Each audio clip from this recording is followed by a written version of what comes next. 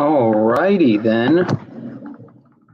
As you can see, well, it does seem like I'm glitching pretty hardcore there, but better late than never, right? Better late than never.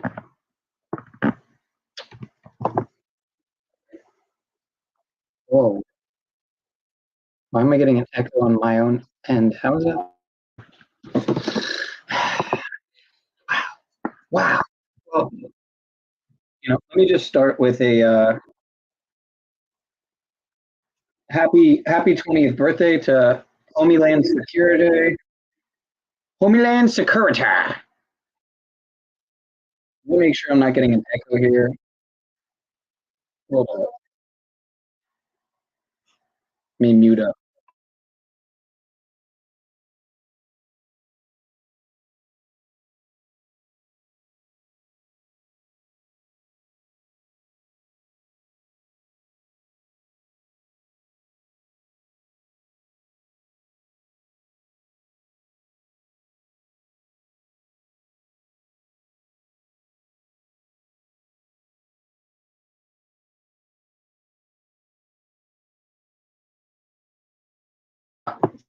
All right, it's looking a lot better on my phone, so hold on.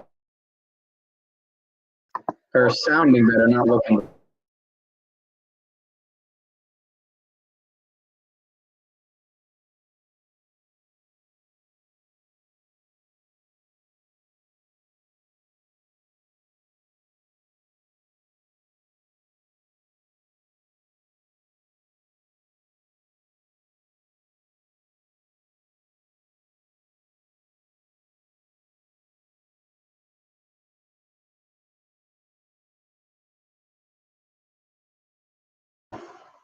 What do you think of that beauty right there? Can't even.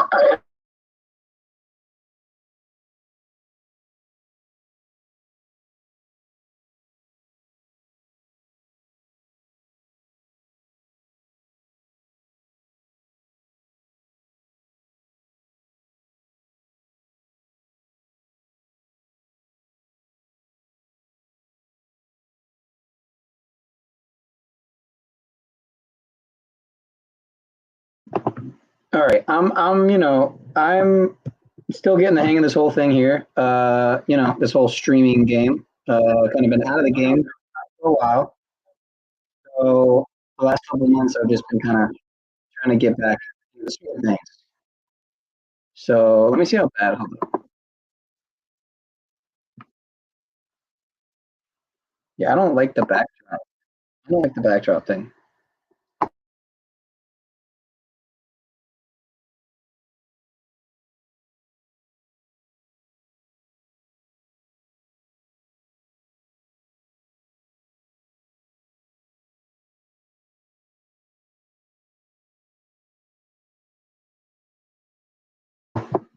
Much love to Sunkiss, to Earth Supporter, aka Anarcho Yogi, aka Etheric Solutions.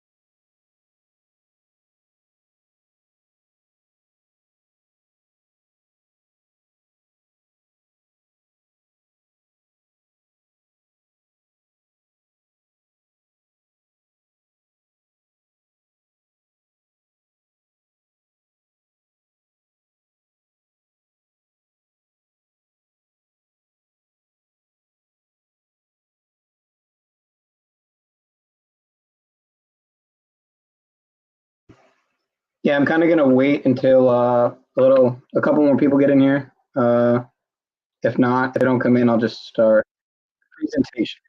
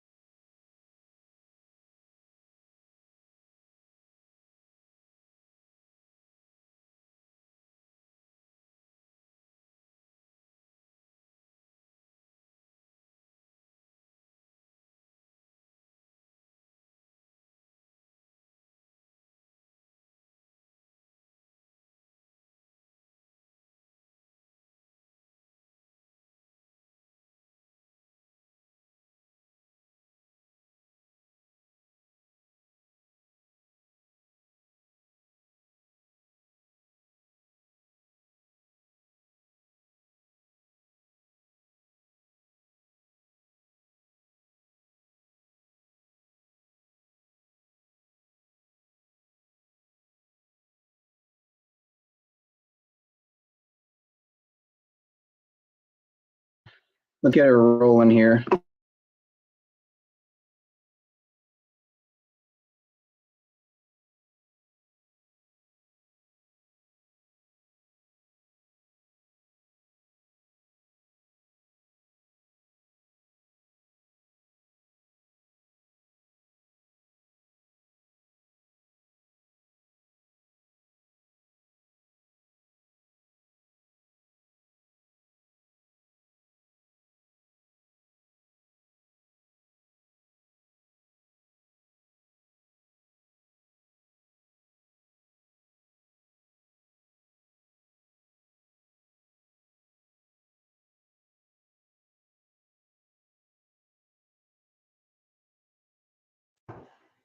Hey, leave her alone.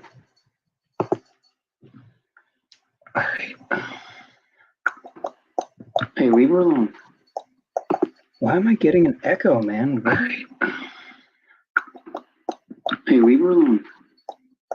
Why am I getting an echo, man? All right. Hey, leave her alone. Why am I getting an echo, man? All right. Hey, leave her alone. Why am I getting an echo, man? All right. Hey, leave her alone. Why am I getting an echo, man? All right. Hey, leave her alone. Why am I getting an echo, man? All right. Hey, leave her alone. I'm literally on mute. Echo, man. What? What? Hey, leave her alone.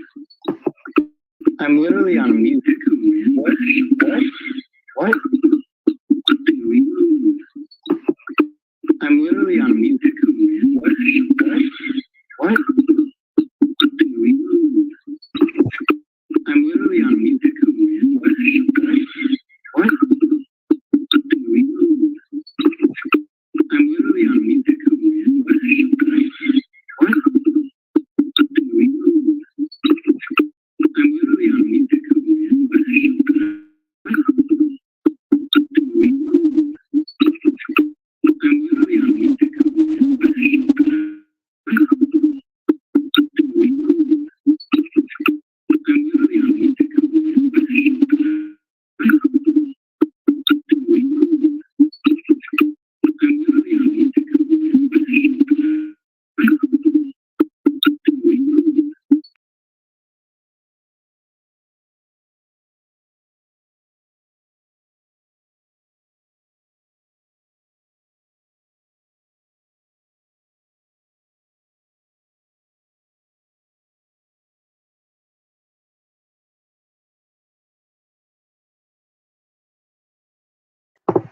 Dude, I have no idea what that like. That just, I don't know.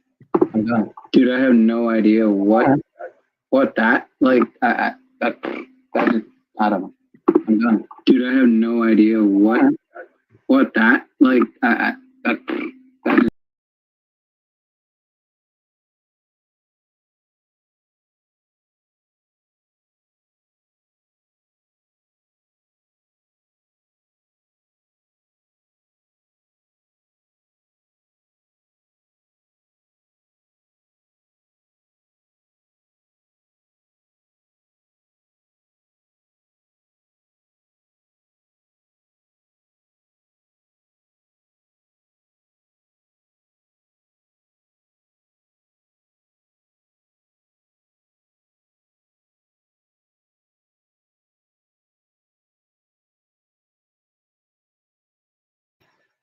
All right, so I'm testing the sound to see if it just keeps continuing this BS fucking echo bullshit. So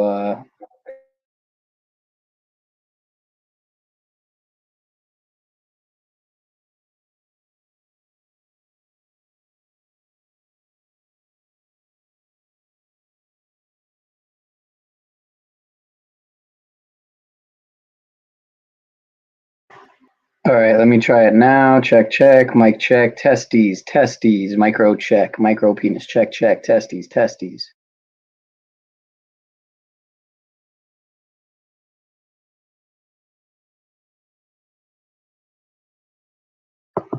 All right.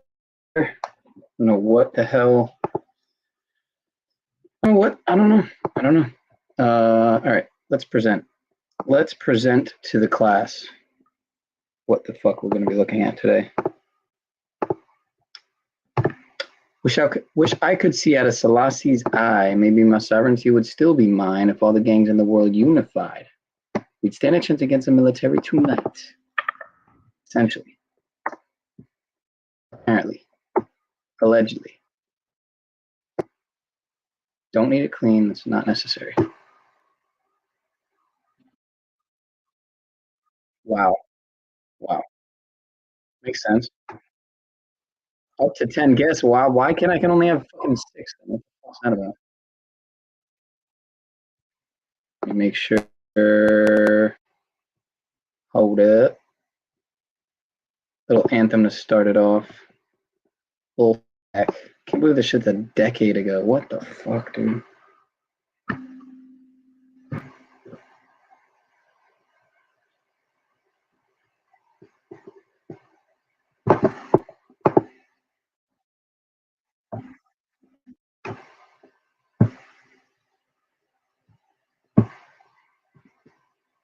I have OCD. I like things a little fast.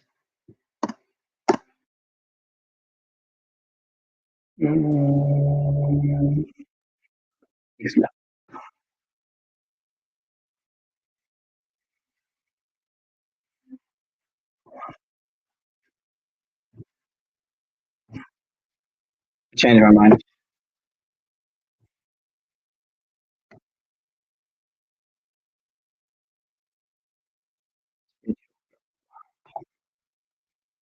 Shakatiera Selassie. Maybe my sovereignty will still be mine if other king we stand a chance against the military tonight. So we stand a chance against the military tonight. We stand a chance against the military. Babylon. Anyone that wants to see Babylon. Anyone that wants to see Babylon. Wants to see Babylon.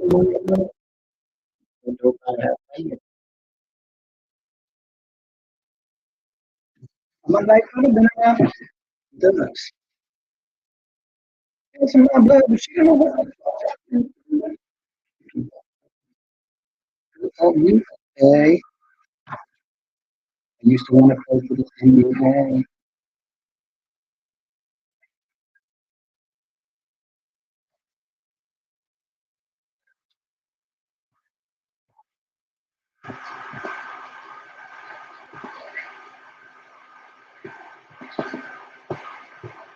What is happening?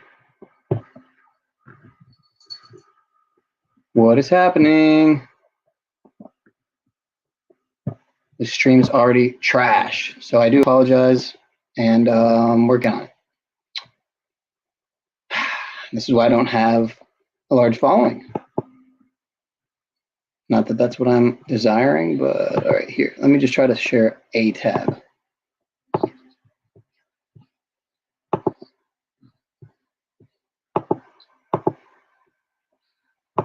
That's why I had to write this, man. For my niggas on the corner selling water, there's somebody daughter fluctuating prices, man. I ain't got no gavel. I ain't trying to fight nobody battle. I just want to be free. I ain't trying to be nobody shadow. Wish I could see out of Selassie. Maybe my sovereignty will still be mine. If all the gangs in the world unified, we stand a chance against the military tonight. I said we stand a chance against the military tonight. I said we stand a chance against the military tonight. Them AK clips, they extra peel. Smoking on some of that extra kill. Purple, purple, that you live. I put that on everything. If we could link up every gang, niggas is willing to bear the pain. The White House lights out today. Okay, we mobbing like we the black KKK. Don't forget my AKA Mayday, P or your PhD or your AA. Hey, dear Barack, I know you're just a puppet, but I'm giving you props. You're lying to the public like it ain't nothing, and I just love it. I hope it don't stop. I don't give a damn, nigga, bang that block. I don't give a fuck, nigga, bang that Glock. I seen the image of Hitler in the picture when the Twin Towers dropped. Peep the concept. You got progress, you got congress. We protest in hopes they confess. Just proceed on your conquest. I ain't got no gavel. I ain't finna fight nobody battle. I just wanna be free. I ain't finna be nobody chattel. Nobody chattel. Nobody chattel. Wish I could see out of Selassie. Maybe my sovereignty will still be mine. If all the gangs in the world unify, we stand a chance against the mess. Just proceed on your conquest. I ain't got that glide. I seen the image of Hitler in the picture when the Twin Towers dropped. Peep the concept. You got progress, you got congress. We protest in hopes they confess. Just proceed on your conquest. I ain't got no gavel. I ain't finna fight nobody battle. I just wanna be free.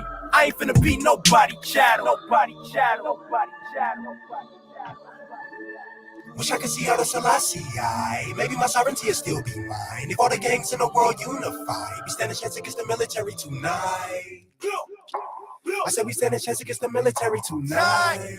I said we stand a chance against the military tonight. Extra real. Nose kinda ring like sofa. My baby needs some infamy. Some ass get stuff like Oprah Green. Pull around, come back, Oprah. Top blue off low. Get lined up like homeless me. Feel I live in the hobby and homeless feel. Okay. Don't try to stop me, get in my way. You'll get stumped like a Broadway way. AK melee, make it obey, okay? Feel my pain, going insane.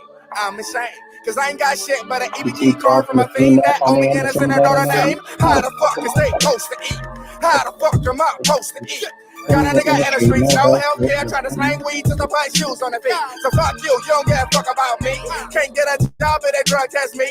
Got a nigga stressed up, press, got a fell out of his chest in a world stripped of happiness. I ain't got no gavel, I ain't trying to fight nobody back. I just wanna be free, I ain't finna be nobody chat. Nobody chat, nobody chat, nobody chat.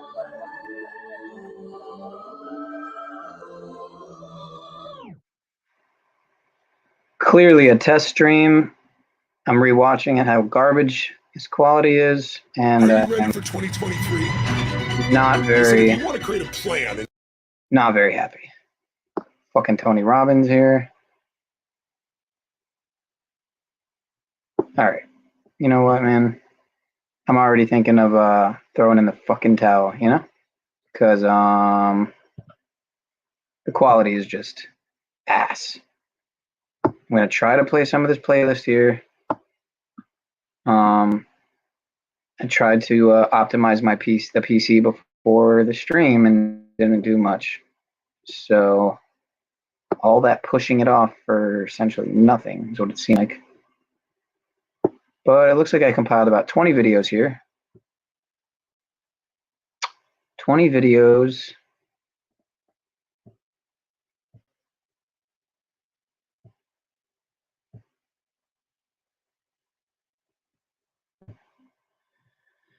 Lord.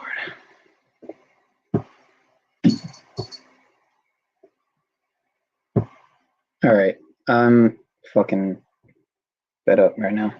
I'm fed up. What up, Cam? All right, I'm just gonna wing it. I'm just gonna try it out. Let's play a video from the USDHS themselves.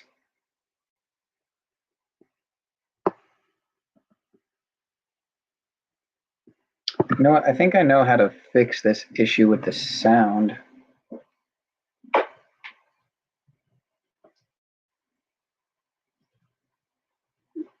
Need to actually plug in headphones as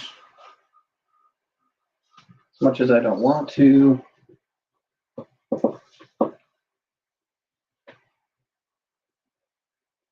Sometimes you just gotta get it how, you know, you just gotta test shit out. So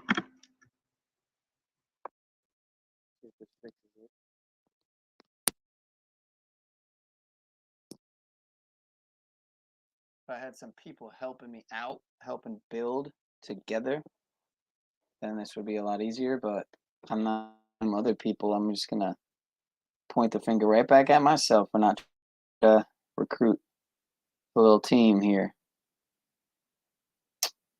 But as you can see, all the alleged DHS components are listed below here. So, you know, some of us might not be aware, but all of these apparatuses, like the USSS, the FEMA, the Coast to the Guard, and the T to the SNA, and the Customs and Border, and ICE, all this are, you know, subsections, subcompartments, subcabinets of the DHS. So, I had forgotten this fun fact that all of these come out of the SS. Sorry, come out of the DHS.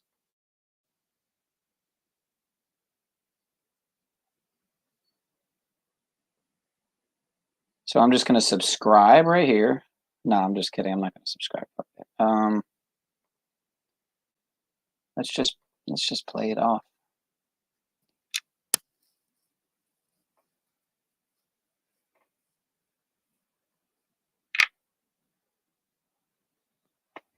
Hi, I'm Janet Napolitano, Secretary of the Department of Homeland Security. What is this?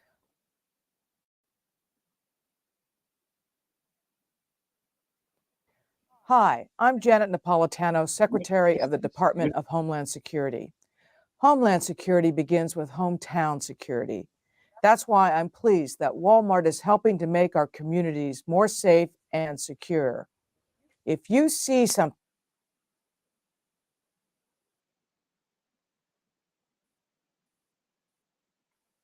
Dude, what the fuck? How is this video corrupted?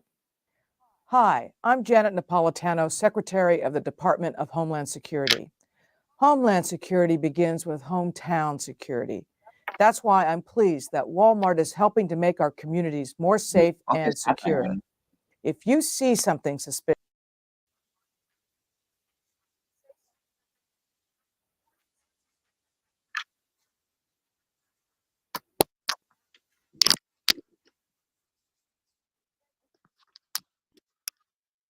I don't know what's going on right now. Give me a second. The fuck, bro?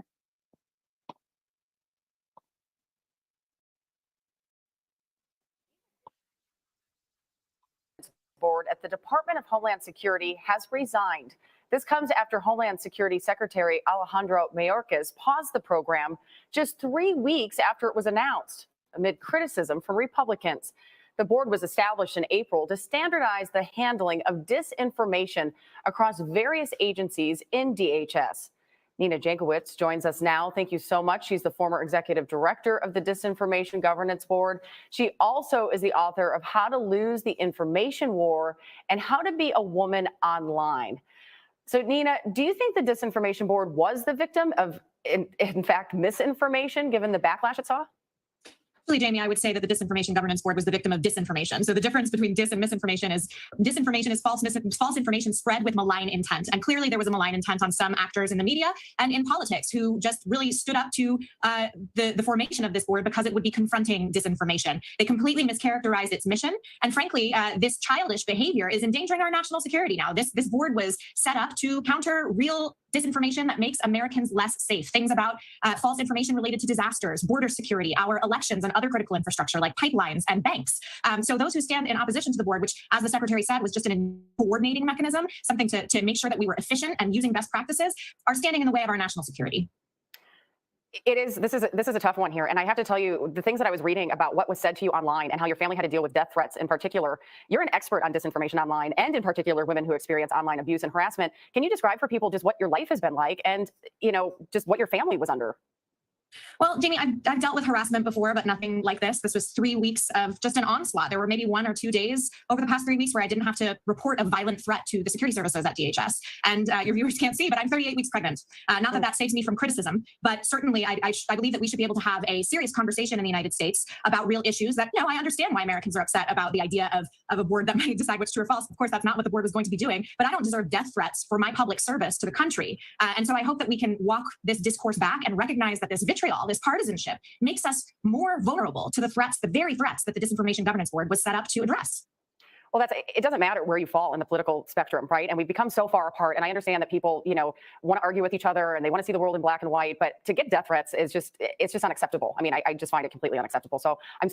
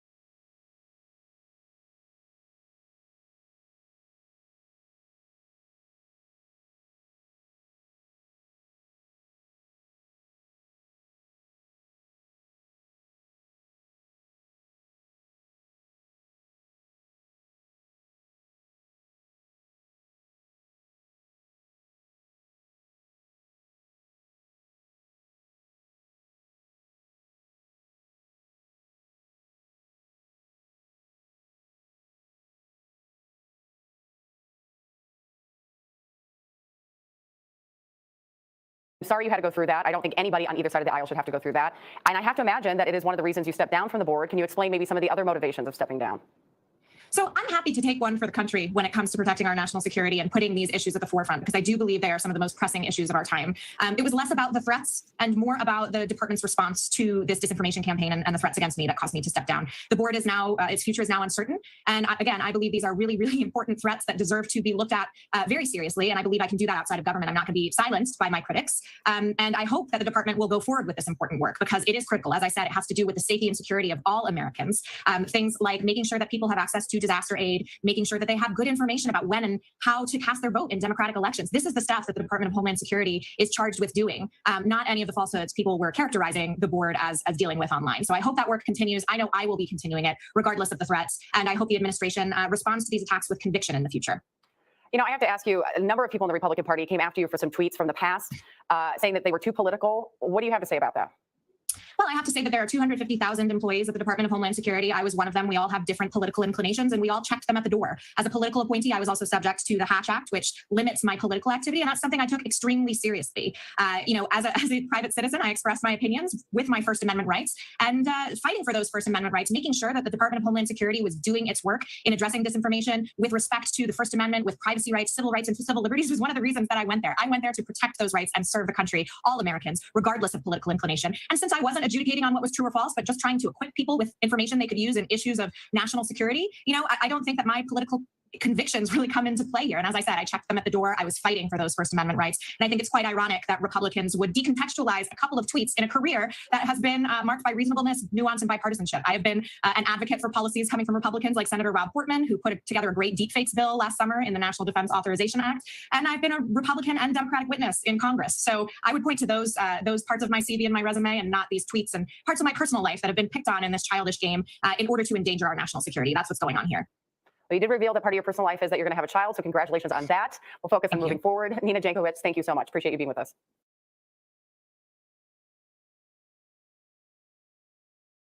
Recordings just got better. Hey, it's Dana from StreamYard. I'm so excited to announce that local... Robbie, what is on your... Yeah, shout out to Jen, shout out to Sunkissed, shout out to NJ Jeep Girl, shout out to Steven, and anyone else who might tune in. Shout out to Awakening Consciousness 2020, Yurt Taint Cult the Third. Yeah, and anyone else who might drop in. Anarcho Yogi, aka Etheric Solutions, aka Earth Supporter, as he keeps changing his channel name. I see his comments are gone now, but here's a great comment. I recommend it. Check out that channel right there, Joint Electromagnetic Spectrum Operations. If I'm not mistaken, that is Sean Ross's channel. He's ex-CIA, if I'm not mistaken.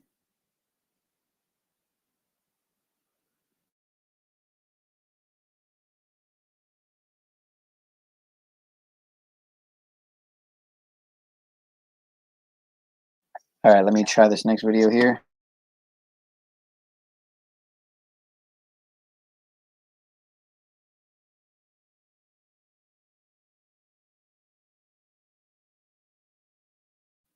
Again, so these are definitely mainstream. I mean, you know, this is mainstream filth. But you know, sometimes you gotta waddle through the filth and the muck and the trash and the sewage, MSM propaganda, poopaganda, to you know, to find the underlying message. So it's kind of what we're doing. I mean, it's pretty obvious to us, but we're just celebrating today, right? We're just celebrating the beauty of the DHS. So take it away.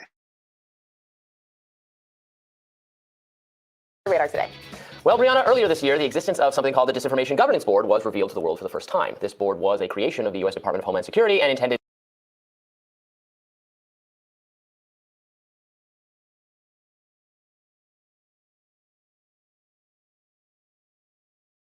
to advise other government agencies on strategies for identifying and countering harmful misinformation that might relate to national security issues.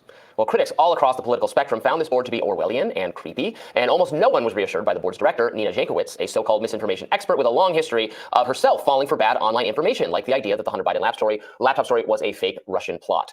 Thankfully, the government shuttered the disinformation board in what appeared to be a rare example of the national intelligence sector actually listening to the public. Well, of course, that was too good to be true. We knew it would be. The disinformation board still dead, but the federal government, fortunately not, vis-a-vis this national security apparatus, absolutely committed still to policing what it dubiously refers to as misinformation.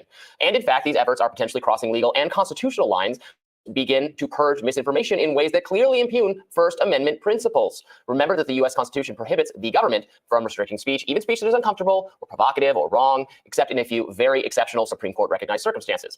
But despite the robust protections of the First Amendment, the federal government is making every effort to pressure social media companies into punishing speech. These are everywhere, and speech relating to COVID-19 is especially jeopardized. Remember the federal government's efforts to push social media companies to censor discussions of the lab leak theory? Well, more examples now come to us courtesy of excellent reporting by Li Fang and Ken Klippenstein of The Intercept, who obtained leaked internal documents from DHS that shed additional light on the lengths to which Homeland Security will go in order to police legitimate speech. Now, according to The Intercept, Facebook maintains a special portal for law enforcement to make requests that content be removed from the platform. Indeed, the portal exists here. We were able to find it, and requires law enforcement credentials to access it. Now, there are certainly kinds of content I can imagine where it would make sense for law enforcement to be able to put in such a request. How about threats of violence or terrorist activity, for instance? National security agents should be focused on policing those things, terrorism and actual violence. That's their purpose. The national security state, however, is vastly outgrowing and exceeding its original mandate, and is now treading in some very murky waters. According to The Intercept, the FBI's Laura Demlow briefed a cybersecurity agency on the spread of misinformation, warning that, quote, we need a media infrastructure that is held accountable. Excuse me? Another DHS report obtained by The Intercept explored ways of preventing, quote, inaccurate information on a wide range of topics, including, quote, the origins of the COVID-19 pandemic, the efficacy of COVID-19 vaccines, racial justice, U.S. withdrawal from Afghanistan, and the nature of U.S. support to Ukraine.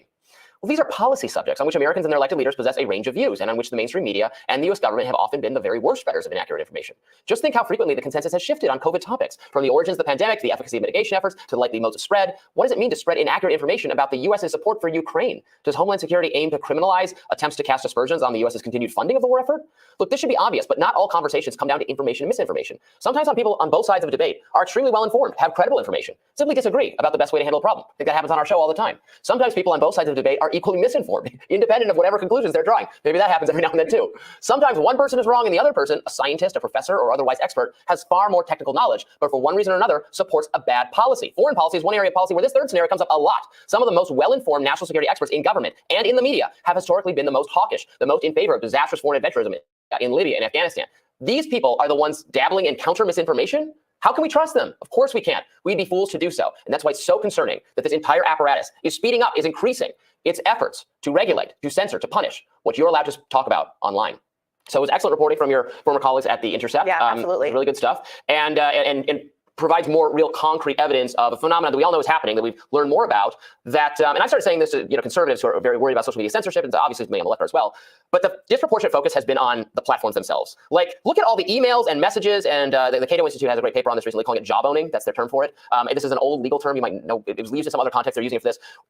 Job owning is the government pushing a private actor or a platform like Twitter, Facebook, et cetera, to restrict speech. Obviously, they wouldn't be able to pass a law saying they could do that because the First Amendment prohibits it. So they just kind of go, we'd really like if you took this down. Yeah. And there's an upcoming congressional committee hearing on, some antitrust measure relating to you. It would really suck for you if we were mad at you by the time that rolled around. So what are you doing about that content? Yeah. And this is happening all the time on election stuff, yes, but then also on COVID stuff, national security, Ukraine.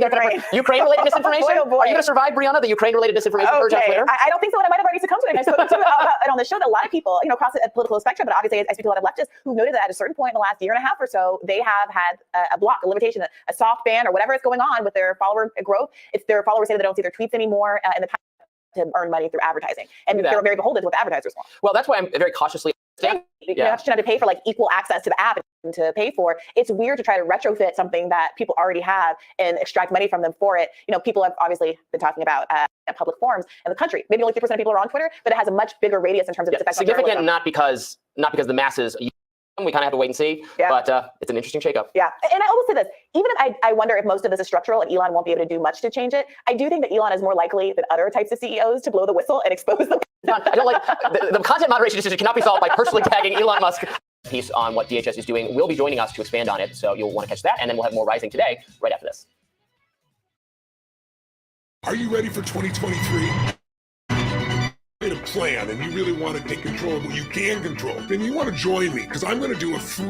We welcome in Aaron Matei, host of Pushback with Aaron Matei on the Gray Zone, and Sharon McMahon, host of Sharon Says So on your favorite podcast app and Instagram with 800,000 followers. It's nice to see you both. If this board was headed by two of my heroes, say Noam Chomsky or Seymour Hersh, legends in my mind when it comes to media and politics, I'd still say it was a terrible idea because the government has no business in deciding for the public what constitutes real information and what doesn't. And certainly the fact that they've chosen such a partisan such as Nina speaks to the fact that the aim here is not to enforce any real standards of truth, it's to enforce a party line. Anyone who promotes Christopher Steele, the author of probably the most consequential and reckless piece of disinformation in recent memory, the Steele dossier, the fact that she promoted the notion that the Hunter Biden laptop was really just Russian disinformation speaks to the fact that she's not a serious person, but a partisan hack.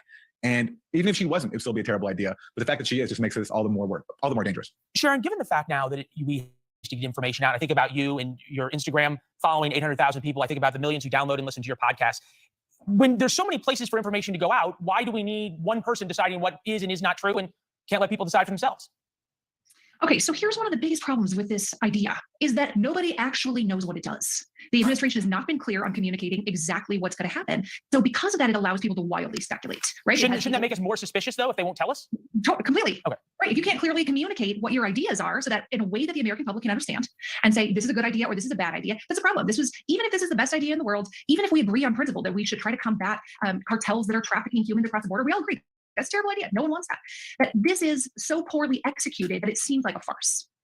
Aaron, I used to work in the Middle East, and I was always told to believe in incompetence over conspiracy anytime you can, if you can explain something that way. Is this just incompetency run amok and nobody really realized what a nuclear bomb this was going to be?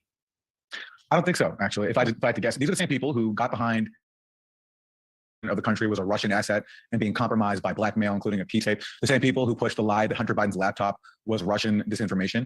And they've been normalizing this playbook where basically anything that is inconvenient to elites in Washington that they identify with, it just comes from Russia or some other form of disinformation. I don't think that this is accidental. I think they actually truly believe that they have the right to police for people what information they can and can't consume and the right to declare what information is false or not. And in the case of Nina Jankowicz, she's blocked me on Twitter and explained that the reason is because she's claimed that the outlet I work for, the Gray Zone, is a part of a Russian disinformation plot, which is libelous, what she said. You and I have had arguments on what you've put on Twitter, but we support unquestionably your right to do it. Sure, it brings up a good point, because even if Nina doesn't have a lot of power, right, that this board can't ban speech, we have the First Amendment for that and the like, if the government board declares something misinformation, then all of a sudden there's pressure on Instagram and the podcast platforms where you make your money and where you talk to folks, it gives them cover to ban it, right? Theoretically, again, this goes back to my original point. Who knows? You know what I mean? Who knows? And so the fact that it can't be clearly explained leads all of us to be like, well, does it mean that you're going to get banned on Instagram for being critical? It brings up a good point, because even if Nina doesn't have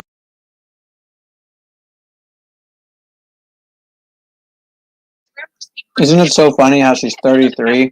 It's almost like it's not a coincidence or something.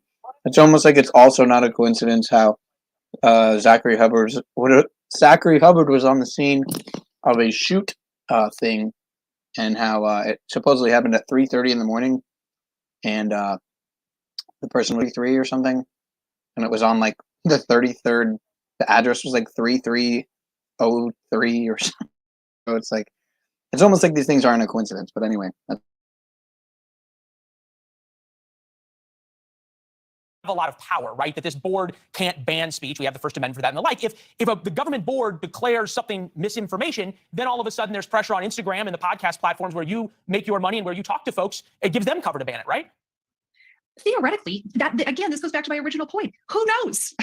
You know what I mean? Who knows? And so the fact that it can't be clearly explained leads all of us to be like, well, does it mean that you're going to get banned on Instagram for being critical of the Biden administration or the Trump administration? Who knows? Sure. So I think you should be a high school teacher. How do you explain this level of what Aaron is saying, either incompetence or conspiracy, to kids? How do you say we have the First Amendment, kids, but the government wants to do this? I think it's part of a more nuanced conversation than that. I don't think you can just say, well, the government wants to ban your speech. That obviously is a terrible idea. But we also can't have no content moderation, right? Because that quickly turns into child porn and Nazis. So we can't have nothing on social media platforms. But yet, is it the role of government to determine what should go on private businesses' platforms? That's the real question. Yeah, no, that is the question, of course. And Aaron, now this brings us to the issue of Twitter. I could have written the segue better myself. The only problem with Elon Musk buying Twitter is now he likes to tweet a lot more. It was more interesting when he didn't say much at all. But Aaron, is there an argument to be made, as Sharon said, for some type of content moderation? I know you're somebody who's often, I guess you could say, the victim of it. I think the existing rules before this whole disinformation craze were working pretty well. Of course, you can't spread child pornography. You can't spread speech that will lead to physical harm. All that, it works great. But now we're entering this new category where all of a sudden a certain class of so-called experts, like Nina Jankowicz and others, are all of a sudden the people who decide what constitutes disinformation. Would they call the Steele dossier, which they all promoted, disinformation? Would they call the lie that Hunter Biden's laptop was Russian disinformation? Or all the lies that have led us to war, like the war in Iraq? Would they call that disinformation? No, because they're political actors. And so the reason why we even have this question is because we're abandoning it. Yeah, no, it's exactly what keeps our country free is the ability to share information, even if you disagree with it, and protect it. That's why the founders made the First Amendment the way they did. Sharon, Aaron, it's so good to see both of you. Thank you. We'll talk soon. And Sharon, you said nuance. We managed to do that. Thank you. We'll talk to you soon. Thanks for watching. Click the red subscribe button below so you can get more of News Nation's. The Biden administration is facing fierce backlash for convening a group called the Disinformation Governance Board. How are we ever going to come to an agreement on what is disinformation so you can police it on social media? Homeland Security recently rolled out the board, giving few details on how it will function, saying it will examine disinformation about threats, but will not have operational power and will not monitor U.S. citizens. Civil liberties advocates are questioning the idea. We can't even agree what disinformation is. On Wednesday, Republican lawmakers pressed Homeland Security Secretary Alejandro Mayorkas, calling for the disinformation group to be disbanded, some dubbing it the Truth Police. I think it's a terrible idea. It communicates to the world that we're going to be spreading propaganda within our country. It's an awful idea. Mayorkas disagreed, saying the group will not infringe on freedom of speech or privacy rights. He says fighting disinformation is vital to protecting the homeland. We become involved when disinformation poses a threat to the security of our country. But Senator Shelley Moore Capito called the Disinformation Board Orwellian. Now is a good time to abandon this ludicrous and much maligned idea. I wonder, when you say that we have operational control of the border, is that definitionally disinformation? Because from a lot of our perspectives, we don't believe that is true. The White House says the board will focus only on threats and will be apolitical. Hi, everyone. George Stephanopoulos here. Thanks for checking out the ABC News YouTube channel. If you'd like to get more videos, show highlights, and I can hear you, the rest of the world hears you, and the people who knock these buildings down will hear all of us soon. The Homeland Security Act of 2002 takes the next critical steps in defending our country. Continuing threat of terrorism, the threat of mass murder on our own soil. We met with a unified, effective response. Dozens of agencies charged with Homeland Security will now be located within one cabinet department with a mandate and legal authority to protect our people. Give me hard John! I'll go to Bongo!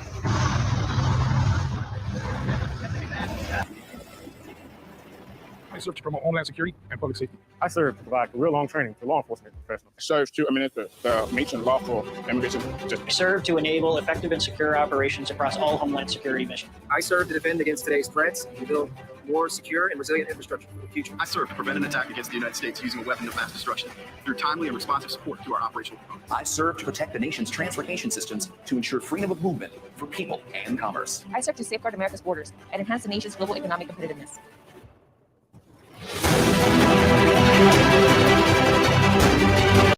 And enhance the nation's global economic competitiveness.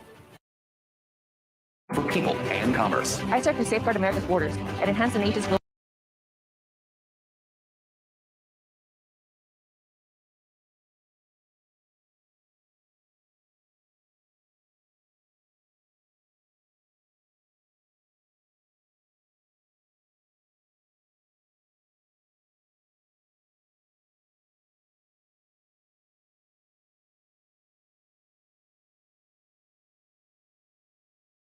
economic competitiveness.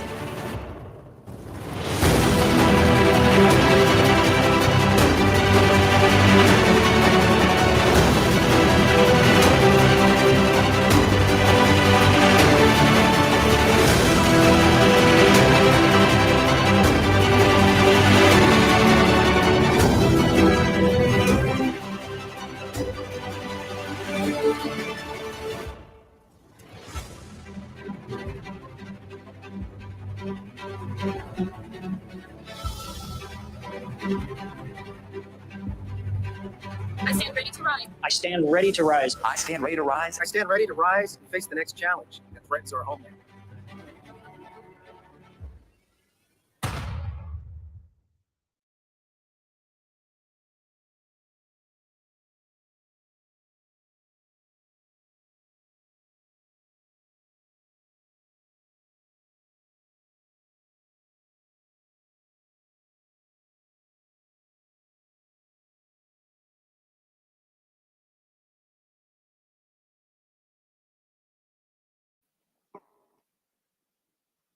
All right. The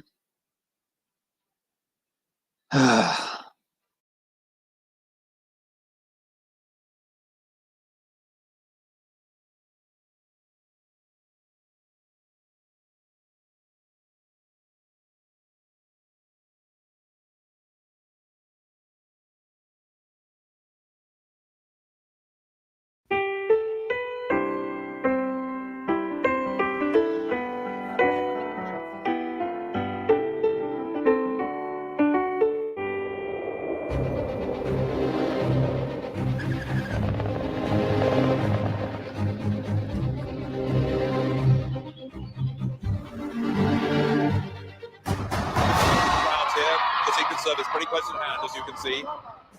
Was a record-setting year, with TSA officers confiscating more than 2,600 firearms nationwide. I want to say how grateful I am to all of law enforcement who worked together, who brought their A game.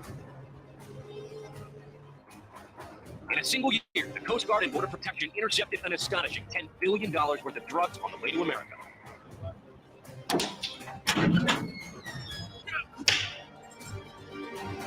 This is the most sophisticated tunnel that has ever been discovered along the border. I pledge allegiance to the flag of the United States. ICE enforcement and removal operations arrested 331 criminal aliens and immigration violators. HSI arrested more than 1,200 from gangs across the U.S. 1,000 child victims were identified in rescue investigations. Agents arresting nearly 3,000 child predators. 2 weeks since historic flooding left thousands of Houstonians underwater, FEMA has opened 4 disaster recovery centers in the hardest hit areas. The U.S. Coast Guard came through with flying colors, rescuing 33,000 people. To disrupt terrorist attacks, to make our borders more secure, respond to natural... Rescuing 33,000 people. Rescuing 33,000 people. Flying colors, rescuing 33,000 people. Flying colors, rescuing 33,000. Flying colors, rescuing 33. Rescuing 33. Rescuing 33. Rescuing 33. Rescuing 33,000 people. To disrupt terrorist attacks, to make our borders more secure, respond to natural disasters, and make our immigration system more effective and fair. Addressing any one of these challenges is a tall order. Addressing all of them at once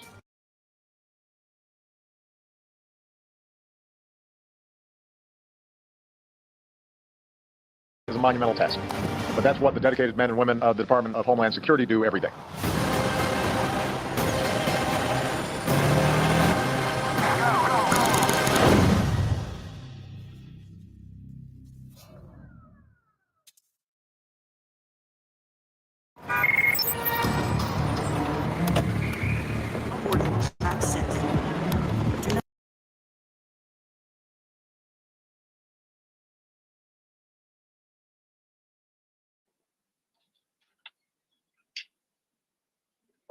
What?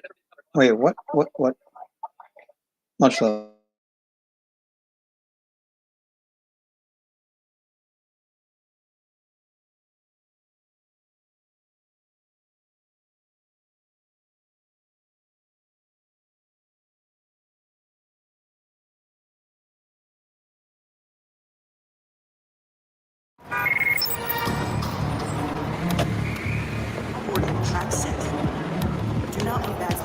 Maybe you see something suspicious, but you don't want to get involved. It's nothing, you think. Can you be sure? If you see something, say something. Report suspicious activity to local authorities. I've been getting paid $1,000 a month, if not more, just from this app on my phone. And I don't know if you can see this, but it's called Audible. Okay, so I'm going to So what I'm working on right now, I'm back. I'm Chief Technology Officer for Cybersecurity and Communications within the NPP Directorate. And so I get the privilege of working on some emerging technology type things. So one of the things I'm working on is the cyber ecosystem, which is trying to lay out the capabilities for cybersecurity that we need in the future. And it's based on work that Phil Reitinger started when he was at the Undersecretary. I'm trying to take it to the next step where we actually not only lay out the capabilities and then try to develop an architecture and develop from that architecture a roadmap of where we need to get to. And I'm trying to work closely with industry on that. I'm also getting the opportunity to work on the FCC has a federal advisory board called the CISRIC, and I'm working on that particularly. I'm the vice chair of one of the working groups, and it's on botnets. And we have successfully gotten the internet service providers, about the major 9 out of the top 10 internet service providers, to sign up to this code of conduct.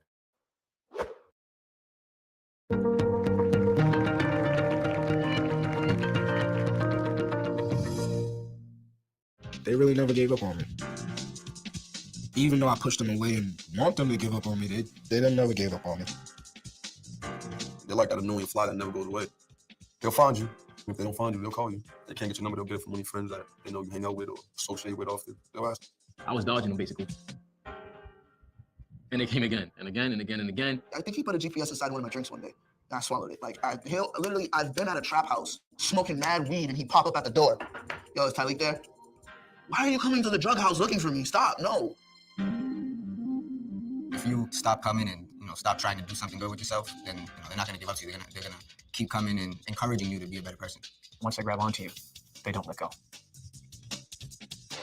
Even when they grab onto me, they don't let go. They were very tenacious at finding people that they could work with. That's an understatement. They are relentless and persistent, but in a good way. Persistent. That's the one word, persistent. My dad isn't here, my brother isn't here, my little brother isn't here. Some of my best friends now might be here, but Rope is gonna be here. Yes, we are all those things. We are relentless, annoying, persistent. Really, we are a pain in the ass. But these young people know, and we know, this is the only way to reach them. People are afraid of them. They are in gangs, on drugs, in and out of jail, and every criminal justice and every politician blames them for causing the most harm to themselves, their families, and our communities. And tragically, this can be true. Whether we understand it or not, whether we like it or not, something has gone terribly wrong for so many young people in our country. In Chicago and Baltimore, in New York and New Orleans, so many of them believe that violence is the only way of life, that shooting people gains respect, that guns are normal, and that dying young is just what happens. For these young people, 29 years ago and the day, we began ROCA. We started in a small city near Boston, Chelsea, Massachusetts. This is not just a story about reaching them. This is about fundamentally changing ourselves. It is about learning what it takes to be worthy of working with them. It is about sticking with the ones who want nothing to do with us, being clear that relapse is part of change, and using data. In the beginning, we had a lot of fun. We did outreach and organizing, leadership development, programs and events, and I hope we did more good than bad. Like most organizations, we had no idea. At one point, we knew hundreds of gang members, and they would come to ROCA and go to classes and sit in circles and feel really good about themselves. And then they would go home, deal drugs, and shoot people. This was not the point. We knew we needed a big-time change. Organization to a halt. We did research. We looked at our failures. We focused on what we did well, and we were painfully honest. We know there are lots of great programs for young people, and even young people in trouble who show up. For those who show up, go get a GED. Go to class every Tuesday, and we'll teach you to be a chef. We also knew that no one really worked with young people who were not ready, willing, or able to participate in a program or keep a job. Those show up. They are angry and left out. They are depressed and often cause harm, and no one wants to spend time with them. This became the whole purpose of our work. Show up at ROCA, ready to participate, and we will show you the door. Run away from us, tell us to go to hell, and you are in. So we get a name and maybe an address, and we go to the courts and jails. We ask the police for the 50 people they arrest the most, and we roam the streets. We call what we do relentless outreach. It is really stalking that that is not legal. We go look for the young people on our list over and over again, and we knock on doors, and we don't even care if they like us. We brush off the FUs and find them even when they are hiding from us. We don't really put a GPS in your drink, but we will go for you again and again. Our youth workers are from jail and Yale, and they are awesome either way. We teach them that no means to go again, and that being relentless is the key to the work. Only after knocking on the door a million times does the work really begin. All of us change in the context of a relationship. I'm gonna vomit. We all need help. So we all need a I'll push, be right back. and we all Not need literally, support. but like, So what we is build relationships to build real trust and invite them into new skills and opportunities. The challenge, however, is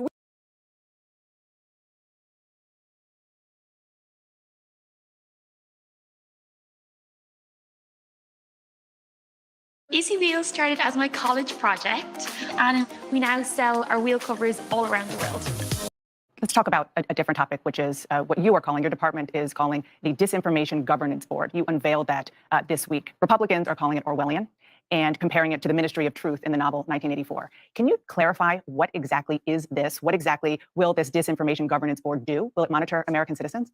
Dan, I'm very pleased to do so. It's clear. I mean, those criticisms are precisely the opposite of what this small working group within the Department of Homeland Security will do.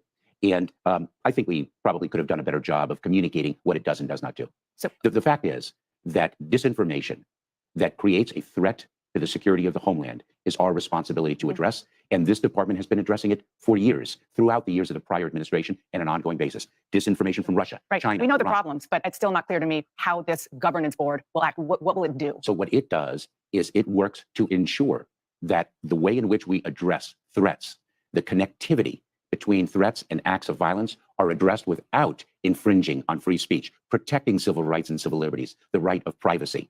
And the board working group, internal working group, will draw from best practices and communicate to the operators, because the board does not have operational authority. Will American citizens be monitored? No. Guarantee that. So what we do, we in the Department of Homeland Security don't monitor American citizens. You don't, but will this board change that? No, no, no. The board does not have any operational authority or capability. What it will do is gather together best practices in addressing the threat of disinformation from foreign state adversaries, from the cartels, and disseminate those best practices to the operators that have been executing in addressing this threat for years. Republicans are criticizing your decision, the administration's decision to choose Nina Jankowicz to lead this disinformation board. They say she is not somebody who is neutral. Your response? Eminently qualified, a renowned expert in the field of disinformation. Absolutely so. Would you be okay if Donald Trump were president, if he created this disinformation board, governance board, or if it is in place and he wins again in 2024, that he's in charge of such a thing? I believe that this working group that gathers together best practices, makes sure that our work is coordinated, consistent with those best practices, that we're safeguarding the right of free speech, that we're safeguarding civil liberties, I think is an extraordinarily important endeavor. Before I let you go, I'm sure you have heard that Kevin McCarthy, now the Republican leader who hopes to be Speaker if Republicans take over in November, will consider impeaching you. Your response? I am incredibly proud to work with 250,000 dedicated and talented personnel, and I look forward to continuing to do so. No concern about that? I am not. I am focused on mission and supporting our incredible workforce. Let's start with the numbers. About 7,000 migrants are currently apprehended per day. That's the highest in years. But your department's highest projections say that number could double or maybe even triple, as many as 18,000 per day. And that's without the pandemic restriction in place. For really possible. And are you prepared, if so? So, Dana, what we do is we prepare and we plan, and we've been doing so for months, understanding that the Title 42 authority that the CDC holds is not going to be around forever, because quite frankly, we want to conquer the pandemic and put it behind us. And remember, Title 42 is a public health authority. So what we started to do in September of last year was prepare for its end. And we're not projecting 18,000, but what we do in the department is we plan for different scenarios, so we're ready for anything that might. Yeah, and I understand you're not projecting it, but it is an estimate that was put out by, as you said, by your department. And I just want to be clear, what you're telling me is that because that is a figure, again, that came from you guys, the department is prepared to handle that very large figure if in fact that comes to pass, 18,000 migrants per day. It is our responsibility to be prepared for different scenarios, and that is what we are doing. And we have incredibly talented and dedicated people. There is no question that if in fact we reach that number, that is going to be an extraordinary strain on our system. But we are preparing for it, and that is why the plan we have prepared calls for a number of different actions, not just in the domestic arena, but also with our partners to the south. I just want to, I'm sure you are well aware that there are some of your fellow Democrats who are very concerned about your plans, and they're concerned that you don't have plans that are really strong enough, especially some Democrats who are on the ballot in swing districts. Congresswoman Abigail Spanberger, Alyssa Slotkin, they said that your plan is too little, too late. Congressman Greg Stanton said you are not prepared, not even close. These are your fellow Democrats. And I respectfully disagree, because the plan that we published this past Tuesday of last week, was not reflective of the fact that we just prepared this plan, but rather we've been planning for months and months. And we heard concerns. Do you have a plan? And so what I did was I published a 20-page memorandum that described our plan in some level of detail to put to rest the concern that we have not been planning. We didn't just start this. We've been doing it for months. So 18,000, if the highest projection, not estimate, projection comes out, estimate, not projection, comes out that 18,000 people cross the border per day, you are going to be able to handle that and handle it in a humane way. Dana, that's going to put a strain on our system. Precisely why our plan also calls for a regional approach to what is a regional challenge. And we need countries to the south to manage their borders. This is not a phenomenon that the United States experiences alone. There are 1.8 million Venezuelans in Colombia. The Nicaraguans comprise almost 2% of the population. What we were talking about, Title 42 in place. Is a public health authority driven by a public health imperative. And the CDC, the Centers for Disease and Homeland Security, that Title 42 authority, and as the law provides, is a public health authority driven by a public health imperative. And the CDC, the Centers for Disease Control and Prevention, makes that assessment. What we do is we implement Title 42 as we have been. And when it ends, we will use the other immigration enforcement provisions or the authorities at our discretion. So you, as the Secretary of Homeland Security, don't have an opinion on whether Title 42 should or should not be in place? I do not, because I'm not a public health expert, but it's my responsibility to plan and execute as it is in place.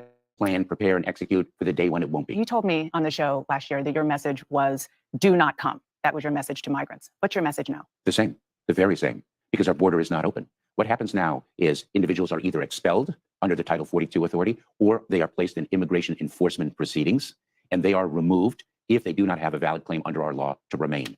And so the border is not open. And importantly, they should not place their lives at risk in the hands of smugglers who exploit their lives for the mere purpose of profit. So just to be clear, if somebody is watching this from another country considering coming, your message is? Do not come. A warning Friday from the U.S. Department of Homeland Security that violent extremists could try and use the reimposition of COVID-19 related restrictions as a reason to conduct attacks. The department said that COVID-19 related stress has, quote, contributed to increased societal strains and tensions, driving several plots by domestic violent extremists, and they may contribute to more violence this year. In an interview with CNN, DHS Secretary Alejandro Mayorkas said his department sees domestic violent extremists as, quote, the greatest terrorist-related threat to our homeland, fueled by false narratives and ideologies of hate. The bulletin also warned of the increased risk of, quote, targeted violence as the U.S. prepares to mark the 20th anniversary of the September 11th attacks and around upcoming religious holidays. The latest DHS bulletin also noted that Al-Qaeda's Arabian Peninsula branch had recently released the first English-language version of its Inspire magazine in 4 years, which DHS says is evidence that violent foreign militants are still trying to inspire U.S. followers to engage in attacks. It also warned that media outlets linked to the Russian, Chinese, and Iranian governments had, quote, repeatedly amplified conspiracy theories about the origins of COVID-19 and the effectiveness of vaccines.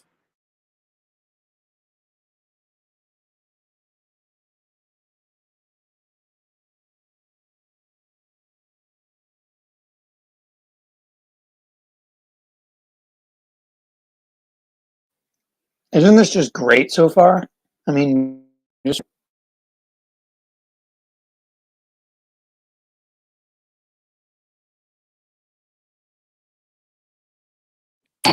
The Subcommittee on Intelligence and Counterterrorism will come to order. Without objection, the chair is authorized to declare the committee in recess at any point. Good morning. It is my honor to be opening up the first public hearing as the chair of the Subcommittee on Intelligence and Counterterrorism. Our subcommittee is meeting today to examine state and local responses to the growing threat of domestic terrorism and violent extremism. Before we begin, I'd like to experience in responding to acts of extremism dates to August 5th of 2012, when a white supremacist attacked the Sikh temple of Wisconsin here in Oak Creek, Wisconsin, killing 6 members of our Sikh community and severely wounding several others, including. In terms of the DHS targeted violence and terrorism prevention grants, let me say this. That money, as you know, is for prevention, not for prosecution. From my perspective, what's needed to support Mission State Police and my office, and for MSP, intelligence sharing really between local police and MSP is really the greatest weakness, I think. Now, of course, MSP has fusion centers, but outreach and education to local law enforcement is badly needed so they can identify intelligence that really should be shared.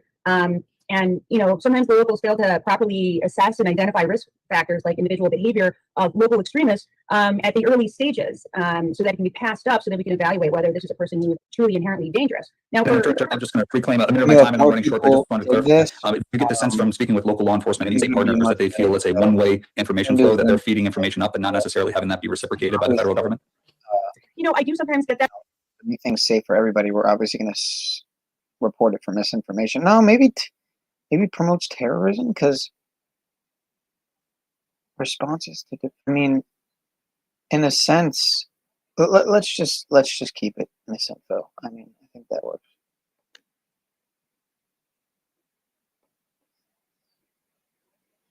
Yeah. From them, but I will say this: that lack of information flow goes both ways. And I've had circumstances where we have cases that we will get it when it gets to a certain level, and we'll find out later on that there were indicators that an individual was dangerous and had aberrant behavior that one would think would lead to something more dangerous later, but we just never found out about it because nobody passed it up to us. And had we known about it to begin with, we could have prosecuted something, perhaps, even a lower level misdemeanor, but it would have put this person, under the guidance of the court, so that whether it's a mental health related issue or some other issue, that could be addressed before it turned into something much more dangerous. So at all levels, I think we are failing to some extent. Thank you, Madam Chair. I yield back. Thank you. I appreciate it. The chair recognizes the member from New Jersey, Mr. Malinowski. Thank you so much, Madam Chair, and thanks to the witnesses. I've unfortunately been in and out, so I may have missed a couple of the questions and answers, but I did want to make sure that I understood as best I can critical advice and recommendations on the DHS targeted violence prevention grants. And so I wanted to ask whether you all have had some program over the last 3 years. It was in operation, and then virtually shut down in 2017, restarted last year. We're looking potentially at a significant increase in funding. And so I'm wondering if any of you could share experiences with what has worked and what hasn't in the past in that. Can't do it. Every video that's on the Everybody, I'm Greg Peterson. And I'm Kim Thurman. We began with breaking news tonight at 10 o'clock. Federal indictment for family members of the Alabama Secretary of Law Enforcement and Homeland Security Director. 4 members of Spencer Collier's family have been federally indicted on charges related to BP claims fraud. Governor Robert Bentley appointed Collier to the statewide position back in 2011. Before that, Collier represented Bayou Battery in the State House of Representatives. Local 15's Andrea Ramey joins us live in the newsroom. Andrea, so far, no indication that he is implicated in these charges. That's right, Greg. No, Spencer Collier is not named anywhere in this 10-page indictment, but his son, Christopher Chance Collier, was named. He was booked into Metro Jail earlier this year for drug distribution charges. That's his mugshot there. Spencer Collier's brother, Harvey, his ex-sister-in-law, Tanya, and his nephew, Wayne Eric, are also named in the indictment. Prosecutors say all 4 made fraudulent claims of loss to the BP oil spill, totaling more than $1,000. All 4 are also accused of mail fraud. All 4 have also pleaded not guilty. Tanya and Harvey both appeared in federal court today, while Christopher and Wayne Eric appeared on the 16th. Christopher's trial is scheduled to begin this December. We put a call into his attorney this evening, but so far have not heard back. Reporting live in the newsroom tonight, Andrea Ramey, Local 15 News. Not even able to keep. Look at this shit, True Seeker. 38 mass shootings in the first 3 weeks of 2023. Remember the big one so far this year, San Mateo, which in gematria equates to 163, the 38th prime. And as we know, death, murder, killing, RIP, they're all 38. And they're all not only encoded with numbers, they're all super ritualistic, like Robert Luna telling you about the Lunar New Year's shooting in California, only for it to be followed up with the Half Moon Bay shooting. And notice they got the politician Becker talking about the Half Moon Bay shooting. Guess what day he's born on? 3rd day of the year, just like how the shooting in Monterey Park. And notice how kind of like moon, Monterey Park shooting came 103 days after Gavin Newsom's birthday. And they're Jesuits. And in gematria, Jesuits equals 103. Ah, man, it's just annoying that people don't know what's going on. In addition to 38 being so connected to death, don't forget that words like energy, gematria, English, they all equal 38. For the record, so does the word Pentagon. There's a place that has a lot to do with killing. And of course, DC's on the 38th meridian west. Another death word that equals 38 is pandemic. And Fauci steps down after 38 years after being the face of the pandemic. Don't forget he's a Jesuit either. Biden, Trump, they all are. They're all in the club, the number club. Yeah. But wow, 38. Pretty much. This guy defended the Capitol on January 6th. Don't get me started on that ritual. My goodness. Until next time, True Seeker. And that guy's probably some fucking whack job conspiracy theorist. It sounds like it's from numbers and shit. Pure insanity, you know. It's happening. A supporter of domestic terrorists is now on the Homeland Security Committee. Marjorie Taylor Greene, the radical Republican congresswoman, a joke of a woman making the United States a global laughingstock, who defended and supported the domestic terrorists on January 6th of 2021, who pushed 9/11 conspiracy theories, why does he have who a talked million about Jewish space lasers. She will sit on the Homeland Security Committee. The woman that Well said they over would a have been million. armed and would have won if she led the January 6th coup is now on the Homeland Security Committee. The Homeland Security Committee should be investigating people like Marjorie Taylor Greene, but it is Marjorie Taylor Greene who in this backwards United States ends up on that very committee. Who does she think are the threats? People like Hunter Biden, people who she claims are socialists and communists, even though they are not. You know the drill. Rolling Stone reporting terrible, man. the I new don't know how people watch GOP-controlled this House shit, man. is letting liars and conspiracy theorists lead its agenda. That is exactly right. Kevin McCarthy, the new Speaker of the House, indicated he will allow Congressman George Santos, currently facing multiple This is the most investigations for lying to voters about his agenda, identity, to also have a borderline committee position. We're going to get to that later on in the program. Mainstream Rolling Stone trash reminds I've us watched Green for a was long time, removed from the House Education and Labor Committee and the Budget Committee in February of 21 over backlash from statements she made before her election, including that a bullet to the head was the quickest way to remove Nancy Pelosi from her then speakership. Green was also revealed to harbor a belief in QAnon, having spread conspiracy theories about mass shootings and suggested Actually, 9/11 genuinely- was a hoax. Oh, Green will now serve on the Homeland Security Committee. I actually genuinely apologize Kevin McCarthy for reported said making this on stream so Tuesday. garbage. Some I of mean, Green's priorities. She recently said mainstream to Tucker trash, you Carlson know? she believes that current Straight up Department of Homeland propaganda. Security Secretary Mayorkas should be impeached. Paul Gosar is also on the Committee for Natural Resources. He was censured by the after he tweeted that anime battle sequence where Alexandria Ocasio-Cortez was killed. Kevin McCarthy sure had to cut some pretty damn wild deals to get those votes and become Speaker of the House. That is abundantly clear. This is the United States of America in 2023. You support a failed coup. You defend the rioters. You say if you had been in charge of the coup, you would have won the coup. You get to stay in that qualifier to be on the Homeland Security Committee.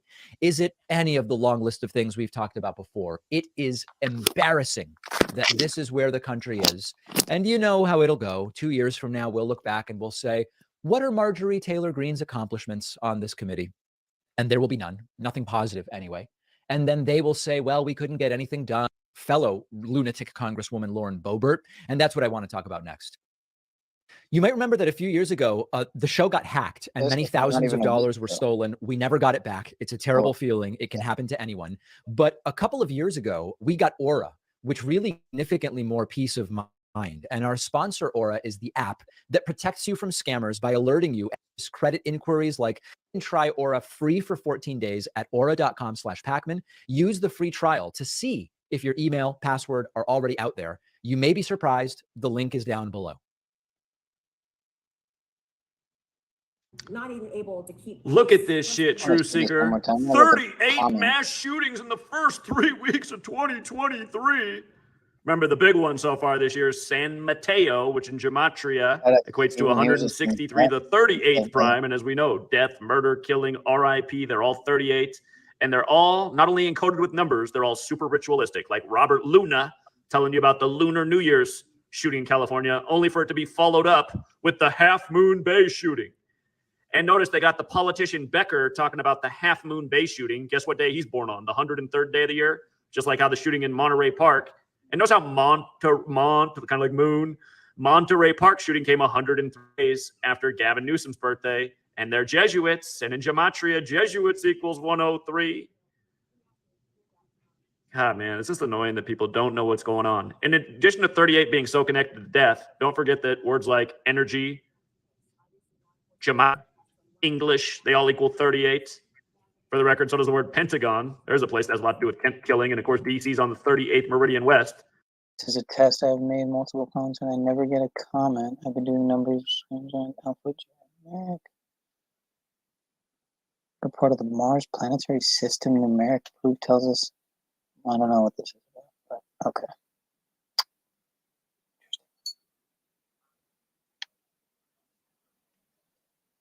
They must be activating their sleeper Manchurian candidates in the dozens, all by numerical code. Yeah.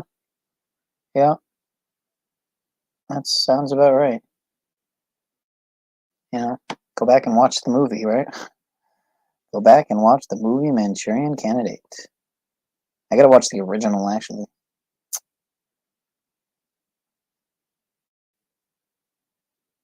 They're saying the killer is 67, and today is 67 date numerology. Killer equals 67. Like blood sacrifice, like the words first 3 weeks of 2023 written out. Well, first and weeks written out, and then 3 in 2023 as numbers. That's really interesting. First 3 weeks of 2023 equals 67.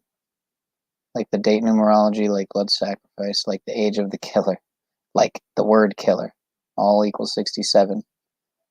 Fascinating coincidences, I must say. Pure synchronicity, no conspiracy.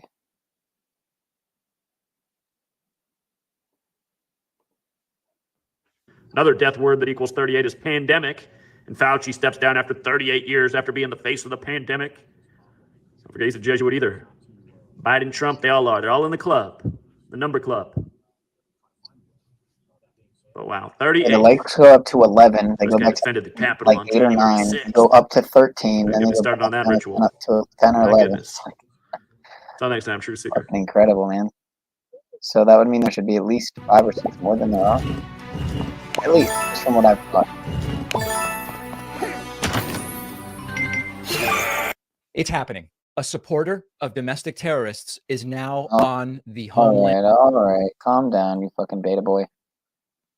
Cuck lord. Tom Homan, former acting ICE director and Fox News contributor. Yeah. Tom, always good to see you. Thank you for being here. Obviously, the Secretary Mayorkas has a very different tune in the way he's speaking with these border officials in Texas than he does when he tells the American people that the border is closed. The border is not closed, and there is no crisis happening at the southern border. What do you make of it? Well, exactly. And I've been saying for 7 months, but the President of the United States was lying to the American people. And I've come out and said the Secretary has been lying to the American people. And I took a lot of personal attacks for that. But, no, I call it the way I see it. And today he admitted when he's in front of Congress under oath, he's lying about the secure border. When he's on national TV at a press conference, whether it's Fox or CNN, whatever, he's lying when he says border secure. Today, when he didn't think anybody's recording him, he told the truth. So he has been lying to the American people. Look, he was a deputy secretary in 14 and 15 when we had a border surge. He knows what causes them. He knows how to stop them. Back when he was deputy secretary, 1,000 entrants a day was a crisis. Today, we have 7,000 a day, and he ignores it. So today proves that he's been lying to American people. Our border is out of control. We have a crisis. And let me just say this. The border is not secure when you have 213,000 apprehensions in 1 month. The border is not secure when you got enough fentanyl that comes across the southern border that we have over 92,000 fentanyl overdoses. The border is not secure when you release thousands of COVID cases across this border on purpose. The border is not secure when you got over 300,000 gotaways, 300,000 people that Border Patrol didn't arrest. How many of them have COVID? How many of them are carrying fentanyl? How many of them were terrorists? Now, I'm going to say this. Border Patrol's already arrested 5 to 7 people on the FBI.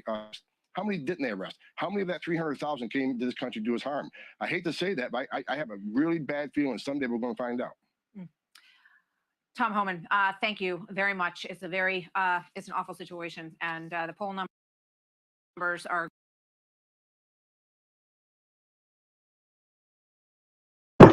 Again, I do apologize. I would never watch mainstream propaganda garbage like this, but it's just a special day. It's the Department of Homeland Security's birthday, the 20th Annie, so we got to give them their love and respect. So salutes to you, brave patriots, first line responders, you Department of freaking, I don't even know what to call y'all, but just respect. We just got so much respect for y'all at the Homeland Security, Department of Homeland Security.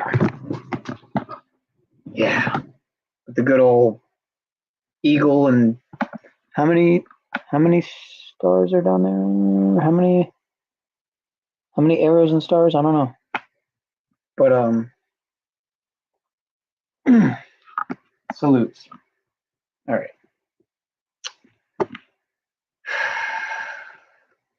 What do we got? Let's see here. Let's see if we got anything. Let's digress for a second here. If that's the right word, which I don't. So let's touch on some news. Let's see how my sound is here. Tom Homan, thank you very much. It's it's an awful situation, and the poll numbers are. Yeah, it's super terrible. You're a sellout. I do apologize. I would never watch mainstream propaganda garbage like this, but it's the Department of Homeland Security's birthday, 20th Annie. So we gotta give them their love and respect. So salutes to you, brave patriots, first line responders, to you, Department of freaking. I don't even know what to. It's just respect. Right. Respect for y'all at Homeland Security. Half Moon Bay mass shoot thing of 1/23/23 blamed on a 67-year-old Asian man, Zhao Chun Li, following the Lunar Festival shooting. Interesting, right? Half Moon Bay, Lunar Festival. I mean, all during a new moon. What is a new moon? It's a half moon. I mean, dude, you gotta be blind. You really, really gotta be blind to not see the obvious, to not see the forest for the trees.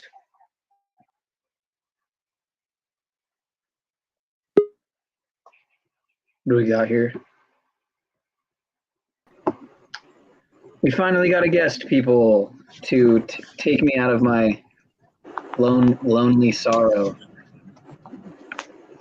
Hey, what's up, brother? Chilling, man. What are you up to, sir? Just cruising down the road. Driving right now? Yeah. Traveling, in fact. That's what I meant.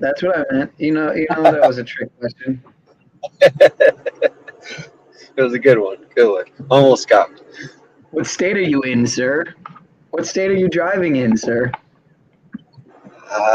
I'm not in a state. I'm in reality. That's good. That's always good, man.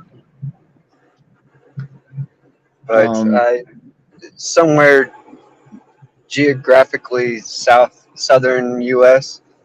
I don't know where I'm at actually. It's really dark and I've been driving for hours. You know, so one of my biggest things I've realized with this streaming game is I do think I've improved a lot of the, what do you call it? Just the fluidity, but I still need to figure out how to get the mirroring videos down. You know, there's a lot of buffering and a little bit of some sound issues too, like feedback that I'm not sure how to fix because I try it with headphones plugged in and without, and it seems like it happens both ways. But yeah, I don't know if you have any tips on. I'm happy to walk through it with you. I mean, there's so many variables, so it's not like there's a magic formula to make it all work. But no, of course, I've just been kind of tweaking it, and I mean, you know, I figured this is good for test streams. I should just be naming these streams test stream, which I used to do all the time, but I just got tired of it. And I think you're getting better, man. I think you're doing good. Yeah, I appreciate it. It's getting a little better. I'm on a different laptop, so that's a big part of it, you know. It takes practice, man. Just the more time you spend with it, the better you'll get. You're like what Mountain Time where you're at? I think it's midnight-ish. I don't know.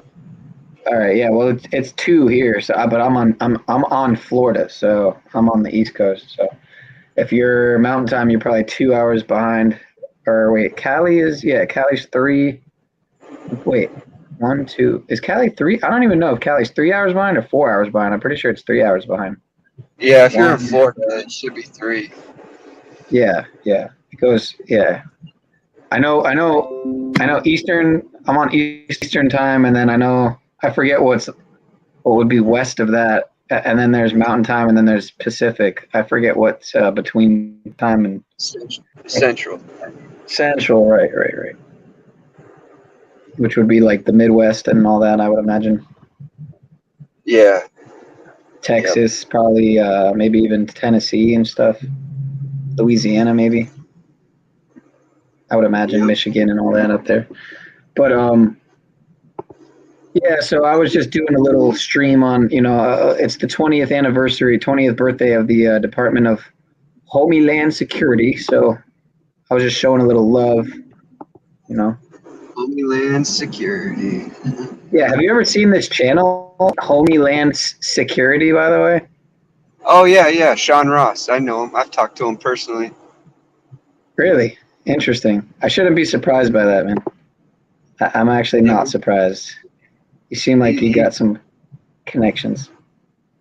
No. Tell me. No, I mean, what were you going to say? No, he just walks the talk for sure, man. He's out there doing the... That's what it seems like. He's one of the very few who's actually he claims to be ex-CIA, right? No, he made a mockery out of the CIA. I think he was the CIA, but his CIA was the cocaine import agency or something like that. Yeah, all right. So I mean, I knew that. I don't know why wrong. I think that channel's still up. He has several channels. He's been dealing with censorship for. Oh yeah, Sean Ross. He's got the Homeland Security. I think he's the one behind GEMSO, the Joint Electromagnetic Spectrum Operations or something like that. It's a pretty good channel. It's very small. It doesn't even have 1,000 subs. But yeah, like you. I know he does a what's it, Gear Ray? I think. Oh right, Gear. Yep, that one too. Gear. Wait, let me see. Gear. I think it's an acronym. It's an acronym for something. I don't know. I'm sure if I look up Homeland Security, I'll find it. But yeah, at the beginning of the stream, I pinned a couple comments from if you know Anarcho Yogi. He changed his name. Well, he was Etheric Solutions, then he was Anarcho Yogi, and now he's something else. So he keeps changing his name, or maybe he's got different accounts or some shit. I don't know. Oh, okay. But yeah, he mentioned it, and I said, yeah, I know. Oh, here it is. Get ready. Group for International United Rescue of Earth and Humanity Bureau. That's something else, man. Yeah. Let me see if is that its own channel? Let me see. I think it is, right? Yeah, that's his channel. Yeah, he has a bunch. Hotsifrats. It's spelled like Chatsy Frats. Chatsy Frats. I don't know if I know that one. Hold on. Let me see. What was I going to say though? Oh, here it is. Yeah, I'm already subbed to this one. Yeah, he's an import agency as the picture. Yeah, I think that's his original channel, or one of his original ones, maybe. Yeah, well, he's still uploading too. Yep. Yeah, he's putting in work, man, for sure. Yeah. Interesting. I remember the other one. What was the other one I said? Oh yeah, the Gemso. Well, wait, that would be, what would that? Okay, that would be Homeland. That'd be Gure. That'd be 2. And then what was it? Was there a third one that you mentioned? Oh, Chatsifrats. It's spelled CHATZFRATZ, maybe. CHAT what? CHATZFRATZ, maybe. Something. Let's try that. Sports. No, that's not it. Whatever. If you click on like his channels, it'll probably be listed, right? Yeah, it's on one of his channels as a featured. Let's see. Yeah, it was funny, dude. I just happened to. I don't really usually watch. There's a lot of streams I rarely watch, but every now and happen to see like what's up, because I'm literally subscribed to hundreds and hundreds of channels. So I tapped into Decode Your Reality. I don't know if you've watched his channel before, Logan. I don't know how I feel about him and all that. Oh, here it is. Yeah, Hatsifrats. And there's the Sean Ross too. Yeah, I'm subscribed to. Well, I'm not subscribed to Hatsifrats, so I will subscribe there too, just in case. I'll meet another one all the time. Anyway, in Decode Your Reality's stream or something, and I said hey to a couple people, and fucking Archaics said hey to me, and then I was talking to fucking Logic Before Authority, Dan, forget his name, Daniel something, and yeah, he said he wanted me to contact him and shit, and to maybe collab. I was like, okay, man, for sure. I mean, I don't know anything bad about him, but I almost feel the need now to look a little more into him, because he's got almost 100,000 subs, and wow, he's actually got 96.3K for a 369. So maybe it's meant to be, but I've seen his content. I've never had any suspicions, but I just automatically think, I'm automatically suspicious of people with large followings. So, and the featured channels are Enter the Stars and A Call for an Uprising. Oh man, yeah, I don't know, man. What do you think? Should I collab with him? Should I reach out to him? If I were you, and for me, would you do it? I think I lost you, man. All right, so Mr. Mitch is taking a dump, so we will wait for him to come back. We're just gonna assume that he's taking a dump. So So yeah, as you see here, at least 4 dead. 4 is a number associated with death, of course. Shooting equals 44. It happens 44 minutes after the hour. Half Moon Bay has a double overlap. Yeah, double overlap with G control here. And it has a double overlap with Catholicism, and it has a double overlap with mathematics. Well, there you go. Makes sense.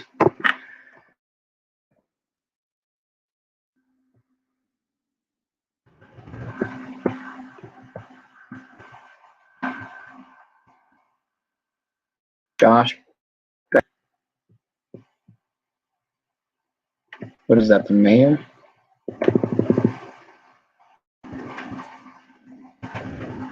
California State Senator.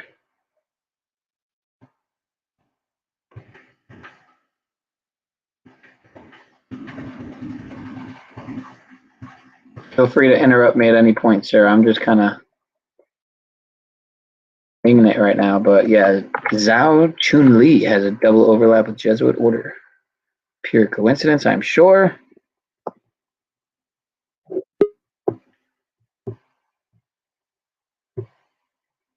I don't know what happened there, sir. I thought you were still there. I was kind of talking to myself for a sec.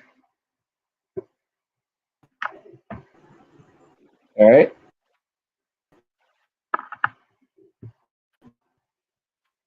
Can you hear me, Mitch?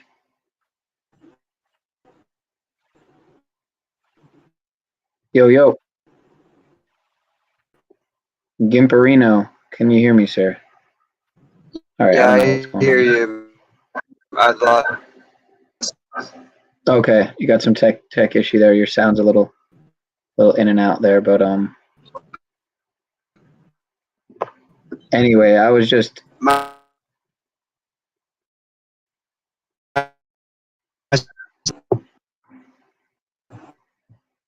hold on a second here. Let me hear that. Let me try to mute myself and see if it's any better. Say what you just said again.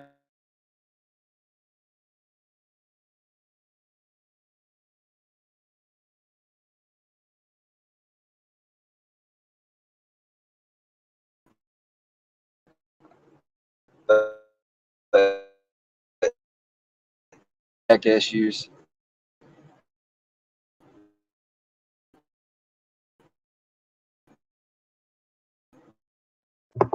You're probably going through something, so I mean going through a tunnel or some shit, or you're just not in a very good coverage area. So oh, excuse me. All right. So you can just keep trying to talk when the signal's better or something. But yeah, I was just touching on some current events from the last like 24 or 48 hours.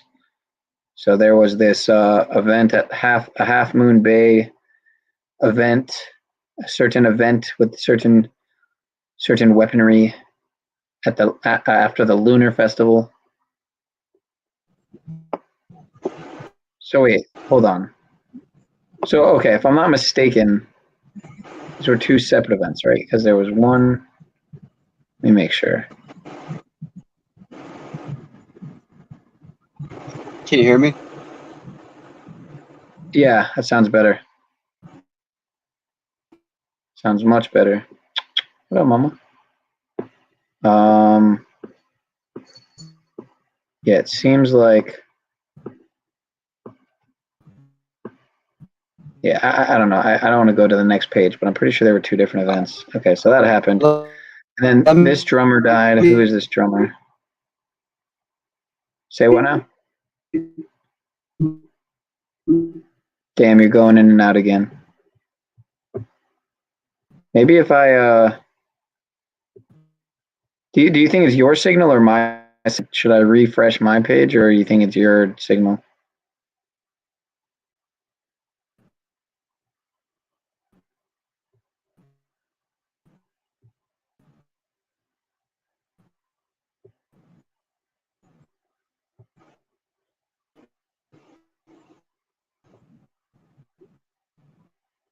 Yeah, I don't hear you, but how do you like the backdrop, bro?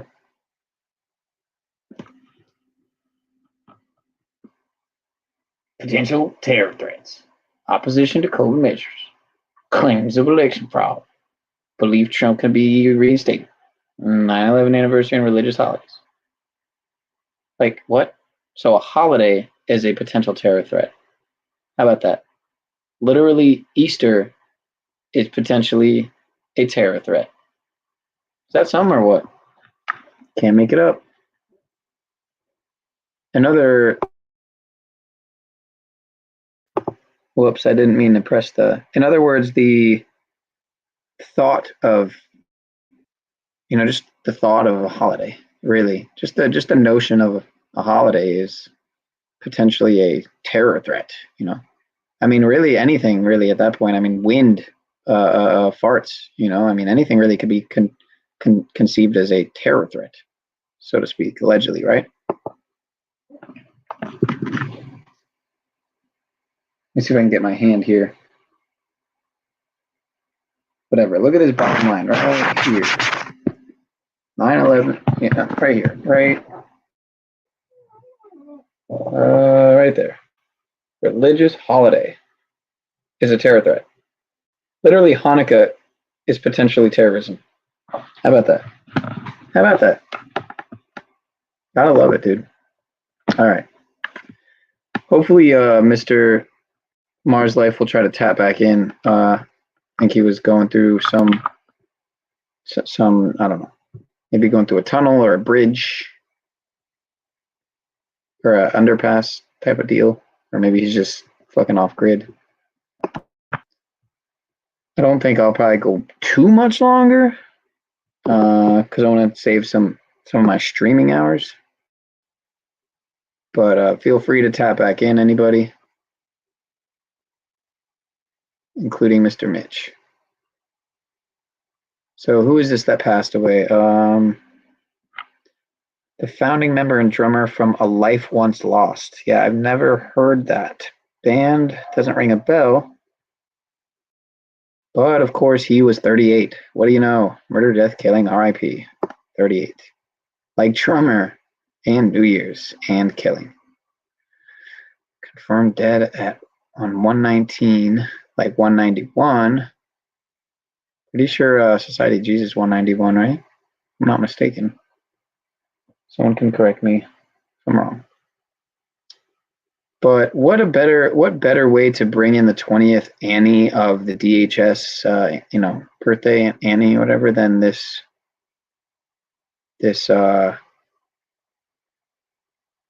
gun control, attempt for gun control. Biden urges Congress to act on assault weapons ban after the senseless act of gun violence in Half Moon Bay on the new moon, right after the Lunar Festival. It's like, dude, come on, man. Such a slap to the face. A slap to the face of the sheeple. And non-sheeple alike, really, honestly.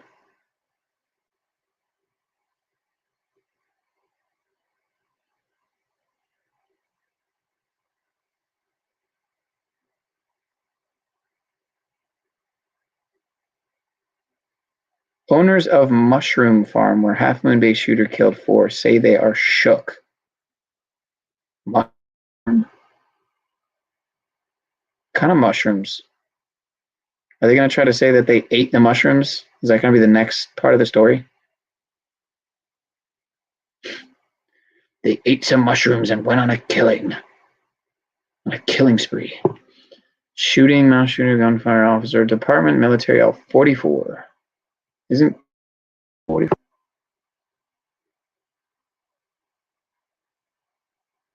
Killing. Yeah, kill.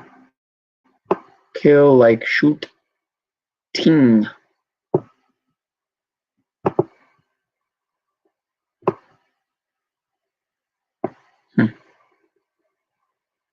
What else do we got here? Accused El Paso Walmart shooter tends to plead guilty to Fed charges. He doesn't Cade at all. There's no way he's a Manchurian. No way. He looks totally totally in his mind. He definitely doesn't look completely disassociated and MK'd out.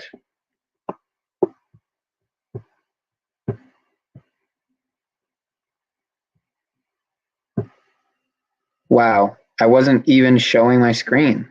So there's that. Shout out to Sally Sue Serpent. Much love, Sally. I'm kind of just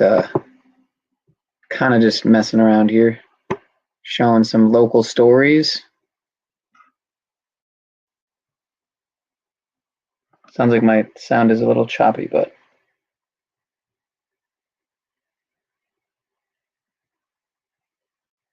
so yeah. So this Manchurian right here apparently lit up an El Paso Walmart. He lit it up. 23 non-fatal injuries. Really? 23? Like the year? Interesting. Oh, wait. It happened in 2019, allegedly. So they just so happened to be bringing it back into the news, into the forefront in 2023, where they're saying he killed 23 people. Well, why does it say non-fatal right here then? Number of deaths, 23. Injuries, non-fatal, 23. Really? So he hurt 23 and he killed another 23? Interesting. Fascinating coincidence.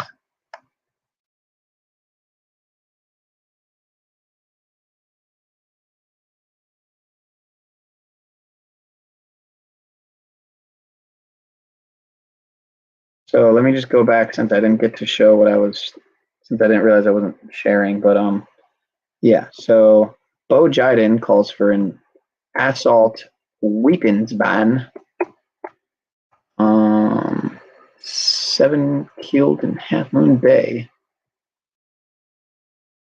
Three shoot things in 44 hours.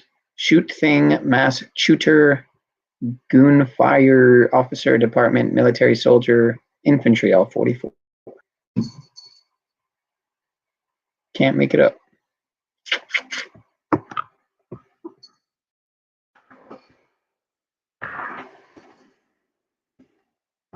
Yeah. Hold on, mama. All right. What else? So yeah, in the terrorist attack, a far-right individual killed 23 and injured 23. The FBI is investigating the shoot thing as an act of domestic terrorism and a hate crime. And says it's amazing to me how it just all piles on top, you know. You'd almost think these conspiracy theorists are onto something or something. Obviously, that's not the case, but. So this was something Zach was on the scene of today. I happened to catch a little bit of it. There was a shoot thing in Yakima allegedly at 3:30, right? Like 33. It left 3 dead. I'm pretty sure the address was 3303 or something ridiculous. Let's see if he's got it here. Yeah, he was on the scene because he literally lived. It's almost like they brought it to that. It's almost like they brought that ritual to his hometown, you know, intentionally. Right after the 38th, it was the 39th. This one, but so this is a dangerous person, and it's random. So there is a danger to the community. We don't have a motive, and we don't know why. I mean, how fucking and broad can you get, man? It's just like, oh man. Happened on January 24th, like, catch one. Police Chief Matt Murray equals 241. We've also got the 119, like the Fraternal Order Police. Masonic Lodge in Yakima is number 24. Yakima equals 24, and this news comes on the 24th day of the year. Cobalt Lodge number 24, of free and accepted Masons, the most worshipful Grand Lodge of Washington. Masonry Police, Federal Secrecy Order, all 33. Yakima Masonry secrecy, all 39. 39 like the 39 mass shoot things.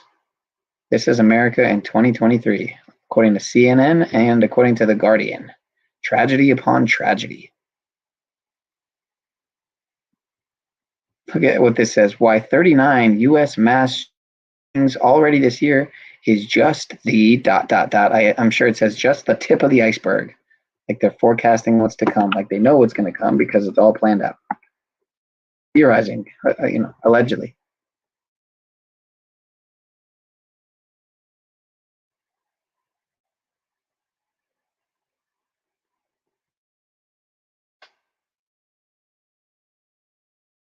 Yeah, so it happened at a Circle K, this one. Like 47, like the 47 degrees on the sonic compass. It's just the same shit day after day with these rituals. So it gets tiring, honestly. If I took a step back from Gematria, it's like it's just so obvious at this point. I don't know how Zach does it. Just don't know how he does it. I should say I don't know how he does it without going crazy, but he does go crazy sometimes. So.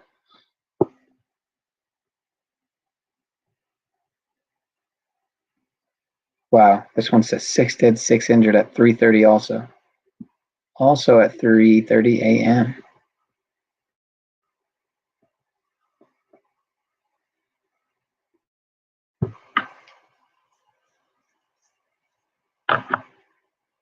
You got to agree with you there, Sally. You got to agree with you there. Need to go. They need to go. It's like, and honestly, I mean, I think they might be on their way out. Sometimes it seems that way. It seems like higher orders are kind of trying to phase them out sometimes. Let's see this.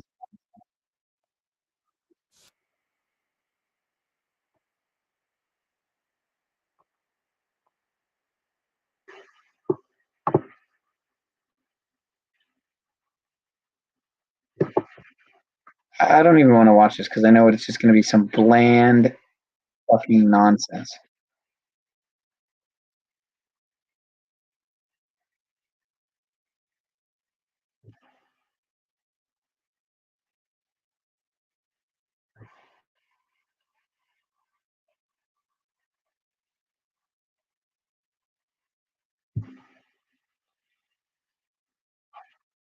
I think, from my experience, it's best to just trust whatever is being said on the TV.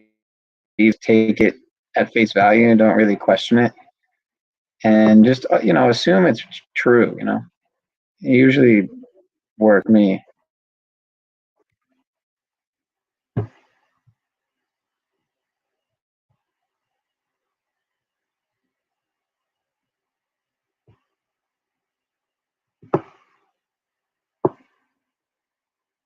But yeah, Sally, it's funny how you left that comment at 2:22, and there's 2 in the chat, allegedly. Let me finish up the news here.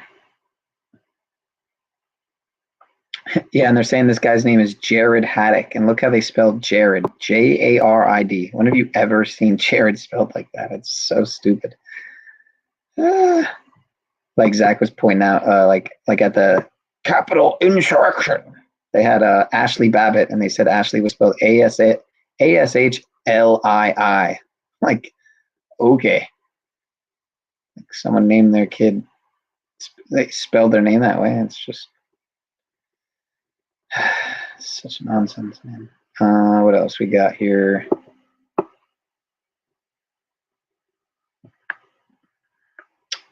Classified documents found at Pence's home. Who gives a fuck? Some people do. Not sure why. Doomsday clock set at 90 seconds to midnight. The doomsday clock reveals how close we are to total annihilation. Nice. Good stuff. Who are these people? Look at these fucking clowns, dude. Who are these people, man? This guy has no neck. This lady's dressed like fucking Jane, what's her name from Grown Ups? Jane Lynch. Good Lord, this guy looks, dude, who are these fucking people, man? Members of the Bulletin of the Atomic Scientists. Good God.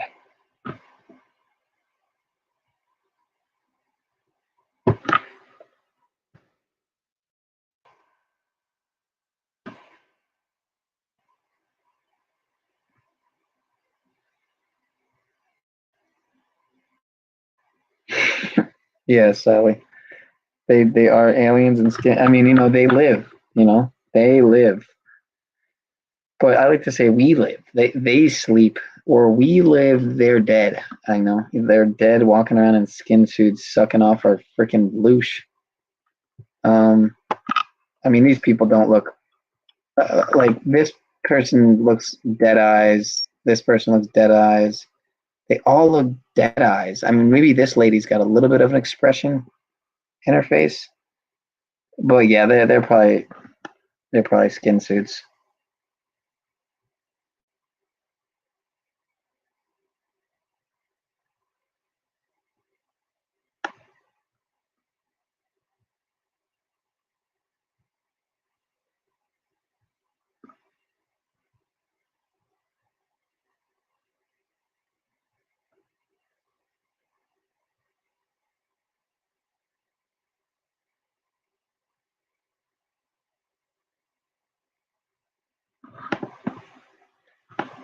So,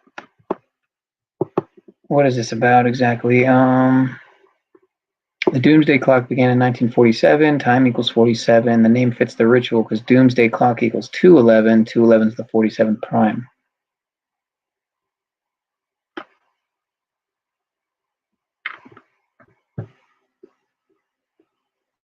Coming in.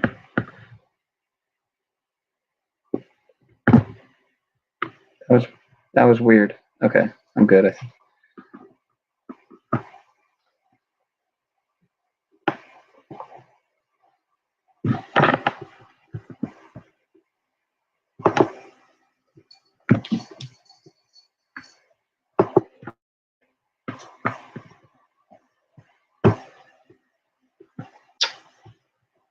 Midnight represents the moment at which we will have made Earth uninhabitable for humanity. This is just such propaganda. I can't. Let's see what people said here. The decision to move the clock 10 seconds forward this year is largely due to Russia's invasion of Ukraine. Oh my God, dude. See, yeah, that's what I mean. I can't read this shit. It's so stupid. It's so dumb. It literally makes zero sense. The continuing threats posed by the climate crisis, as well as the breakdown of norms and institutions needed to reduce risks associated with biological threats, SECUR also played a role. We are living in a time of unprecedented danger. Doomsday Clock time reflects that reality. President and CEO of the Bulletin said in the release, It's a decision our experts do not take lightly. The U.S. government, its NATO allies, and Ukraine have a multitude of channels for dialogue. We urge leaders to explore all of them to their fullest ability to turn back the clock. Oh, wow. Looks like Greg Ramsey dropped a fucking long decode here. Sheesh.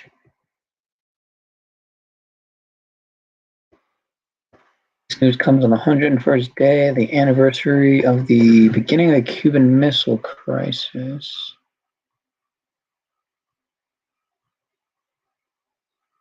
Yeah, it's a pretty, let's see, pretty decent decode here. Looks like someone's tapping in the house. Yo, I'm back. I think you scrolled up. No, I remembered it. I just opened up my Oh, you browser found it in your... again. Yeah. Yeah. That's a life hack I've realized too at some point. All you gotta do is go in your history, man.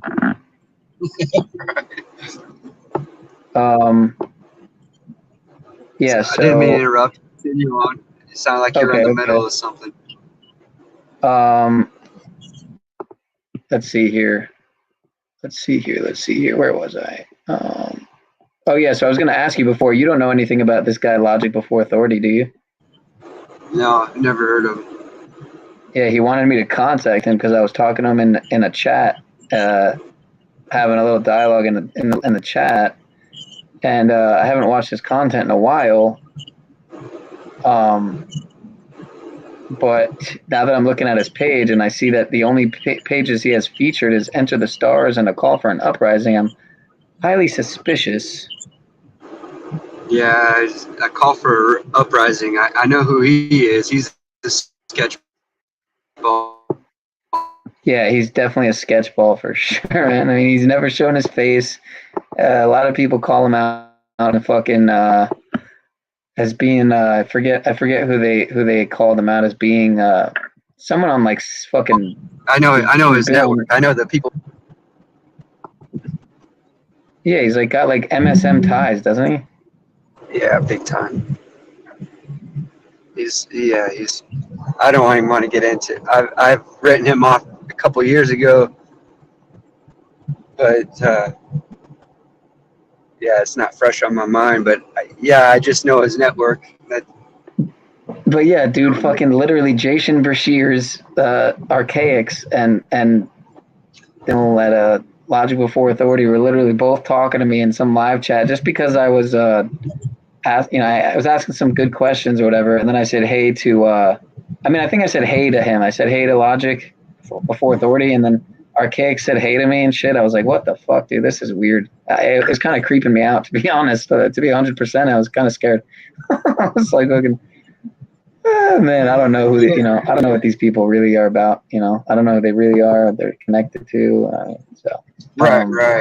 I hate to be weird about it too, but man, anytime people hit me up and want to have private conversations behind the scenes and stuff, like when they hit me up through a chat because of something I said, it just never really seems to go well.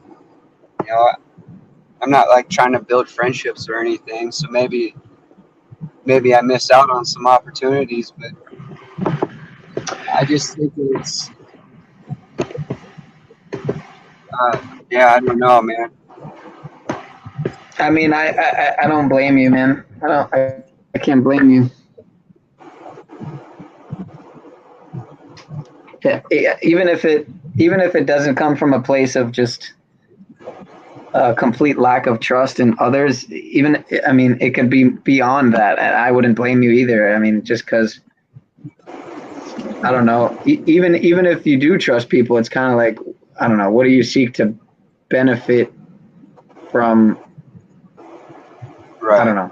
Just the internet. Like, I think I resonate with a lot of your feelings about the internet in general and where it's going and how we're using it and whatnot. Even though a lot of times I'm definitely a sucker for it and I'm definitely fucking sucked into it and shit.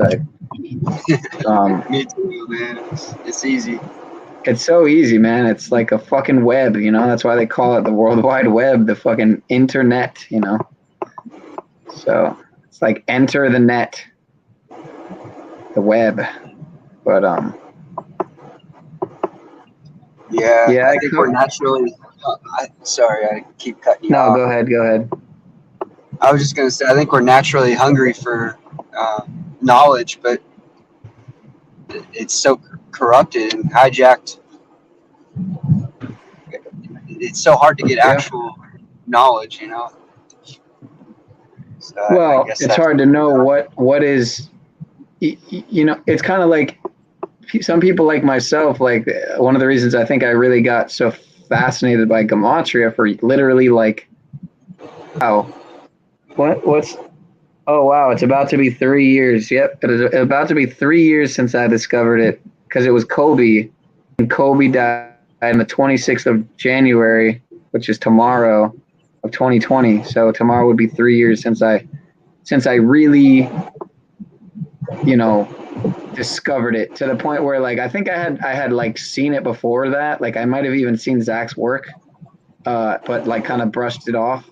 And then when Kobe hit, I just fucking went. I was looking for, like, I knew it was just such a big ritual, man. I just knew it was a mega ritual, like, and I wanted to know more about you know, the intricacies of it and just like what it was all about and what it was for, and that's why I went down the Gematria rabbit hole, man. I mean, I still call it Kobe 19 to this day because it was all tied into each other, you know. And now if you look up Kobe, they've changed everything. But you used to be able to look up Kobe and translate it to Hebrew, and you'd get the CV word, not the Corona word, but the Cove word, and literally, if you translated it, you know, it was either English to Hebrew or Hebrew to English. Yeah, I'd seen that.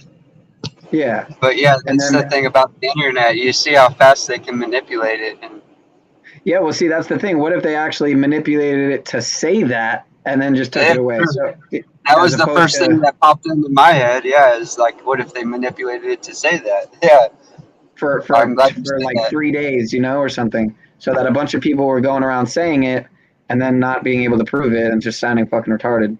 But I'm pretty sure you could. Sorry. Yeah, I'm pretty sure you could. Where he's buried, though, I'm pretty sure he's still buried at Corona del Mar Cemetery. Let's see. Yeah, look, Del Mar Cemetery, Kobe but Bryant. see, like that's where you lose me, is like all the intricate details that don't matter. It's like so what, you know? Yeah, I get it. If you didn't realize Kobe was connected, you know, then that's on you. Like, right. Yeah, not directed at you personally. I know. I was just saying that.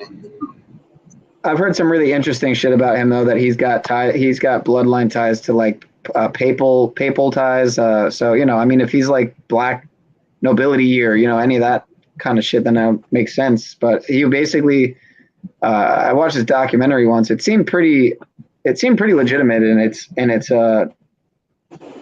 how it was put together. But basically that he could have been Pope if he had it not been for the path that he went down. Like, I can't even process that logic, man. Like that's just that's such a mind fuck. Like, why would you even consider it? Who cares? Like, yeah, I mean, I get it. Without demonstrable, I get it. Without demonstrable evidence, it's kind of.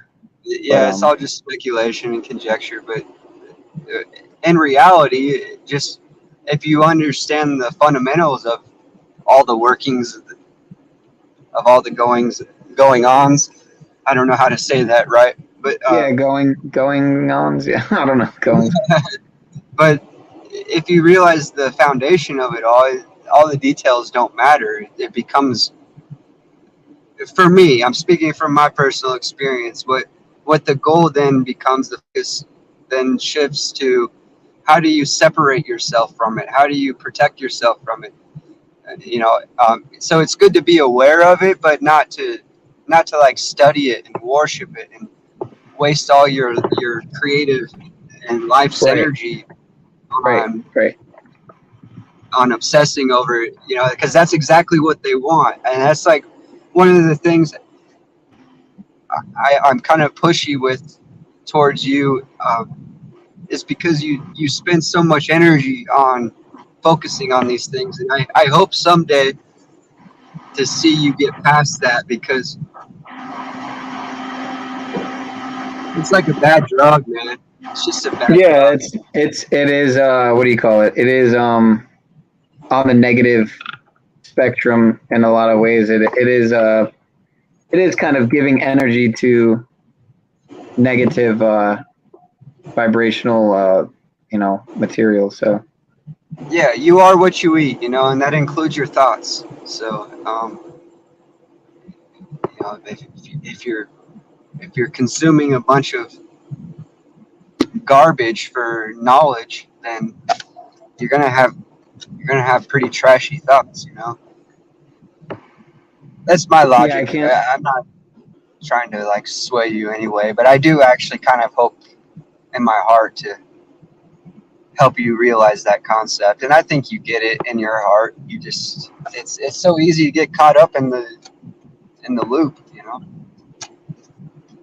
Yeah, well, it's just like there's a lot of traps with the negative side or whatever, however you want to say that. There's, the traps on all the new age deception shit and, all the fucking love and light, like, toxic positivity kind of stuff. It's the same thing. Toxic negativity, toxic positivity. So,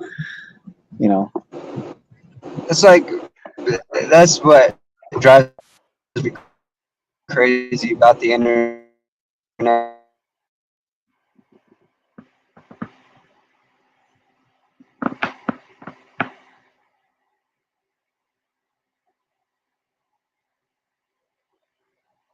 You cut out a little bit there for me. Let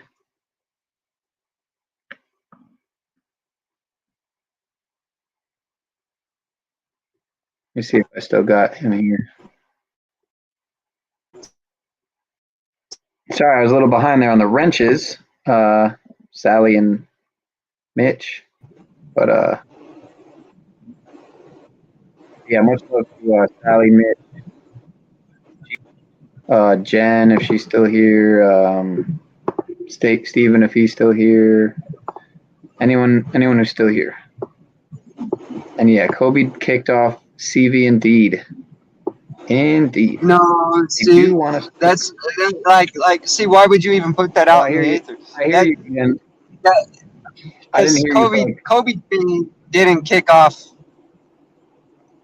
that other stuff. I don't know. I think it did, that's man. Not how it worked. No. That's not how it works, man. Kobe wasn't the Big Bang to COVID. That's not how that shit works. That shit was in. You don't think it's possible that it was like that it's connected because they're all connected to the elite, but even if you say they connected, would you agree that it was definitely it definitely could be seen as like a ritualistic prep for like a bigger ritual? Like it was definitely a very big. It's ritualistic, but I don't think it's a prep. I don't think. I mean, I don't know if I'm saying it, if I'm explaining it the right way, but I don't know. It just seemed like it seemed like one big ritual before one mega fucking worldwide fucking. I mean, Kobe was worldwide actually, technically. Sure, but my point is, it's so close-minded to think that those were the key factors in it all. I mean, or that was the key factor. It's so. The web of lies and deception is extremely big. It's like beyond your comprehension. So, I mean, here, I think that's part of the drug. As you start to learn about this stuff, you think you're getting it figured out. So you want to know more and more and more, and you never really focus on what the solution to all of this is. And that's like maybe the logic to approach it.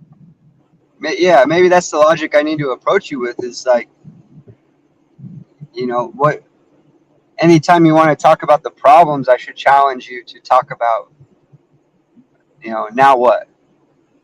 Like, what does it all mean to you?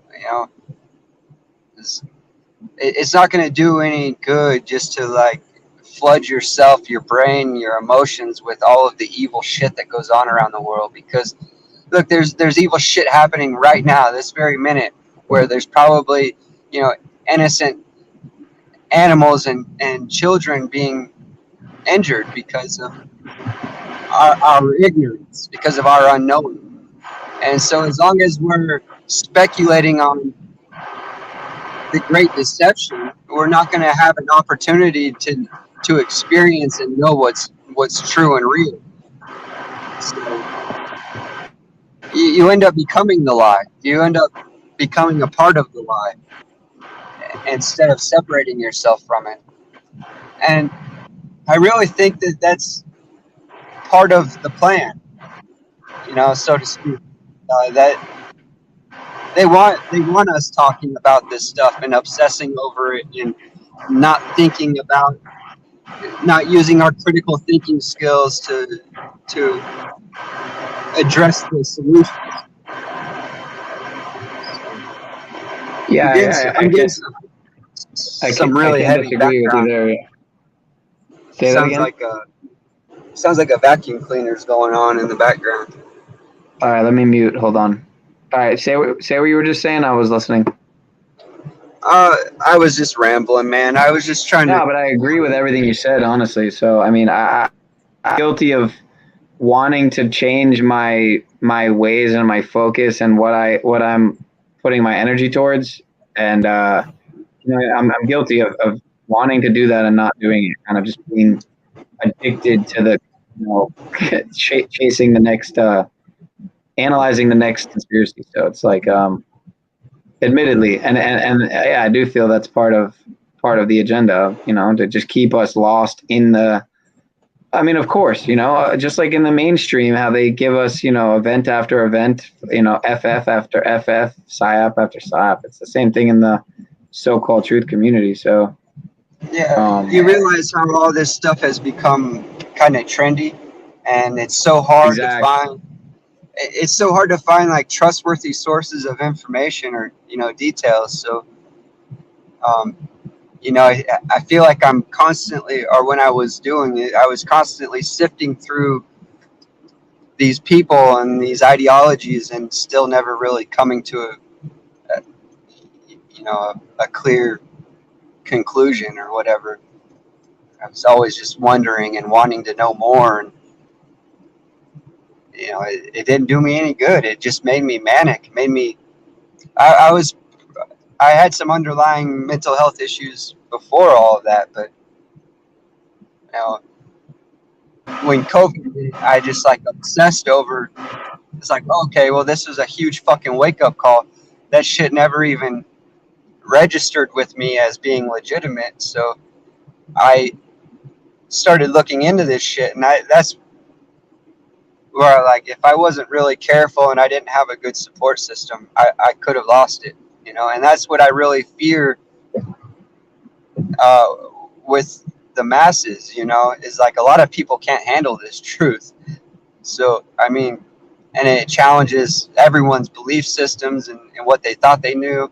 So it's a really uncomfortable situation, and I think we can kind of just skip over that whole process by focusing on the solutions. And by solutions, I don't mean, you're not going to stop evil. The solution is separating yourself from that paradigm so that you don't become a part of the evil. You can let evil will destroy itself. They're like parasites, like Dracula, vampires or whatever. Right, you got to invite starve them. You can kind of starve them, essentially. That's it. But you got to also invite them in. They have like, natural laws that they have to follow. They can't just attach to you. You have to open the door and welcome them in. And right. And I think that's like a huge piece that a lot of folks forget. Is like, as we dive into this shit, and it's like we're doing this with the false pretense that we're going to stop evil from being evil. That isn't going to happen. Evil people. I don't know.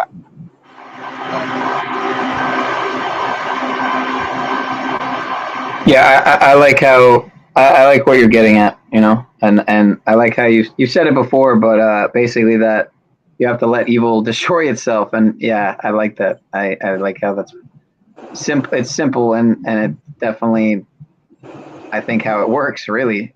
It's because you're starving it. Acidic.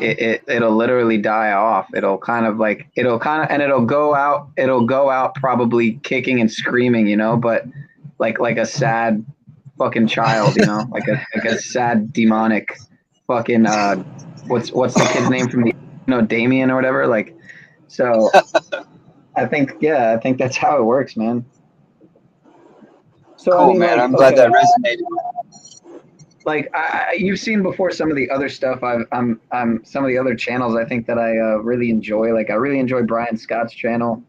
I think he, for a channel who it's clearly a one person. Well, I'm sure he has a team of people behind him and stuff. But for someone who's just mainly doing it on their own. I'm sure most of the efforts, that just him. I've talked to him a couple of times, and he seems like he is the bread and butter of the of this channel.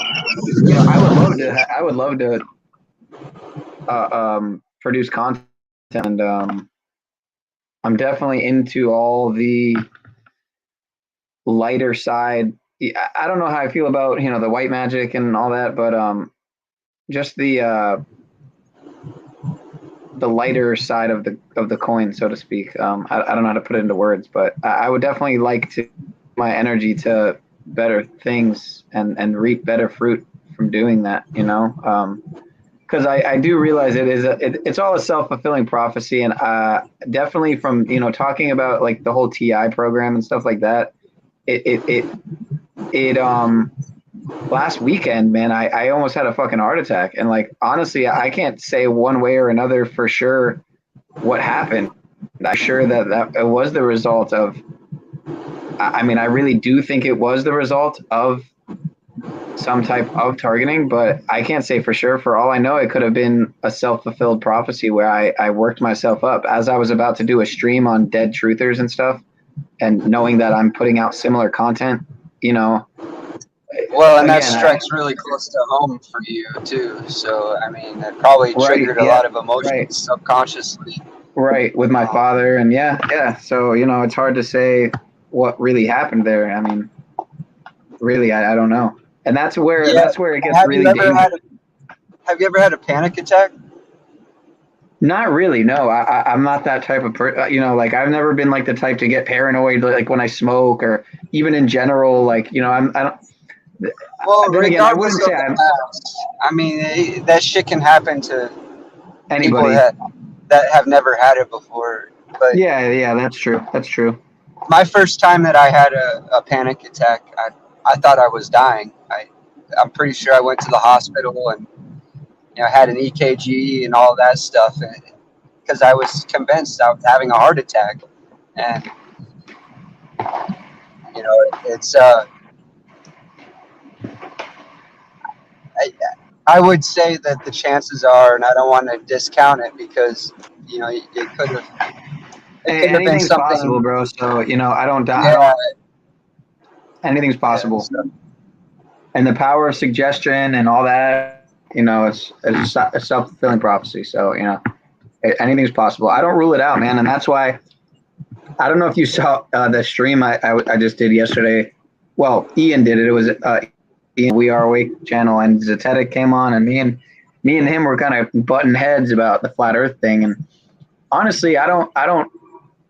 Just because I think it's a psyop, it doesn't mean I know it's a psyop. And even then, it's not that I think the whole movement is a psyop. I just think it's been psyoped in that they've come up with that term. They came up with the whole. It's almost like all they really got to do sometimes is come up with the name, and it's just the name that's bullshit. Everything maybe about the movement and what people are saying couldn't be true, or 90% or more, but it's like sometimes just the name.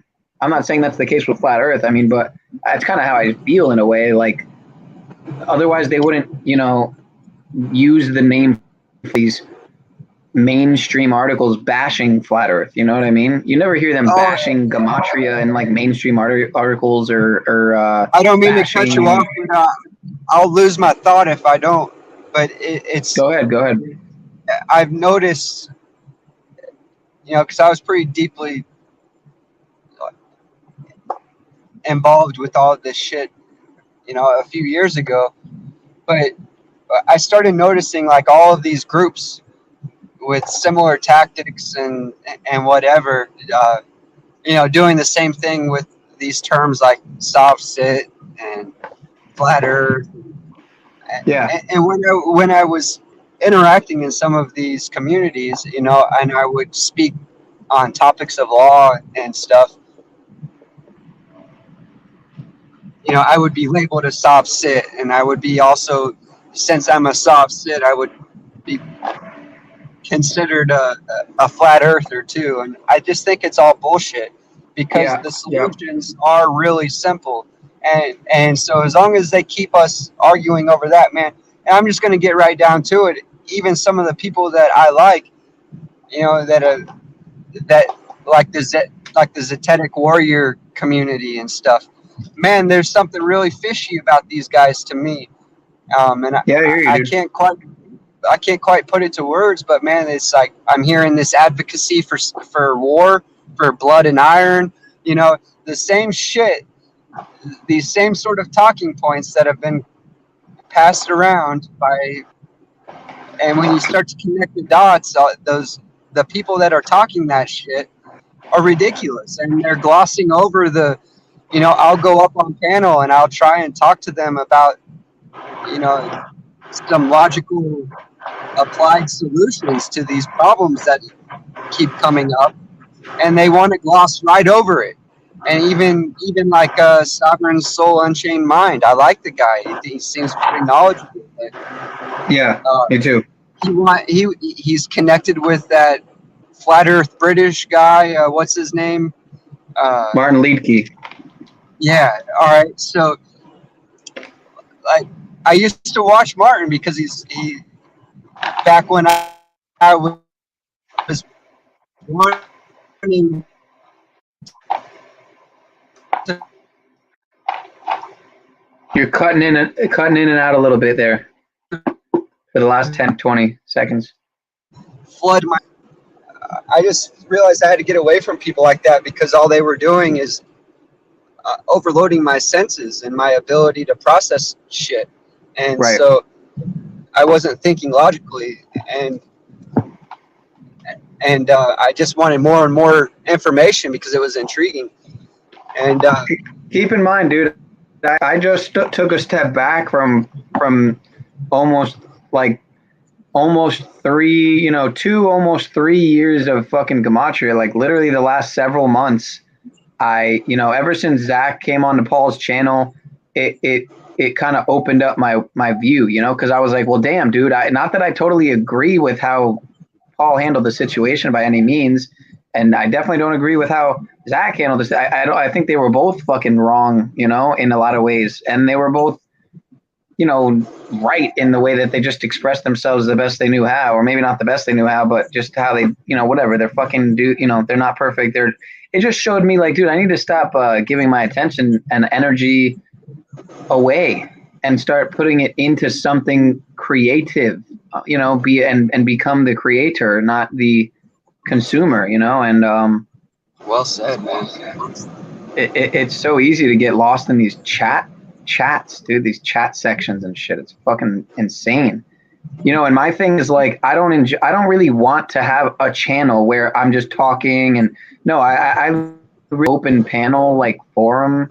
I really like the co-creation and stuff. I see something bigger than myself and that's really my vision. Like it's not that I don't feel I have something great to offer and value and stuff, but I see way more value and just quality in co-creation with others that share similar values. And at the end of the day, I do realize that while people like whoever might be Zetetic,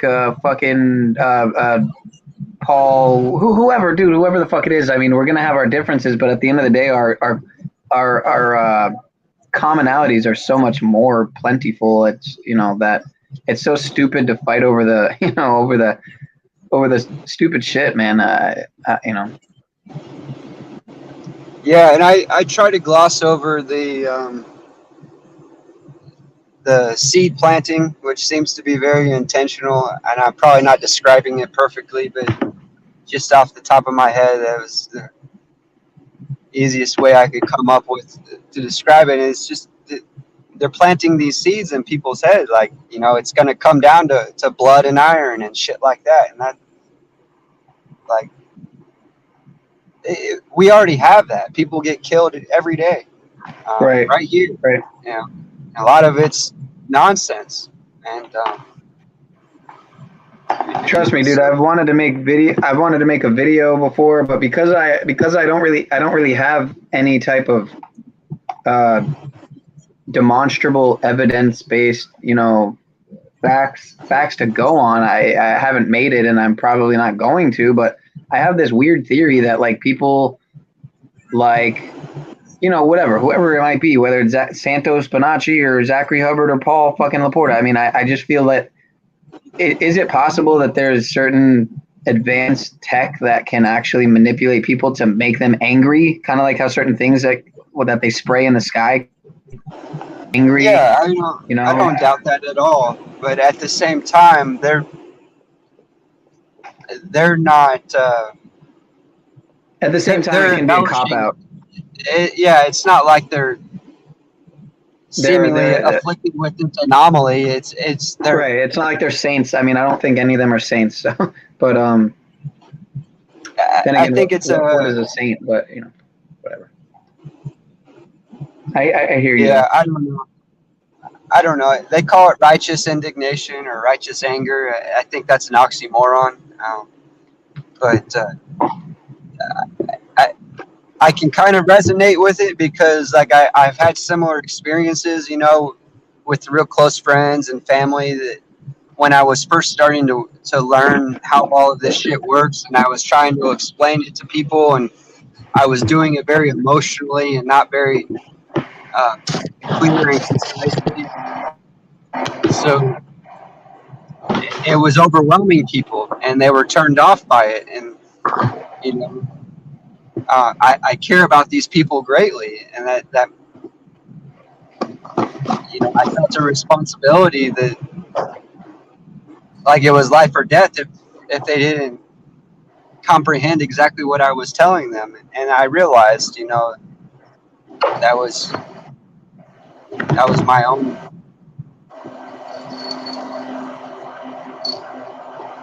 doing. It was my failure to communicate, my failure to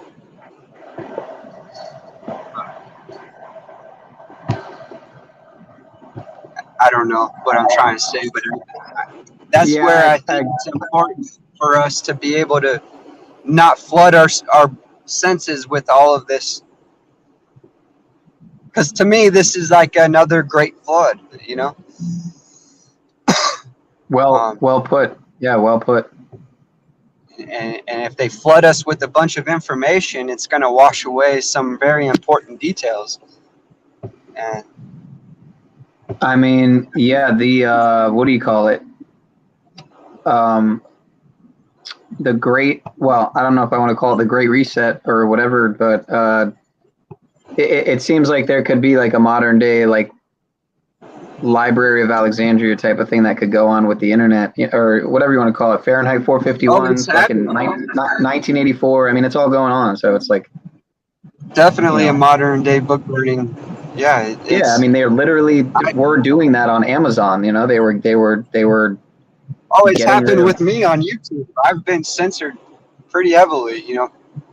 So I mean, yeah, I lost some shit in 2021. So, and that's why I kind of stepped back from putting out content and stuff. And then I just started fucking going to, you know, certain places like wall, you know, there's a mart and there's a wall with the greens. And I would just stupid signs promoting poison and just fucking, I mean, I got a video. It's still got a couple got deleted, but I found one on, I actually showed it at the end of my stream the other night on Saturday. I think you were on the panel, if I'm not mistaken. Yeah, I did. I did remember your sign. Yeah, you know, I just took those signs and said, you know, fuck these signs, man. I'm going to go home and I'm going to fucking burn them. And I don't remember if I burned them or not. I don't think I did, but whatever. I might have burned one or something, you know, but I was got doing rid of that energy. Huh? Exactly. And that was something I was doing for a while, man. And like, you know, it caught up to me. I had feds at my door and shit and whatever, but it is what it is, bro. It's like, I'm trying to stop genocide, you know, it's like, so yeah, the way I see it. I think that it's important to realize though, the writing's all over the wall, man. And so like, you know, just present, even if you're the best presenter, you know, I think presenting this information, the reality to people isn't going to change their mind. It runs psychologically, it runs so much deeper than that. You know, like they say, I guess the kind of common phrase for that is it's easier to fool somebody than to teach them they've been fooled, you know? Right. So right. Yep. I think that it's important, like, to help people realize the real life consequences of not acknowledging the facts, and introducing people to the real life solutions that are very rewarding. If you live, if you don't half-ass it, and you live in the way of truth, you're going to be rewarded greatly. But if you kind of keep going back to this this tree of knowledge, so to speak, then you're going to continue to get poisoned. So Yeah, it's the tree of death, you know, that the caduceus of cancer. yeah, it's the tree of knowledge versus the tree of life. I mean, and I don't know, like, really the whole, that runs really deep through many cultures, but essentially how I see that is, you know, if you can read and talk about God all you want, but until you experience God, it doesn't really matter, you know. And that was probably a poor way to describe it, because by God I don't mean a magic man in the sky. I mean, you know, how I perceive God. Yeah, I mean, I think of it as all that ever is, was, or will be. You know, literally. Yeah, everything. It's everything. Yeah. Yeah. Yep. And I look at it more of like it's more like a sound, like a song, you know, or a light, like a laser show on a badass acid trip or something, you know. But it's like the most beautiful music you've ever felt. You don't just hear it; you feel it. It resonates through your whole body. You know, it's energy, and in reality, this evilness has a purpose. It's gotten out of hand, way out of control due to our ignorance. But it's to remind us where we don't want to go. And I don't know. I kind of am just starting to ramble, because I appreciate the rambling. I do it too. I mean, you know. I appreciate the conversation, man. I really see something special in you, man, and I hope that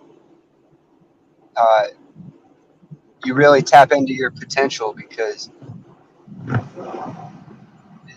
it saddens me to see people so sucked into this evil culture.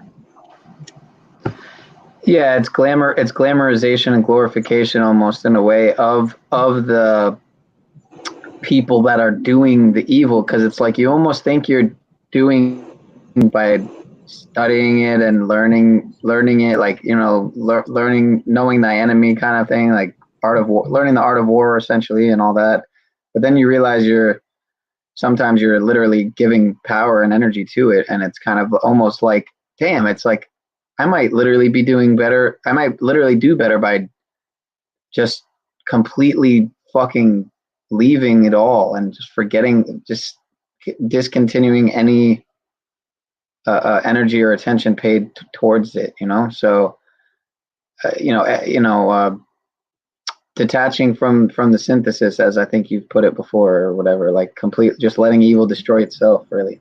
I can't remember how you put it one time, but basically like that. It doesn't matter exactly what words I used. You understand or you recognize the concept, and that touches my heart, man. So yeah, at first I was wondering. I really was wondering. I was like, why would somebody? There's no way someone would put in this much of their own time and energy and stuff into something unless they were like some type of fucking agent or something. And then when I found out you were in the American whatever national whatever, I was like, oh, well, what if there's some like what if there's some like concentrated effort to like fucking I don't know what the word would be, derail or not derail, but like to undermine like people trying to just do their own thing, and like maybe there was an effort to bring people into this, you know, American nationalist fucking like whatever. I don't know if you're what your connection is with that group. Can I touch on that a little bit? Yeah, dude. All right. So here's my thing on that. I've never been a part of that, the American State Nationals, but through my research, I realized the legitimacy and the accuracy to the history and stuff that they were presenting. All of the legitimate documentation. I don't know how to word that exactly, but it was I wasn't playing personality politics at that time. I was really just trying to analyze the facts.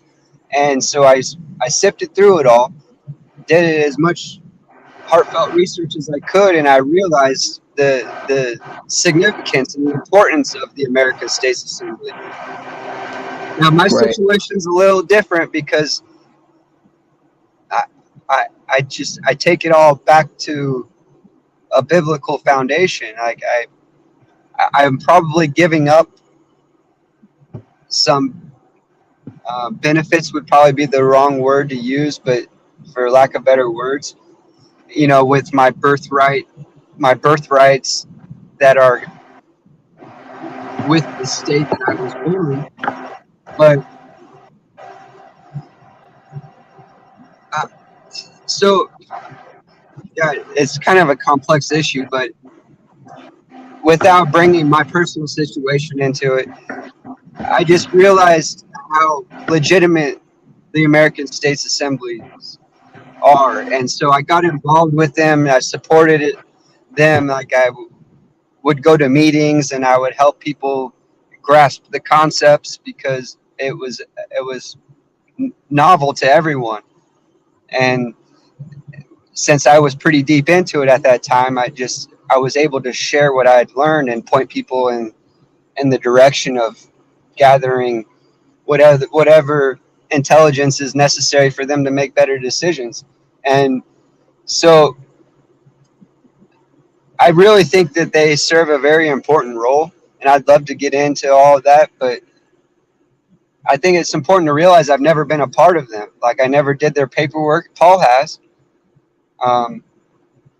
But I just support what they're doing, and because all they're doing is they're reestablishing the American Republic that was abandoned 160 years ago, and not that that's going to be the ultimate solution, but what that will do is that will provide a checks and balance system for the de facto government. When you have a parallel system in the sense of a de jure government, the de jure government created the de facto government, so then they now have the authority to control the de facto, so they can control what this evil corporatized government, whatever fascism says, whatever you want to call it, they can keep them in check. You know, like for instance, like the UN has it written in their codes, you know, in their bylaws that they can test their Mountain Dew on their subjects. And by subjects, that we're just talking about the citizenry, you know. So it's completely legal for them to do what they're doing, like blasting up entire communities, because they've given disclosure. It's been memorialized in legislation. So according to their rules, it's okay. And so by going through this process, you know, you'll have the status and standing to put them on notice and say, hey, if you if you trespass on my land, you know, or my people, you're going to be held accountable. And that's why they're able to get out of control, is because there's nobody there to hold them accountable. And so the natural order of things essentially is, you know, God created man, man created government, government created citizens. And they're trying to get rid of man because that essentially puts them in the place of God, because there's no one else above them besides God, and they've already hijacked and corrupted what all of that means for purposes of control. So then they can manipulate the masses by, you know, slow leaking out this intelligence or whatever, you know, giving people little bits of truth, you know, little crumbs to keep them on a trail chasing for more, you know. And they'll always be hungry, and they'll die hungry, because from my perspective, the truth is beyond our comprehension. We can never grasp the truth. And I think we'll always have this like underlying drive to try and achieve truthfulness, but we'll never be able to fully embody the truth. It's so much beyond our comprehension. And I think that's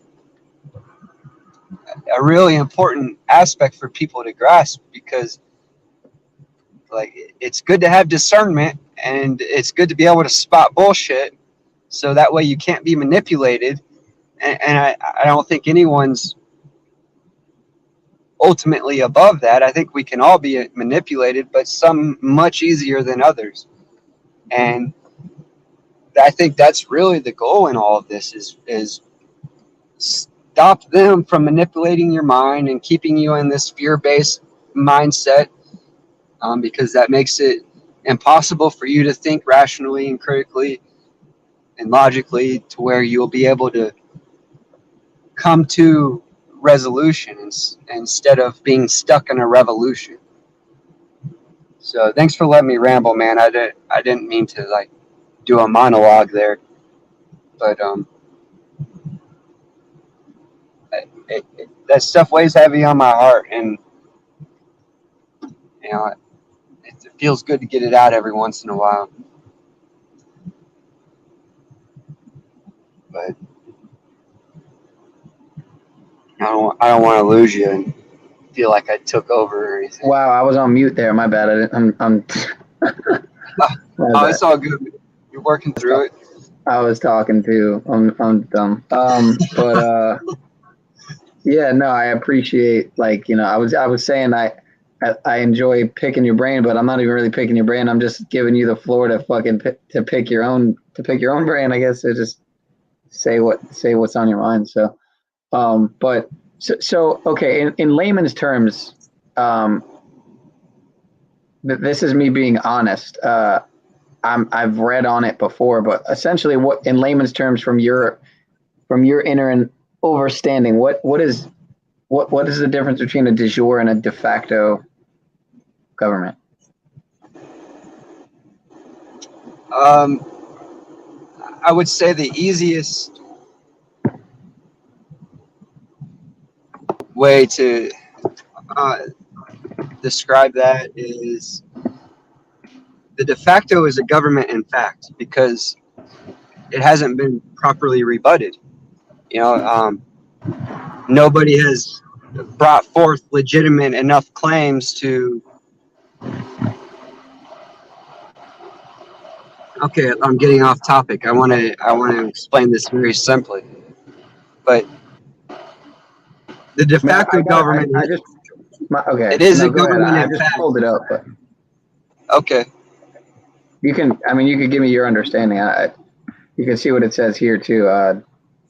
But I'm curious to see. Hold on a second. I gotta make this exit. My exit's in a half a mile. I gotta. Yeah, be safe, dude. Don't get fucking distracted with my bullshit. I'm going through a big city now, and so I gotta pay attention to the roads here. But I'm here. I'm listening. I got only 0.2 more miles, and I'll be Oh, okay. Well, it says here, it says, what is the difference between de facto and de jure? It says, in law and government, de facto describes practices that exist in reality, even though they're not officially recognized by laws. In law and government, de jure describes practices that are legally recognized regardless of whether the practice exists in reality. So what that really means, it kind of in more layman's terms is, and I may not do it any good service here trying to give my perspective on it, but so if you like what Paul does, he points out the lawfulness of what he does, right? And that's all recognized by the de facto, which is a government in fact, but which is what de facto means basically, is in fact, but that, or of fact, but I'm not really sure on that. It's one of the two or something similar. And so they recognize the lawfulness of being sovereign or being independent.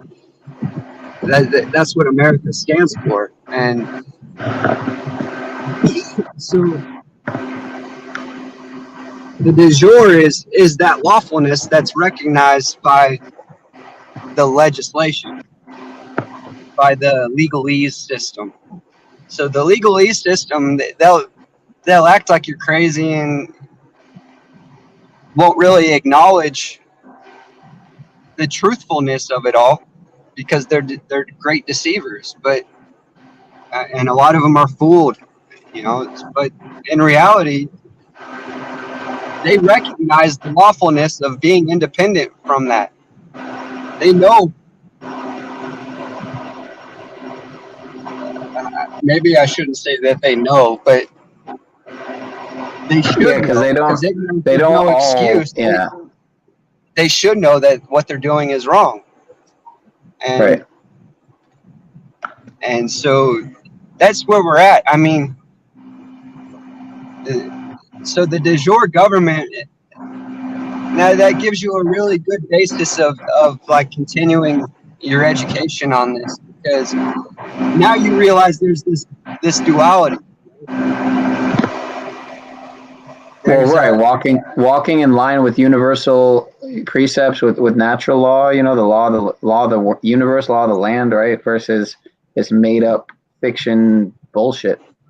And that duality exists everywhere. It's everywhere.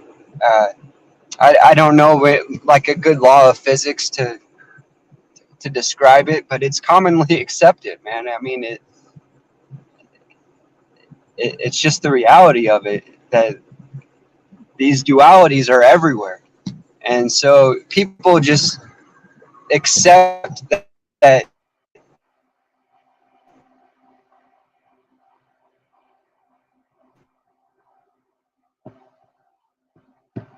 You cut out a little there.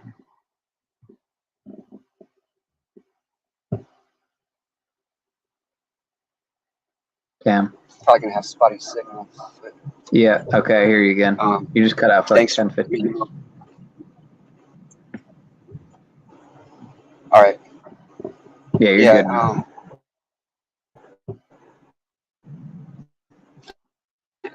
I don't even know what I was saying.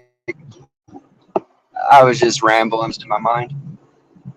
Good. Now. I appreciate you, bro. I appreciate you being real and keeping it 100. And again, that's why I guess I'm just a suspicious person.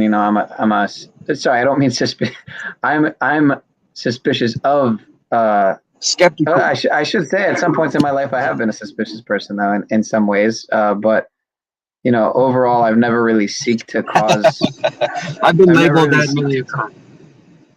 Yeah, I mean, I've never really seeked to cause loss, injury, and harm to people. So corporations is a different story. But even on that case, I've never really had much of a mentality other than just kind of wanting to feed my own desire, misdemeanor desires, essentially, to put it into words. But I've kind of moved on from that and grown up. And I realized I don't really need anything. Like, you know, I don't need shit. You know, I don't need anything, bro. I just really I'm good. Like for the most part.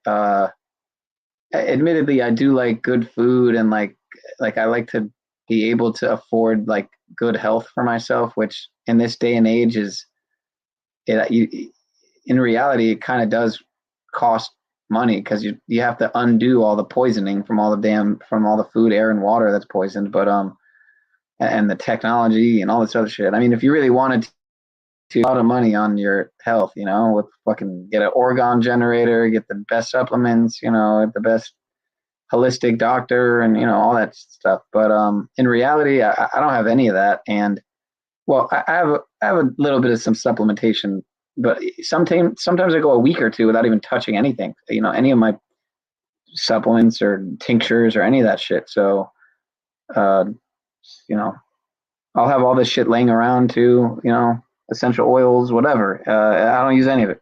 So I don't need anything outside my own self to maintain my vibration kind of to and again, some of these terms I wonder about, you know, with all the new age nonsense, but again, it's not to say new age is bad. So it's all things good and bad, right? I mean, even I would religion. say the new age is bad, but you got to just take the good from it and leave the bad behind, you know.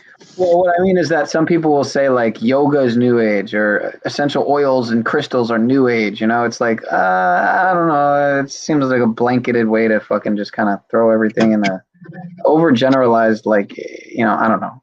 I will say that, yeah, I guess the way that like Eastern traditions like were brought over to the West and kind of changed and altered, I guess, yeah, that is kind of, I guess I could see how that is new age, like how the way yoga was brought over here, for instance, and kind of transformed in a sense into like goat yoga, like the Kardashians doing goat yoga and shit. I mean, yeah, I don't know, but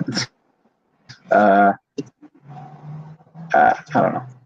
I'm rambling. We're kind of just rambling here. Totally not talking on the topic, but I don't know how much I could talk about the Department of Homeland Security. So, Sicurity. Yeah, I would say that. Go ahead. My bad. No, you're good, man. I'm actually going to fill up on gas, so I'm going to go on mute for just a minute. Yeah, I was just gonna say, I sometimes I notice I notice things that other people don't make any videos of. Like, I'm surprised all the channels I followed, I didn't hear anybody talk about the 20th anniversary of the Department of Homeland Security. So I just happened to notice it, and so I figured, well, I might as well be the one to make a video on it then. But sure enough, some of the videos I made a playlist of. Again, I just need to figure out how to get the laptop to work a little better as far as playing videos fluidly in a streamlined fashion. But let me see, how many videos did I play from the playlist? Let's see. And I need to contact this guy here, because even though he's got Enter the Stars and A Call for an Uprising, I've never. Well, actually, you know what? He doesn't show his face either. That is kind of weird, but I have seen what he looks like before. That doesn't mean I trust him just because I've seen what he looks like, but you know.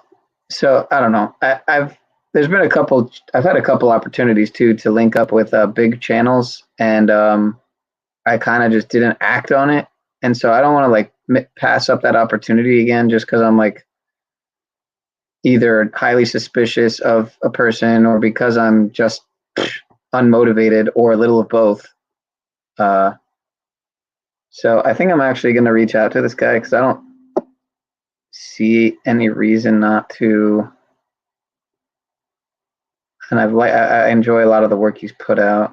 Biological computers that work at the molecular DNA level. Zombie V claimed to be found yesterday. But yeah, what was I going to do first? Oh, I was going to look at this playlist, see how many videos I played out of the playlist.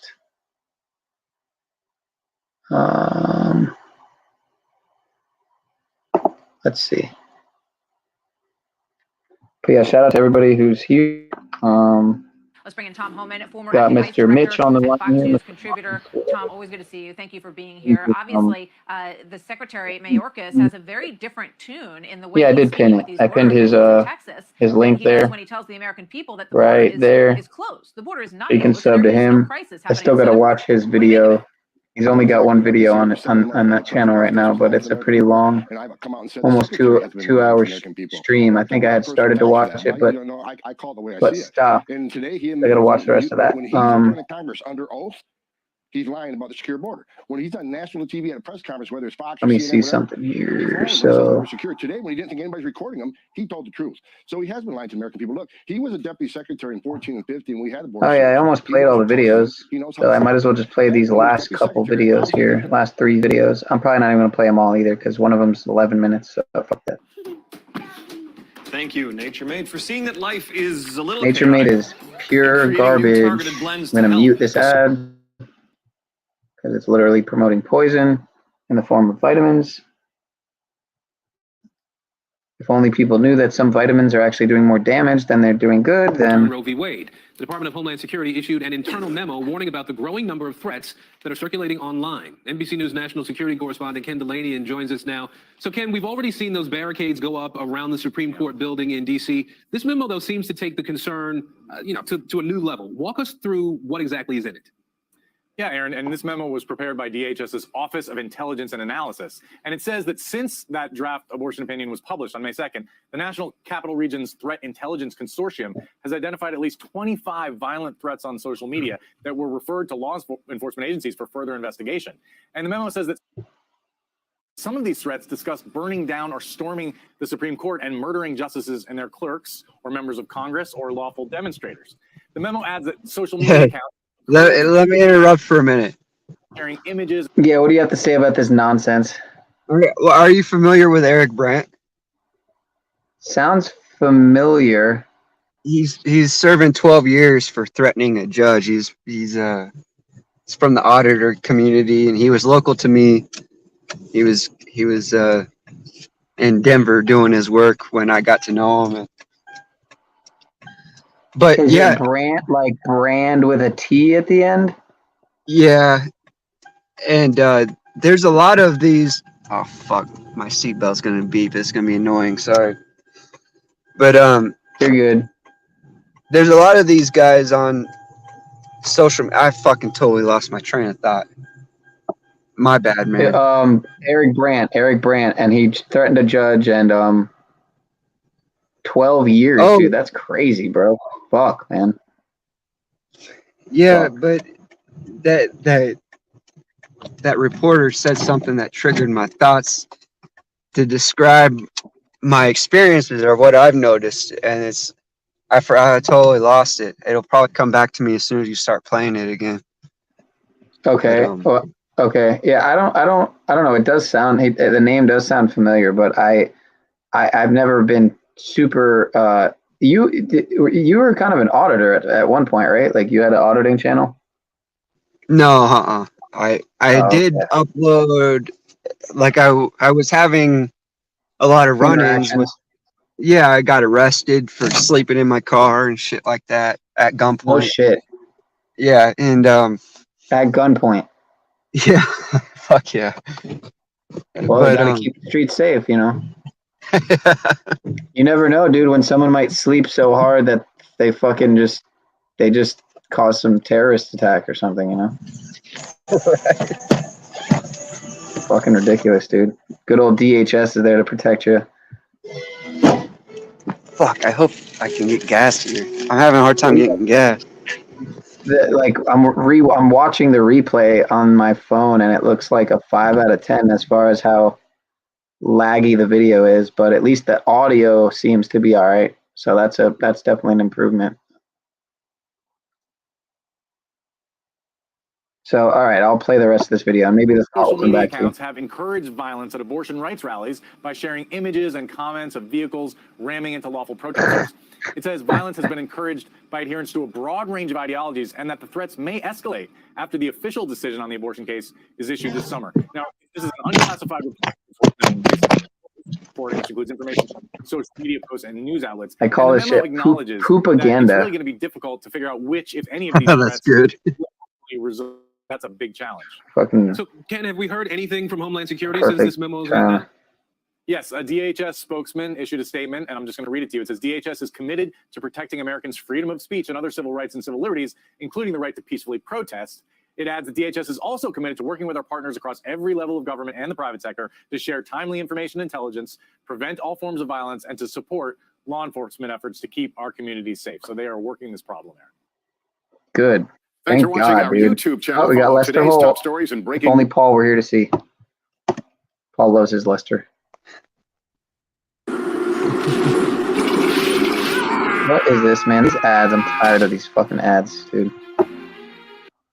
The Department of Homeland Security has apparently She's been pretty. monitoring and censoring speech on private Weak as social hell, media but networks that it besides deems that. as dangerous to national security. Now, when you have the Department of Homeland Security, when you have the Fed say that something is a threat to national security, which is an incredibly vague statement to make, you should be wary, especially when they are using that talking point to censor our speech as American citizens. Now, the report Sept finds that their actions clearly seek to shape the narrative. This is interesting that they misspelled censoring. What is this about? There's got to be.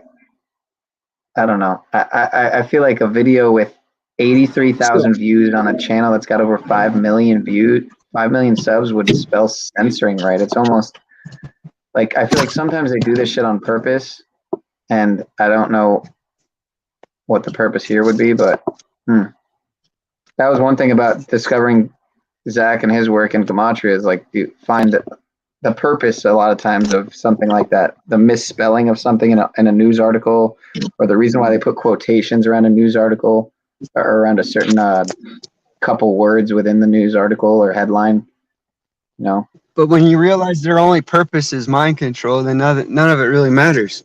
Right. It's like once you learn, that's what I mean, and that's why I took a step back from looking into all the Gematria, because I realized once you learn it, it's kind of like all there is to do at that point is either teach other people about it or just, you know, but that's where it gets frustrating though, is because most people don't want to hear it, you know, nine times out of 10, say, or at least, you know, three times out of 4 at least. But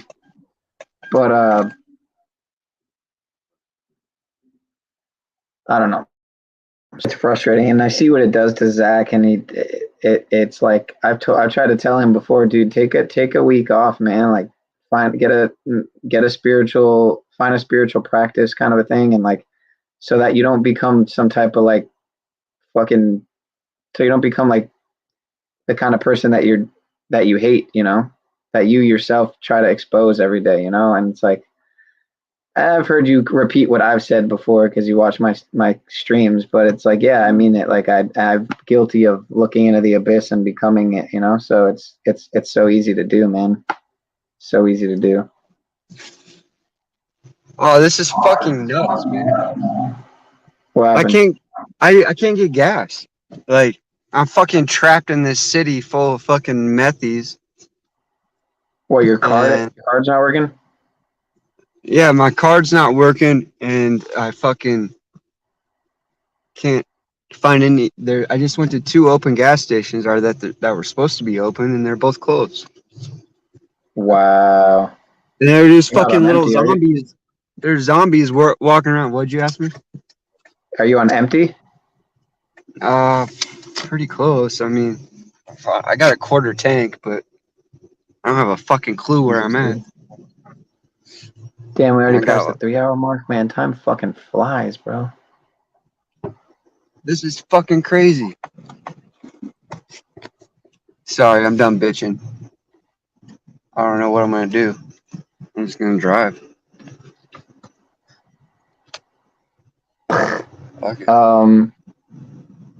Yeah, I don't know who's still chilling with us. I would imagine probably Sally, maybe Jeep Girl, and maybe someone else who like fell asleep, or maybe a fucking Fed or something. If it is a Fed, what's good? Much love. Just doing a little DHS appreciation stream here. So But yeah, I don't even care about finishing these. Although this girl is kind of pretty, but this fucking thing is almost 12 minutes, and it's the Young Turks, which is pure bullshit, obviously. Fuck, man, she looks like a. She looks like. Yeah, she looks scary to me. I'm not gonna lie, man. The Matrix female, you know, the females in the red dress. I don't fall for it like I used to, man. But you know, I still can in a way, but it's almost like it's in the back of my head now, where it used to be in the front. Like I would be easily like, you know, I would see the girl in the red dress walking down the street, and I would totally turn my head all the way around. Now I'll look, and I'll turn a little as she passes. But once I get to like halfway, like where I turn my head to the left, that's about as far as I'm going, if I even go that far. Whereas before I would turn all the way, you know, I would turn my neck all the way and watch the whole walk, you know, like in the Matrix. But now I'm just kind of like maybe halfway transfixed or whatever, you know. And sometimes I'm not even. Sometimes I you know, honestly, I know I'll be with some friends. I'll notice they're totally distracted, and I'm like not even I'm not even there. I'm like I'm in my own head thinking about my own stuff, or like something going on in the world, or current events, or fucking decode related to current events, or law related. And that, you know, the last few months I've been more aimed at trying to learn law. So, and that's all. I give a lot of credit to stepping away from gematria. So I think everything's a pivotal role, though. So like it's all, there's no like one answer. I mean, you got to take all things into account. So but like you said, it's easy to get thrown into these camps with these labels, you know, with these Sov Sit, Flat Earth, conspiracy, you know, all these fucking labels. So, and it's definitely apparatuses like the DHS that are capitalizing on those fucking labels to paint people a certain way, and be able to have an actual label in general just to use in their rhetoric, in their narratives, in their little stories, their hit pieces, and all this bullshit they put out every day. So they gotta have labels, you know, otherwise it's they can't. They gotta be able to categorize people, you know, that especially those. I mean, really, especially those that are alternative in their nature, or whatever, you know, or that seek to live outside of the systems that are in place. So yeah, definitely Sov Sit, definitely Flat Earth, definitely conspiracy theorists and domestic teeterists, and what else? What other buzzwords? I know there's so many of them. The Q-anus, fucking. My God. But it's all the same type of people and the same tactics being used to present all of this bullshit, man. All these labels and to divide people. Right. I mean, like, one of my fucking basic triggers, man, is anytime someone says black or white, you know? It's like, what the I hate fuck? it, dude. I hate it. It's just so stupid. It doesn't make any sense. Like, I've never seen. I mean, there are actually like truly black skinned, you know, people and white. I guess white. Well, not really white skinned. And not really black either, but yeah, I get like, it. It's you're really right. dark It's not and really really black. It's like a really super dark melanated. But even then, it's like even that's very rare. That's like only to certain areas, more indigenous, tribal, you know. But yeah, even that, it's so rare that you'll see a super melanated or super albino. They're the very underwhelming minority. So yeah, but yeah, we get it should be tan and brown if they really want to be more like, you know, accurate. tan and dark tan or whatever, you know, like, or light, whatever, brown and tan, I guess, and olive but it's like, what's the point of describing the color? I just don't get it, man. But I do get it. It's divide and conquer. So yeah, that's it. That was my only point. Is like that's just the easiest way to divide us right there. It's just, yeah, just labels in general. I mean, yeah, and start with the color. Yeah, that's got to be the most basic. yeah, it's sad, man. It's like color, class, religion. I don't know if I said this. I don't know if I said this earlier, but you were touching on how you like to co-create, and I thought that crossed my mind and just came back to me is, you know, I feel like my energy is pretty dull, you know, all alone, and I think that maybe dull, I don't know, dull, like just not. It's much more vibrant and like my light's much brighter when I'm communicating and co-creating. You know, I think that's an important concept that I wish I was better at explaining, but. You know, it's just all energy. You know, when you combine two energy sources, you're going to get a more powerful energy. You know, right. Yeah, I'm guilty as well of, or I don't know if guilty is the right word, but I'm definitely, you know, I definitely have a problem with like a lack of motivation and just kind of laziness. I mean, dude, I've been unemployed for a year, so. Over a year now. Basically 2021, I basically didn't work 2021. I mean 2022, my bad.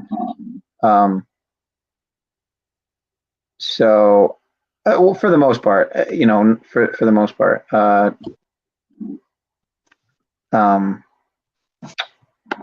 that was not a first. I mean, I had done that before as well. I had gone a while before without working, just like I've gone 2 years before without a cell phone twice. I've gone, 2 different times I've gone without a cell phone for 2 years. So, and that's just, you know, since I started having a phone at probably like, 15 maybe or something. I'm 30 now. So, you know, so in the 15 years I've probably been using a cell phone, I've gone at least 4, if not 5 years without a phone. So, cause I think I also went once with like a year without a phone. So, so yeah, out of 15 years, I've probably had a phone maybe 10, which it's still the majority. It's still 2/3, but compared to most people who've had a phone the whole time, I mean, I think I'm at least trying, you know. And admittedly, for the last year or two, I've had a phone. So, yeah, I see how the addictive nature, man. It's crazy, bro. It's truly crazy how addictive these devices are.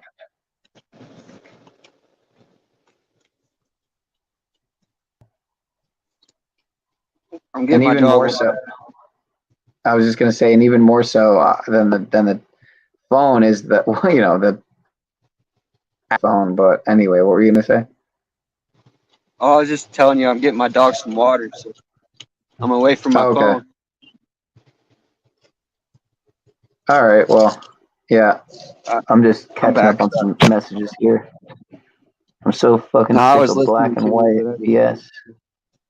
Hold up. Seriously, just yesterday I timed someone out because they all kept doing in Red's chat was insulting white people. So fucking immature and old. Yeah, you know, Sally, it exists on both sides. It's not just, you know, it's supremacy. Well, if you want to call it supremacy, whatever you want to call it, I noticed it's just as bad. It's just as bad on either side. It's just, you know, it's ignorance. Ignorance is contagious. So, you know, it's just as bad on either side. I'm so glad you said that, man. It couldn't be more true. Yeah, I'm not going to say it's worse on either side. It's ignorance. So anyone has the capability and capacity to be just as ignorant as them. Maybe not. Maybe more people have. Some people have more. You know, depending on how toxic they are inside and how toxic their diet and lifestyle is and whatnot, and maybe they have a more of a capacity. You know, but because of what they believe, their belief systems are that much more nonsensical and, you know, propagandized or whatever, that, you know, maybe they have more of a capacity to be, you know, that much more delusional in their racist, you know, ideologies or ideations or whatever. But again, it's all divide and conquer bullshit, man. It's all fucking, it's all art of word, fucking, you know, us against them bullshit. I mean, but and I do feel it is us against them, but sometimes I want, you know, like I really appreciate how you put it. It's almost like, you know, the more we, it's almost like in a way, the more we think it's us against them and not us against us against our damn selves. And like the more we can just start to point the finger back at ourselves and stop fucking worrying about what the fuck they're doing to us. And we start to focus more on what we can do for ourselves. I like how Paul puts it, man. I really do like how Paul puts it when he says, you know, everyone's out here asking God asking God, please help me, you know, what can you do for me? And instead of like asking God, how can you use me? Please use me, you know, like, you know, and I do pray like that. I don't pray a lot at all, but when I do, I often, you know, I ask God to use me, like, please just use me for your purpose. And I feel I have a higher calling, and I wish that you can show me that, you know, and lead me to, you know, help me to spread your word and your message to others so that they can seek to do the same, you know, and kind of like flood out the darkness with light, really. So I'll say it a bunch of different ways, but yeah, I'm glad Sally appreciates it. Sally's chilling. I think darkness is just the absence of light, and it's the unknowing that scares you and drives you to want to know more. And yeah, well, some say, yeah, we got it all backwards, you know, but then again, I think there's so much deception. It's almost like I really do wonder just what the truth is with you know, with the Luciferianism, with the role of Christ, you know, was he real? Just everything, man, just all the deepest, you know. What do you wonder about it? You wonder if Jesus was real? Yeah, I wonder if Jesus, you know, what if the story was real? You know, is it really all astrotheological allegory? Is it, you know, is it? I think there's a little bit of that for you, man. It's stop with all the you just had one question, and then it turned into 10 more. Slow down and answer your first question. You know, I mean, obviously the story of Jesus has been corrupted, but it's not the only one, and there are many other ones. And it would be ridiculous to think that if you picked up a King James Bible, that it would be the most accurate account of the life. Yeah, dude, and that's why it drives me crazy that Wizard like uses it, and it confuses the shit out of me, to be honest, bro. But no, I can explain that. I mean, I don't really want to get into it because I think that's probably a conversation better suited for the private. But I can explain to you why Wizard's doing what Wizard's doing. If you really want to know, I can tell you why Wizard's doing what Wizard's doing. And if he wasn't trying to get other people to follow that model, I wouldn't be so skeptical about him. But maybe that's what's best for him. But I've actually done the research to try and process what he's trying to convey to others. And from my best telling on it all is I think that what he's preaching may be best for him and his situation, but it size fits all. yeah. Yeah, nothing is one size fits all. I think you're cutting out a little bit, by the way.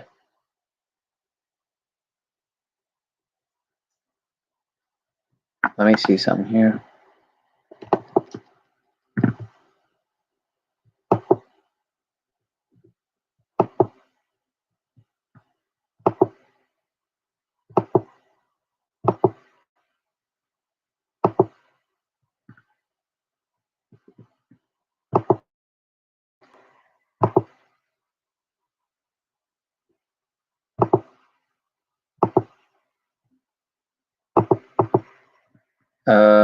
Let's see if that's any better. I don't know. Maybe. Oh, and he's gone. And he ran. I'm just kidding. I'm surprised there's. It's interesting when the number of people in the chat goes up at a late hour like this. 4 a.m., 4 in the chat. Just like there were 3 in the chat at 3. 3 hours and 22 minutes into the stream, 322 Skull and Bones.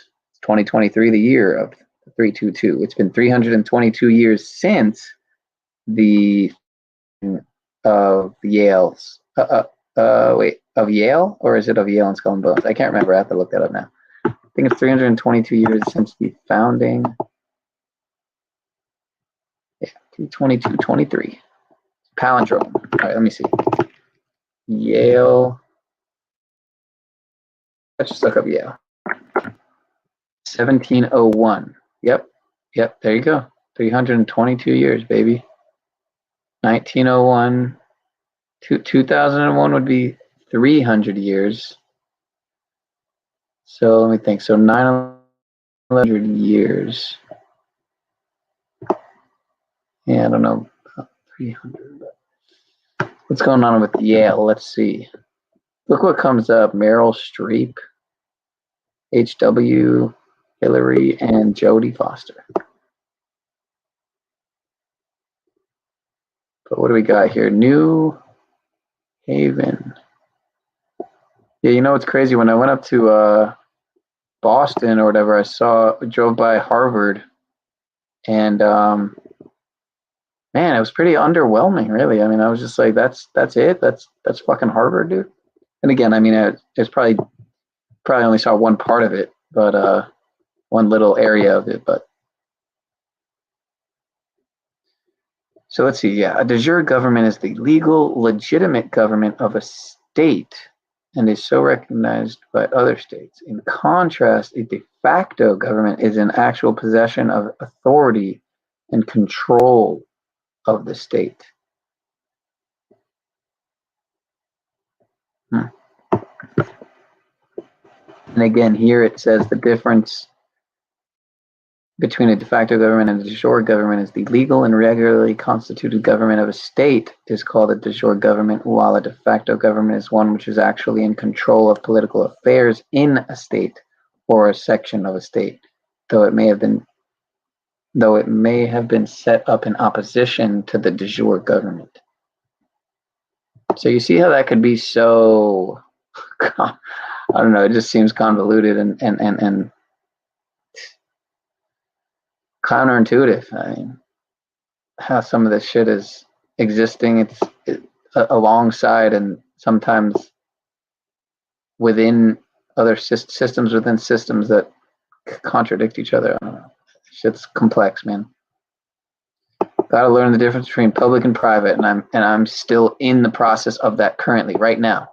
So I may say things that actually are fucking retarded. For lack of a better term, I do apologize. I shouldn't have said that. I apologize, YouTube. Didn't mean it. My apology. We all love you. Love YouTube. We love the Jesuit tube. Oh, my bad. I'm just blabbering away. I didn't even see in the back room there. Oh, you're good, man. I'm having technical difficulties. Thanks for bearing with me. Yeah, some serious technical difficulties, man. I'm almost back on the road, but I need another 5 minutes. But yeah, I think that it's I wish I could have a real simple way to describe it, but the de facto is is the government we have now. The de jure government is a lawful government, but it's not recognized as legitimate. And I can explain why. It's because they've abandoned posts. Basically, they've the de jure American government fell asleep. They didn't. The American people, the general people, didn't know the difference. They didn't recognize the duality there. So that's how the de facto system was able to usurp the de jure system.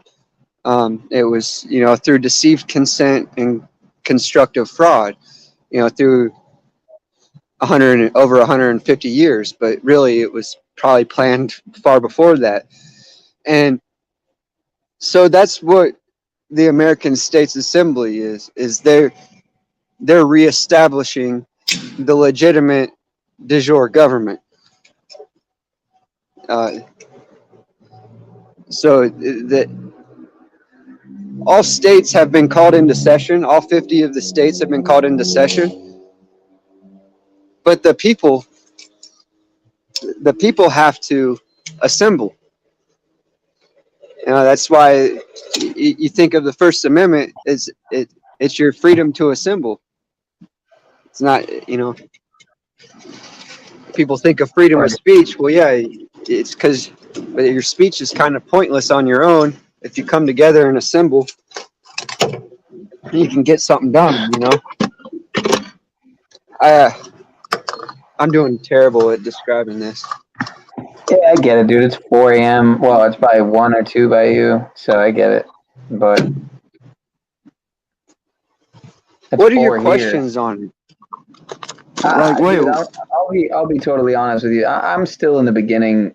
Really, I'm still in the beginning phases of learning, bro. I'll just be honest. I'll just be with it. I plan to continue learning for a while, so I don't think it's something you learn overnight, over a week, over a month. So then again, if you really put your mind all into it, into the books, into the just really research it, I'm sure you can fucking find out most of or a good chunk of what there is to know. Maybe within a month, maybe or two. But I'm more of the type to go, and I'm here on Paul's channel and other similar panels and channels and panel channels, and trying to get the gems. But a lot of times the gems are very few and far between. Sometimes they're like, sometimes there'll be a whole episode or whatever, a whole stream without a gem dropped. There usually is. There's sometimes multiple or several gems dropped. My thing I need to do probably is definitely make it more of a point to always have a pen and paper nearby to write down those gems and stuff. And whether it's it's a CFR code or whatever the fuck it is. But what am I trying to learn? I mean, I'm just trying to learn how to really just loosen my chains. I mean, so, I have a vehicle that I want to, I do want to learn how to travel freely with, without being fucking terrorized and harassed and thrown in a cell. But I realize that is sometimes it's not that easy. So, I don't know why you just dropped out. That was weird. It's me, man. My bad. I'm done. Oh, okay. I'm done fucking around. Oh, you're good. You're good. Hold on. Okay. Yeah. So I'm just trying to learn. I just want to be less enslaved. To put it simply. Well, try and formulate some questions and like where your confusion is, because honestly, man, for one, I don't want to be paying insurance and registration, and I don't feel I need a license and all this shit. I don't know. I just don't feel any of that shit's necessary. Again, insurance is technically illegal. Say that again. Let me give you my brief perspective on all of this. So you've heard of the Sesta KV Trust, right? Correct. 1666. Yeah, well, that was like the icing on the cake. It really came from the Triple Crown, which yeah, I mean the 1666 was. Check out the Triple Crown. That was just the icing on the cake. But essentially, regardless, you understand the concept that there was a trust created for our benefit, and that's what the birth certificate is, you know, your social security number, all of that's all tied to your trust, right? And so that's the great deception. I think you understand this, and I'll try and just describe it briefly for the sake of conversation and to get to my point, is that background noise. All right, let me mute up. But that trust was created for your benefit, and that you're basically insured by that. And I think if people realize this, you know, I don't know all the details of it all, but I know that there's a fat account there with my name on it, or with the name that I know on it. And so essentially, I think that's what people, when they realize this, you know, we'll be able to live within our means. We have all the wealth, right? It's already there. So we don't need to go chase it and try to recreate it. We're born rich, you know, and it really kind of comes from the express trust in Genesis, you know, through the Bible. Genesis 1, that's the perfect example of an express trust. You know, God granted dominion. It covers all that. It covers all the aspects of a trust. And so when you realize that everything is already yours, you know, for you to use, because everything is there in abundance and we shouldn't have to fight over anything. And so the point that I'm trying to get at is you're already insured by that trust. And so, like, say if you got into a car accident, you know, and you did damage to somebody else's car, you would be able to compensate them with your trust account. And essentially that's, you know, where this idea of insurance, I'm not doing a very good job of describing this. I'm about to take a hit of weed and I'll probably do a lot better. But the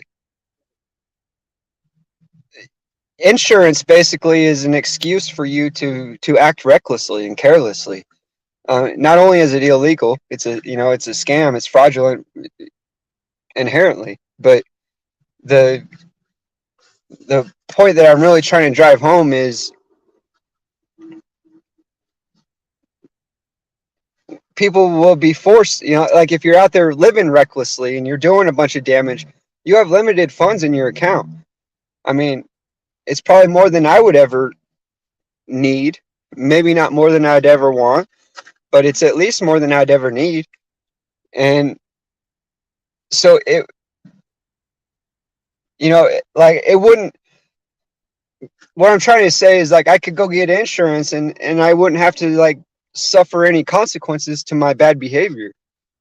Whereas, you know, in this other reality, if I was out there regularly causing damage and people were having to charge this off of my trust account, my trust account's going to run out. You know, and that's where you kind of get exiled from society. You know, if you're no longer credible, you know, if you don't have the full faith and credit, if nobody can lend you that credence or whatever you want to say, you know,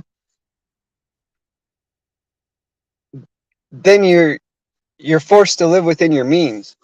And I didn't do a good job at all of explaining that, but that's the point that I really wanted to make. Is no, you put it simply. I'm just actually re-listening to the last minute of what you said because it cut out for me, but it sounds like it didn't cut out on the phone, so it was the laptop, I guess. So you can keep talking, and I'm just gonna listen to what you said for the last 30 seconds. Much love to Pat, to OTW, and Sally. But yeah, keep going. No, you're putting it in layman's terms, so I appreciate it. Yeah, cool, man. I hope I'm not creating more confusion than clarity, because I'm not real clear-minded. But I really love these conversations, and it's to me, like, nowadays, that's what lets me know you're so genuine, is because you're willing to have these conversations, where I see a very intentional effort to gloss over these conversations, and people will touch on them to kind of flex the idea that they know what they're talking about. But to me, that's even more incriminating, if you will. Because then they'll spend hours upon hours talking about, you know, this synthetic Kundalini rising or whatever, you know, these DMT trips and shit, you know. It's like, I don't know, positioning themselves to be the authority on DMT in the YouTube realm. And it's like, man, fuck, these people are so stupid, you know. They're telling the internet where they live and that they're in possession and regularly use like the most illegal substance, yet they clearly don't have the status and standing to be using these things, or else they would be having these conversations with, you know, about the law, you know. And I do terrible about it. Sometimes I get in a good groove and I can articulate things real well, but other times I just feel like I'm babbling, you know. And I really got to reel that in. When I feel like I'm babbling, I got to try and stop myself, because I could be doing more harm than good. But yeah, that I see, I don't know. See, here I go again. Now I'm just repeating myself. But I just see a very intentional effort to gloss over the most important conversations that we could have. And it's about realizing who we are. And man, if I had 2 hours of your focus, I could clear up a lot of confusion for you with with what my brain's so scattered. But man, when I get into these grooves, we can really communicate effectively. And I don't feel like I'm there right now, but there are some ways to describe this very, very simply, and then your inspiration, your spirit, your drive and motivation, or whatever you want to call it, is going to come from the excitement of being able to free yourself from all of this. And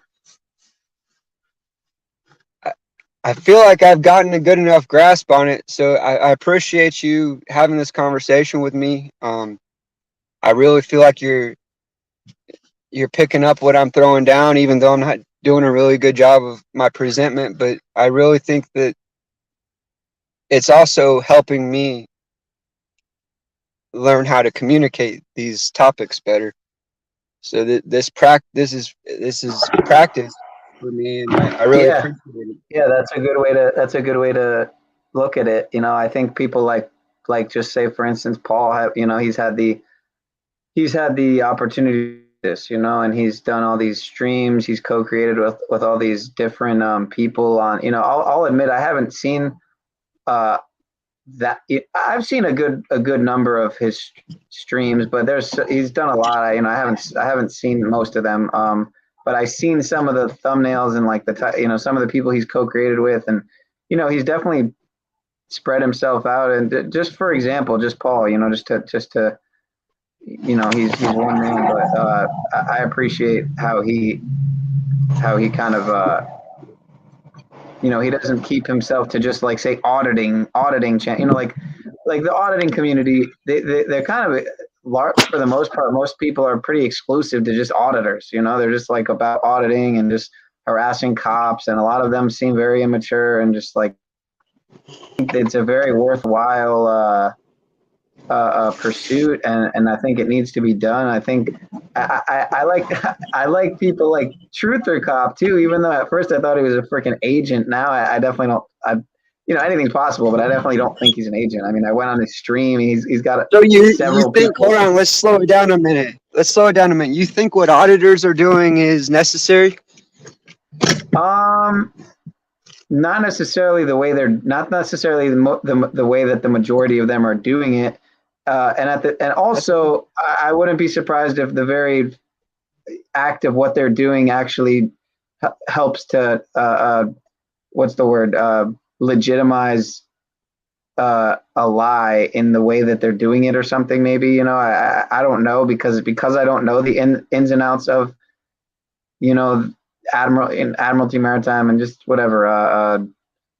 I wouldn't be surprised if they're actually helping to legitimize what they're trying to delegitimize, you know, or something. I wouldn't be surprised, because of how like inverted everything is, that they think they're like doing something good and they're actually just fucking, you know. Yeah, look at what Pat said. You thought I was an agent, Pineal. Yeah. The reason was because, you know, just because, you know, the Marfugal, you know, how you like Marfugal, but in reality, it was you just like to watch Marfugal. You know, I thought you were like tied to them or something. You were tied to, and because what's his name, like dropped into his chat. What's his name? Global Witness dropped into his chat, and you know, I've heard that. Huh? Who here likes Marfugal?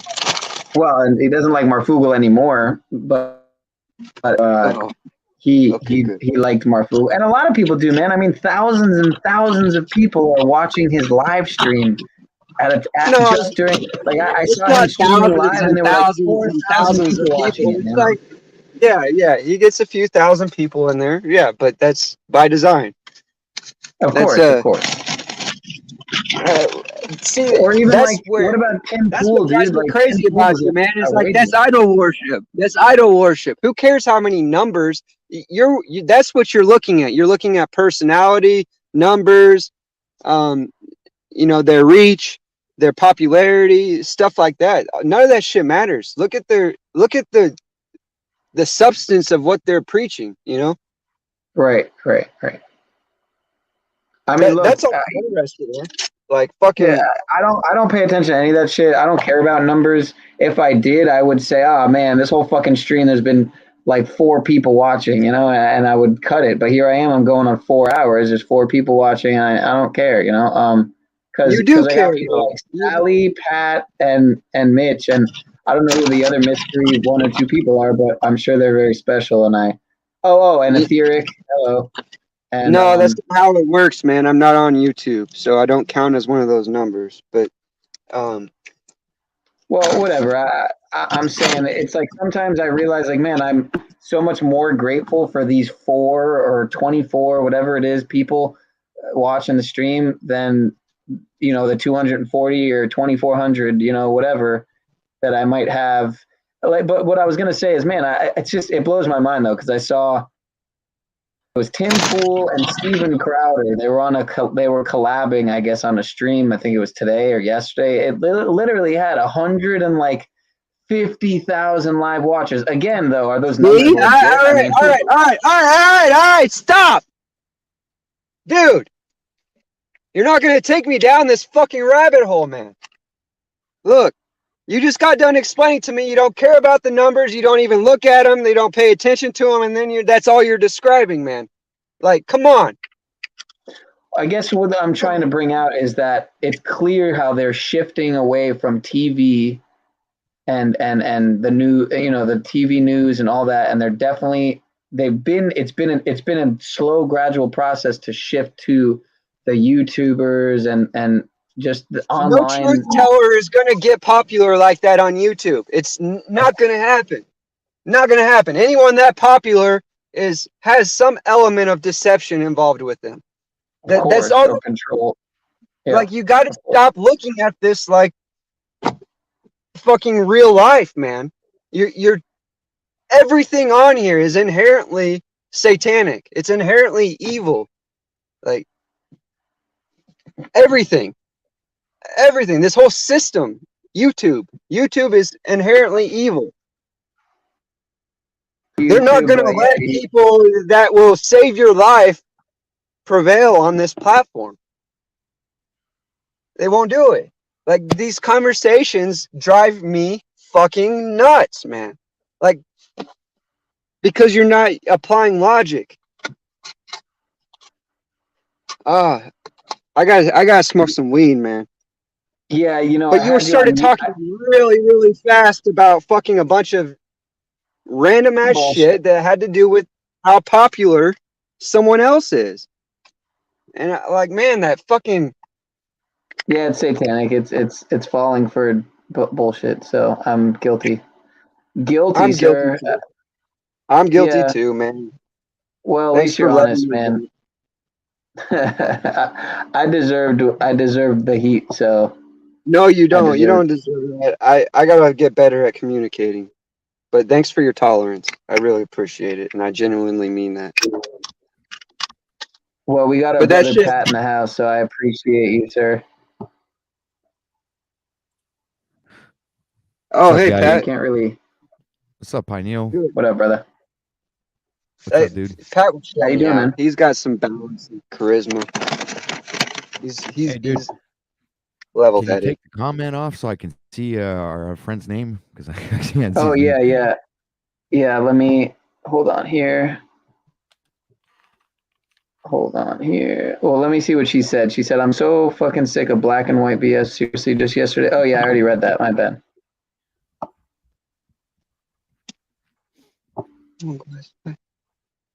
Yeah, that's Mitch. That's Mars. You talked to him on my panel of. I recognize his voice. Yeah. How you doing, Mitch? Is that the hat you used to wear a lot? No, I'm right? doing You really used to- good. I got a little emotional there, and I'm feeling bad or feeling guilty, but. Well, I mean, emotion is like, I don't know. Sometimes I think, man, emotion is the biggest waste of time and energy and everything. But then I'm like, whoa, what would like to be fucking? Oh man, can't imagine. I was gonna comment on what you were saying, Mitch, and the way I see it is, in the beginning when you're starting to look at YouTube, in the beginning of my awakening, when I first discovered Marfugal News, I had also first discovered Global Witness, and I actually had more subscribers than he did when he started, and so I started. Wow. I saw Global Witness start from zero, so and I watched every single video, even if he was saying things that I already knew. And I thought he had a lot of charisma and had a great personality, and it was something that attracted me to him, and I followed him up until the point where he had a bunch of stories happen with his wife and this and that and whatever. And it's Right. about the same thing with what's his name there, Santos Bonacci, which I was also following, but then when they came up with the Syncretism Society, I stopped following because I'm there was Same here. something happened, and the same thing happened with Marfugal News with the so-called or alleged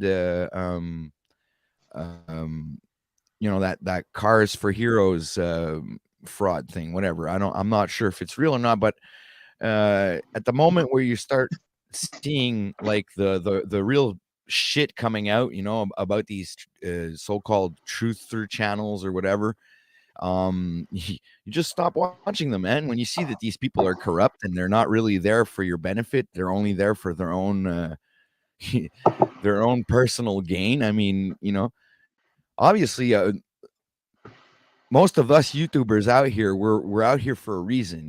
We a lot of us are doing this for I think a legitimate reason, but others are doing it for money, I don't know, fame, popularity, views, likes, whatnot.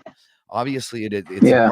a part of the statistics in YouTube when you're starting a channel. Obviously you look at these things because you want your message to get out there. So it all depends on what the point of view or objective point of view that you have on being on YouTube. You understand?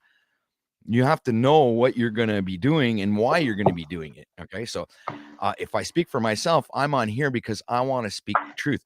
All I want to do is decode all the lies and present them as truth so people can see for themselves what is actually happening and make their own decisions and go down the rabbit holes that they freaking please to go down. So if they want to learn about legislation, the law, and if they want to learn about their sovereignty, fine. But some people will not go into that direction after a spiritual awakening. Some of them will completely fuck the system and, you know, forget about it, not even think in 1 second about the system and focus on their spiritual journey, you know?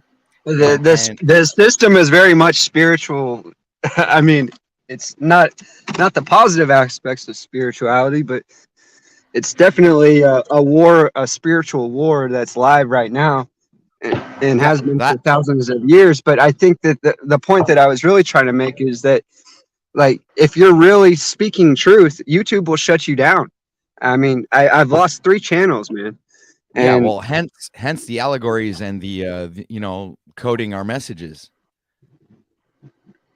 Yeah, but if you Even then, yeah. at that, yeah, then who are you really connecting with, right? Just the people that can already see the code. And Right. Not if you present the code, not if you're showing the people what the code is. Then when you're speaking in the same language as the ones that are using us as freaking slave labor, you know what I'm saying? All right. Then So my argument is that YouTube, and I think you're making an argument against this, and it's an interesting perspective. All right. Well, I'm maybe just trying I to don't know. understand. I'm not too sure exactly where you are with this. I was just like pointing out things that maybe people had not like seen. There's more avenues to what we're talking about than just like one specific thing, because I was hearing you speak about people who were like advocating DMT and stuff like that, which is well, to me, I've never tried it, so I don't even know. You know, I'm completely ambiguous to that subject. So when I do hear somebody, yeah, completely. Oh, I don't know why. When I hear somebody, when I hear somebody talk about it and explain their experiences, to me is very, very, very, very interesting because, well, it's getting me like a certain interest in intrigued. Yeah, exactly. But at the same time, I do realize that whatever that does, we can do it ourselves without any help. Okay, so yeah, so that's why. But I still find it intriguing. I still find it interesting. So that's why I listen to it, and more that I seem to find people who've had these experiences, and what they've explained in these experiences are things that I've been researching for the past 5 years without using that stuff. You know what I'm saying? So I know that what they're talking about is truth. I know what they're saying is absolutely real. No, it's not truth. It's their truth. There's your truth, my truth, and then the truth. And you can't describe God like like. Okay, I get it. I get what you're saying, man. I really do. My point is, you can find my point is, you can find some truth on YouTube, and just like in government, the government wouldn't exist if they didn't do some good, right? The point I'm trying to make is this system is inherently evil. YouTube, this entire network that we're on right now, that we all find in common, is YouTube is inherently evil, right? You can find some good in it. And I definitely tried to have that conversation, you know, but my point is, I agree and I also disagree. That's great, and I think that's the beautiful part of it all. Like, we shouldn't completely agree on anything. Yeah, me too. Usually when I disagree, I point it out, and the reason why I point it out is YouTube is not a living entity, so it cannot be inherently evil. YouTube is a tool. It's an energy. I don't know. It's an energy. Like, YouTube is right, like, okay, all right, hold on. Can you show me a picture of Satan? What are you talking about? Good point. Thank you. Someone got it. That's all I need. No, but I understand. No, I can't. Oh, okay, right. So you're saying it's not a person, or it's not a man or a woman. It can't be inherently evil. That was your argument. Yeah, exactly. You No, okay, I disagree with you. It's not the same thing. All right, Satan is not the devil emoji on fucking your cell phone. There you go. Right? Thank you. Thank you. It's an energy. Thank an energy. The demiurge. Right, and more so, it's the energy that it brings out in other people. Like, Yeah, but that's like not everybody's bad. I mean, I consider Pioneer a fucking a very good person, and I'm speaking to you, and you don't sound like some bad I do dude, too. so- But if he spent his life on YouTube, he would not be a very good person. That's my point. Yeah. Yeah. Okay, I understand. Okay, but it's like some guy who plays PlayStation or any other kind of toy. Okay, well, I don't play PlayStation. I don't watch movies, so but, I can relate. Okay, well, what do you do? Like you skateboard or something? What do you do? You I play frisbee golf as I have a dog, friends and family. I travel. I've been traveling the country. I've been almost to all 50 states. So far, what So, I've seen on YouTube is, like I said, I agree and I disagree. I'll tell you why I agree.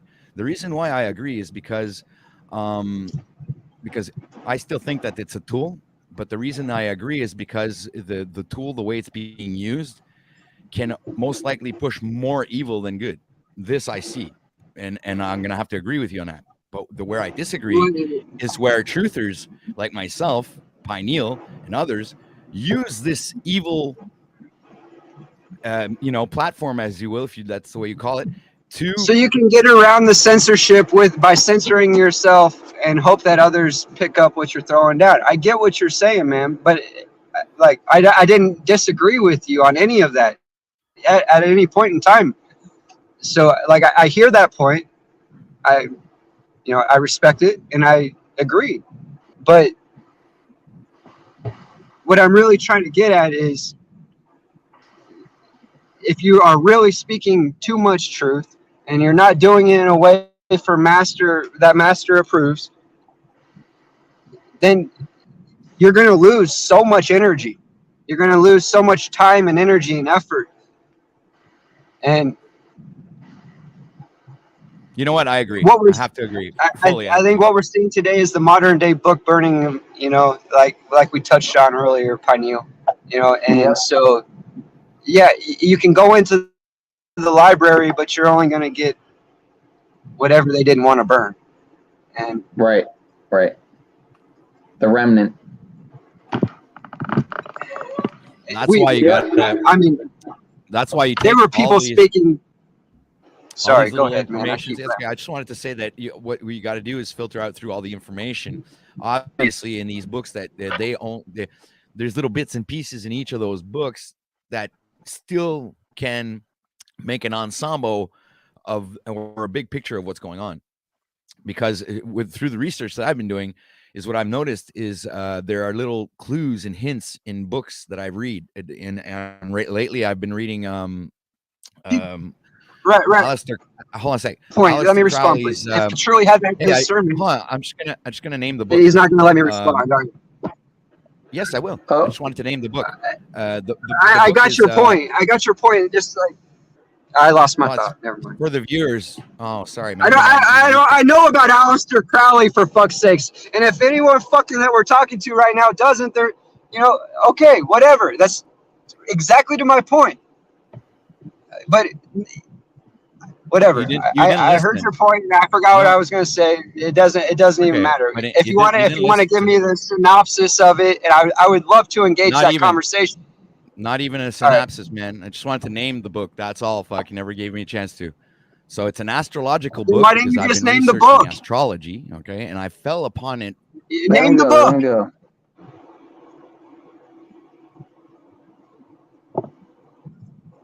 Let him go. What did you say before that? What did you say before that? Because it was relevant to the conversation, and I really wanted to engage with it. Well, could you take it back a step before we go forward anymore?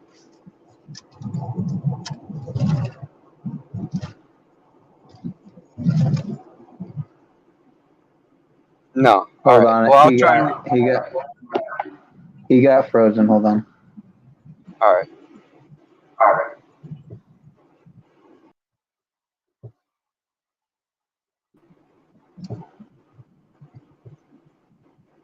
Hold up.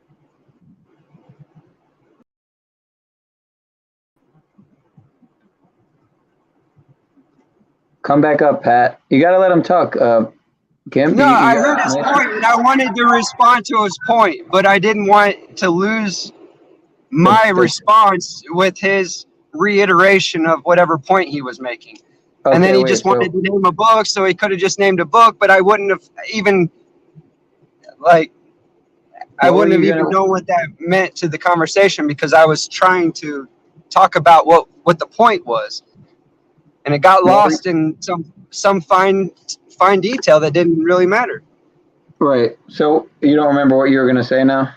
I don't remember what he was saying. Here. Okay, hold on.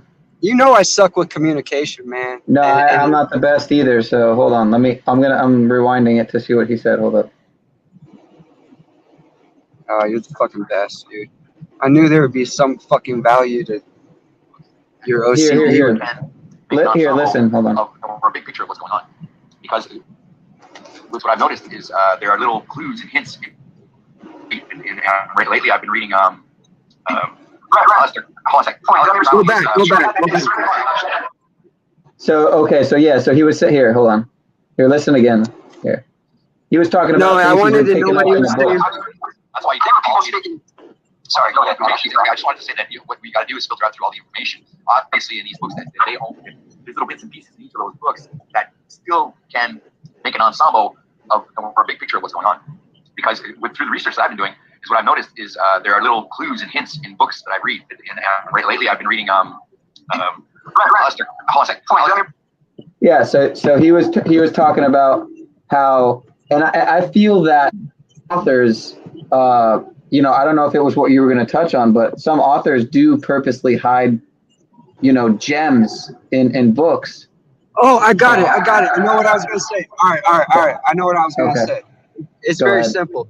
My point that I was trying to make is if people had that discernment that he's suggesting that they can have with his censoring himself for the sake of censorship, if that made sense. I mean, he's going to censor himself so he doesn't get censored by big tech.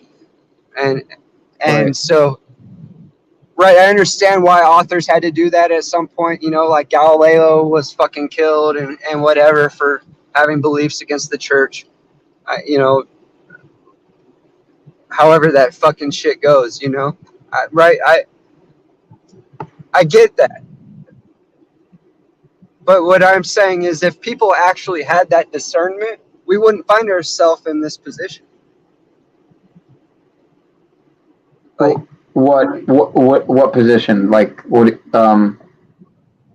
where it's all occulted, where that gives these I'm sure it's the same excuse these fucking secret societies or whatever use to keep the knowledge they have in possession of the people that they approve of, Right. Yeah, Pat, don't I'm back up, man. He Yeah. If I gotta put myself on timeout for the sake of conversation, man, I'll do it. I know I suck at communicating. Like, I really don't feel like getting upset because I can't. My dog is up and right next to me, and she fucking hates it. Usually, when I do this, I can go away. But okay. Okay. No, it's all good. He lost the link here. Hold up. I'm gonna pin the. Because I know what network he's a part of, and I know what he is, low key defending. And that's cool. I can respect it. Like, look, man, I've had the opportunity to take down people that have done me wrong in real life on this shit, and I didn't do it. So, it's right. Like I'm not against people succeeding in this realm. I'm against the glossing over the ridiculousness of even being here. You know, the terms of service that you have to accept just to be here. And then you want to fucking talk about being some sort of righteous man. You know, what the fuck ever, dude. You know, we all got dirty. The terms and conditions, I mean, I think if we all read them, we would get the fuck off of here ASAP, man. I wouldn't be on here probably, so. But we all gloss it over, you know? We don't read that shit.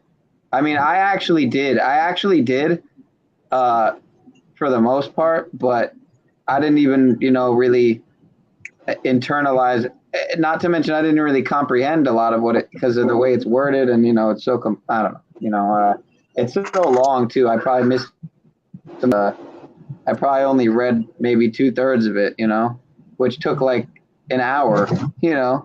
If you actually read the terms and condition, it takes a fucking long time. So, but here, look, here's why I can walk. Here's why I can walk with Wizard is because, you know, he's man enough to admit and accept the fact and take action upon the necessity of not. How do I word this? Of the ridiculousness of needing to or thinking you need to censor yourself to please old daddy government. You know, we're beyond that. And if you're still fucking playing that game, shame on you. That's how I feel about anyone.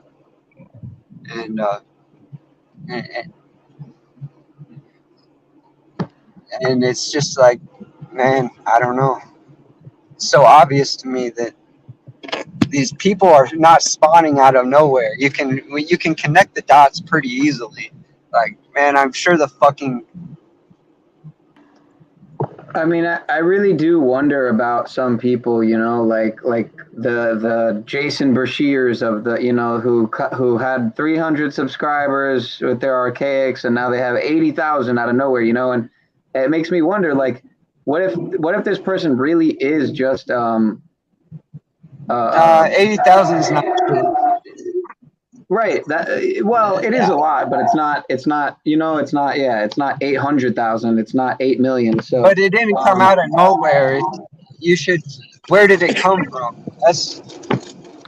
Well, my thing is like, okay, people want to automatically think, you know, the fact that he blew up is obvious proof that he's an agent, right? As opposed to opposed to the possible notion. It's not. You asked me if it was right, and I'm saying no. So don't talk over me. I know it was a rhetorical question, and you didn't want to hear it, but it's the reality of it. It's not true. It's not proof. It's at best anecdotal evidence. Right. And it's not very compelling. All right, yeah, it's not hard to get 60,000, 80,000 subscribers, 100,000. It's not that hard, and you can look at their network, like who's sharing that, right? And if they're really open and honest and transparent, it's very easy because YouTube keeps track of that shit. You just got to go into your creator studio, and you can see exactly where your traffic comes from. Right. And so, you know, I mean, have that conversation with him. I mean, maybe has some like intriguing information that he's presenting. I've seen people get 60, 80,000 subs like it's nothing, just because what they were talking was interesting and it's easy to share. They had a good presentment, you know. Yeah, and I'm guilty of, you know, like with him, I'm guilty of, maybe I'm guilty of kind of throwing the baby out with the bathwater because I've, you know, heard about, you know, his criminal past, you know, but I have a criminal past, you know, so admittedly it was never for causing injury or harm to another person, but, you know, I don't know all the term. I don't know the whole situation. You know, he could have been on drugs. He was very young. You know, he could have repented for that and truly become a different man. Who cares? Why are you trying to justify? We're talking about what you did, weren't you? What happened? No. I was trying to bring up how, like, the reason I'm talking about this individual, Archaics, is because, you know, I did talk in a chat earlier and I had never talked to him before. He actually was talking to me in the chat, and so was the Logic Before Authority guy, you know. And I don't talk to big content creators like that. And I was talking to both of them in the same damn chat, so I was like, "This is interesting." It kind of tripped me out, you know. I was almost like, I don't know, I'm so skeptical and suspicious of everybody that. Right, because you put them up on a higher level than yourself, and that's what I've been trying to point out to you for months now, man. Yeah, that's the thing issue. That's the whole issue. Okay, Pineal. There's a difference between YouTubers that are out here on YouTube, and you know, these actors that you see in Hollywood that get all that praise and everything. Even if a content creator has 100,000 subs, doesn't mean anything about that person being a better person than you or me or anybody out here. You understand? Right, or being an agent per se, but you know, exactly. I mean, there's a limit to the number of agents that are out there. But when you're talking about agents, man, sometimes there could be agents not even for the system, but for just for other channels, man. You understand?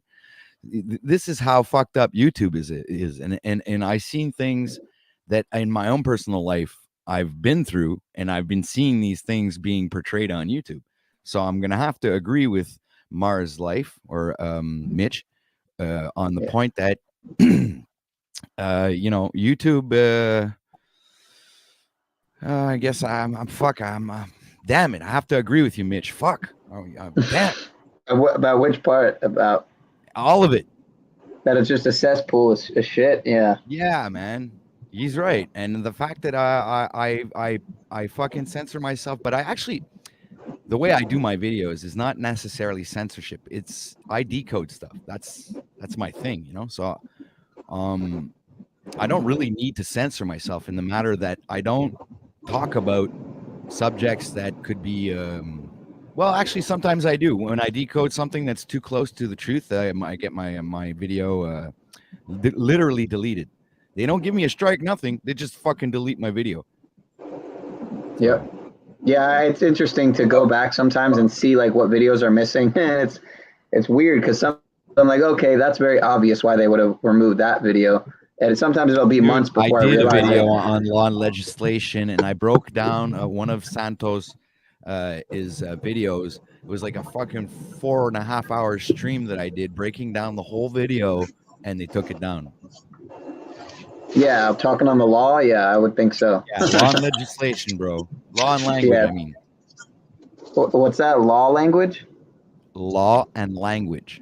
How like the you know, the languages, legalese and stuff. It's a fucking complicated process, dude. Touching on legalese.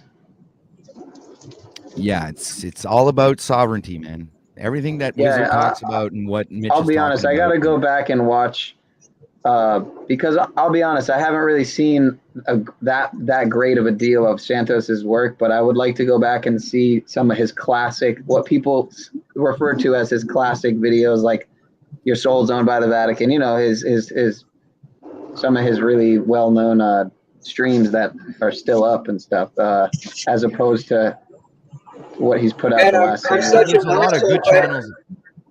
No, go ahead, Mitch. Go ahead, Mitch.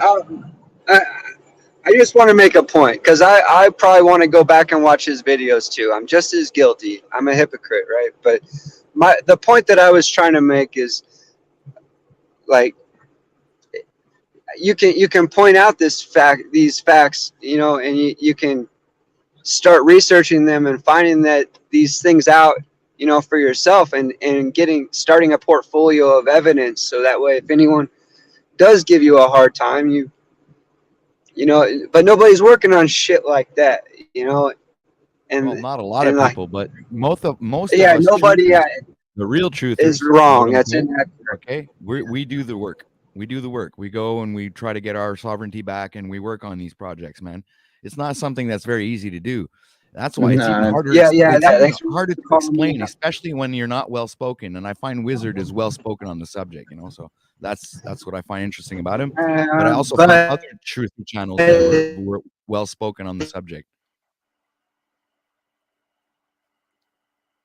Mitch? Yeah, you borged out a little there, Mitch. I think you were trying to say something, but you borged out. Yeah, you're borging a little bit. Hold on, let me remove you and add you. Hold up.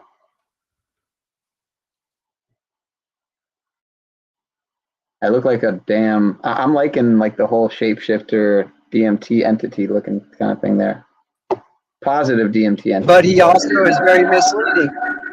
Okay, there you go. Go ahead. Start He's over. also My very bad. mis his shit on. Start over. I removed you for like 10, 20 seconds and then I added you back in. My bad. Damn it. Now I can't hear you again. The fuck is going on, man? Yeah, because I wanted to hear what he was saying. Fuck. All right, I'm going to remove you and add you again, Mitch. Hold up.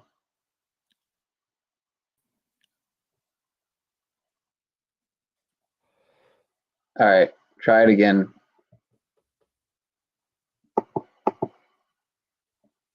Damn, dude. He might be off. He might be, I don't know, off grid or like some shit. I don't know. But yeah, we're definitely. Oh yeah, he dropped off, so he probably got some tech issue. Yeah, I got kicked off too, man. My whole fucking PC crashed when I got popped off before. That was the first time that ever happened, man. Like my whole computer fucking just didn't want to work anymore. I was like, what the hell? Interesting. I had to reboot and everything. Fascinating. How it didn't happen to me though. I'm surprised. Well, anyway, What like do I was you- gonna say before, like the you know, these there's YouTubers out there that talk about these laws. There's excuse me, man. There's Justinian deception. Yeah, Okay. yeah, Justinian deception. Yeah, Yeah, which is actually pretty good. And there's this other guy was called hold on. Eternally Aware. That guy is fucking awesome, man. But it's more Canadian law because he's Canadian. So and I have to I study the law in this, right. quote unquote country. It wouldn't apply to the U.S. really, right? No. It would differ slightly. So.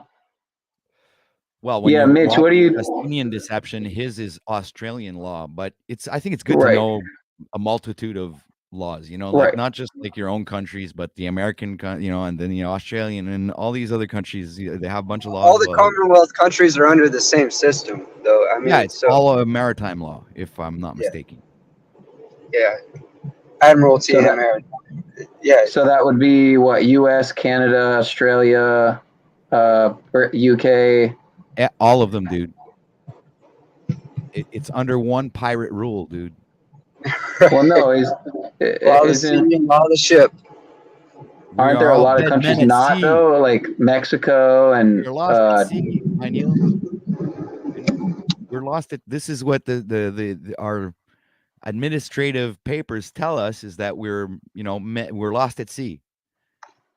On an invisible ship. That's why I kind of think of like the we're role not even of on land. We're not even here. You're not even where you're sitting there, dude. Right. That's why I think of the role of the Christ, so to speak, the role of Jesus as like, walking on water. I see it as like, and I honestly I haven't heard someone put it this way.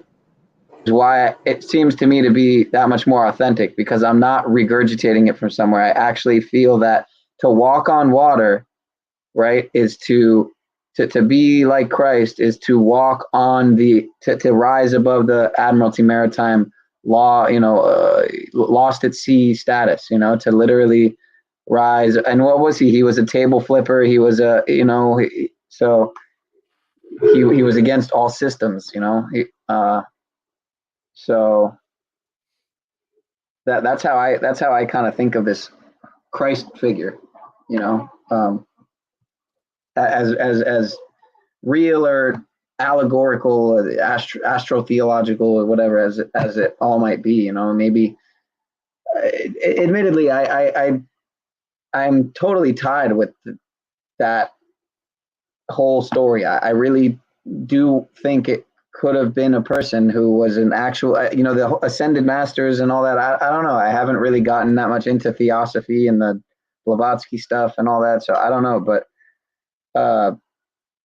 I do think it's possible that there are like incarnations, God incarnate, like type ascended masters that, you know, and that Mahavatar Babaji was his, you know, his master, his teacher. Yeah. But then again, it could all not be true. I don't know. It could all be allegorical, astro-theological, you know, whatever.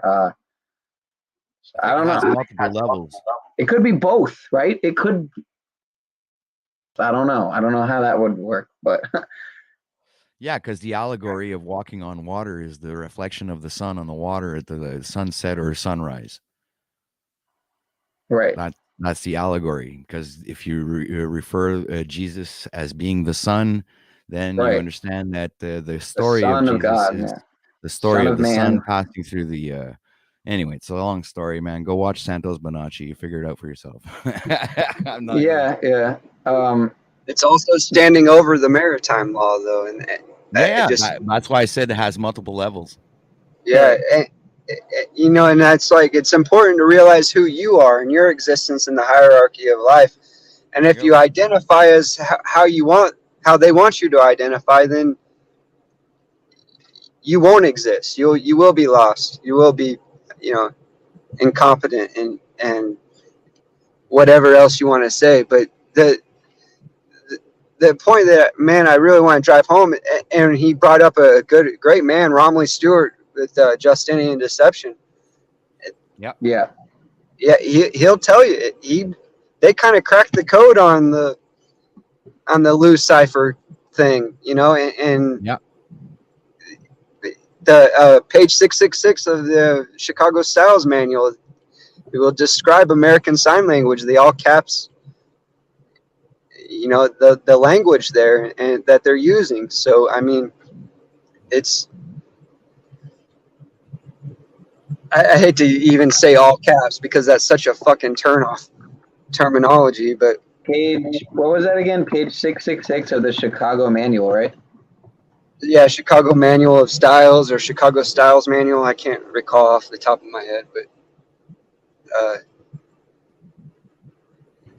yeah, I remember looking at that at one point, I think. It's double speak. It's what it's called, man. It's double speak. Yeah, it's on that Justinian Deception YouTube channel. It's still up, but he hasn't posted in a long time, though. Right. Yeah. Hopefully he's okay. okay. Because he gets censored now. It's not worth it. Fucking, I get it, man. Fucking, no point if you're gonna, because he wants to speak truth, man. YouTube won't let him. Dude, I made a decode of the movie Glass Onion, and I tried uploading that fucking decode like maybe 4 times till YouTube and I had to take out, and every time I uploaded it, they give you the little part that you're supposed to take out, right? And so you take that out, but when I was looking at what I was taking out, I go, you motherfuckers. It's just because just little truths, man, that would like blow your mind. I had to take that out, man. That's I'm gonna have to agree, fucking pisses me off so much, man, because those are the points that would you know, literally blow your mind, man. It was just like perfect, and I had to take it out. Yeah, that movie looks really weird, man. I'm not gonna lie. Really strange. Like they come up with these movies sometimes that are literally just, you can tell they're just there to insert all this symbolism and all, because the story and the plot is just like, what the fuck is this movie? Like, what is this plot line in this? Like, what is going on, man? It's literally just this movie wasn't made for the public. It wasn't made for the public. It's them communicating between each other. That too. Well, I would say, like, it could be two, right? It could be literally to insert the symbolism and the programming and the symbol and the subconscious, whatever, you know, programming symbolism, whatever, predictive, preemptive program and whatnot, and also to communicate esoterically between each other and all that. Yeah. And I'm sure sometimes it's really just one or the other. But that one seemed like both. So, you know, the mask bullshit and yeah, whatever. Oh yeah, you're right. That's exactly the part that I had to take out. Thank you very much for making me remember. It was the parts about the V and all that Why? shit. Oh, you're gonna cut it out? I did. So it doesn't get taken out off or whatever.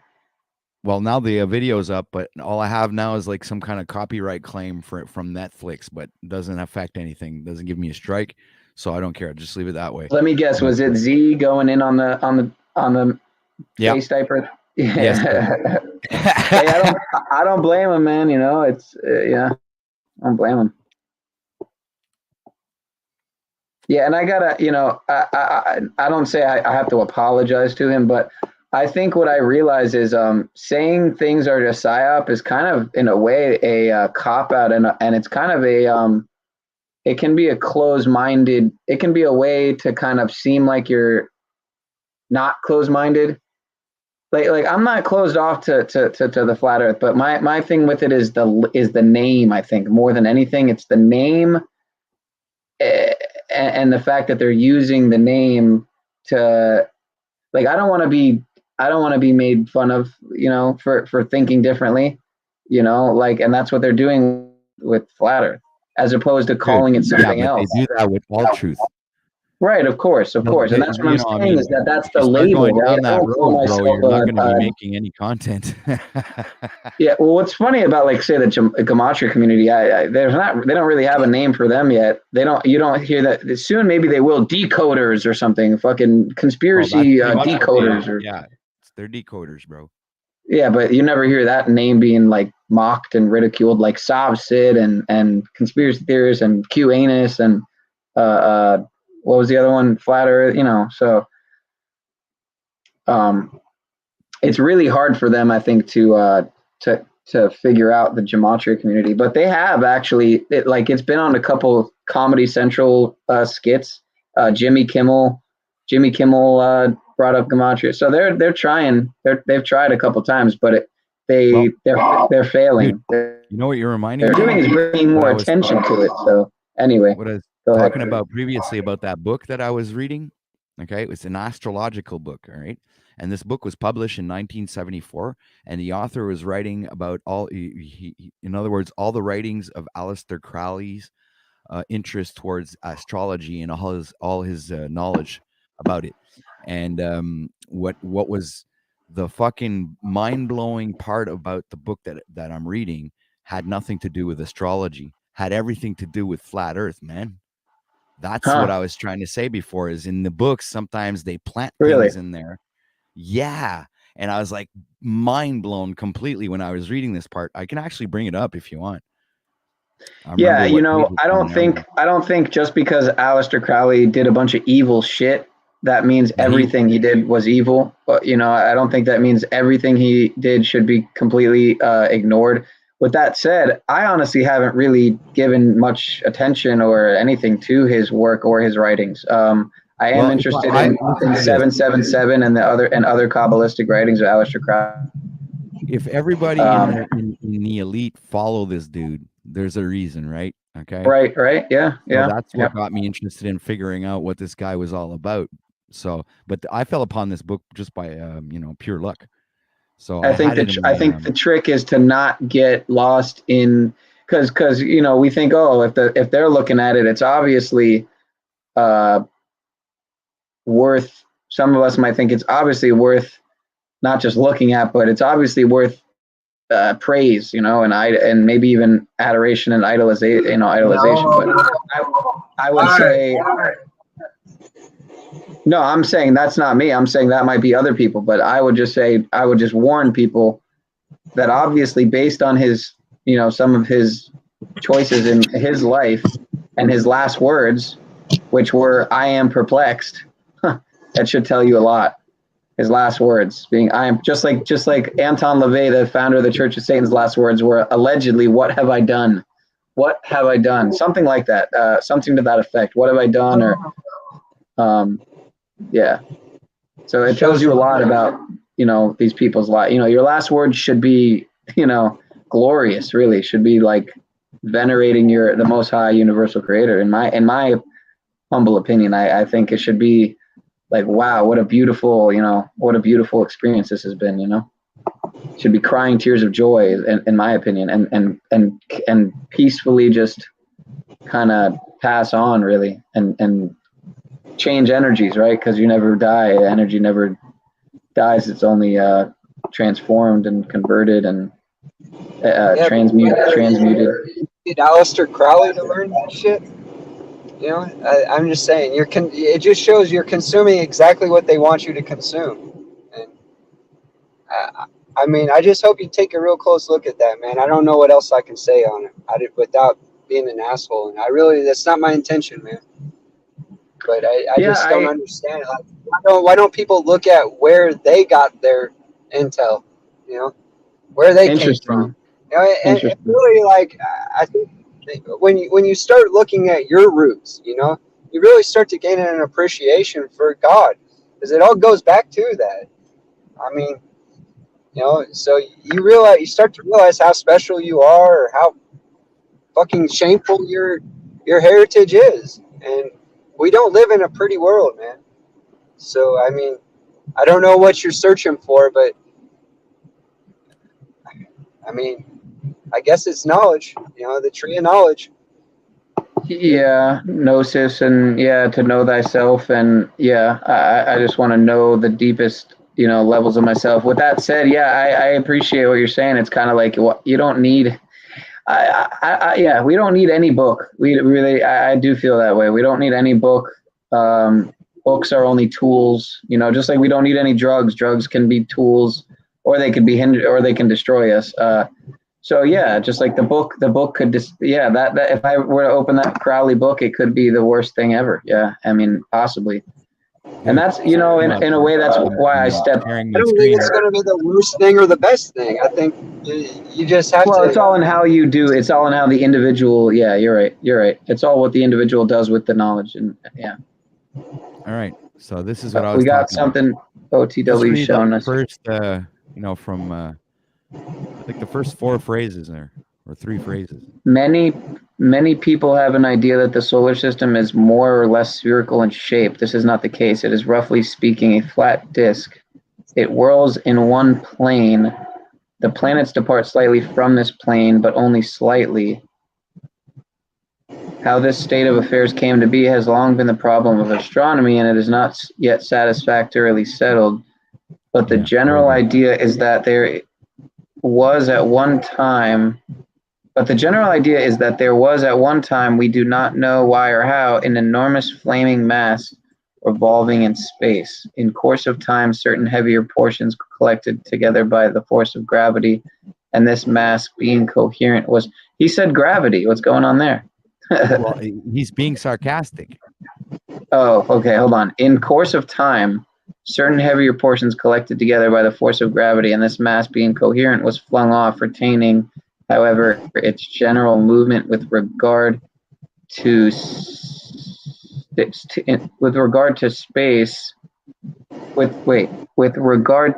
but having also a revolutionary movement of its own in the same plane. This body, constantly radiating its heat into space, gradually contracted and solidified. This first body was the planet Neptune. It is by no means certain that Neptune is the most distant planet. Astronomy are well aware of how it was discovered. In calculating the movement of Uranus, certain perturbations were discovered. All right. So what do you? If you reread it, okay, the part where he's talking about the sun, in other words, or whatever, he's talking about space, gravity. He's in other words, what he was explaining there is, for some reason, and no one knows how or why, they came up with this fucking fluke story about this thing going up in, in outer space and the planets and the sun and all this shit. This is what he's saying, because if you read it correctly, he's saying, we do not know why or how an enormous flaming mass revolving in space. It's like, you understand, it's there. There's no proof. He's literally saying we do not know why or how. And just beforehand, he just said, when you read it, okay, Many people have an idea that the solar system is more or less in spherical shape. So this is not the case. It is, roughly speaking, a flat disk. You understand? So in my mind, whatever he says after that is sarcasm. I think it's all sarcasm. I mean, I don't think there's proof either way. Correct. I mean, he just proves that this argument's been going on for a long time, and This it's not book was new. published in 1974. So think about it. But flat Earth has only come up Right, since, what, the right. past 10 But years? obviously, people have been having this conversation for a very long time. Yeah, it just became popular on the internet or YouTube or whatever because you know, Just like because sovereign citizens, right? It's a very divisive topic. Every time this topic comes up, people fight. Every time. So I'll just show you the cover of the book, you guys. So you guys, What does it fucking matter? We've been lied to in so many ways. People don't even know who they are. Why do we fucking need them to know what the shape of the planet is? It doesn't fucking matter. well, We know actually, we've in a been sense, lied it to. would. It's beyond our comprehension, and it's supposed to be. But think It about is it this really way, Mitch. interesting to consider, like the thought of like Mitch said, who did Alistair, gain the knowledge from? Has anyone ever heard of that? Has anyone ever heard, where he got his knowledge? Obviously, he was into some sorcery, and he was contacting, whatever, familiar ancestral spirits and all that. But I guarantee you, he had someone he learned a lot of knowledge from, who is a very, lesser known person. I'd be fascinated to know who that person is, And like There is for no instance, household name that isn't connected, man. say that again. There is no household name today that isn't connected. We're only getting fed the intel that they want us to know. Right. And we're getting little crumbs to keep us hungry and chasing the fucking dangling carrot, man. Yeah. Can't disagree with you there, man. Yeah, the complete astrological writings. Huh. It's funny how it looks like kind of like a cute kind of kids book or some shit. It's fucking ridiculous with the stars and shit, man. Looks like they didn't have that. I don't think we need to be fighting about anything right now, and I think the answer, to peacefulness is going to be by looking inside and realizing who you are and your existence in the hierarchy of life. I know that sounds so cheesy, but it's real. And to answer, because I wanted to follow up on what you were saying about who cares what the shape is. In a sense, it's a door opener, man. It's a stepping stone to truth, man. When you're No, not for me. I never needed it. I never desired it, and I still fucking am hungry for truth. So, I disagree with that. I don't know. I've heard the argument that this is like the foundational lie that Zetetic's been trying to put forth, and I disagree. I mean, people are clearly going to fight about this probably until the end of time. There's no way to prove it either way. So why don't we just stick with the shit that we can prove and still can't even grasp?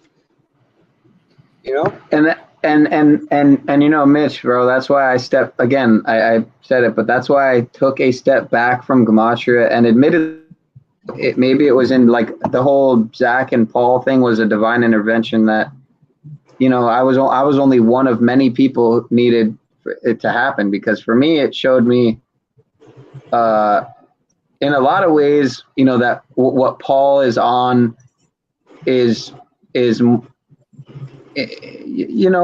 some ways is more honorable and worthwhile of the pursuit. Well, what's more intriguing, the fact that you don't know who you are, or you don't know the shape of the earth?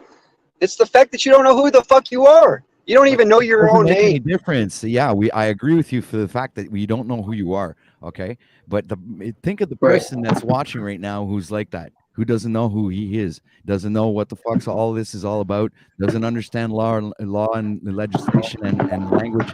And, you know, and think about that person who, like me, was like that person 5 years ago. And you know what fucking brought me to know the knowledge of law and legislation and language and everything that I know right now? It's flat earth and fucking Mandela Not me. effect, dude. Not So me. if it wasn't for those things, Flat I Earth wouldn't had be where nothing I to do wouldn't be with it sitting for here me. right now I talking get it. about this. I hear what you're saying. I don't think you need flat Earth to realize you've been fooled. No, I agree. But Flat Earth is not it's not a settled subject anyways. It's just going to lead you to more conflict. Yeah, right. But I never said I was a flat earther either. That's what I'm trying to tell you. I'm a globe denier. Okay, that's guaranteed. I can give myself that sticker if you want. And But working on the things that they can grasp, like that their name has been corrupted, right? I mean, well, I shouldn't think that the word flat earth should yet be attributed to a group. I find that ridiculous. It's just a topic, man. It's not a group.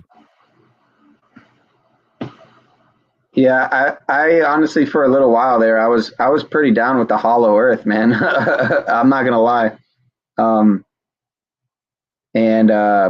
You know, I definitely feel pretty, you know, the whole Admiral Byrd thing, you know, you know, he was a Mason, and, you know, I don't trust any of that shit. So, but it is intriguing, and, you know, I do wonder if there's some truth there.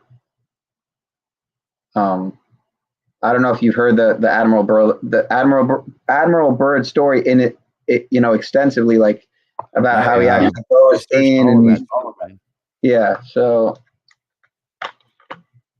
but I went past the flat Earth thing. You understand that was for me was just a, you know, like I said, it was a stepping stone. I didn't stay stuck on the flat Earth and try to prove anything that we were living on in this or that. But when you fall upon books like this, where I'm researching astrology, and they fucking bring up the subject in a book that they published in 1974, gives a little bit of credence to the you know, to the word, you know, like he didn't say flat Earth. He said it was roughly saying it was a flat disc in the book, right? You know, so you take some and you leave some, whatever. But the point is, right, it's a stepping stone. It brings you to it's not for everybody, and obviously I'm going to agree with Mitch when he says that you don't need it to.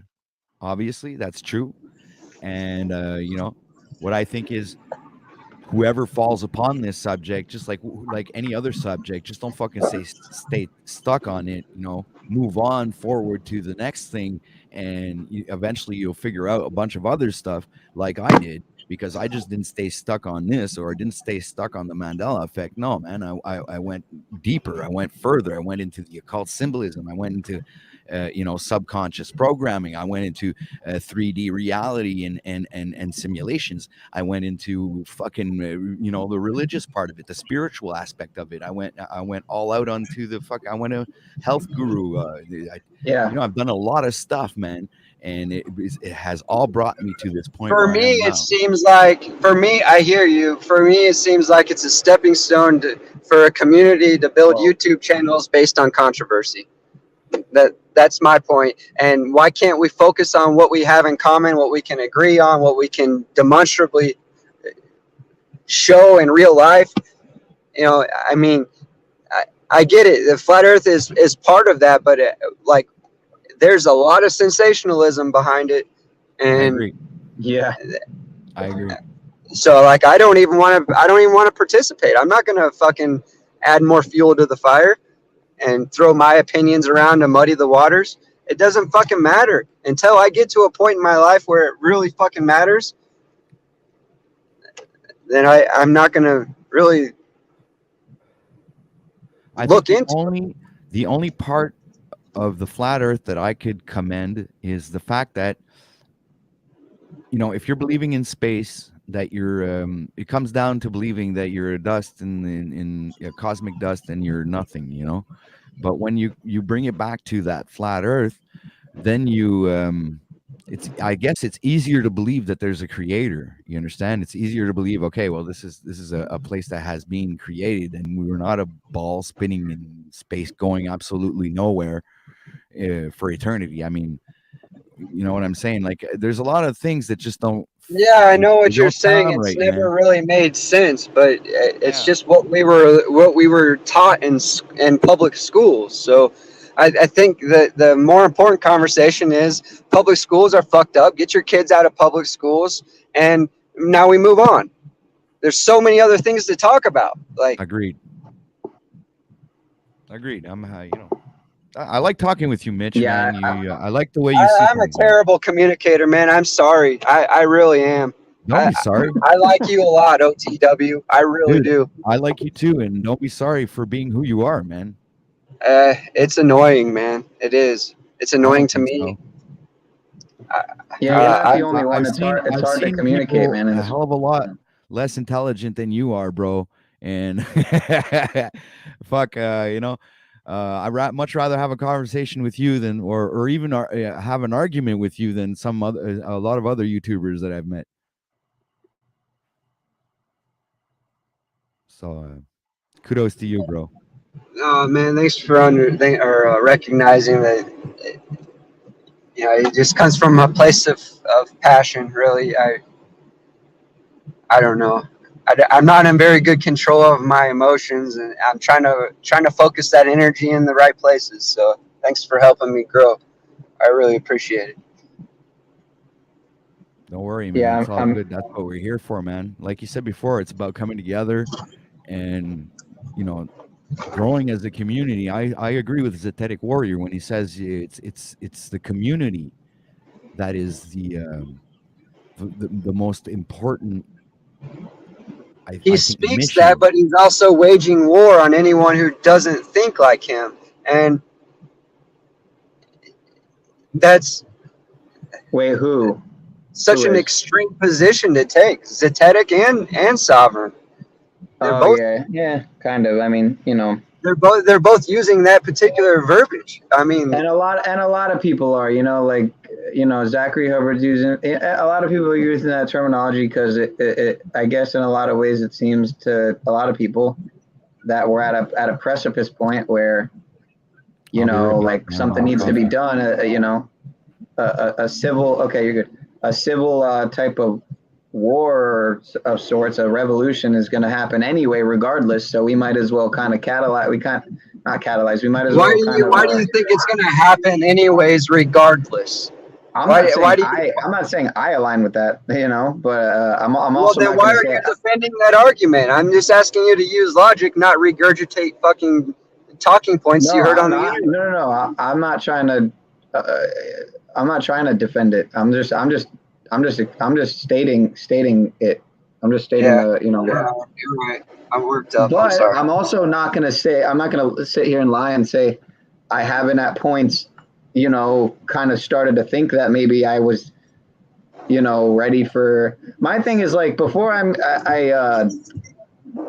cause harm to any person, I'm going to burn a damn. What I call mind control tower down, I'm going to burn one of them damn mind control towers down. And I'm not going to be on record saying anything, but, well, you just do it, man. Don't talk about shit like that. Don't even think about shit like that. That's so toxic. Why are you going to destroy property? That's wrong. Well, are you going to clean it up? Hopefully you can pull the plug or fire, have the authority to fire the guy who's operating that shit, and then learn to use that to fucking harness free energy or something. Who knows? I don't know. I'm not smart. I can't figure that shit out, but somebody can find a way. You don't need to destroy things to make things better. It's just such a logical flaw. Well, okay. See, that's where things get weird, right? Because if you're on the grid, so to speak, where certain things where silent weapons for quiet wars are being erected around you, you know, but that's the thing, is that no one's being forced to live on the grid. And so that's where I get what you mean. You know, no one's being forced to live in suburbia around these damn, you know, Gwen. The fact that you made a bad decision in your life doesn't authorize you to cause loss, injury, or harm.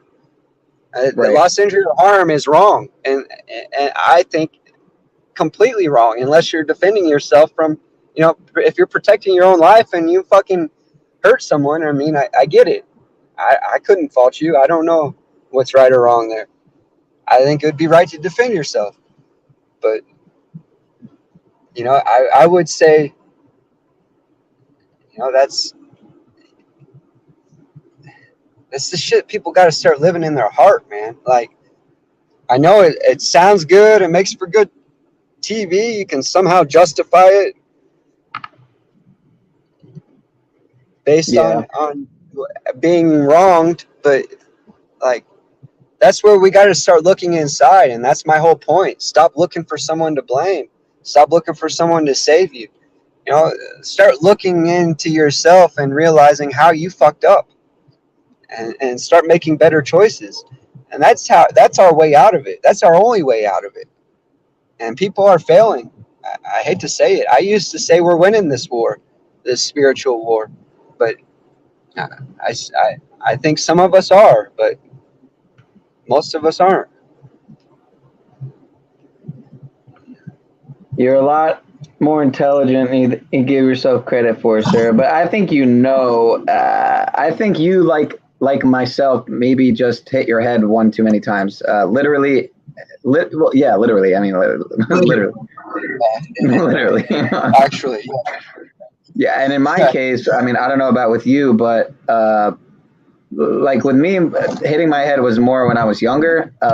But when I was older, it was more internal damage from certain substances. But again, I'm grateful that at a pretty early age, basically my late teens, not long after my dad passed, and I fucking I made a bunch of bad decisions at around 17, 18. It was around 18, 19 that I started to like kind of, you know, I stopped eating McDonald's and microwaving food. I stopped, you know, doing all these pills, you know, just trying all these pills like they were candy and shit. And so, you know, I got out of high school. I didn't go to college after high school, though. I kind of just didn't know what the fuck I was doing for a couple years.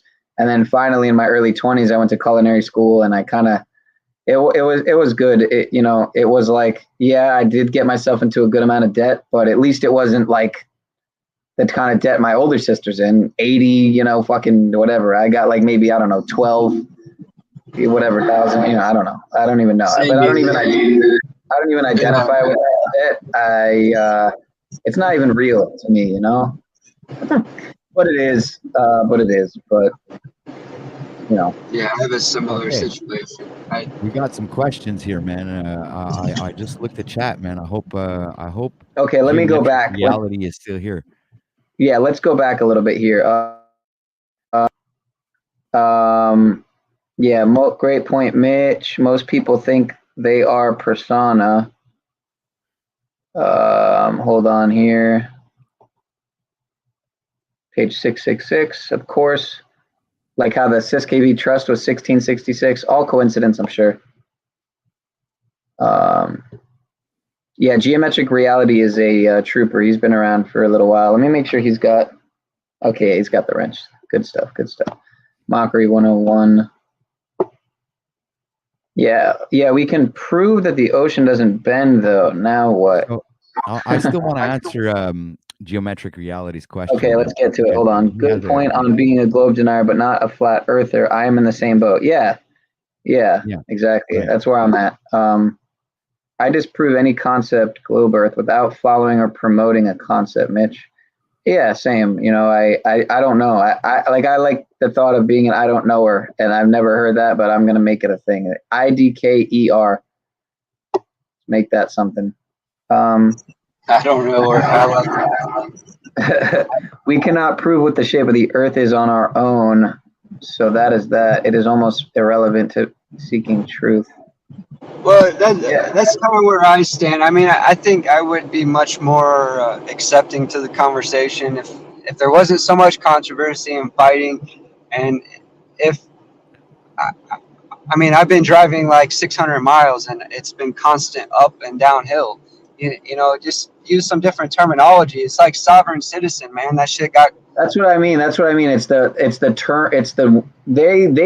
definitely came up with that fucking word, which is like why I brought up in Ian's stream the other night. I was talking to Z. I brought up, and they said I was elementary in my truth seeking, that I brought up the Illuminati card deck. But what did the Illuminati card deck, the flat Earth card, say? It says that, you know, while the flat earthers aren't necessarily right, they're definitely on to something, right? So there you go. I mean, because the term is bullshit.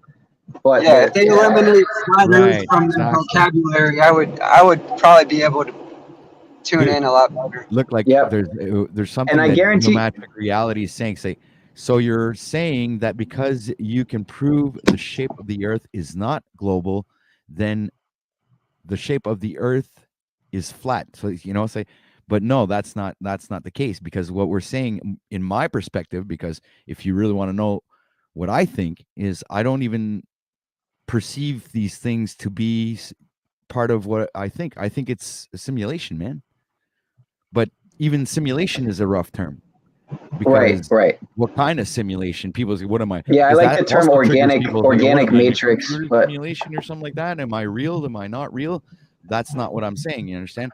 The level of simulation that I think we are in is not even fathomable or even perceivable.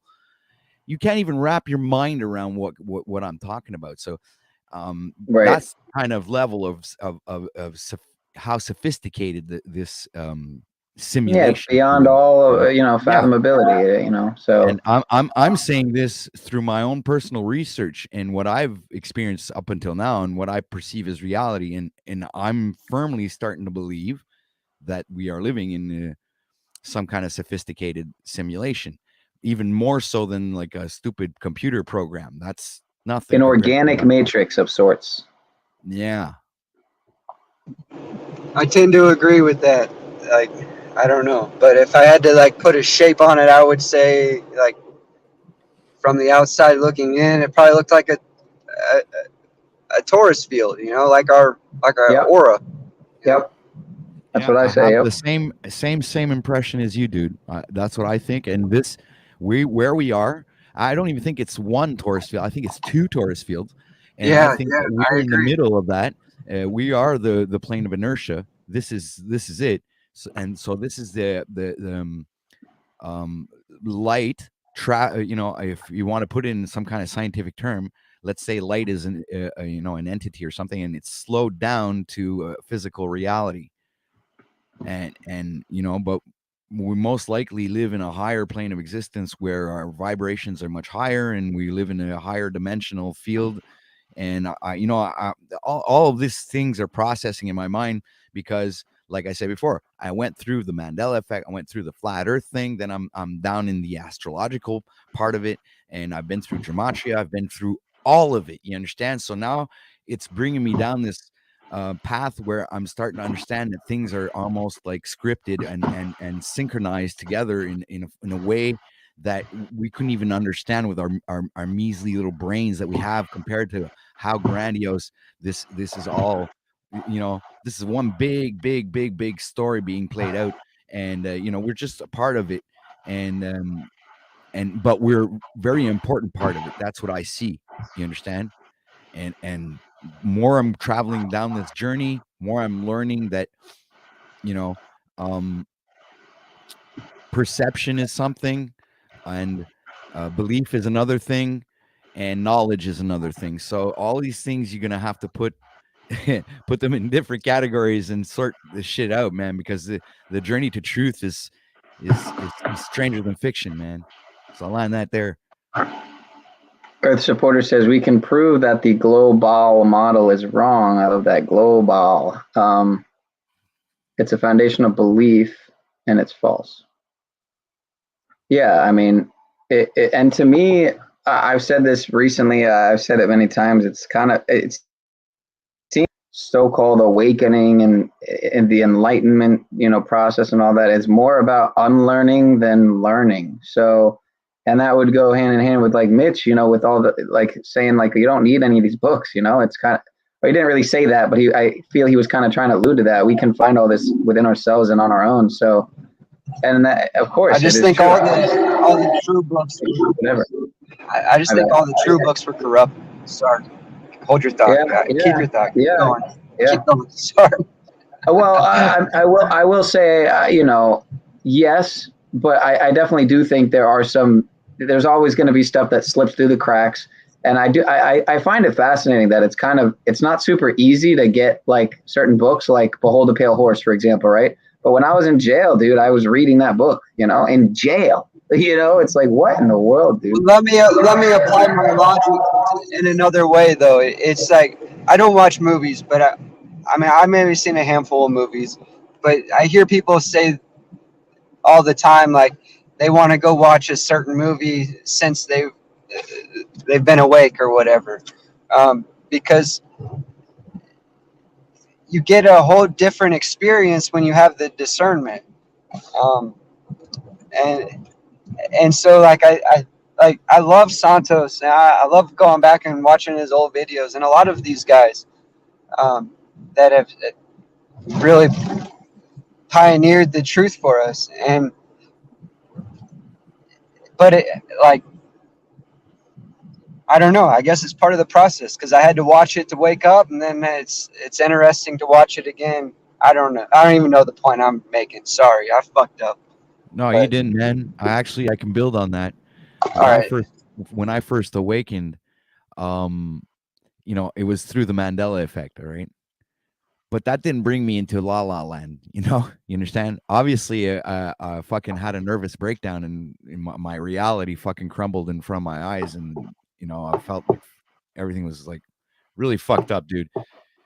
But that being said, after coming to the realization that I've been lied to about everything, okay, then you go down that path, man. You end up being where you are right now, bro. And yeah, I guess some people can find truths in movies. I'm a movie decoder. I actually am. I used to be. The problem is like you said, I was like fucking always watching a movie. I was one of the biggest cinephars ever, and since my awakening, I didn't really want to watch any movies anymore. It took a while before I started watching movies or playing games, or even listening to the radio for that matter, or any music. I try to find like kind of meditative music or 432 hertz music and stuff like that, where it was beneficial for my health. And I was, trying to do the best I could to take care of my health. That was like my first focus when I started this journey. So there are things that you do have to do before you start learning about, laws and all this stuff. And yeah, when you know yourself, but you have to know yourself from the fucking inside out. And that would be like biologically speaking, astrologically speaking, and even going through all your demons and not necessarily destroying the ego. Obviously, there is some ego work involved, but it's more or less to learn how to, coincide with your ego. You can't get rid of it, man. You can't. It's a part of us, and we need ego to help us stay firm on our beliefs and our values. So, sometimes I do disagree with the spiritual gurus when they're going off and telling people that they have to kill the ego. No, the death of the ego is a one-time process. It's a normal process because, it's part of the spiritual awakening. But beyond that, it's, you can choose to work with your ego and not suppress it, because then you're suppressing part of yourself. Yeah. Yeah. I mean, a lot of people want to use the ego death as like this spiritual high ground, this kind of like I don't listen to him a lot, but actually now that I'm thinking about it, I kind of resonated with Jordan a little bit, or listening to him earlier at the guy at Waters Above, Waters Above. I mean, he was on Logan's channel at Decoding Reality, and that's where I was talking to Archaics and fucking Dan at Logic Before Authority or whatever, and I was just kind of tripping out because I don't usually talk to bigger channels like that. But anyway, so but they're just people, right? Anyway, so basically, yeah, that people tend to use this ego death a lot of times. That's experienced with psychedelics and the like, to claim a spiritual high ground and claim a high ground, moral, spiritual, whatever, in general. And in reality, it's kind of should be a tool, not a status, really. You know, like I don't know how to give credence. I don't know how to really articulate what I'm trying to say well, but you know, basically resonating with what you were just saying. You know, the ego isn't something that should be completely demonized, and I'm guilty of doing that. You know, like, oh, every day I wake up and I murder my ego. You know, but that's my ego. You know, because I want people to, like, you know, to saying that, like, is kind of like, I want people to, like, look at me some type of way almost, or something. You know, like maybe on a subconscious level. I don't know, but I think it's. I think if you get rid of your ego, or if you try to suppress your ego, you're just turning yourself into a mushy fucking cushion. Right. Right. That's how I see it, man. You need your ego to be fucking firm, man, and be. And I don't say this just for men or you know, I'm saying that for everybody. It keeps you fucking firm, man. I don't know how to explain it though. You know, it's like your ego is what keeps you steadfast, man. It's something that keeps you fucking aware.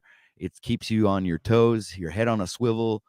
You have to learn to work with your ego, because your ego is a tool just like any other part of your body. It's something that is a part of a whole. You know, you understand? What, are you going to cut your arm off? You understand? It's just like, it's the same principle. You know, it could be used for good or evil or whatever, if you want to use those terms. But it's something that's inherently part of you, and you cannot get rid of it. That's all. You just got to learn to work with it, man. And it comes back to the tool. Yeah. So, I'm really glad. Speaking of ego, I am very glad this conversation happened, because it helped me. Like, one of my main takeaways from it, especially, is it helped me put it into perspective with why you guys focus on the flat Earth so much.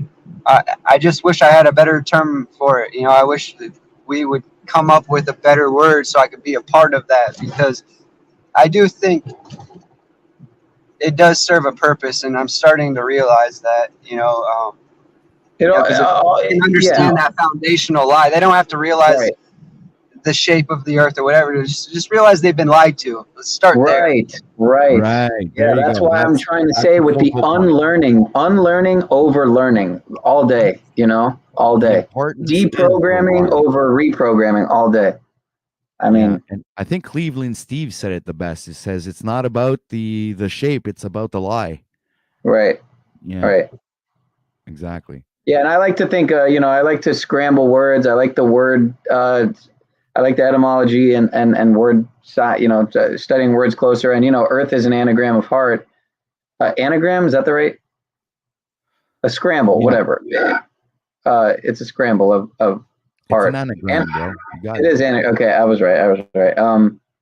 I get anagram and palindrome, and I get some things mixed up. But yeah, you know, so it's like, what if we're in the heart of the Creator? You know what I mean? Like, I just think of these things. So you know, what if we really are in the heart of a living being? I don't know. I mean, I don't know. I'm just theorizing. What if we were in his balls?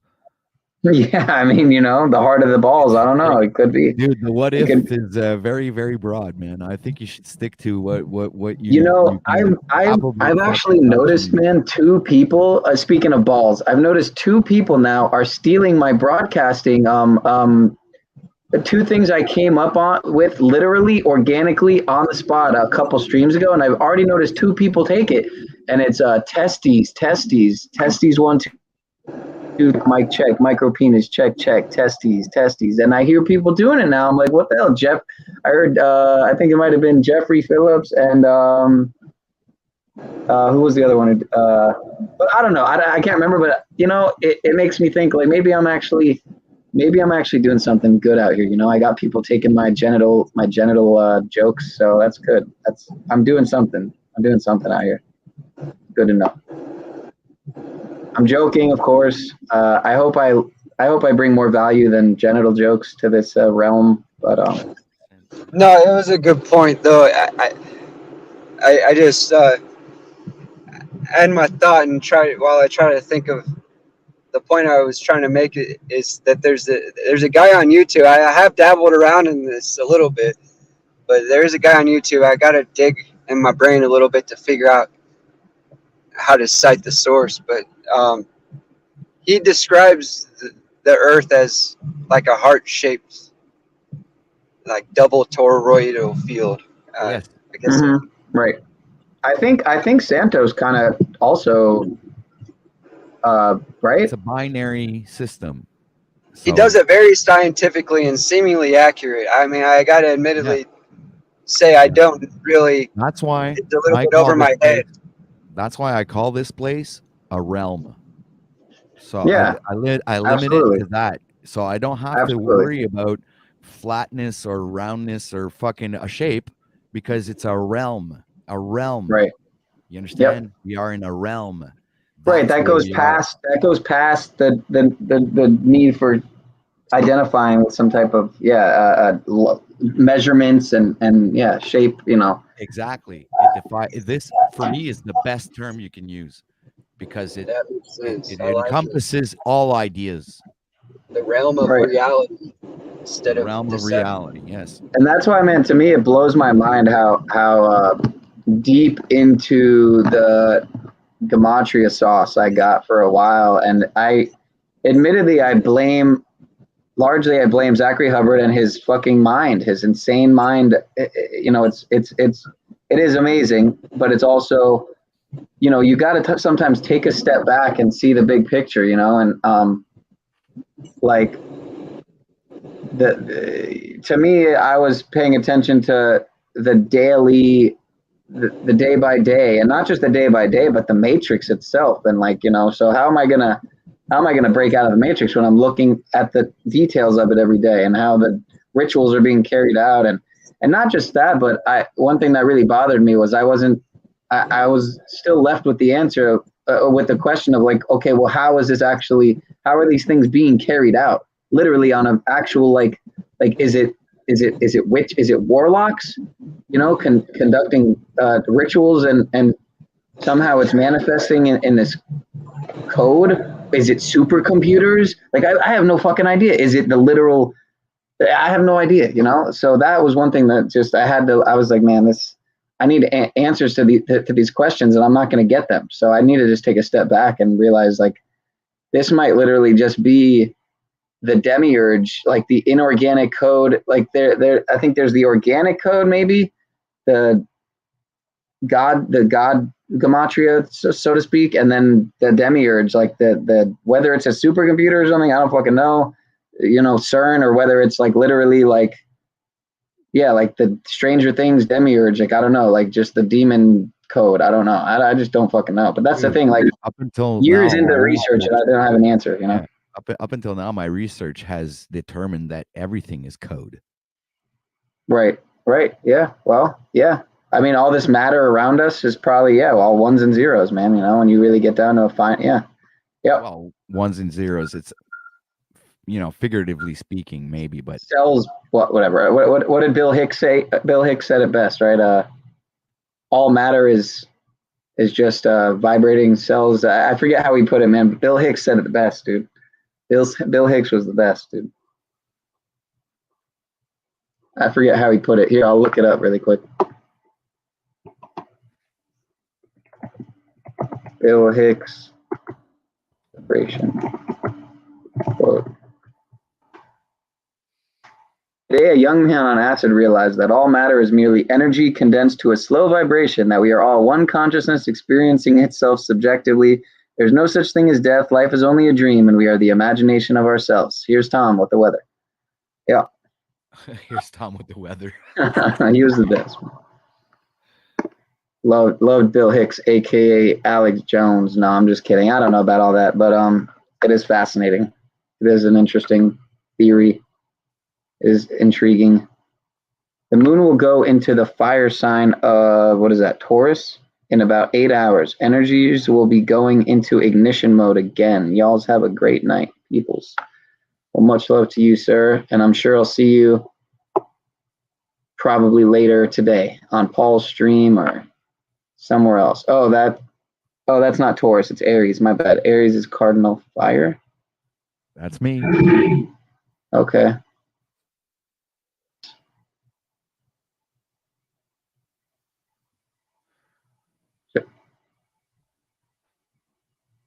Do you know when Aquarius is or no? Say what? Aquarius. Of course, I know Aquarius. Is that next month? Oh, that I don't know. Because I heard. No, next month is in a Virgo. We're in Virgo right now. Okay. Are we out of Capricorn already? This No, I don't know. No, Virgo is September, dude. Hold on a second. Verso. Oh no, that's Aquarius. We're in Aquarius right now. Sorry, dude. Made a mistake. Yeah. Okay. Right. I'm French, yeah. So I fucking get them mixed up sometimes. Yeah, because I heard Aquarius is like the best time to like clear your mind and stuff, and so that's why this is the third year in a row that this year it didn't go as planned, but it was supposed to be the third year in a row that I didn't smoke or drink or anything for January. I mean, I pretty much only smoke anyway, and not even a lot at that. So, but that's why I got them mixed up, because Aquarius in French is Verseau and Virgo. So I got Virgo and Verseau mixed up. Stupid mix up. No, but you know what I really like about just kind of like randomly like stopping stuff is it actually, I think it helps to make me more of an open book in terms of like, not having this monkey on my shoulder. Even if the monkey on my shoulder is just cannabis, I mean, a lot of times this cannabis isn't fucking organic, it's got who knows what on it. So, Dude, and even if it was all organic and all that, I mean, all day long, every day. Fuck, it's not really. I mean, in reality, for the most part, I mean, it's not. It's not a drug really. It's an herbal. It's a what's it called? A sacrament. So it should be a sacrament. So yeah. So if ever you guys see me fucking losing my train of thought, well, you'll know it's because it's the side effect. Oh well, I do want to say I've been going for over 5 hours, and it's 5:55. Look at that, it's 5:55. I'm going for 5 hours. A lot of times, man, it's around the 4 hour. It could be the 3, 4, 5 hour mark that you really start getting to the good part. So I told you I start getting to the. Yeah, why? So I want to ask you, why are you up this early, sir? My girlfriend gets up, to go to work, and she works very early. So I get up with her and I make her coffee, and then sometimes I go back to bed, but most likely, most of the time, I stay up and. Wow. Usually at this time, I'm actually doing some recording or video editing or something like that.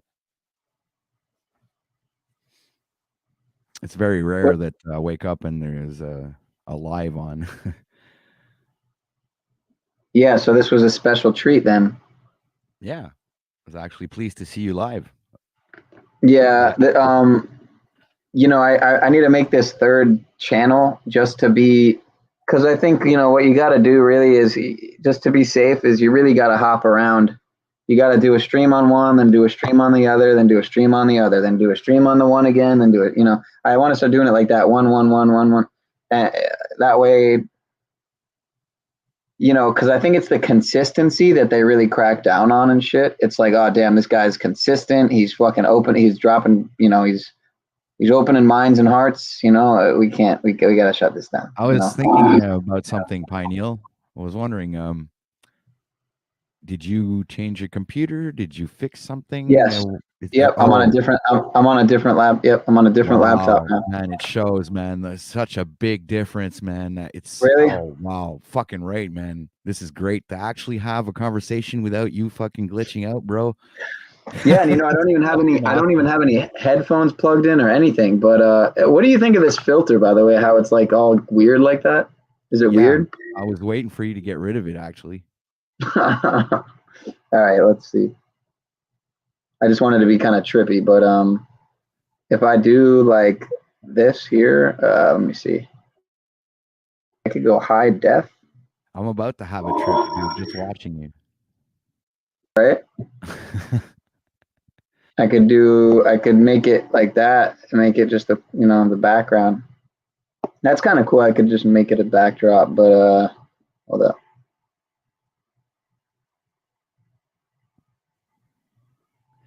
Wait, how do I? Oh, I know. Hold up. Wait, the reason why you don't have we can't. Yeah. Well, there you go.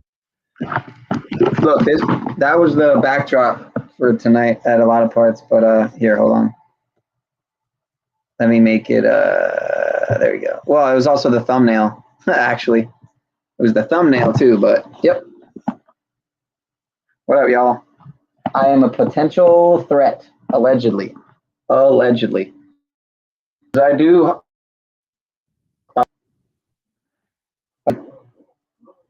that right there, the religious holy day, even though I'm not religious, you know, it's kind of a tradition. So allegedly, you know, celebrating Hanukkah or Christmas or whatever, or like Easter or your birthday is potentially a terror threat. Allegedly. Allegedly. Got to drop the allegedly in there. Okay, wait, I'm kind of borging out here. What the heck? What is going on? What the hell? Well, everything looks fine on my end. Yeah, you sound good on my end. Are you holding that phone up to your head again? No, no, no. No, no, no. Okay, I hear you. Hold on. Now I remember our first meetup, Mitch.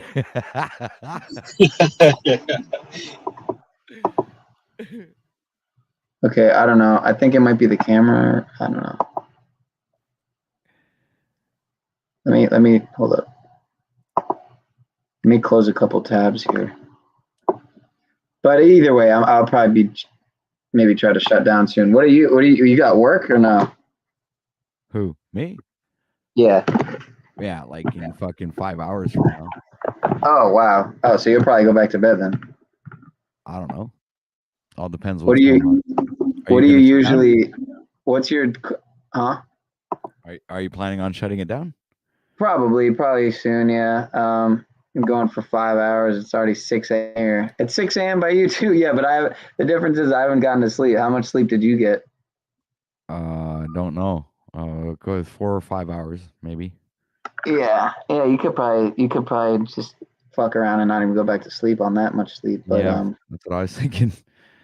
And I'm up to my second coffee, so I doubt I'll be sleeping. Oh, then you're definitely not going. You're definitely not going to bed. Yeah, sometimes I just want to what was it, yesterday or the day before? I just wanted to stay up. I ended up going back to bed. It was like 8 a.m. It was beautiful out. I'm like, man, I should go on a walk. It's a beautiful day, nice weather. And I'm like, I don't know, fuck it. I just went back to bed. I woke up at 12 something. I was like, man, I should have not gone back to bed. Gone on that Monday. Should have gone on that walk. Start the week off with a nice weather walk and stuff. But I wasn't feeling it. I mean, I was, but I also wasn't. That's another thing. I gotta be more motivated and like more of a early riser, you know, early bird gets the worm type. Because it's like I really feel we are supposed to rise and set with the sun, you know. Dude, there's no morning shows, man. Really? That's what we need, man. We need some morning shows, man. Are you trying to say I should just keep going for fucking 3 hours or something? Fuck you, man. That would be perfect for me. Yeah. Or I could start.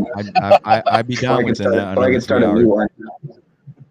On the East You Coast, guys are people so selfish. people right Fuck it. now, Pineal, right now, on the East Coast, people are just starting to wake up, man. Well, guess what? They're probably not going to see this stream anyway because fucking super fucking in the dungeon of the corners of the interwebs with their fucking algorithmic censor shit. But you know, I could keep it going. I mean, we could. It is a pretty good what do you call it title, and it is a pretty important, I would say, thing to celebrate. I mean, we got to just show our love and respect and appreciation for DHS and all that they've done. You know, they're keeping us safe. You know, as I put it in the title there, this is the Patriot Act party. You know, we need to celebrate and venerate and adore and just give our love and appreciation to these, you know, these agencies that gave us the Patriot Act. You know, I mean, think of all the beautiful and amazing things that have been accomplished with the Patriot Act, you know, since Blind 11. I mean, like,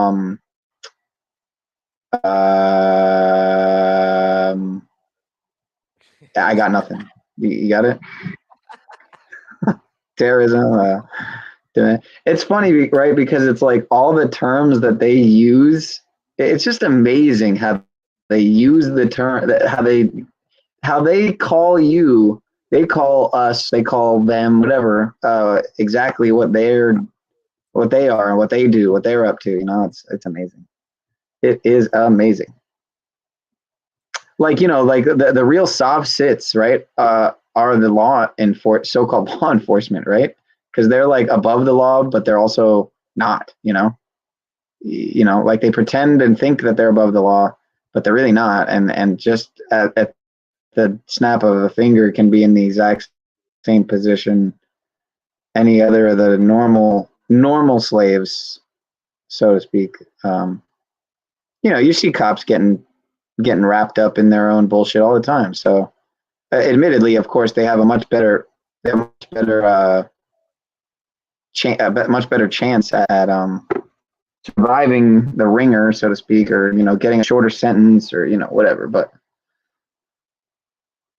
yeah, man, 20 years, that's crazy, fucking crazy. And that's why I think these, if you are aware of these recent events, these shoot things that have happened, but it all ties into the moon, the new moon, and it was literally like one of them was one of the things happened, I think, at it was called like a lunar festival or a lunar moon festival or something, and then right after that, the next day, or I think it was the next day, which was yesterday, so 2 days ago, and then yesterday, it happened at Half Moon Bay or something, and the name of the mayor or something is like Luna or something. It's like, dude, it's so fucking. That's what I mean. Some of these things are so clearly not organic, you know, synchronicities. They're obviously contrived, and I don't know. Some people will say it's not, and I don't know. It's hard for me to think that that's the demiurge like playing out. You know, that to me is fucking insane. Seems contrived, but I could be wrong. I don't know. Allegedly, there are 0 people watching right now. 0 people. How about that? Damn, is it raining? Oh shit! Wow. 0 people watching. Yeah, and another thing about long streams. Yeah, now there's one. But another thing about really long streams, I think, is it kind of, I don't know. I would think it would dissuade people, like set people off from watching it. You know, like the difference between an hour stream and like say, 5 hour stream to a day. I feel like, like who the fuck's gonna watch a 5 hour stream? For real. Who knows, man? Some people I mean, do like I you and have fast before, forward but to it. usually it's yeah, watching in 2.5 hours. That's true. That's true. Yeah, that's a good point. But yeah, so even though this laptop is better, man, it as far as like watching videos, like here, I'll show you. We could just watch one right now. You tell me what you think. Even though this shit is fucking cringy as hell. The Young Turks. What a joke. All these videos I played were like literally fucking mainstream filth. Let me see here.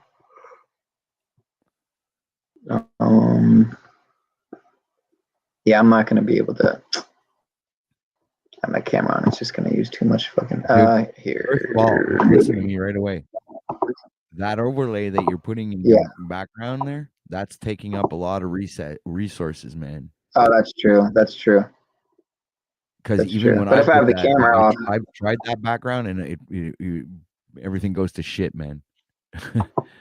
Yeah, that's why. I might as well just have it off entirely. Yeah, because it's taking up a lot of resources. It needs a lot of power just to generate that image in the background. Well, what I'm curious of is the fact that your camera or another person's camera on using my, would that be using my? I would imagine to some extent. It's using a little bit extra, whatever fucking it is, bandwidth or whatever. But I would imagine the majority comes from the reason for is that if you would drop out, we would still be here. So I don't think that that's a good. Yeah, I guess that's a good way to think of it. Yeah, that could be. Yeah. It's the platform that we are on that's supporting the bandwidth. Right. Well, anyway, so this chick looks fake as hell, but in a way, if I was, in the Matrix, I'd be like, yeah, I'd probably, on major political issues, including foreign policy. So with that said, I actually want to go to this video feature. But yeah, I just want you to see how the playback is. Like, give me a 1 out of 10, 10 being perfect, 1 being trash. Obviously, I'm assuming it's going to be about a 6, but. During Lee Fong, one of the Intercept reporters. Pineal? What? Yeah. First, put the when you go into that YouTube thing, the settings, put it on like if it's like full the resolution I'm fucking talking about here. Sorry, dude. I just woke up, man. Turn it all the way down. Well, you're saying turn it all the way down? Yeah. Because I have it on 240, but I can put it down 1 more. Put it at 144. Let's try it at that. Okay. Let's see. There you go. And it's weird here. They spelled censoring. They spelled censoring wrong, which is just bizarre to me. Like I just don't think people make those kind of accidents. If they do, they would correct it from a video 2 months ago that has 83,000 views, on a channel that's got 5 million subs. So I don't know. I learning about wordplay and gematria and all that, I can't help but feel there's probably something there with the censoring thing. But who went on Tucker Carlson and kind of explained the report. So let's take a look at that, and I'll give you more details. We looked at really hundreds of documents that paint a vivid picture of the FBI, the DHS, closely collaborating with the top social media platforms, Twitter and Facebook, to censor various forms of content under the banner of fighting disinformation. And the story shows a couple of things. One, it shows what you just mentioned, a very cozy relationship between the government and these tech giants. There's those monthly meetings that you just mentioned, but also just very cozy emails and texts. Not a very adversarial relationship. We look at one text where Microsoft executive texts Jen Easterly, the top disinfo director at DHS appointed by Biden, basically saying the private sector needs to get more comfortable with the government. They're closely collaborating on reports talking about the expanded role for DHS in censoring a really broad collection of topic areas of policy and political topics. 10 days to go from this to this. Dude. These here, are man. microgreens, which are baby vegetables harvested just after. What? Don't play other people's commercials, man. You're gonna get a strike. Really? You're fucking right, man. Man, I would think that's free No. advertisement. No way, man. You're not No? allowed doing that. Huh. No shit. I know. No shit. Okay, and what was I gonna say? Yeah, I wanted to point out the capitalization in what they were saying. Okay. Because anyway, it's too late. We don't see it anymore. But anyway, What were you gonna say? go back to your video.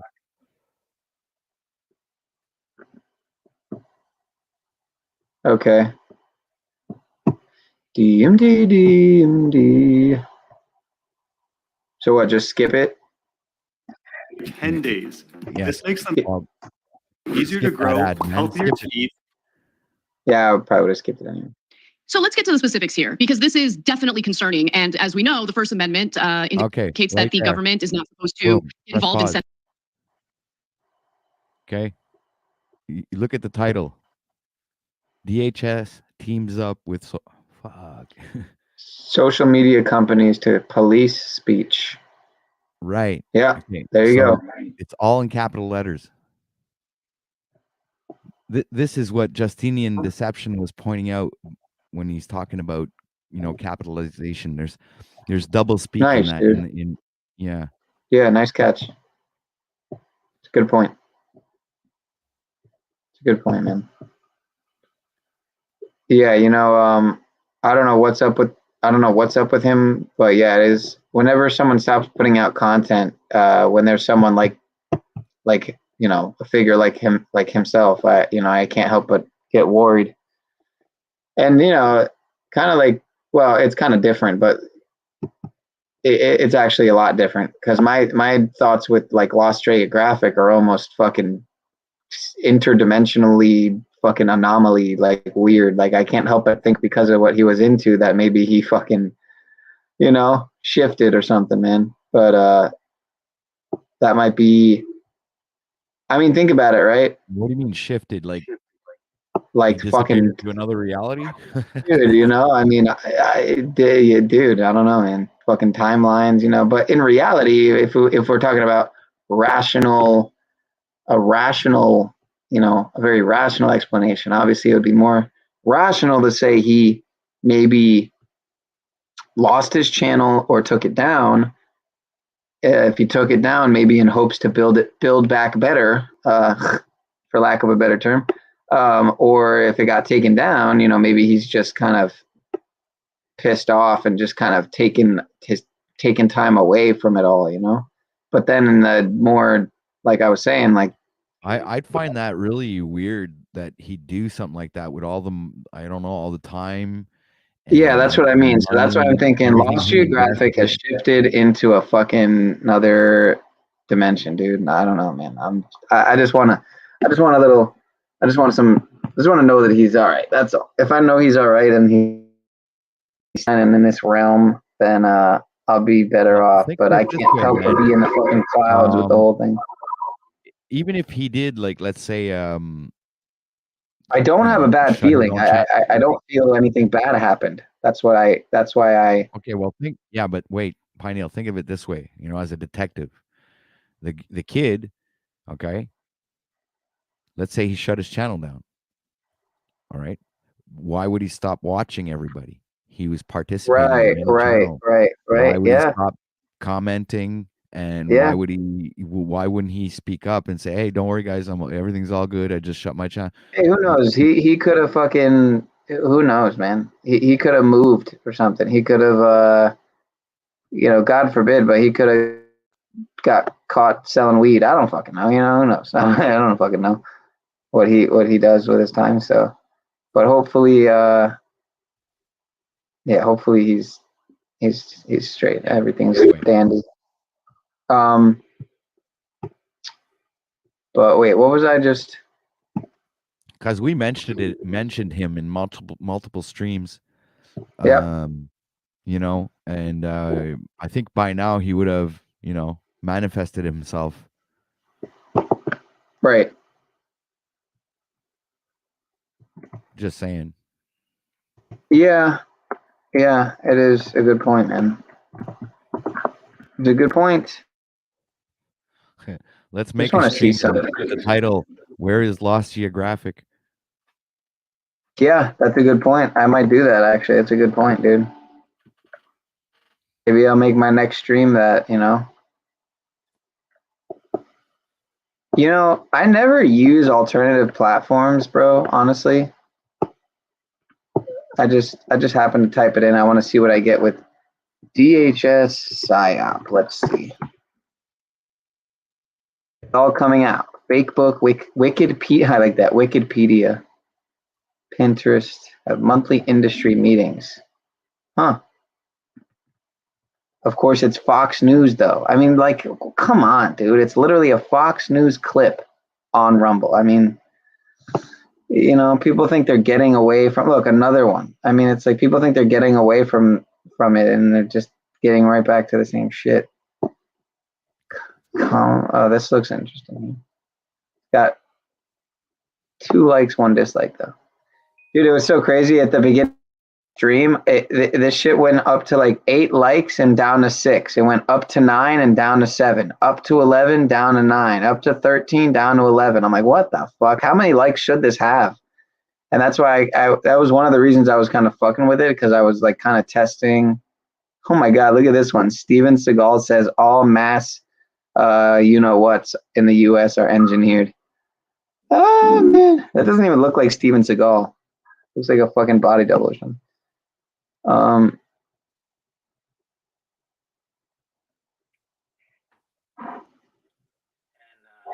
The Jimmy Dore Show. How do you feel about Jimmy Dore? I don't watch him a lot, but how do you know about him?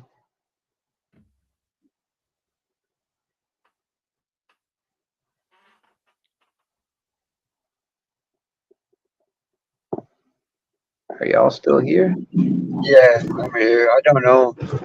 I'm here. Yeah, he's got quite a big following and stuff. But are you guys on any of these alternative platforms? Because me personally, I am more so just on YouTube, and like I like the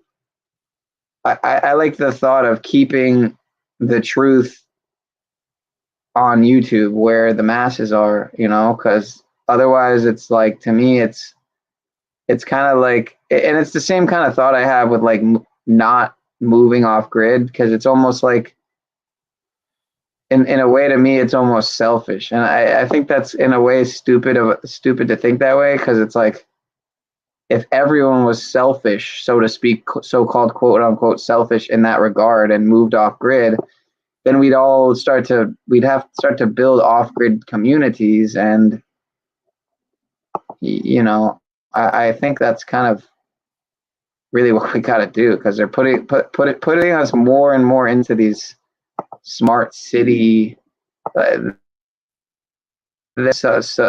sustainable development goals, Agenda 21, Agenda 2030.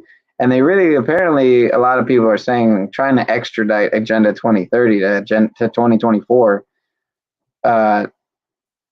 you know, whatever, 2025, which, if true, you know, that would mean something big is coming really soon, you know, maybe in the next few months, probably this year.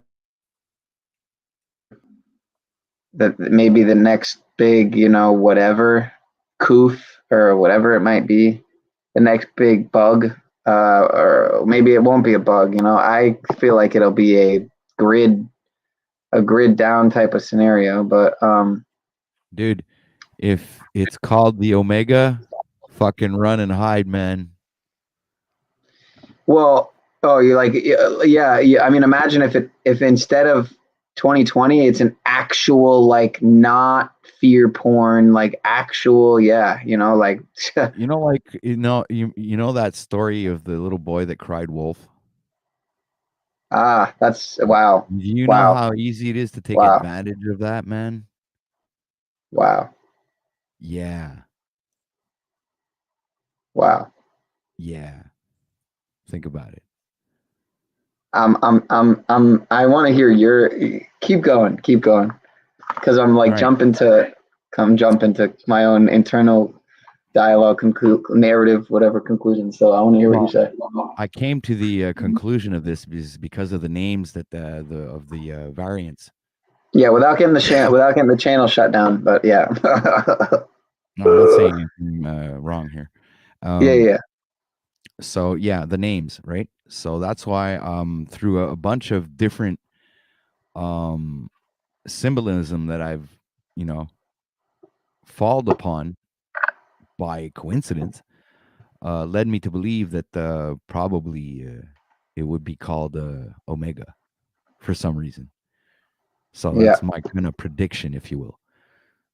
And if that's the case, and I saw like a couple of clips of Mr. Gil Bates there saying things, and saying like, they might not believe this one's real, but the next one, So in some sense, I have the funny feeling that, this is gonna be like the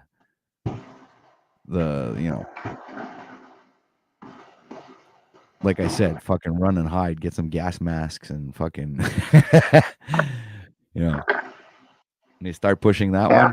Ooh. Yeah. Yeah, well, people were wearing fucking terrariums, like those astronaut suits. No, well, that too, but no, literally like fucking like a terrarium thing, like a fish or like there's all kinds of crazy shit. I saw someone had a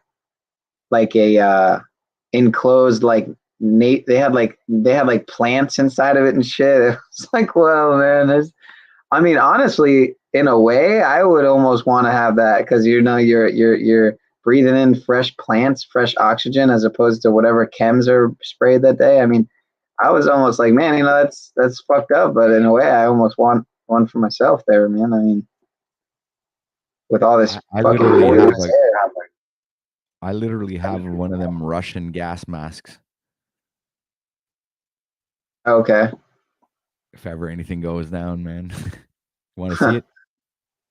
Yeah, sure. Hold on a sec. I'll be right back. So yeah, some theorists claim that you can rearrange certain words and fucking stumble on some real revelations. And so with this one, you got 0 micron is one way you can look at it, like how a face muzzle thingy can't possibly be 0.000 microns. They're all 0. Whatever 3 or 0.07 or whatever the fuck they are. Meaning that they can't possibly keep out everything, so they're pointless. But they're not entirely pointless. Like I've heard before, they can help like keep out particulates by 14% or something. So like increase your chance or decrease catching certain, whatever particulates. If that narrative is even true, which. But yeah, have you ever seen this, man? An anagram for climate change is chem agent, I believe. Right. Yeah. There's another one. Yep. There's another one I heard too for climate, whatever, that term. We're gonna get shut down for conspiracy theories. Yeah, I know. You can't even say climate. Dude, fucking boom me up. And with the change, you can't even say it. I don't think without fucking coming up on the. Dude, I'm showing you the mask now. Oh, okay. Oh my gosh, dude, what the fucking hell? Dude, that looks like a fucking what do you call it? I'm gonna wear it. Watch it. What do they call that shit? Plague mask.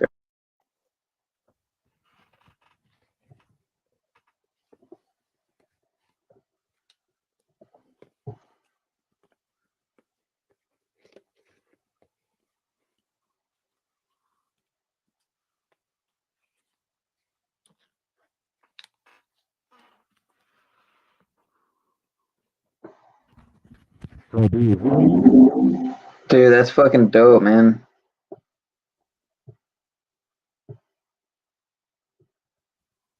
Hold up. What did I just do here? Hold on. Wow, man, that's fucking like a plague mask, dude. Isn't that what they're called?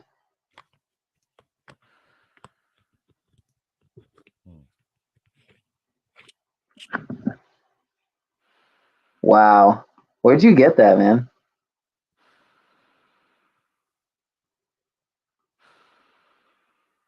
Don't even say you got it at Spirit fucking Halloween store or something. Where'd you get it? Oh, you can't talk, can you? That's funny. That's funny. All right, let's see. Whoops. What is that? Oh, okay, okay.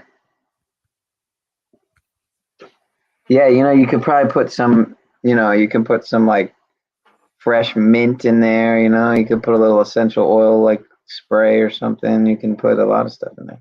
But how does it where's the like respirator or whatever the fuck, the breathing, how does it breathe?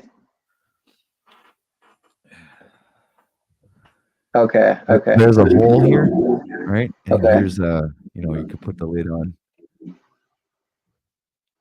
But if it's got a hole, I don't get it. Can't stuff still get in it? Or it's got like a mesh screen or something? Inside this thing, what I showed you just before was the filters. There's a place where right where the hole is, there's a filter Right. there, and it's sealed, airtight. Wow, dude. So wow, nothing gets through there, man. And you Wow, have bro. look, there's another hole right here with another filter there. So you have one filter here and you have one filter over here. Wow, dude. Yeah, really, it could be very useful. Hopefully, Yeah, I don't know about for a virus, but maybe for like if we got some whole shit ton of solar weather that triggered a bunch of volcanoes or something. I bet ash. Go ahead, shit like Noah. Yeah, ash or yeah. Well, what's interesting, Those are like kind of like radiation masks. So you're supposed to be, Oh wow. Yeah. These like this is like in World War II stuff, man.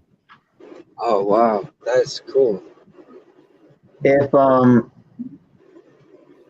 if there is some type of nuclear fallout at some point, or they claim that is what I should say, they're most likely going to try to sell the cure once again.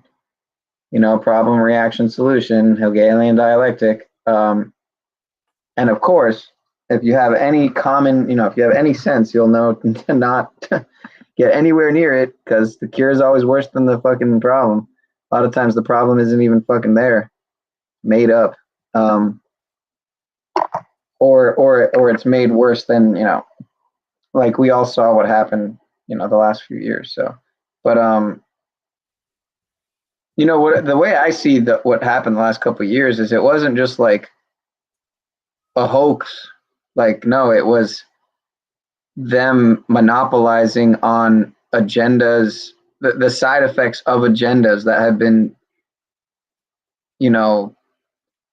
piling up. The side effects have been piling up from the spraying in the air, from the whatever in the water, in the food, and this and that, and they realized they could monopolize on side effects from all these different, so CV 1984 is a huge, it's like the biggest thing since, it's so much bigger than Blind 11. It's because first of all, it was worldwide, and it was global, and it was, I don't want to say global, whatever, it was worldwide. And what is going on here, man?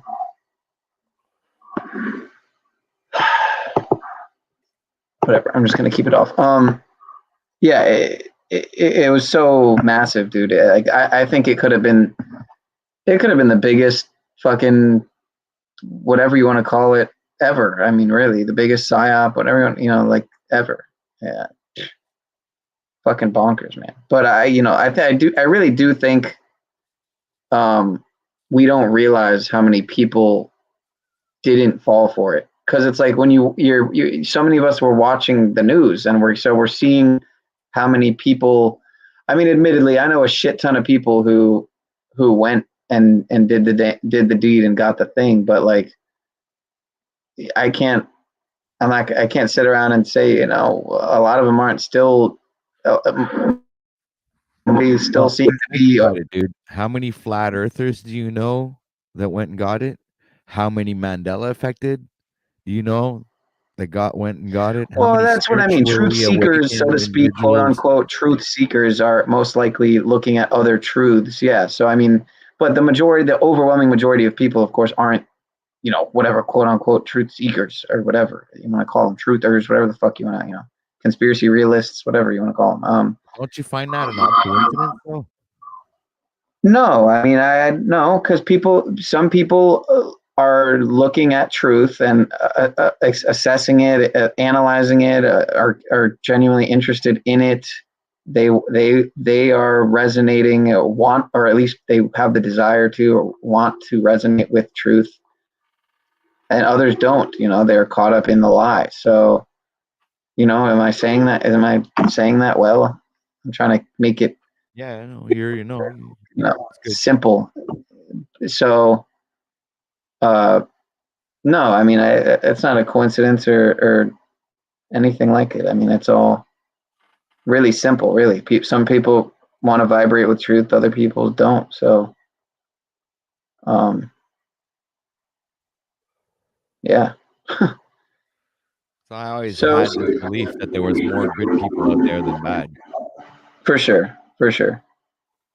And I mean, even people who aren't, whatever, quote unquote, whatever, you know, people who aren't like looking at the deeper levels of, or whatever, deeper intricacies and whatever subject matter in general, people who are kind of just more normie and living their day to day. A lot of normies really, unbeknownst to us, I feel like really didn't go along with the program either. But because we're watching like some of the mainstream shit, and even not mainstream, even some of the fucking, you know, whatever shit on YouTube and censored channels are like, I think a lot of normies didn't go along with the program. I think a lot of even normies woke up and realized, man, this shit is ridiculous. They're clearly trying to fucking play us all, man, you know? So, because I've talked to normies who are like, yeah, the whole thing is fucking weird, man. I just don't buy it, you know?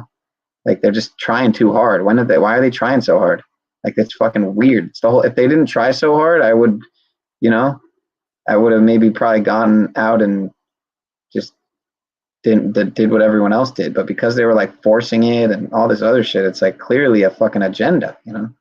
So I think it's almost, I almost wonder, you know, like, was that part of it? Like, was it all revelation of the method, Luciferian initiation? Like, kind of like, I can't help but feel that way. I feel like Mitch, maybe, I'm curious to know what Mitch thinks. Like, I feel like that's how I felt about CV. It was all a Luciferian initiation. The 666 feet apart, everything, man. The masking. What does that mean? What's a Luciferian initiation? Or I don't even want to say Luciferian, but allegedly in satanic initiation ritual, you wash your hands, you wear a mask. No, it's a contract. All it is a contract, man. So, you know, if you, well, aside from them basically claiming, like, if you did get it, then they can basically claim you now as their property. Is pretty much how I see it. But yeah, well, allegedly that is the truth. Yeah, it's patented whatever MR. Yeah, you know what? But ideally, it's like the mark of the beast. You know, it's like a contract on your soul. You know, Yeah, dude, I think it's literally Kinda how I by see like down to the DN, A. So, well, yeah, like well, by it's what is it? I guess it's DNA altering or whatever. I don't really know enough, but you yeah. know Well, that. let's just yeah, whatever. We all know this shit. So I mean, I would See, that's what imagine. I'm talking about. What's wrong with saying the word DNA, man? DNA is not new. The term DNA is used all the time. Not at all related to what you're talking about.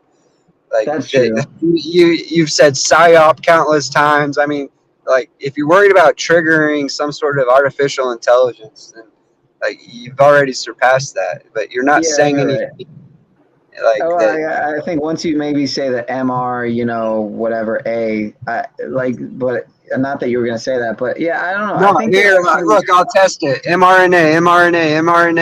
No. Don't say it too many times. I don't know. Honestly, I think they took a step back. I think the AI or however it works, whatever, I think it's pretty clear it took a step back, and maybe I think it like aimed it at other things. So like instead of the medical shit, I think now it's more so at like events as they happen. Like, because after the Georgia Guidestone thing, it seemed like channels are getting removed for that. After the Which after channel got removed for reporting on the Georgia Guidestones?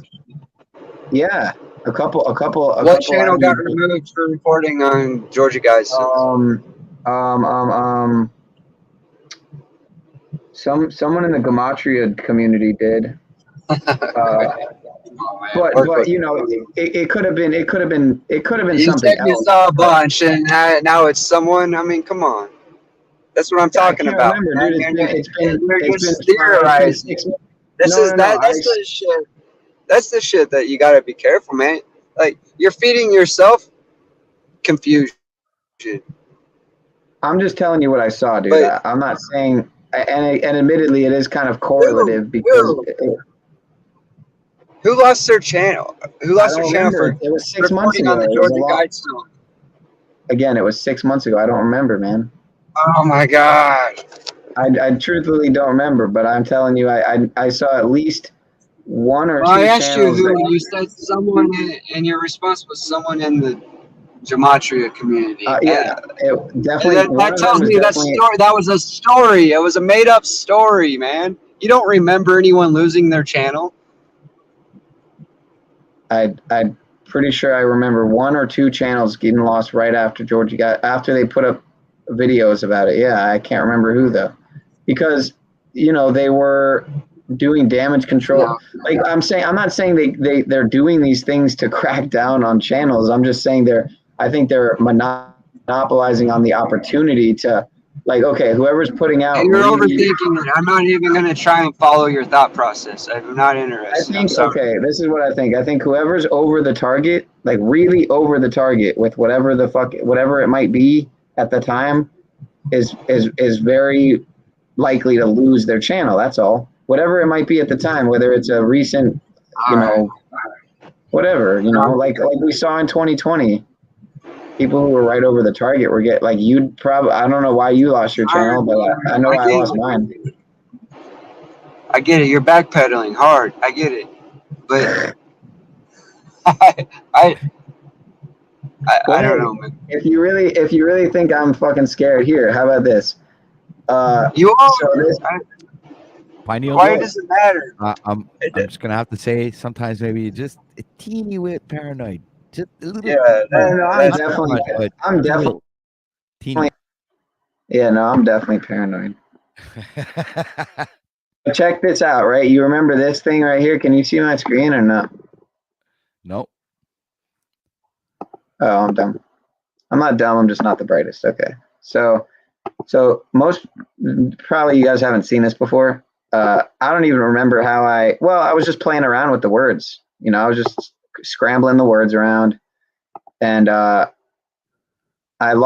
did lose a video on touching on this, but this word here, you see this word, right? It was a very ant at one point. Okay, yeah, I remember. So if you scramble it, you get this word, right? And what that word is right here. a form of micro RN and A and stuff involved in a cancer. So what's interesting, if you scramble it again, hold on, let me see what this says. Like the scariant. I like scariant. It's perfect because it's just none of them ever seem to really amount to shit. It just seemed like another little fear porn fucking story narrative. Look, man, if you need undoubtable evidence that it's all a scam, so you don't have to continuously loop over searching for little tiny hints that it could be. I mean, just let me know. You can't publish it on YouTube. I can send you some emails or whatever. But I mean, if you just need undoubtable proof so you can move on with your thinking, I think that's what you need. I mean, I hope that didn't sound rude. If you have some gems you think I would like to see, I definitely. But I'm just trying to show you guys. why do you think? Like you're talking to just me and OTW? You think you need to convince us that it's No, I'm just showing you. Okay, I'll just finish it then. It was only one other thing. So it was that one right here that I highlighted, and then it was also this one here. Oh wow, this one's not even showing up. What the fuck? Wow. Oh, and if you scramble Delta and Omicron, then you get like media control or something, I think. Yeah, media control. Yeah, oh, there it is. Boom. Media control. Bam. But let me see the one I was fucking looking for. Nor and Nico. It's not even showing it. So, okay. I know what I gotta do. I gotta click right here. Must include. Oh, there's nothing. Wow, how about that? There's nothing even there. That's crazy.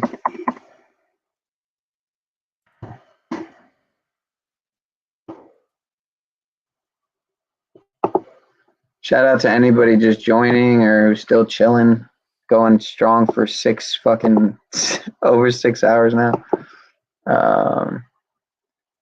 Yeah, there's a little meme. Fun fact, if you rearrange the letters, you get media control. You also get erotic almond. What's your point? Oh, that's funny. People are stupid. The point is the truth is in plain sight. That's the point. If you just fucking look. Is that the Undertaker?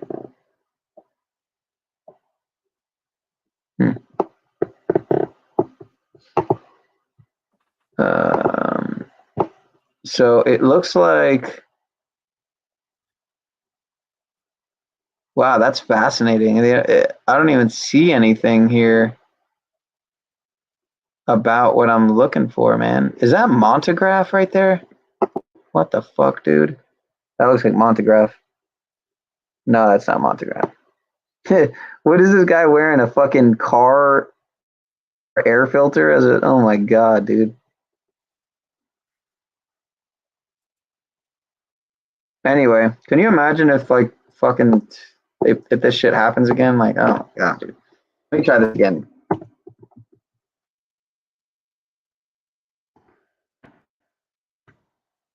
Norinco? No, that's not what I said, dude. The fuck?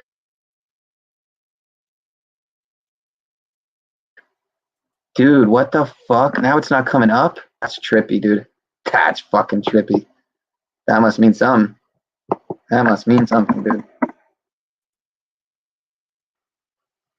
Okay, wait, let's see. Dude, I'm getting nothing here. That's fucking bizarre, man. What the fuck? This is tripping me out. It's like they scrubbed it. They fucking scrubbed this shit. I see quantum dot there, but oh yeah, I don't know. It's fucking gone. And that's another thing people have been touching on, like Truth Stream Media. Truth Stream Media and can't remember who the other channel was. Bright Insight. Which Bright Insight, did they buy or did you just drop off?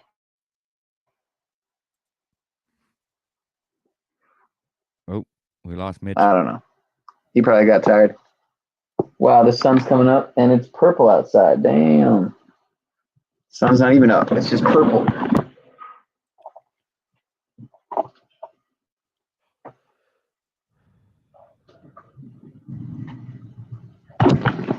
Oh, snap. Well, anyway. I don't know why it didn't show up, man. Wait, can I actually? That's crazy. It's got fucking background of skins.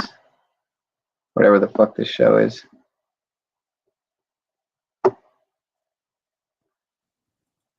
Thank God. Oh wow, I never even had the banner all night, dude. Well, unhappy 20th birthday to DHS from all the U.S. slaves. 3 cheers for government overreach and tyranny. Patriot Act party time.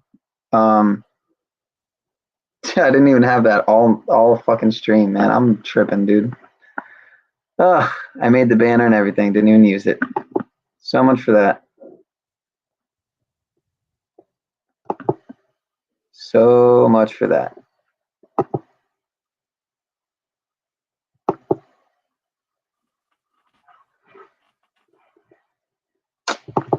Yeah. I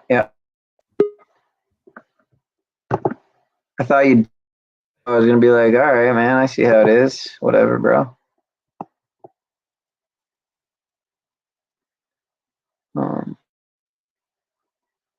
Oh yeah, so Pat, you're gonna go live with Martin, huh? That's pretty cool, man. That'll bring a lot of that'll bring a lot of attention to your channel. Traffic, call it. I'm trying to think of the right word. Everything's so fucking reverse engineered this damn language. I don't even know what words to use anymore. It's just incredible. Man, I can't believe I didn't use fucking banner all night. Martin Light Key, ladies and gentlemen, tomorrow afternoon. So be sure to be tuned, sub to my channel if you guys want to have we want to see an awesome interview, because I'm going to be interviewing Martin Lightkey on his journey to truth, and TW. He's going to talk about his research, and I think he has something very nice prepared for us. So hope to see you guys there. Yeah, that should be interesting. I'm definitely gonna tune in. And yeah, while I haven't really watched that much of his content, I've only seen maybe several videos over time. Dude, his stuff is phenomenal, man. And his presentations are always jam-packed with incredible stuff, man. It's just, he's awesome, man. And, I like his content. Yeah, I want to know what's pretty intriguing about the oldest civilizations or whatever that, you don't hear about, essentially. Yeah. And yeah, all very true. It's like amazing what is kept from us, man. It's truly incredible. The depth and breadth of the deception, or of the obfuscation, or whatever you want to call it. There's different types of lies, right? There's lying by omission and lying by. I guess would lying by omission be the same as? Okay, I got to look up obfuscate. No, obfuscate is more like subverting, like deceiving, whereas like omitting is kind of just like a white lie, really. Like by leaving something out, you're kind of like, oh, he dropped again. I was gonna curious to see what he had to say, but don't you feel like that like lying by omission is leaving it out? So it's kind of like a white lie because you didn't really outright tell a lie, but it's like obfuscating or like deceiving, like actually verbally, consciously lying, telling something different than what is. It's a kind of a different level of deception. Like it's. You mean right? like avoiding the topic? Yeah, well, avoiding the topic or omitting or just leaving out details. Yeah, right. Is different than actually lying, like not like telling an untruth. They're both lies, but one is like more, a little more nefarious than the other. It's kind of like, and then you have like the powers that shouldn't be, right?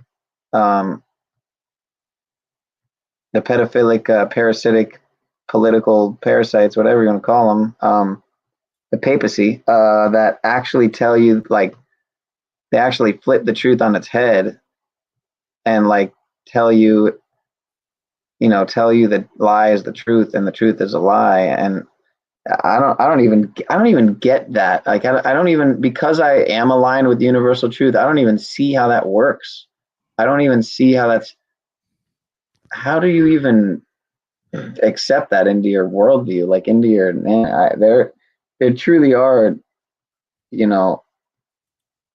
I think they really are not like us, And if you think of it like this, right, they're inbred, right? If they really are inbred, then they really are different. They are different. They've kept it in the family. Their blood is different. They really are on some other shit. I don't know how else to say it. They're on some other shit. It's blue blood, whatever the fuck you want to call it. They're on some other shit. I don't know about blood types and all that, Rh negative, all that shit. I don't know, but I've always wanted to look into that.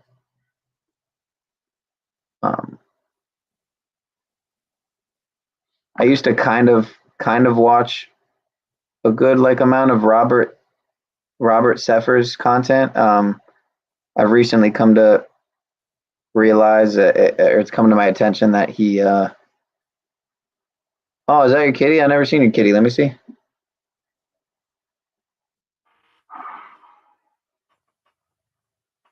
What a cutie. Hello, little kitty. Yeah, I got one in bed here. I don't know where oh, they're both here chilling. Damn. Let me see here. Hold up. Throw the overlay off here. Let me just show it for everybody though. All right, cool. Make sure you get all your expert opinions and all that. Hold on. Damn it.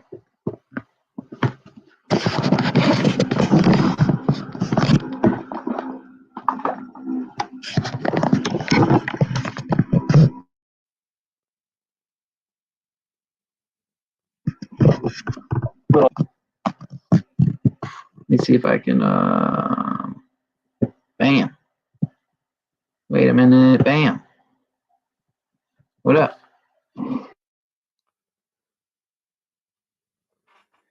Cute kitty. Yeah, I got her right there. And then I got her right there, who was gone for 2 weeks and decided that she would well, she didn't decide anything actually. If it wasn't for somebody making a Facebook post and then someone seeing that Facebook post, the people who were actually feeding her down the street, literally outside of our neighborhood. She wasn't even in our neighborhood anymore. She had truthfully traveled. I mean, I thought she could have been in a different city, but she was only like a 5-minute walk away. But she was gone for 2 weeks.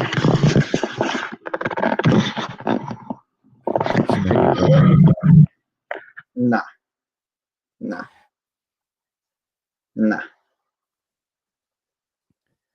But anyway, man, hold up.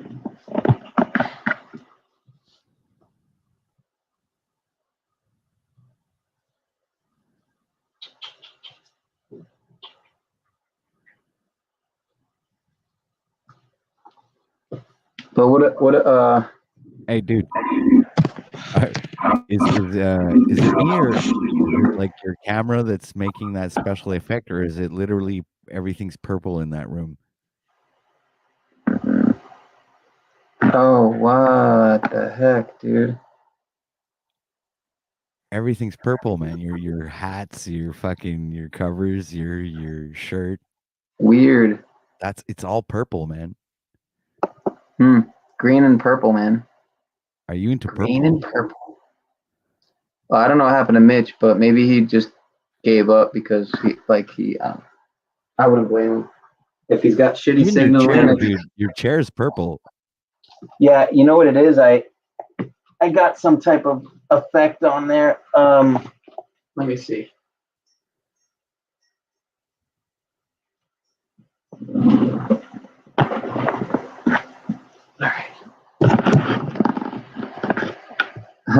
What's good, Geometric? Thank you, man.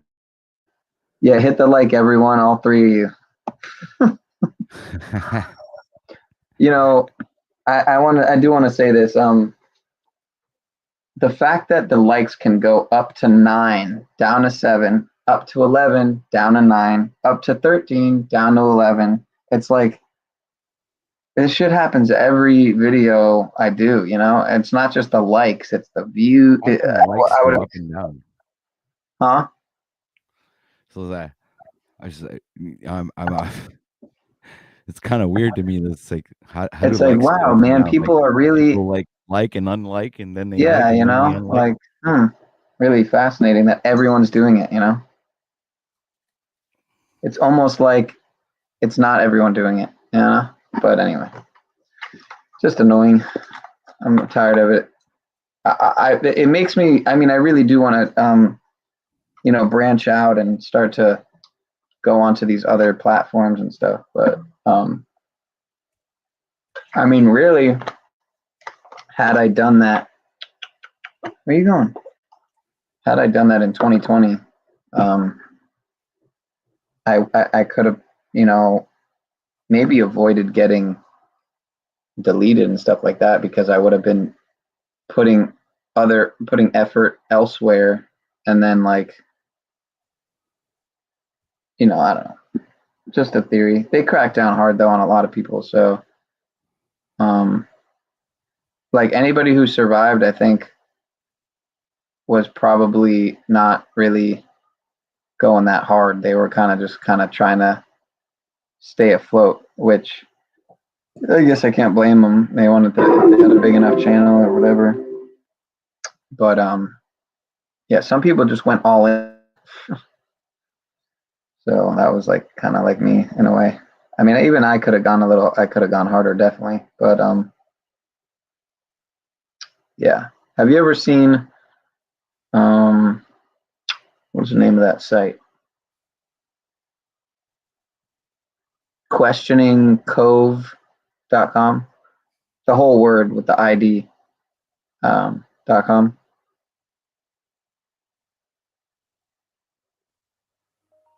Or what's the other one? 1000covidstories.com. I've never been to those sites. Yeah. Or there's so many gatekeepers, man. It's crazy. But Del Bigtree, Del Bigtree? Nope.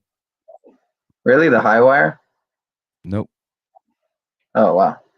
Yeah, he's going live with Dr. Drew, if you know Dr. Drew. Nope.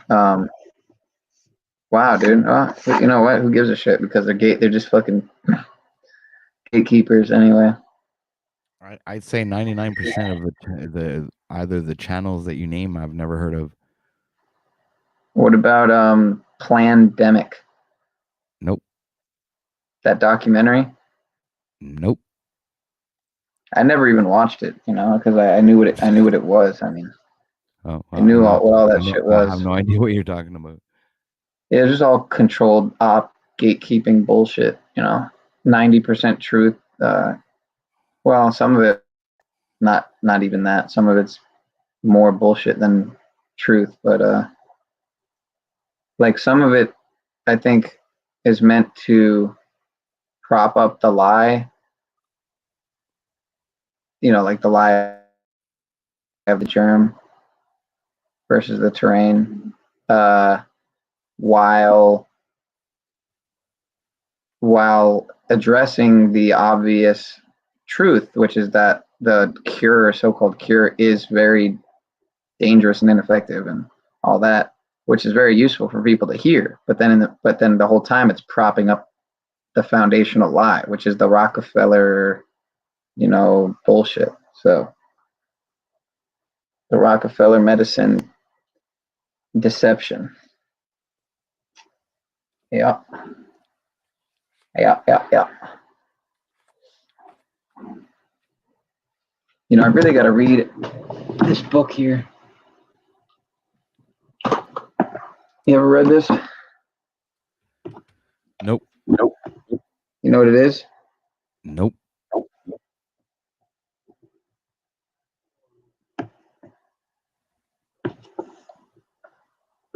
Autobiography of Yogi. Of a yogi, yeah. It's a pretty. Of a yogi, okay. Yeah, it's a pretty. I mean, dude, it's literally got a quote. Look who's got a quote from on the back. Oh, I don't see. George Harrison. That George Harrison is like, you know, fucking. But it's a pretty. It's probably like the most well-known autobiography, or definitely one of the most well-known autobiographies for sure. And I never even read it. Yeah, I used to kind of like Sadhguru too, and then I realized he was a total clown. A UN clown. But hold here. Guess what? What? Full screen. All right. So yeah, man. I mean, I could go. You know, I could go longer, or I could not. Were you gonna stream today or not? No, I'm just gonna pop in whoever's live, you know. There's Voynich is live and Magic Treehouse is live right now. Magic Treehouse. Yeah, the Magic Treehouse. What's their channel about? Guy's name is Richie, pretty smart dude, musician. Sometimes he plays music, sometimes he opens panels. All depends. I don't know. Dude, I haven't checked. Let me go see. Maybe he's opening a panel.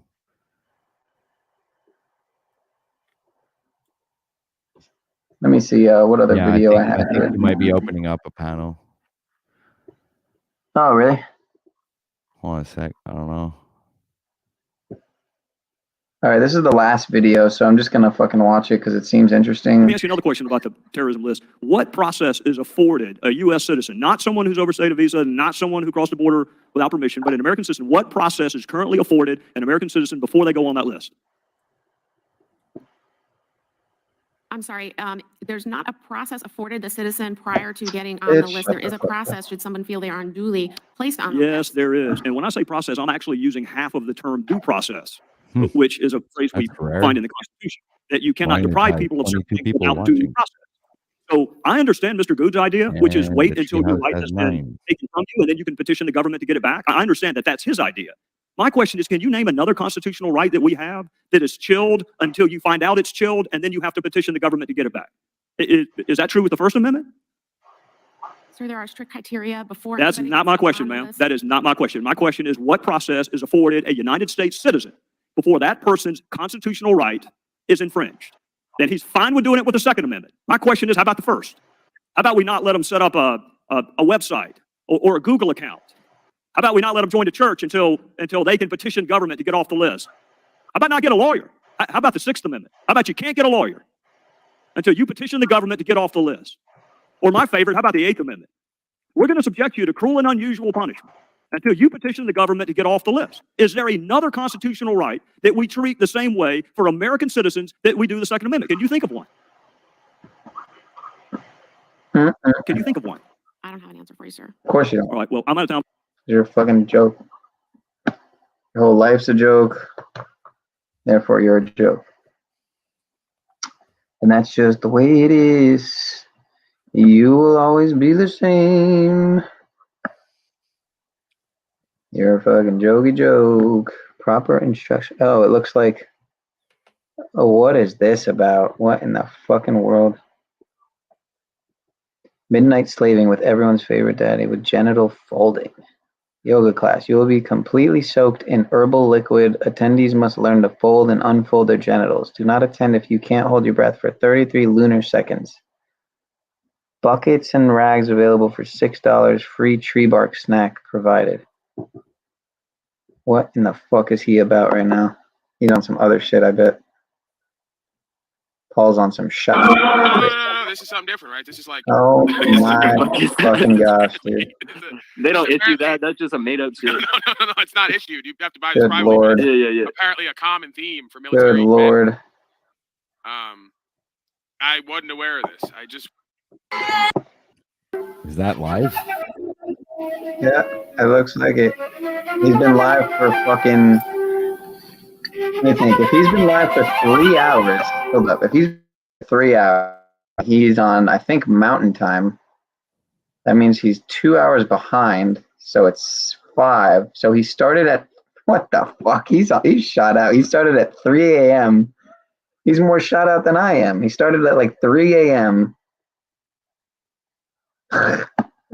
Wow. Well, his time or 6 a.m. Wait, hold up. What am I saying? Am I dumb?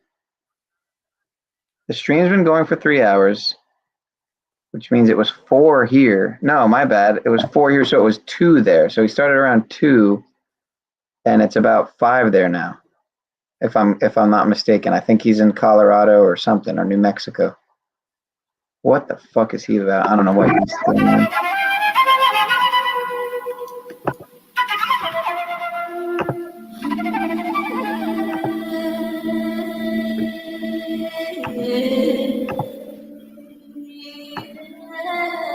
I don't know what the fuck's going on here, man.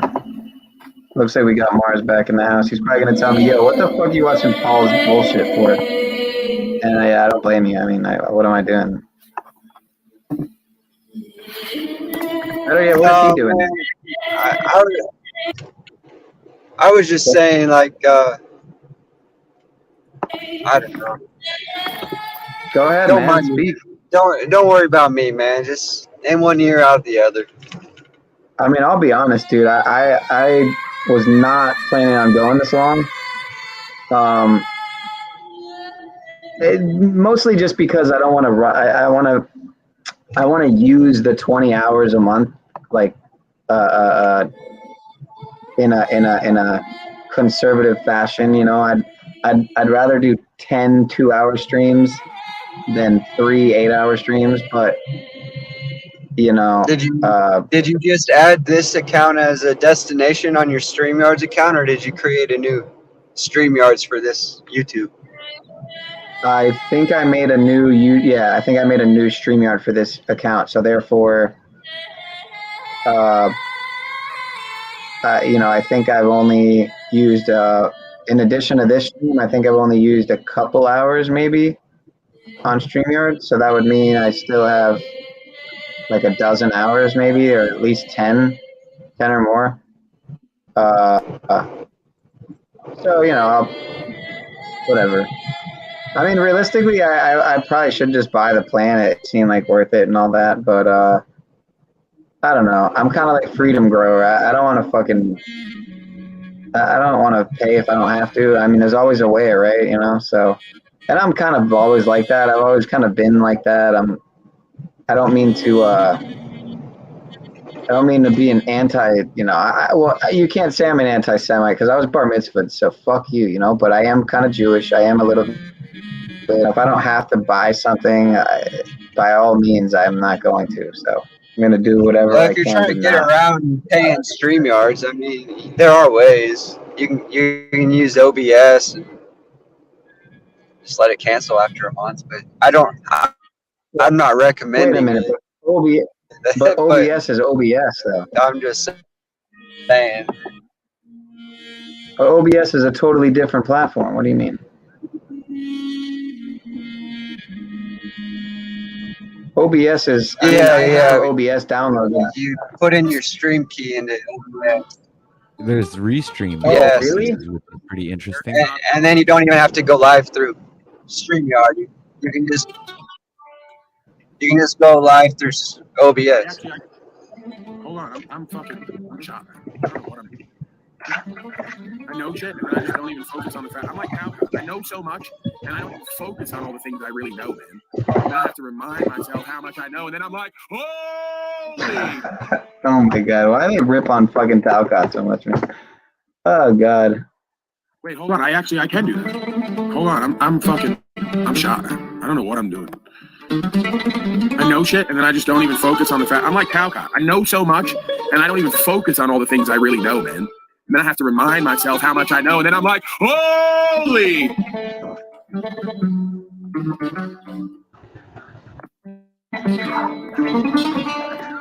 me see where we are. Open your mind, man. Fold your genitals and open your mind. Now, Jeffrey, I see you down there in your imagination thinking that there's links, but there's no panel here, Jeffrey. It's just me. Where's Annie, Jeffrey? Is Annie there with you? Yo, I think Paul fucking lost it, bro. At least I'm not the only one. You know what I think it is? I think, like, let me go back to this comment here. The moon will go into the fire sign of Aries in about 8 hours. Energies will be going into ignition mode again. You know, so maybe that's why I'm up. You know, I could say, oh, it's because of you guys. And if it wasn't for you guys joining the panel, I would have ended a while ago. But it's like, you guys are me. I am you. And I hate to say it like that, but it's like, I really do resonate with In Lakesh Alakin, you know, self, essentially. And I give credit to Max Egan for, I think that's where I got that. Annie, are you at the African American Fellows house on your other account? If you are, please don't type. I don't want Jeffrey. Let me just see what the fuck this dude's. Let's get out of my imagination for a second and back to the now, man. I love Talcott, but he does have some of this, you know, coming. You know, he does bring some of it onto himself, and I'm guilty of the same shit. Kind of, really. The positive affirmation kind of stuff, and you know, kind of the new age bullshit. It is dangerous, man. And like, I love Aaron too, but I would never post that kind of shit, dude. Ever. No. No way, man. That's kind of like the guru stuff that I don't resonate with that kind of thing. I think he's a intelligent guy there, but I don't think he's using it to. Dude, I have a hard time with this fucking. How can I say it, man? It's I have a hard time expressing myself right now. So you're saying you've never used you've never been one to use positive affirmations and such? Nah. Honestly, I've never really done any of that stuff, dude. Yeah, I mean, I don't know. I think honestly, I'll tell you, I research a lot of stuff. I bring the information out, but I don't practice, you know, like any of it really. You know, like except for the health. You know, the health side, I do practice the health. Try to keep myself healthy, but I mean, I don't practice meditation. I don't practice any of this stuff, man. I just don't. Because you know, in my mind, it's like I'm satisfied with knowing about it. Don't need to go any further. So, you know, but you know that the DMT is interesting. Honestly, I'm not saying I'm going to try it or anything. I'm just saying it's interesting. I've tried it. Yeah. It is. It's interesting. Yeah, I swear it cured me of all of my mental health issues for a solid 6 months. Just absolutely cured me. I mean, I don't usually speak in absolutes, but like it stuck with me. The effects stuck with me for a long time. I mean, I think there's definitely something there.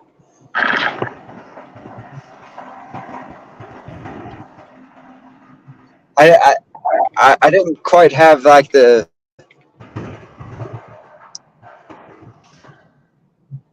was all light. It was all like lights and sounds, mainly light. But I didn't have any like figures like Christos. You know, he like saw deities and stuff, but I never experienced that. He talks about breaking through the dark layers, and I went straight to the good spot. And I have a hard time explaining it, but it's like the easiest way I feel like I went to see God. I don't know. Like when I die, that's how I imagine it'll go. But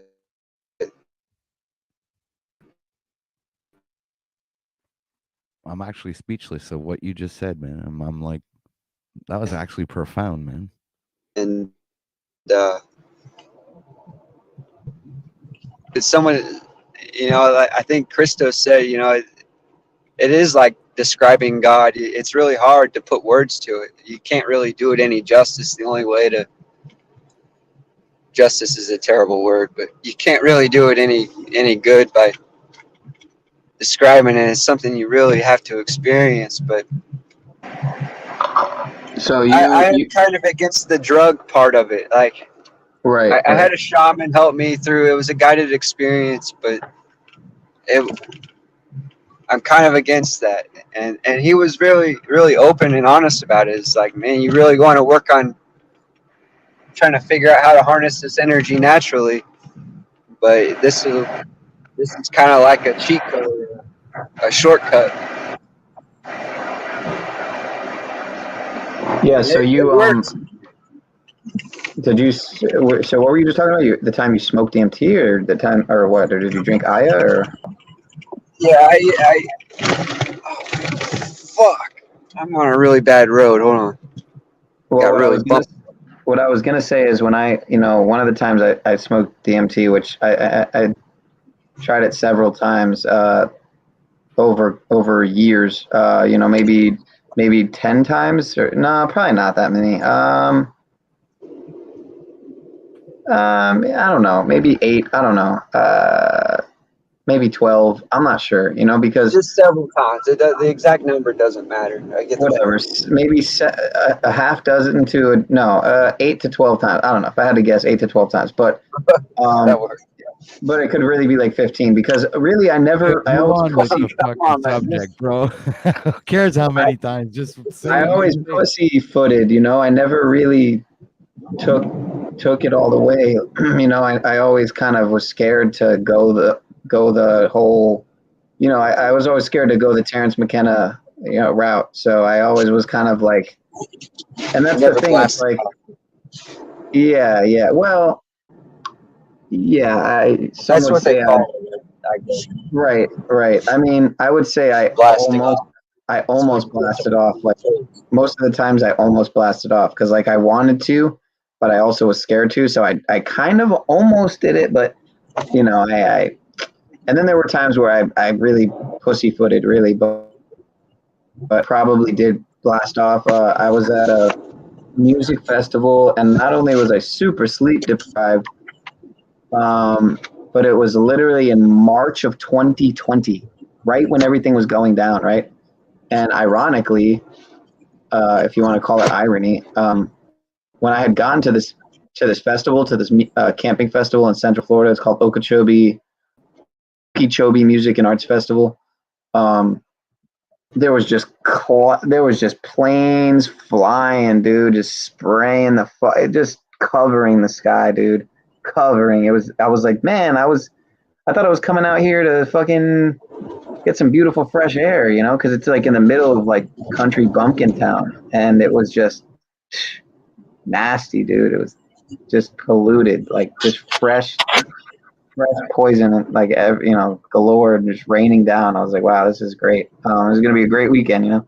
But I kind of like didn't want to think about it, I guess. So I was like, whatever, I'm here. It's gonna be a great time, you know. And sure enough, I got I got whatever, you know. I got something. CV9er, whatever you want to call it. I had like whatever the CV19er fucking really is, whatever the fuck, you know. It to me, it was what was in the sky. That's what I got. It was from what was in the sky. And, you know, it brings me back to the movie Toxic Skies. If you've never seen Toxic Skies, you got to watch that, man. This is the problem with you flooding yourself with intel, is like you can't even make sense of it. No, I am making sense of it. My sense of it is that what happened in 2020 is... Do you realize how you just described the COVID or getting sick? I mean, it was getting sick, COVID, or whatever the fake COVID is, to something in the sky.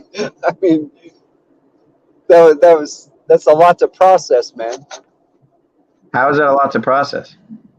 Pretty simple, don't you think? OTW? No, it sounds like you got a cold or the flu or something. Yeah, except I had fucking boogers coming out of my eyes, liquid boogers coming out of my eyeballs, and I had a cough like I'd literally never had in my life. I was coughing my lungs. You could hear my lungs as I coughed. It was the weirdest fucking thing. Like I had a wheeze. You know? All right. You never had a respiratory infection? Yeah, I had a respiratory. Yeah.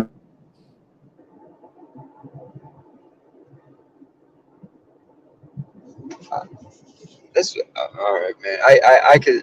My bad. Tell your story. I'll shut up.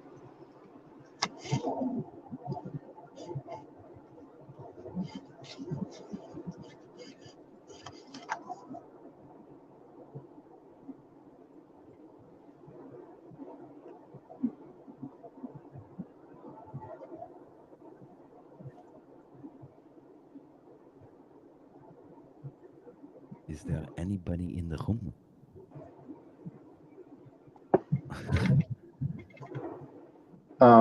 My bad. I was muted. Let me see something.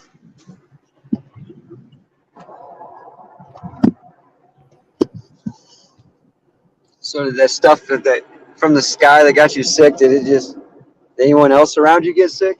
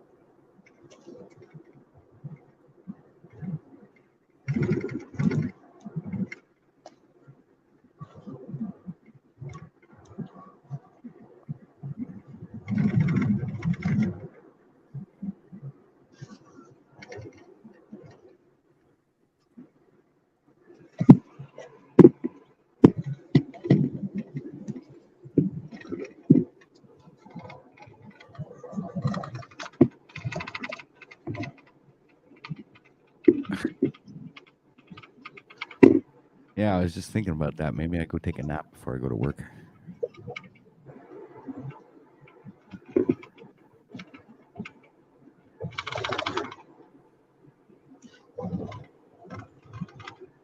What are you doing, Pineal? My bad. I was. Give me a minute.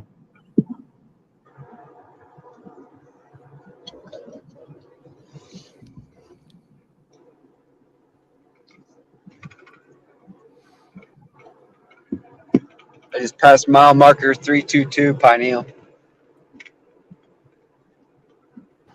That's yeah. Please be careful. Please be safe, then, sir. I will, It is 2023 after all. So, it's been 322 years since the founding of Yale. So it really is. Oh, really? It really is.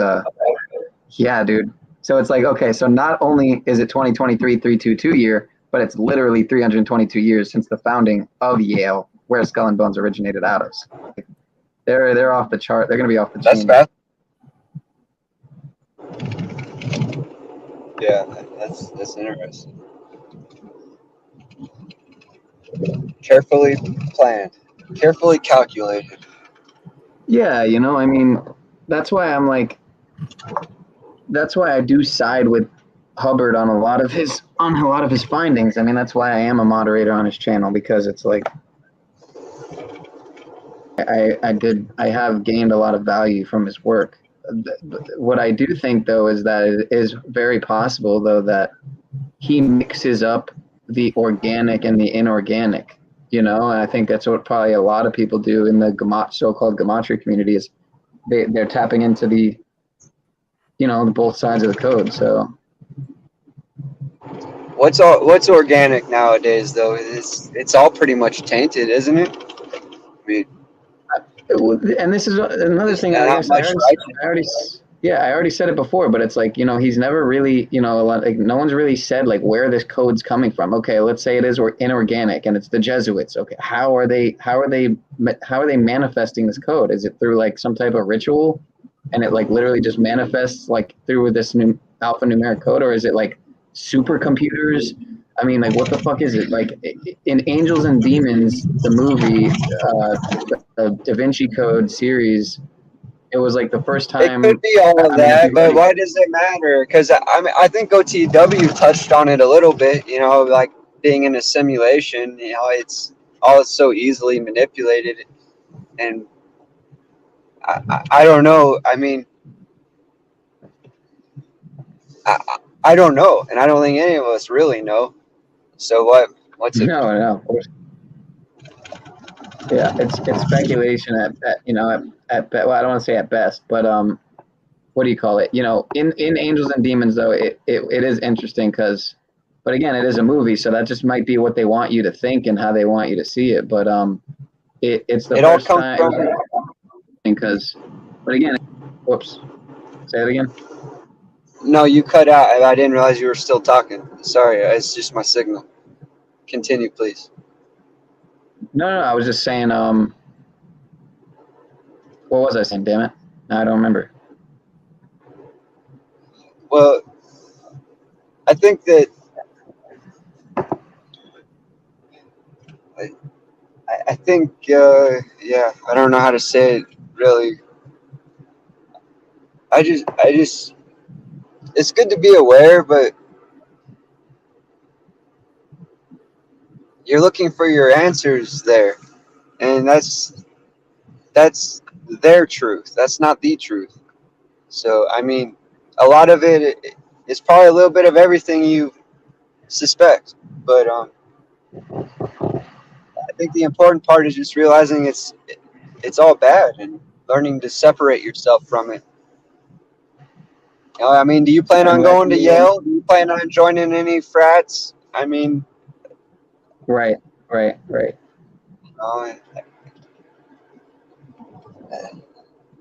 mean, have you watched any of you know, Zach's content, Gematria Fake News? No, like, I'm sure you have. Right? No, I don't like any of the Gematria guys, any of them.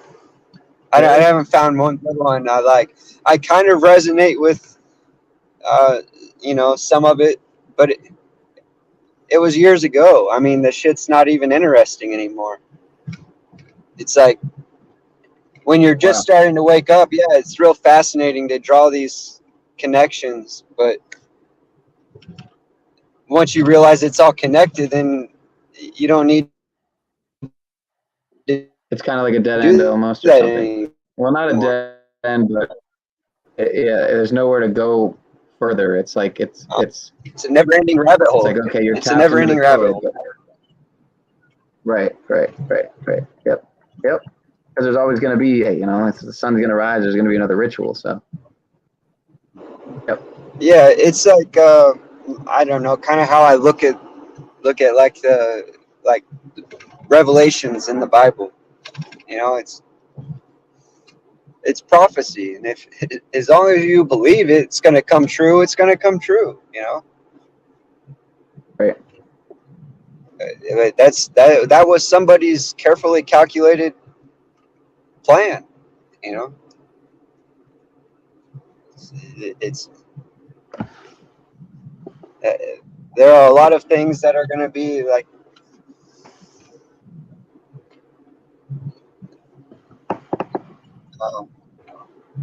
You know, you can draw similarities from it, you know, in reality, but then that leaves, I don't know what I'm trying to say, but it just makes people speculate even more. And I think the way to the truth is not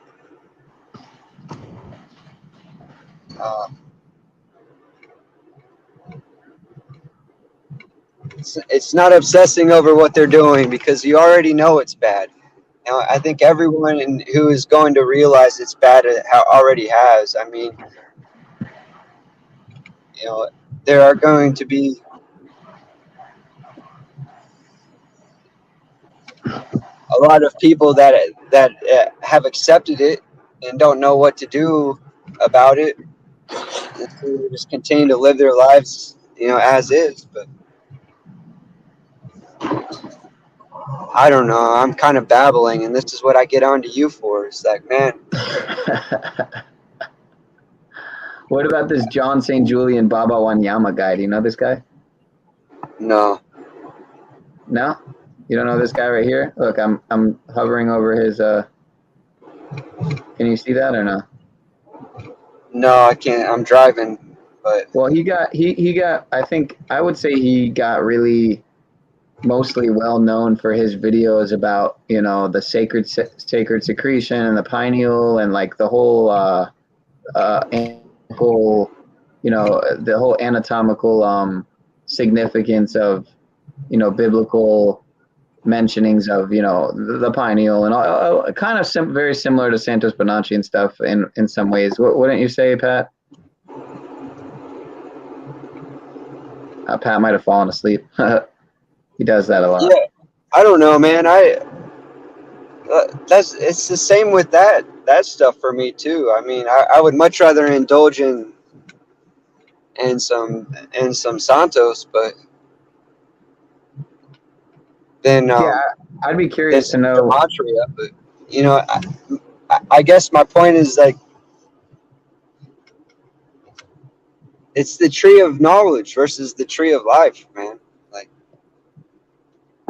so the tree of life being just simply walking in accordance with living it, universal law. experiencing it, gaining wisdom, you know, through your experience. You know, that would be the tree of life from my perspective. You know, aligning your energies to be, you know, to reach more of your potential. And whereas the tree of knowledge, you know, you could, you know, be as intelligent as or more intelligent than anyone on these subjects and not be able to apply it in real life at all. Right. Which is what Talcott gets a lot of pressure for, obviously, right? Yeah, for sure, because he can talk the talk better than most, but he doesn't walk the talk. See, and that's one thing I try to stay away from, because I acknowledge the fact that I don't apply a lot of my knowledge, and so I don't try to. I mean, I try not to Sometimes I do. I am guilty of it, but I try not to, push my views on others. So, I'm kind of an open book, and even though I told, Zetetic that I think Flat Earth's a psyop, it doesn't mean I think what's mentioned within the Flat Earth community is necessarily bullshit or whatever. I'm just saying, the term, just like Sopsit and everything else. So, no, there's a lot of validity to that. I think you show a lot of respect to them, the people in that community, and yeah, dude. I mean, I don't know if you've seen, but I've tried to promote his channel with no reward, with no expectation of compensation or anything, so. yeah, I hope that's how you live your life in general. But yeah, do good just because it's the right thing to do, not because somebody's watching you. Right. I mean, I know in reality I could use some help, in multiple forms, not just financial. I mean, it's spiritual, spirit, shadow work, everything, man. I mean, just like anyone else, I would say, just obviously at varying degrees. It's the only difference. Some need a little bit more spiritual help. Some people need a little more financial help. Some people need a little more whatever. But I definitely think I've been chasing the tree of knowledge for a little bit, maybe too much, and that's why I'm to. Yeah, I think you're right on it, man. And like, you really got a good grasp on it, and I think taking a step back, as you've mentioned a few times tonight, to let it soak in, and I think your perspective will change greatly. If you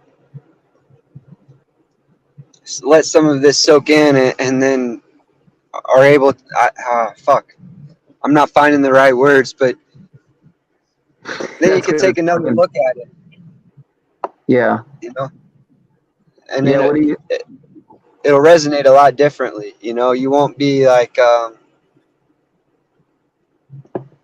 you won't be drunk on the knowledge. You'll be able to let it pass through you and use your discernment so you can discard what doesn't really matter, and then soak up more of what's relevant to allowing you to achieve that higher level of consciousness or whatever.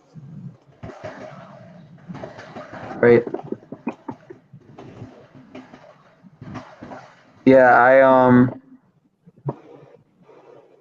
I think I have a lot. I got a lot to learn, man. I don't know. I don't necessarily know the next step to take, but I'm kind of just taking it a day at a time, and just go forward, man.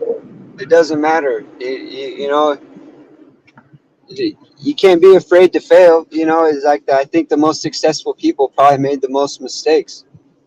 So just know what's true and right in your heart, that you're gonna make mistakes, and you're gonna trip and fall and stumble and have to get back up again. It's just a part of life, and that's what allows you to appreciate what's good in life. So I mean, right, you can't know until you experience. You got to experience both the high and the low. So the main point I really wanted to try and get through to you in some sort of way is like I think you're looking for something like enough knowledge to set you free, and right. And I think the more you think you know, the less you really know. There's a lot of validity. I forget what philosopher said that, and I probably don't agree with a lot of things that they say, but it is an interesting, because it's kind of like the more you open up you know, the more you tap into whatever you want to call it, the tree of knowledge, whatever, the more you tap into it, the more you realize there's still so much more to learn, and you're only really scratching the surface. Yeah, You know, well, and the more you learn, the more questions you have, and also, you know, another aspect to that is, what if everything you learned was wrong? You know, then you got a whole nother challenge ahead of you of unlearning the shit you thought was right. You know, and it's so hard to get actual truth these days. I mean, you'll get bits and pieces of it. It's scattered all around. You know, but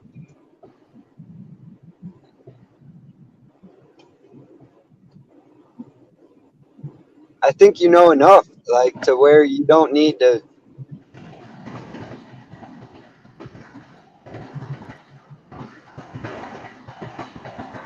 Fuck, man, I don't know. It's just, I guess the only way I can really put it in any other simpler terms is like when I was starting to get annoyed with you scrambling all these terms around to see what they come up with, and it's like, yeah, man, you scramble any word up, you're going to come up with another word, and if you scramble it again, you're obviously going to come up with another word, you know.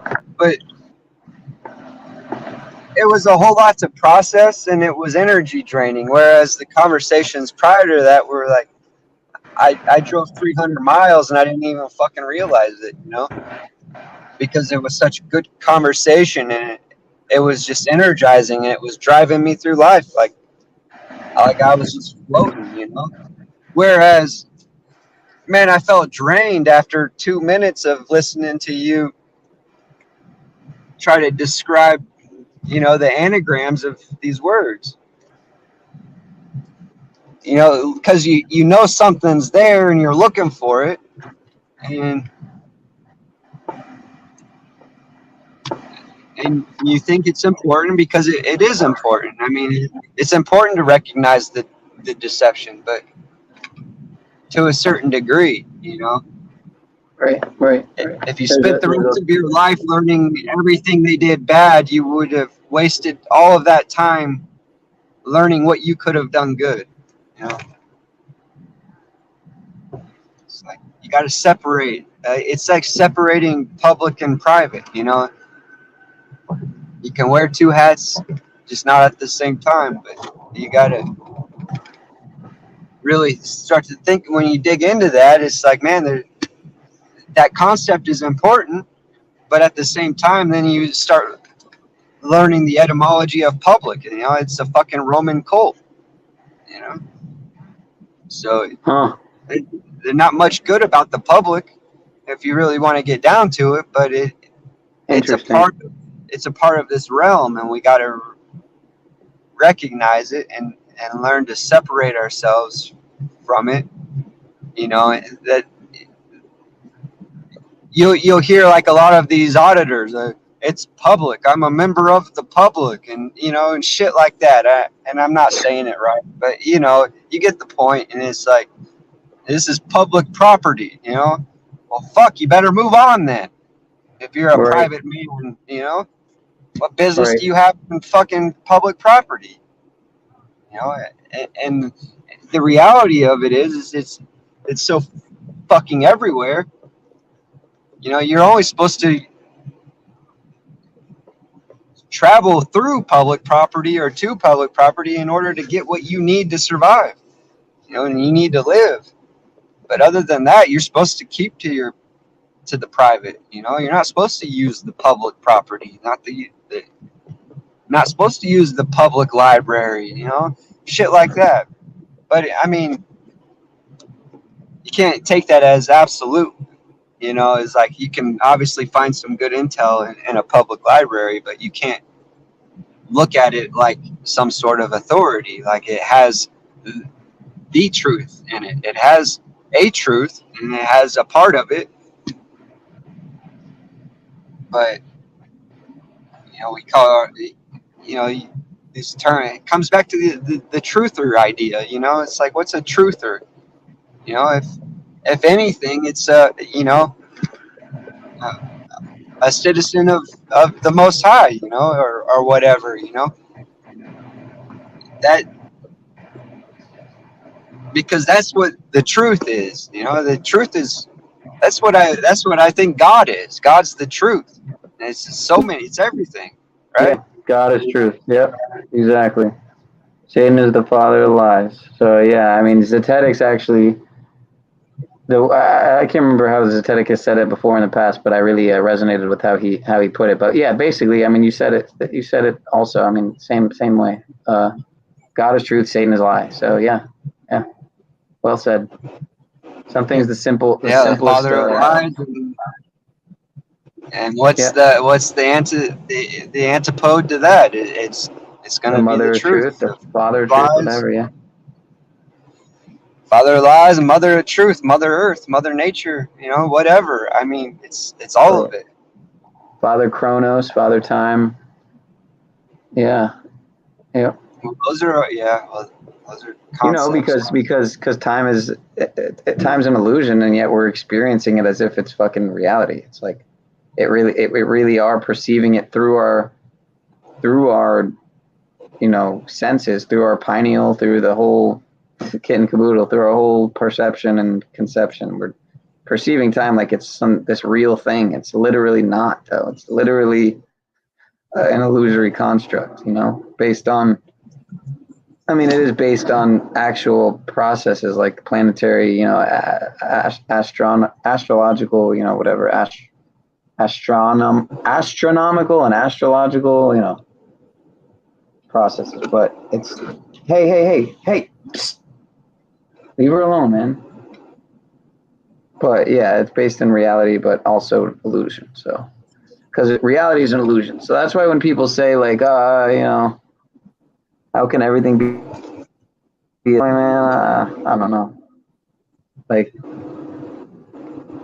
life to me is if this life is a test of the game and all that, then isn't it a psyop? You know, it might be a psyop of the Most High or whatever. It might be the Creator's little psyop, but the psyop is the test, maybe to get to the next level. I don't know. I don't like. I know shouldn't use the term psyop like so liberally, but I guess I just like to use it so that it gets into more people's conscious, you know, so that more people get familiar with the term. People who've never heard it and have no idea what it is. But then again, you don't want people to misuse it and stuff. But, which I guess I do. I guess I do.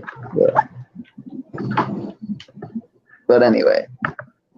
So yeah, man, I've been going over 7 hours. What do you think? Are you you think you're gonna sleep? Yeah, I'm still coming down from a mountain, so I got a ways to go before I get to warm weather. But don't worry about me, man. You did me a lot of good by. Likewise, bro. Likewise. A lot of good conversation, man. Yeah, I appreciate you, brother. And you know, sometimes it's, you know, you don't realize it, but 3 hours, 4 hours isn't enough. You really gotta like. This is like a job. This was like a job. So, and I definitely think I learned some things about myself here, and I definitely learned some stuff about you and Pat. And one thing I know is that Pat will definitely fall asleep on stream if you go long enough. So he does it a lot, and I don't blame him, man. I fell asleep on Sovereign stream a couple of nights ago. I was a little embarrassed, but nobody said anything, so I guess I didn't ruffle any feathers. Nobody took it as disrespect, but well, hopefully you didn't sleep on your phone intended.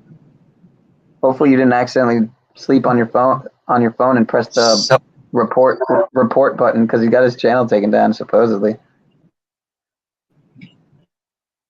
which sucks. But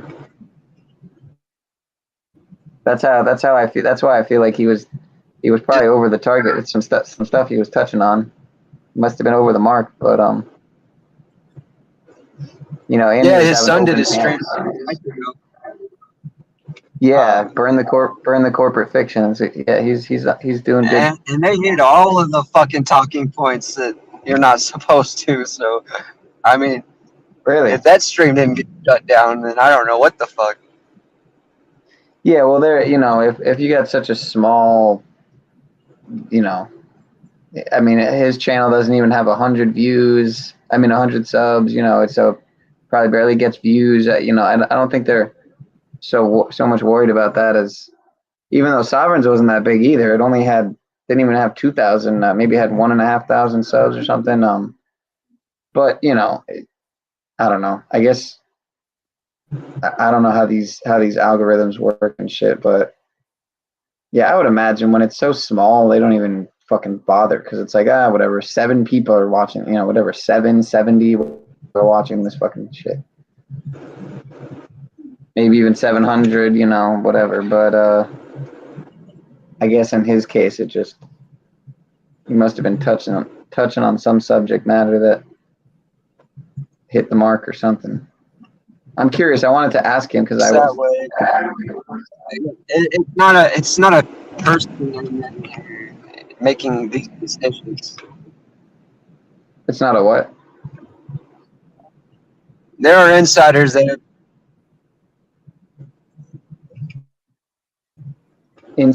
what? You cut out. I don't think you can hear me. You hear me. I was listening to you. Oh. Oh, yeah. There are insiders that will tell you how the censorship program works. I mean, there's no really reason that's what I'm saying. Like, why sit around and speculate for the next 2 years when, if you're really concerned, you can dig down and figure out how that shit works. It's not that hard. There's from employees blowing the whistle on how discretionary their censorship is, and how really ineffective it is. But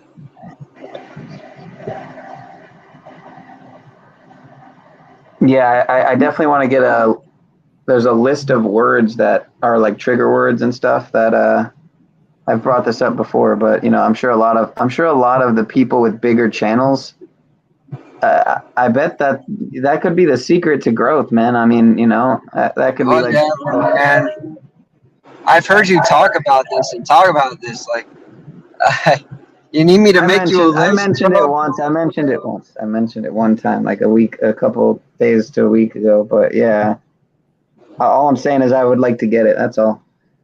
I want to definitely try to get it. All right. Well, I'm sure I say all the words. Yeah, I hope you learn to refocus your energy on the shit that matters. I mean, yeah, my goal isn't to make a career on YouTube necessarily, but I am not working right now, and I don't really know what I want to do other than speak the truth and hope that it reverberates through the ether and overpowers the vibration of the propaganda filth, mainstream crap. So, and that's why I enjoy all these the idea of panels. Yeah, but that's a lifestyle. That's a lifestyle. You can't live with that sort of like virtue signaling, altruistic, unrealistic goal, But that is a good lifestyle to live with, but kind of foundationally. But you can't act like you're going to get some sort of reward from this, like right. Because you'll likely get punished. When you start really speaking truth, you're going to get punished. Yeah. It's just we learned about that in the great book. We learned. I see it every day. I mean, it's a lot easier just to keep your mouth shut and mind your own business. And there's somebody benefiting from the corruption. So there's always going to be somebody who doesn't like the truth because they're benefiting from the deception. Right. And you got to realize that that's what you're up against. You're not going to end evil. You're not going to. What you can do is control yourself and not let evil overcome you. But when you make a lifestyle out of evilness, you're gonna be sick. You know, mentally, physically, emotionally, and there's just so much more to life than what we're being bombarded with, you know, through media.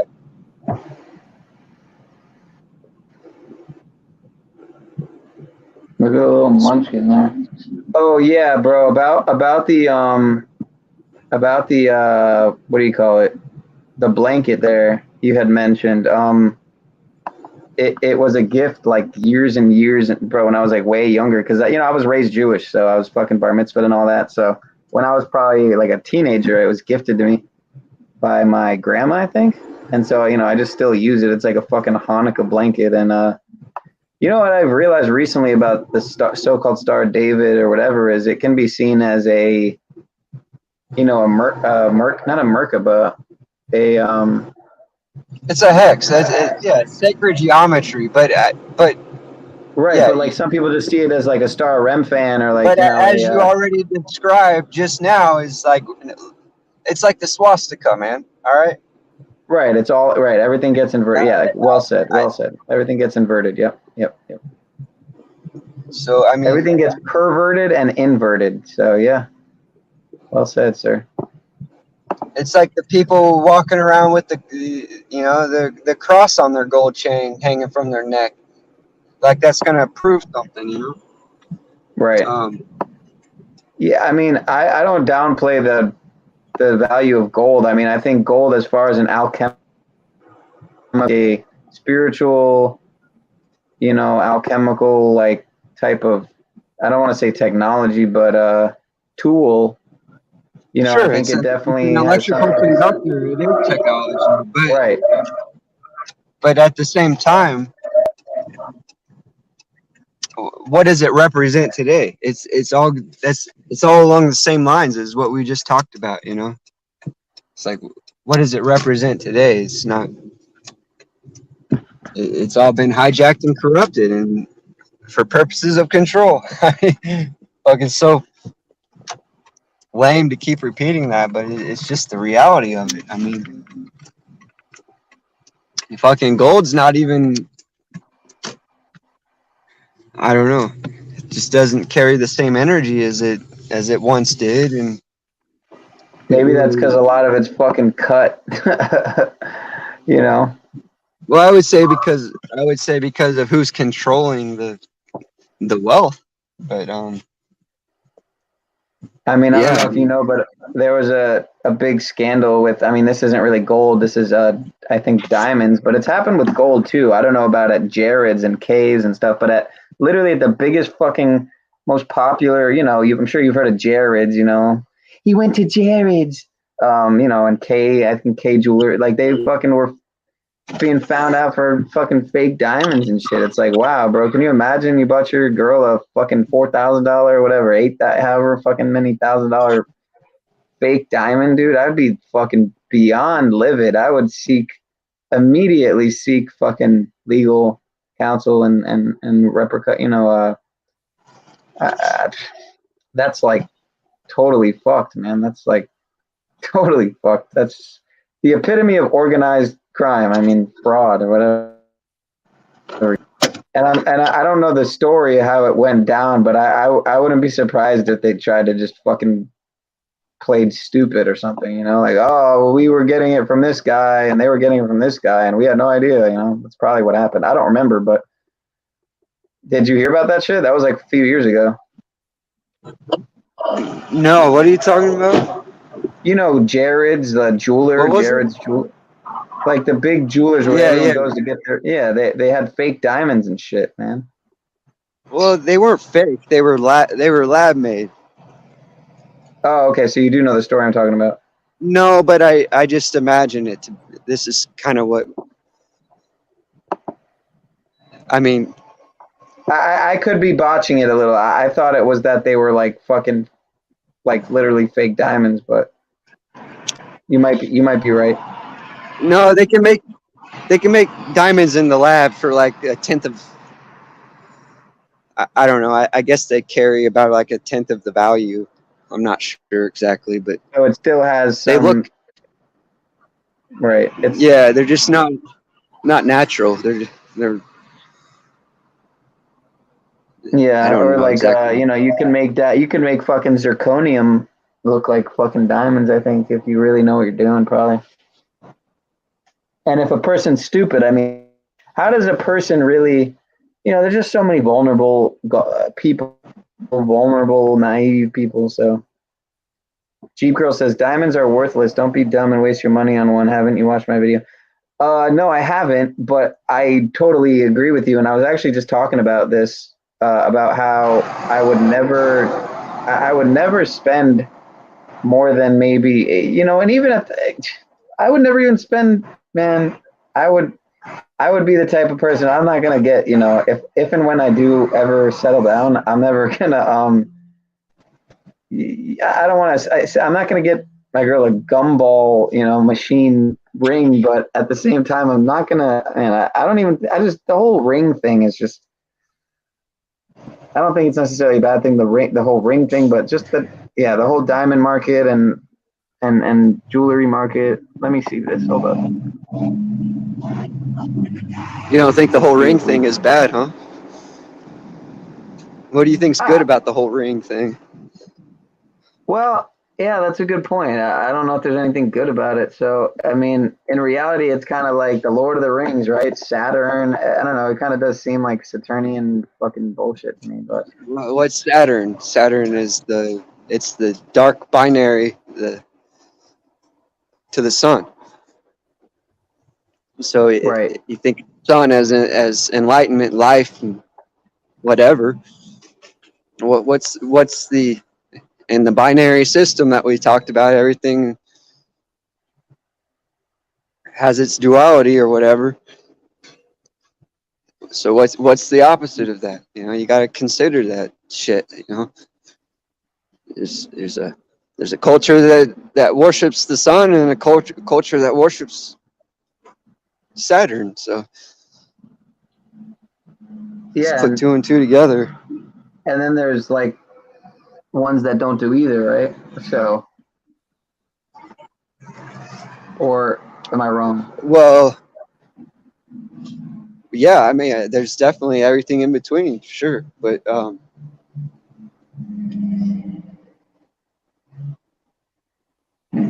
yeah, I mean, does Saturn? Are you dependent on Saturn for anything in your life? You're dependent on the sun. It's part of our. I can't. I'm freezing. I'm standing outside and fucking freezing ass cold, so I'm not thinking really well. My dog, waiting for my dog to take a shit, but like Jeep Girl said, the Jays set the trends, and like I'm about to drop right here. Pretty obvious when you just look at the words that. Hold on.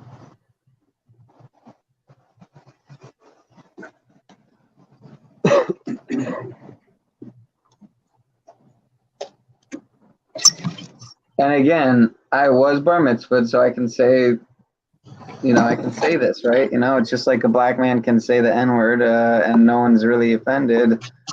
So, well, other than maybe a more sophisticated. Does that make it right? Black. I literally does said that logical reasoning make whatever you're about to say right? Wait, what do you mean? does that logical reasoning like validate whatever you're about to say, or does it? I don't know. I lost how I was going to say that, but it sounds like you're making an excuse to say something derogatory based on. No, I was just saying jewelry. How jewelry is clearly jewelry. I mean, it's, you know, and she said the Jays set the trends, and yeah, I mean, who's making all this? Who's not just making all this jewelry, literally, or you know, who's behind the diamond mines and all that, but who's setting the trends to make it so trendy and so, you know, literally worldwide, on a worldwide level. So you know, it's a custom almost. It's you get married, you know, you sign all your contracts with the fucking bullshit, you know, legal fraud system, and then, you know, you slave up even more so than you already were, and in this way you slave yourself with somebody, and you fucking both just fucking each other over in so many different ways, and then on top of it you're validating this bullshit fucking. I mean, look, don't get me wrong. I think I've seen some jewelry, I've seen some diamonds and stuff that, you know, it's mind blowing. It's very fat. It's dazzling to the eye, you know. But that's the whole fucking thing. Is your problem with marriage, or is your problem with how that's represented? Ask that again. I'm sorry.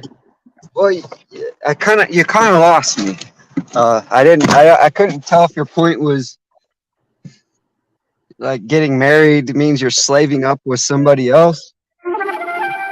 Well, the process, the legal, like I don't know, the legal process of getting married versus like a civil union, maybe. The legal process, the only thing the legal process is a piece of paper. Well, is that true though? Yeah, that's true. You can go down to the courthouse, get your marriage certificate, and you're married. You don't have to have any ceremony or ritual or anything. That's the legal process. Okay, so. Dude, they unsubbed me from fucking Jeep Girl again. That's the second time on this channel, man. It's so fucking ridiculous, man. This shit's crazy. All right, but she wanted me to look at this channel. I'm assuming, even though when you assume you make an ass out of you and me, I'm guessing she was talking about this one here. Recordings just got better. Hey, it's Dana from StreamYard. I'm so excited to announce that local record. So we'll watch this really short clip here. Well, it's 6 minutes. In Illuminati. Right on that. You got to stay muted on them ads. The AI will pick that shit up. The AI will pick up them ads real quick. That's what OTW was trying to tell you. I didn't know you can't play fucking ads, man. That's crazy to me. Well, what it does is it triggers the artificial intelligence, man. So that's how YouTube knows that you're playing somebody else's monetized content. And they're held to a higher copyright standard because of the fact that there's money involved. So YouTube's just covering their ass because they don't want to get sued for copyright infringement. Right. Well, in this case, I'm playing one of Jeep Girl, though, so I wouldn't have to worry about it, right? Oh, wow, her channel isn't monetized, and they fucking had an ad, dude. I don't get how they do this shit, man. I don't get how they get away with the shit they get away with, man. Monetizing channels that aren't, like, I don't even get how it works. Well, if you don't get it. Okay, well, YouTube says that they can put ads on any video, right? That's just part of the terms of service that you agree to upon using their service. So it just so happens that they just do it to some and not others, I guess. Because I don't think it happens usually on my videos. So, you know, maybe it's once you get to a certain sub count or something. Maybe once you pass 500 subs, maybe or something. No, it's not any of that. Or a certain amount of total. There's no point in having this conversation right now, but just look it up. Just look up what, you know, YouTube putting ads on non-monetized videos. And it'll describe to you exactly who, what, when, and why. They have to give you disclosure, man. It's like, this is my whole point. Like, all your wonders and worries and woes are out there.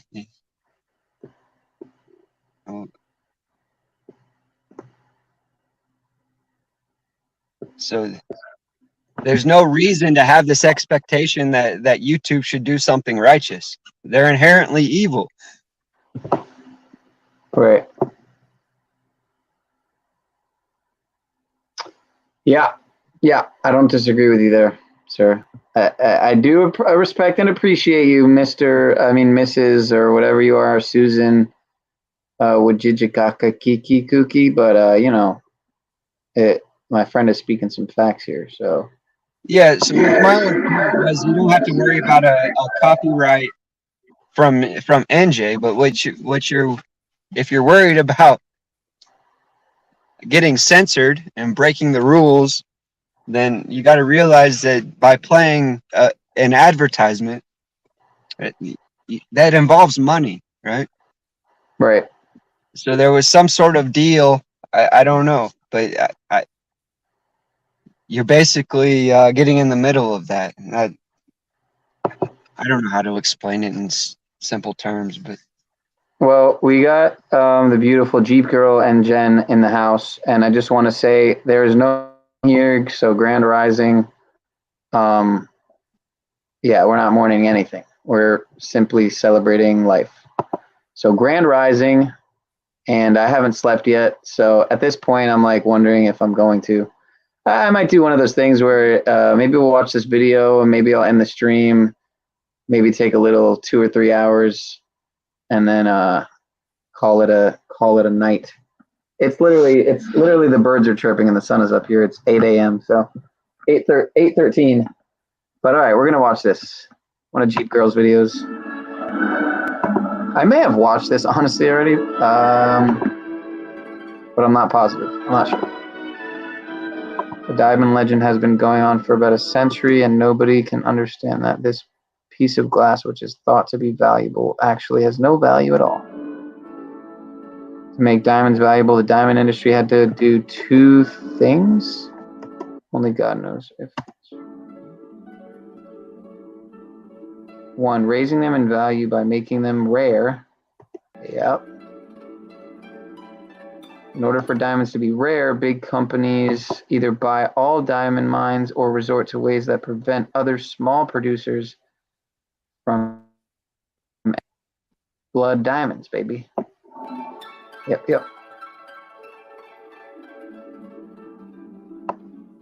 Following this, they seem to prove with scientific bullshit how diamond is a hard to form product. For example,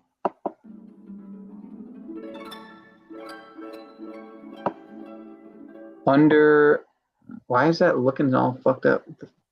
Under a what? Under a something, I don't know what that says. Under a something temperature and pressure. It looks like certain, but it looks like a B instead of a C. I don't know.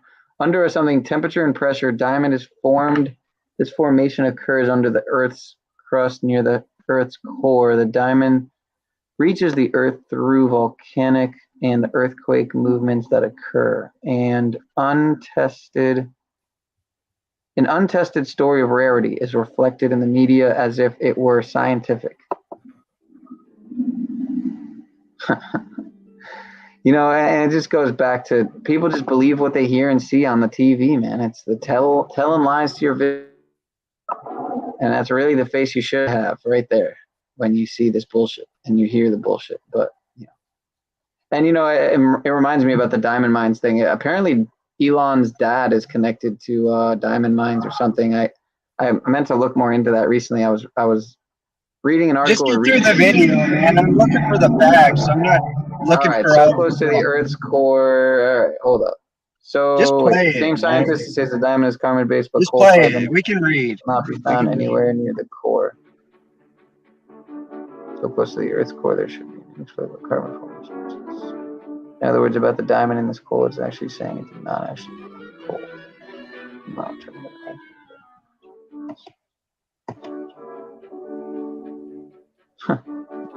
Fucking hell. chaos, making men believe that diamonds. Second attack of the diamond industry was to introduce the tradition of proposing marriage to a woman with diamond rings so that beta men could guarantee the vagina they This is wanted. boring. All right. Whatever. Jeep I'll be Girl's back. video. It's a good point though. I mean, the whole world is taken by this tradition, you know, and it's cost them fucking a month of work for this fucking ring. It's not the whole world. It's some people. I mean, some people it costs. Say you make a couple $1,000s a month, you get a $10,000 ring. That's 4 months of work, you know. And yeah, this girl might have it her whole fucking life, but maybe not. Maybe you'll be in a 3-year marriage, you know. In which case, you spent 4 fucking months of your work.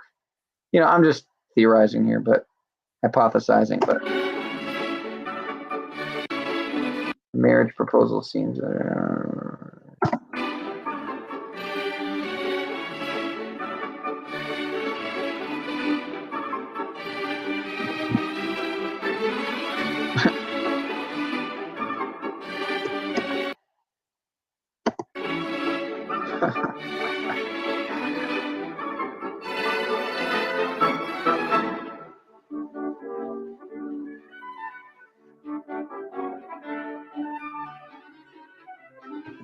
A ring with no diamonds and only gold will keep its value. Ah, see, I like that. I like that.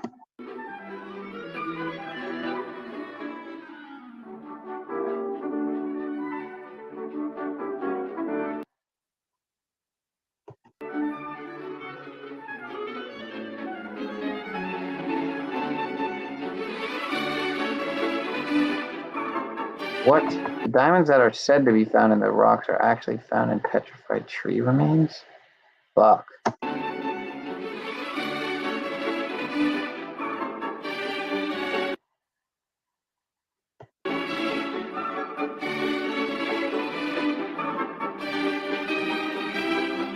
Okay, I'm not gonna lie, this is kind of blowing my mind a little bit.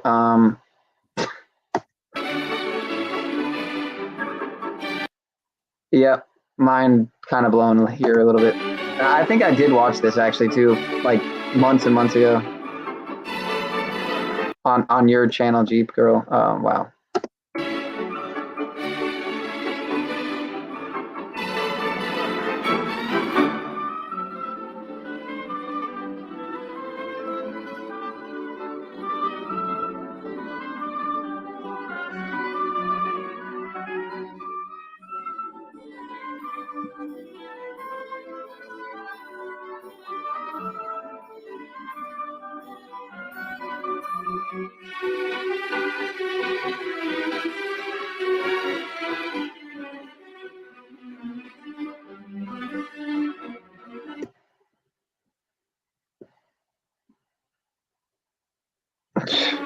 Get the fuck out of here, dude.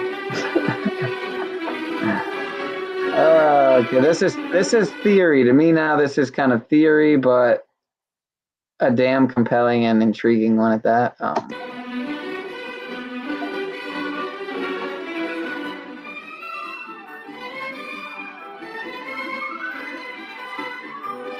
Maybe then you would understand why we find crystallized ancient fruits called geodes in petrified mud rocks. Wow, dude.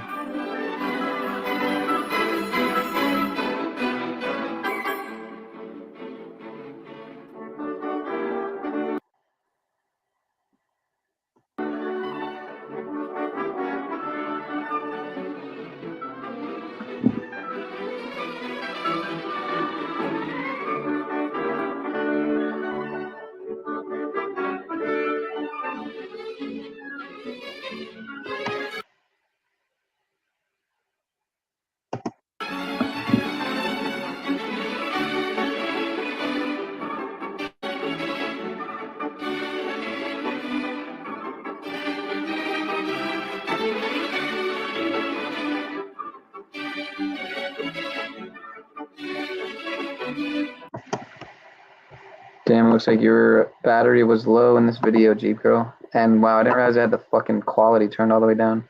No wonder it's so shitty looking.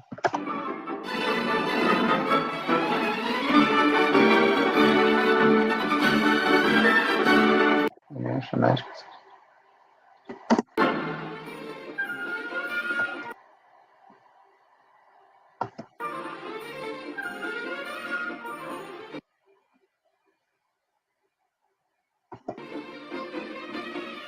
Talk about a racket, man.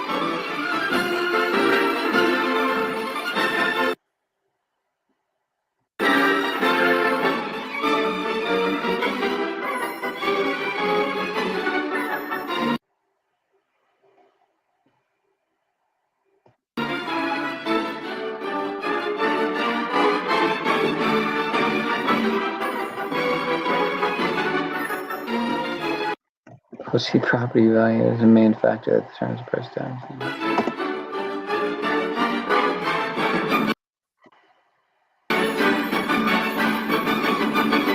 Thank you, De Beers. Thanks to you, I now. Wait, what? What is De Beers with a double I? In Illuminati universe, diamonds are bullshit. And the thing that's different about a verbal vacation. Yeah, that was fascinating. So much love to our lovely Jeep Girl and Jen. Jen and Jeep Girl. I'm ready to get out of this place. Yeah, I feel the same way sometimes. I hawked mine. Oh, wow. You're kidding, right? I hope you're kidding. That's pretty insane if you literally like threw it out or what? Because, wow. And it looks like Mr. Mitch has left. I understand. I understand and overstand. It's all good. Been going for almost 8 hours. Don't know what's wrong with me. Something must be.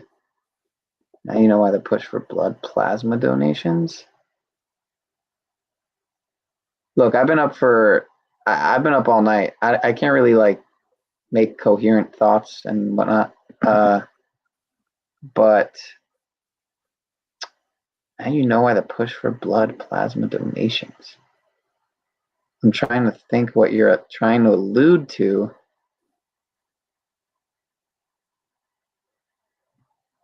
It's not shitty looking when not shared on a shitty signal.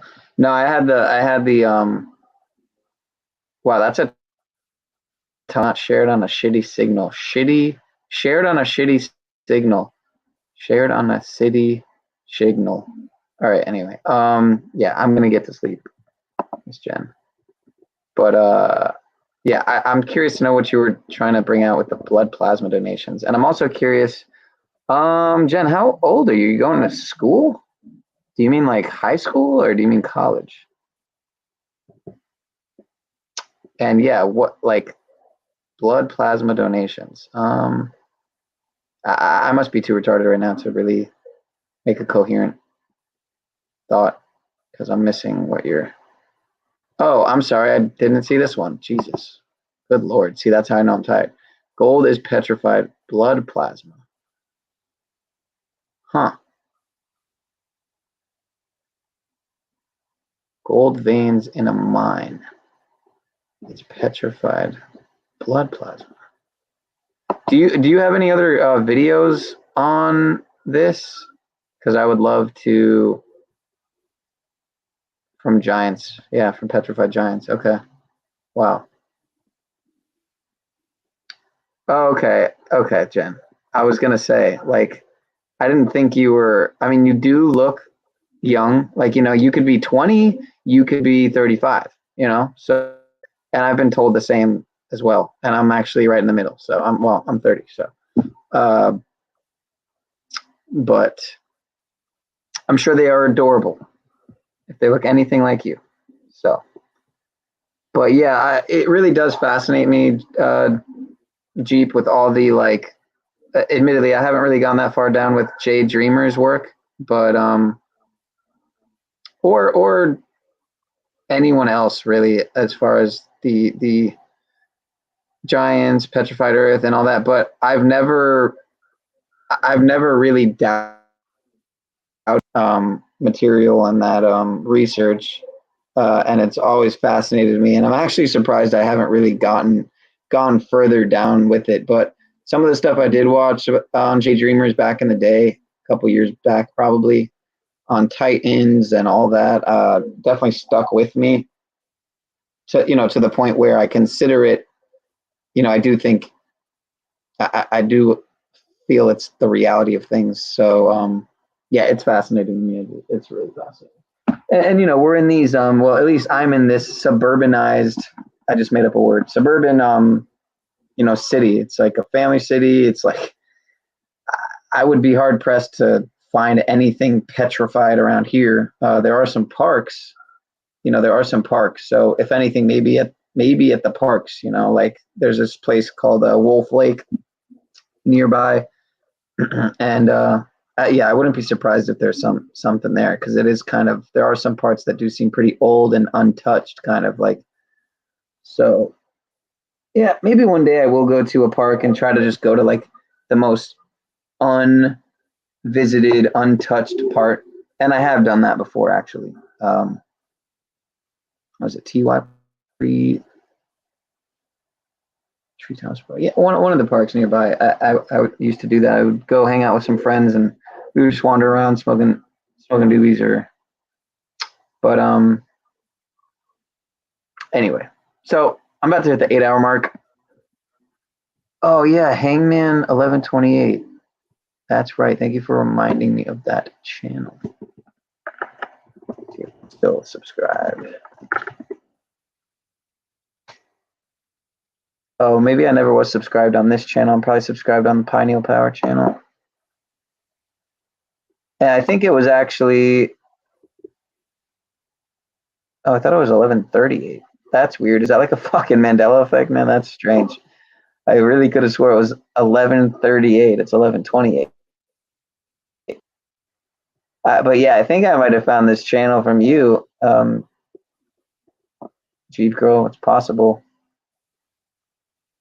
Because when I see people recommend channels, I usually, I usually look into it. It's not very well known and pretty hidden. Over my years of research, it has become evident. Yeah, as far as the petrified like giants with certain mountains and hills, it's just fascinating, man. It totally defies all logic and I mean, it defies all, what we've known to. Look, I'm younger than many people. I'm only 30 again, but oh, looks like Mars is back. Much love, Mr. Mitch. I was just explaining how I'm going to be going for much longer, but I want to say how much I appreciate the conversation and the co-creation on this lovely 20th anniversary of our, I'm not going to say of the lovely DHS. It had to be said, the love had to be put out there for that lovely apparatus, that lovely intelligence agency. I wanted to hear about your mind-blowing. Much love, Jen. Take care. And I'm going to be getting off in the next 5 minutes. So I'm going to end before the 8-hour mark, which is in just over 5 minutes. So yeah. So much love to anybody who has been here, and much love to your little ones, Jen. And what were you going to say, Mitch? My bad. I was just going to ask you what you learned from the video. Well, to me, to be honest, it's all good. Well, what I learned was that, as far as that diamonds are petrified tree sap, or not petrified, but like solidified, crystallized tree sap, and that according to Jeep Girl, as she said here, gold is petrified blood plasma from giants, or blood. What are sapphires? I mined a $2,000 sapphire a few months ago. What are those? What are You those? mind a sap? Where'd you go, bro? That's dope, man. I want, In man. Montana. I gotta. Yeah, my buddy's one of my best friends. Family members owns a mine. Wow, man, that's beautiful, bro. What did you do with it? You kept it? It's in Montana. Wow, man, It's that's in good beautiful, hands. bro. That's beautiful. See, and that's my cousin actually just got married recently, and I like the ring, and that's why the conversation actually just came up yesterday or the day before about a ring. That's why it's funny synchronicity that Jeep girl just happened to bring it up. I don't even remember why it came up at all.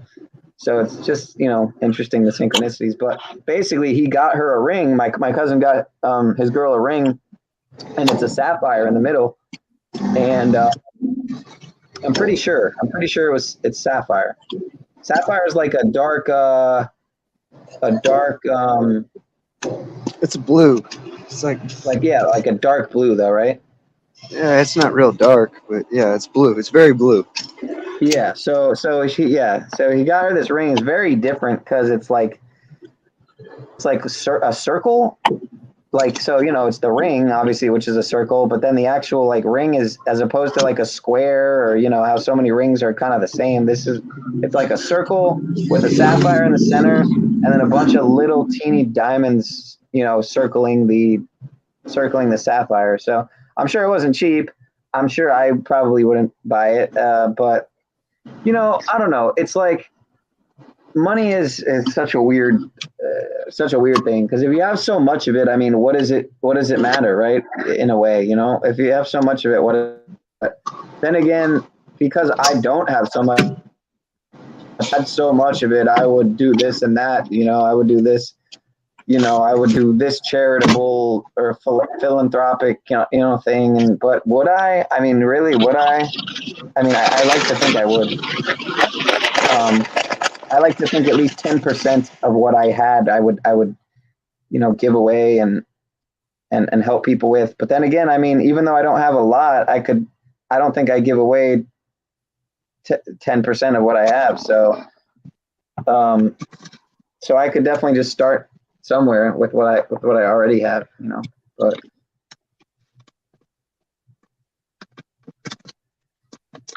I think a lot of times if we took our own advice, man, it would be that the world would change instantly. Like Talcott said, it would change in a month. If we just did some simple shit, the world would change in a month. But yeah. Yep. Yeah. So with that said, sir, I really do appreciate you, man. And maybe I'll do another stream. I want to do the Saturday night stream. It seemed like I realize if I'm consistent, then it's a big way to grow, and I'm not looking to grow for any other reason than to just, like there's a lot of people that I already know in certain, in the community that, the We Are Awake community, Paul's channel, the Gematria kind of community and stuff. And, I vision like just having open panels more than one thing I think I have to get over is like the thought of like watching videos and stuff like that. Like I'm much more like the thought of just open panels and people just kind of just co-creating, man, and that's why I appreciate Paul so much. And admittedly though, I feel like I don't want so much drama and stuff, but I know it's bound to happen. But then again, having the administrative control over it gives me just that, the administrative control over it, so not that I want to be a censor, I don't want to be a Gestapo by any means at all, but I also, I don't know, I want it to be a place where we can build more than anything. So well, I'm glad that still people backstage thing didn't catch on for you. What thing about backstage? Putting people backstage and censoring them when things aren't out of control. You know, but also, you know, I guess I just challenge you to think about what your subject is. You know, you're dealing with very controversial topics, and you're essentially trying to report on a death cult. You know, and then you're saying, I don't want drama. You know? It's very fucking dramatic what you're presenting. Yeah. Wow. You say some stuff, man, that I really gotta think about, man. So it's just to make you think, man. Don't change your mind because of me. Like, do you.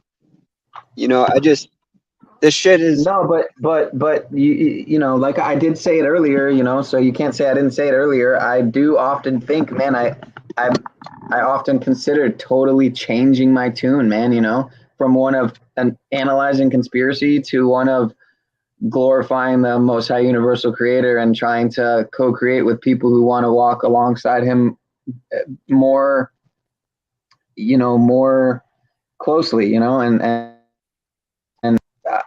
venerate, I don't know, glorify, you know, just. No, I think that was. I don't know how to articulate. Yeah. I think that was well said, and I think you're, you know, don't sell yourself short, man. You're an interesting character, and I think a lot of people would take a liking to you just being yourself and not trying to use this kind of shocking truth to get people's attention. I think it'll turn off more people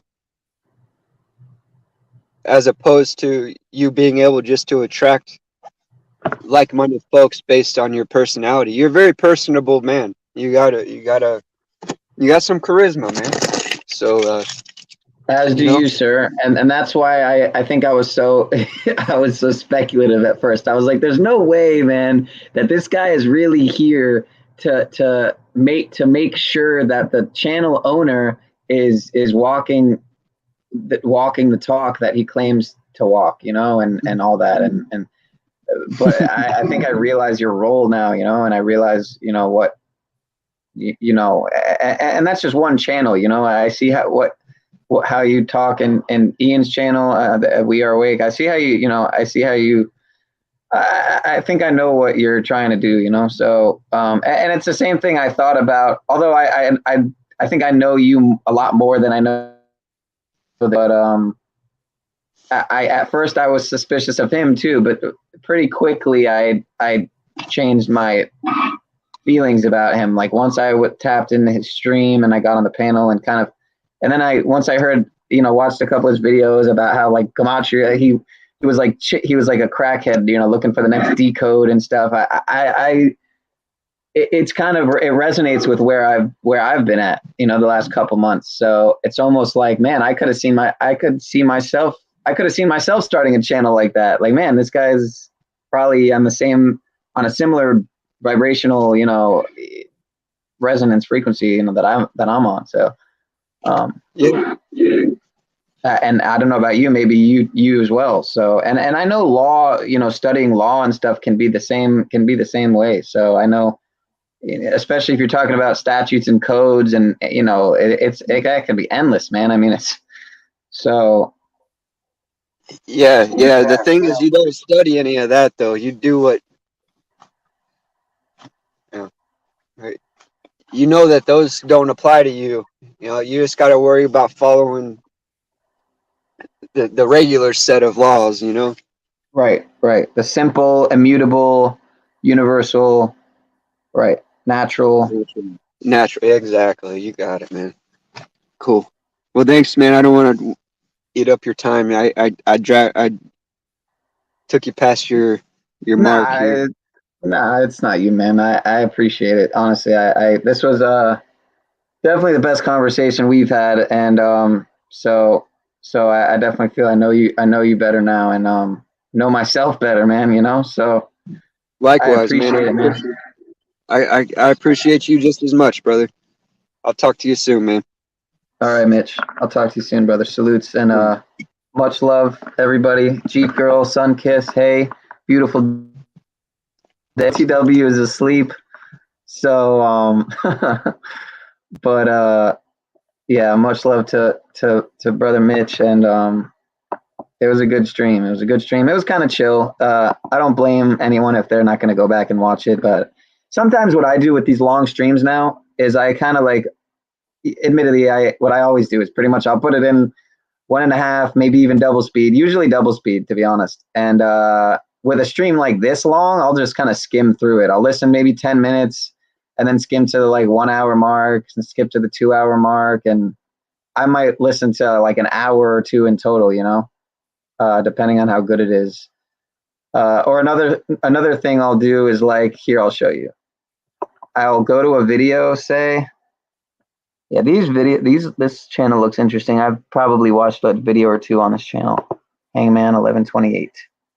But like, I'll go to here, the scroll bar, and I'll like look, you know, at what the video looks like, and you can kind of skip along to a part that looks interesting.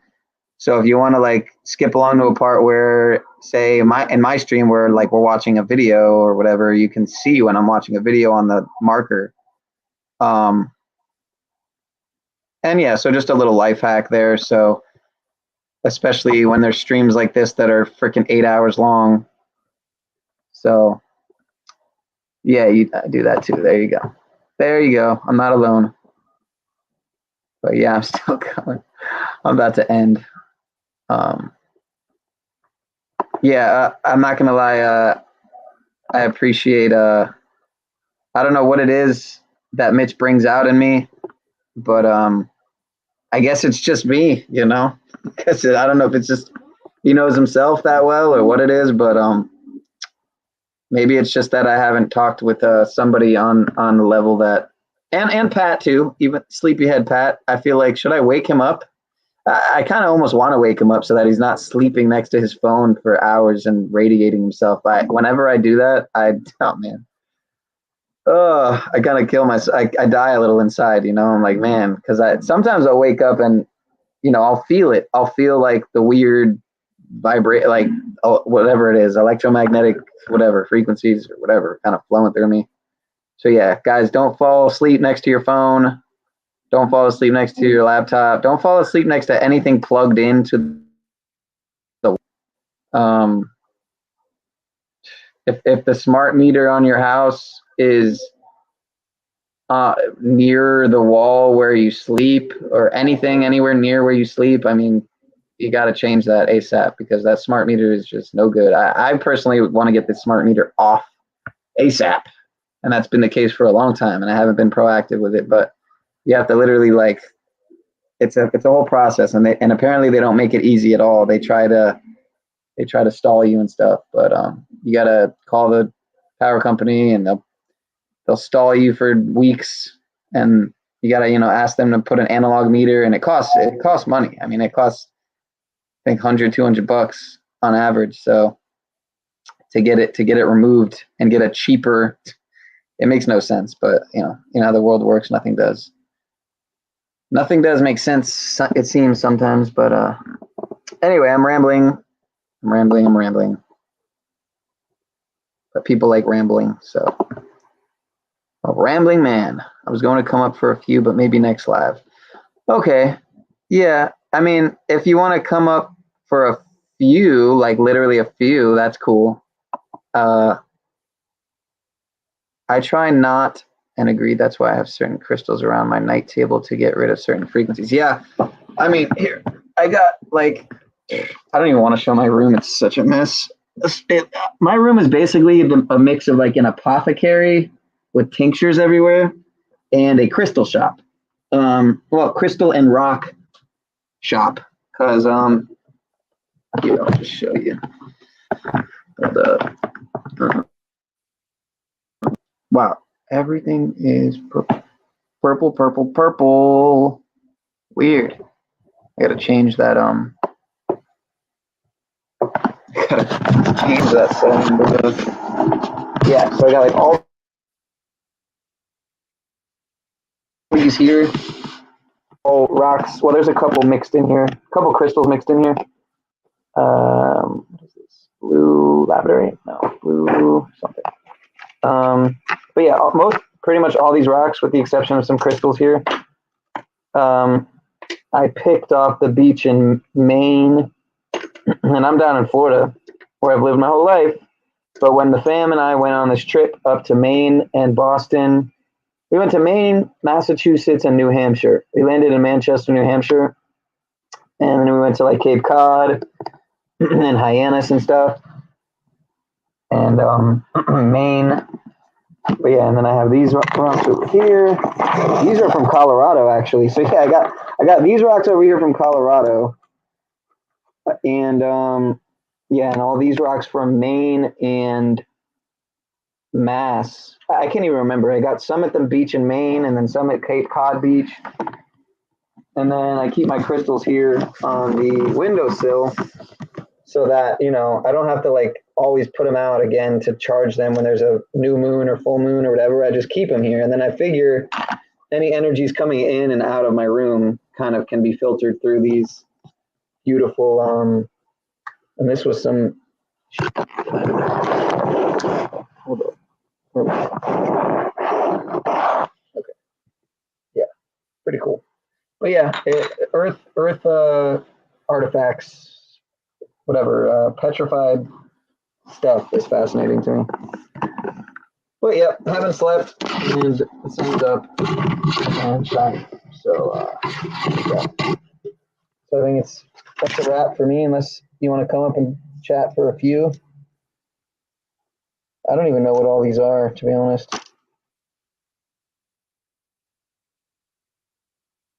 Pink quartz. Yeah, for amethyst, right? Galaxy rhyolite. Thanks, what that is. A different galaxy something. No, wait. No, wait, galaxy rhyolite. I don't even know. And then some of these I think I got at Buddha Bob's, which is a really famous spot. Yeah, if you look up Buddha Bob's in Easton, it was honestly beautiful. I still got to post some videos from that whole thing.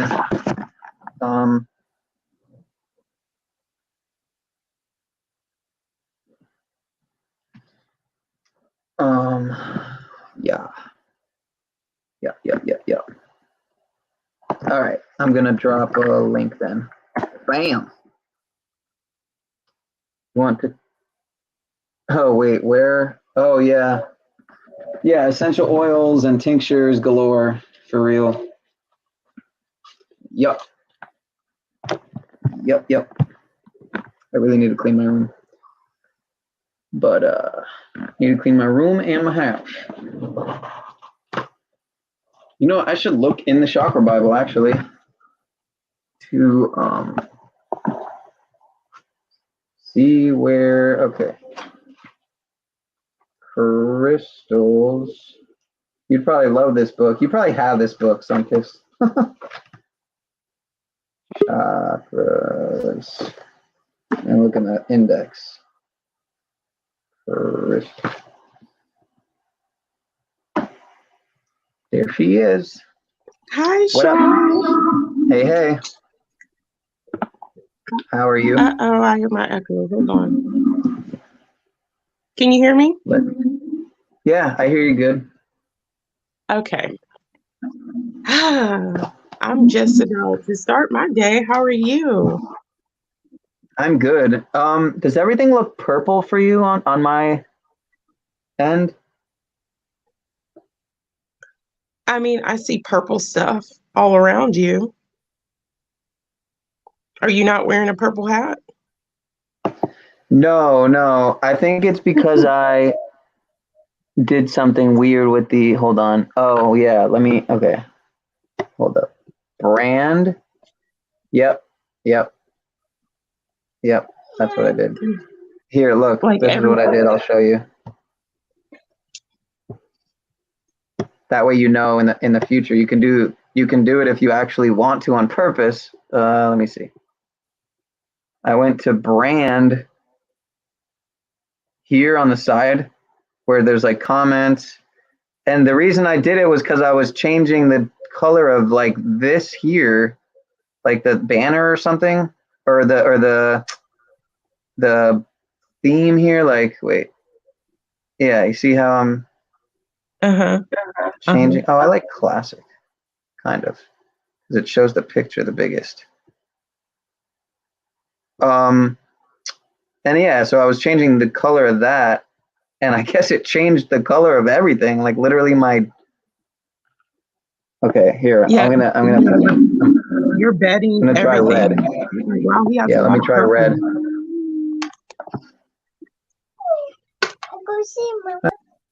Weird. Hi there. Sorry, that's my little toddler. Say Happy hi. hump day. That's why I can only stay for a minute, but I really Yeah, wanted to yeah. come up here. I just wanted to come up here and show some love. Hopefully sometime in the future I'll be able to hop on. It's just, but I just wanted to send you some love. Thank you. Thank you. Thank you. Thank you. Yeah, you never, I don't think you, wait. No, you came up on my channel once, I think. No? I've just been in the chat. This is my first time on. Okay. All right, well then, yeah. There's definitely next time, when I'm actually, I want to like, okay, what would be the best way? Basically, I want to, I guess just proper planning. Proper planning prevents poor performance, right? But yeah, I want to like have a panel like, with everyone on. I mean, not necessarily from the get-go, but I think I just need to do better, like plan days ahead of time. So that's why like my Saturday, I'm going to try to do a Saturday stream again and maybe try to make that like a, I don't want to call it a ritual, but whatever, a tradition. And maybe just make the stream days ahead of time, kind of like how Ian does. And I think that's why Ian streams, people have the days ahead, they have the 3 days notice, so, or 2 or 3 or 4 days notice. So I guess that's just what I got to do, that way people have foreknowledge. I totally agree. I try to do that with my Thursday one, but it works out better like Saturday. Come here. And then I love how Ian does that, because then I'm able to plan. I mean, he does like, random streams too, but when I know it's like Wednesday, I will literally work my schedule and my kids and dinner and everything else, around that time. So I'm able to hop on sometimes I'm not, or I'm able to listen, around how, how I have that stuff planned. But yeah, I like to have that all organized sometimes. So you should try it. Yeah, you plan ahead too. I noticed some of your streams, so I think it definitely helps. Yeah, I have to, and so for me, especially, I think I'm going to lean more towards Saturday, maybe, because that's when, my kids go to their dads. And so it's easier. And so I don't have my toddler, running around or jumping off the counter, and his sisters are like, Mom. And I'm like, I have to go. But yeah, track planning. You're saying you're going to try to do a stream Saturday, or if you were to hop on mine, it would be on Saturday. Well, I'm doing a stream Saturday, but it was where I was doing my streams like every Thursday morning. Right. And I have my kids doing an activity or something for an hour, because I can do like probably no longer than an hour. But I know this Saturday I'm doing a stream, but it's going to be, my kids are going to be with their dad at spending the weekend with their dad. So so it works out better that way, and then I'm not paranoid. Like, I have a 2-year-old I have 2 girls and then that are older, and then I have a 2-year-old little boy, and he gets into everything. So it's kind of hard. What do you mean, the cookie jar and everything else? Oh, he gets in Oh my gosh, he gets in the cookie jar, he climbs in the fridge, he steals all the he bites every cucumber in the refrigerator, or he'll bite every banana, every pear, and then he like leaks off the back of the couch, and the girls are like, no, and I'm like, oh my god, no. So Good Lord. yeah, yes. So, but Yeah, a couple of your streams recently, I think I missed a couple, but a couple of them I watched, but I wasn't even in the chat. I just kind of threw it on, and I've kind of been I've been doing that with some channels lately. Like I'm like I think, man, I don't always have to be in the chat. You know, I can just listen for once, because sometimes what happens, I get sucked into the chat. You know, I get sucked. oh yes, I do too. I'll be like, okay, I'm not gonna chat long. I'm not gonna be in the chat. I'm gonna say hey, and then you just can't help it.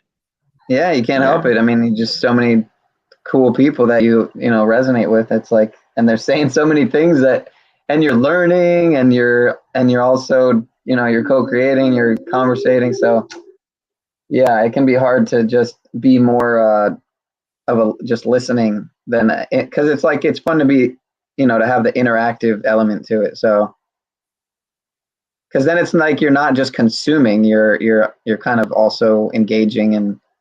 But yeah, it can get a little ridiculous, to just type away.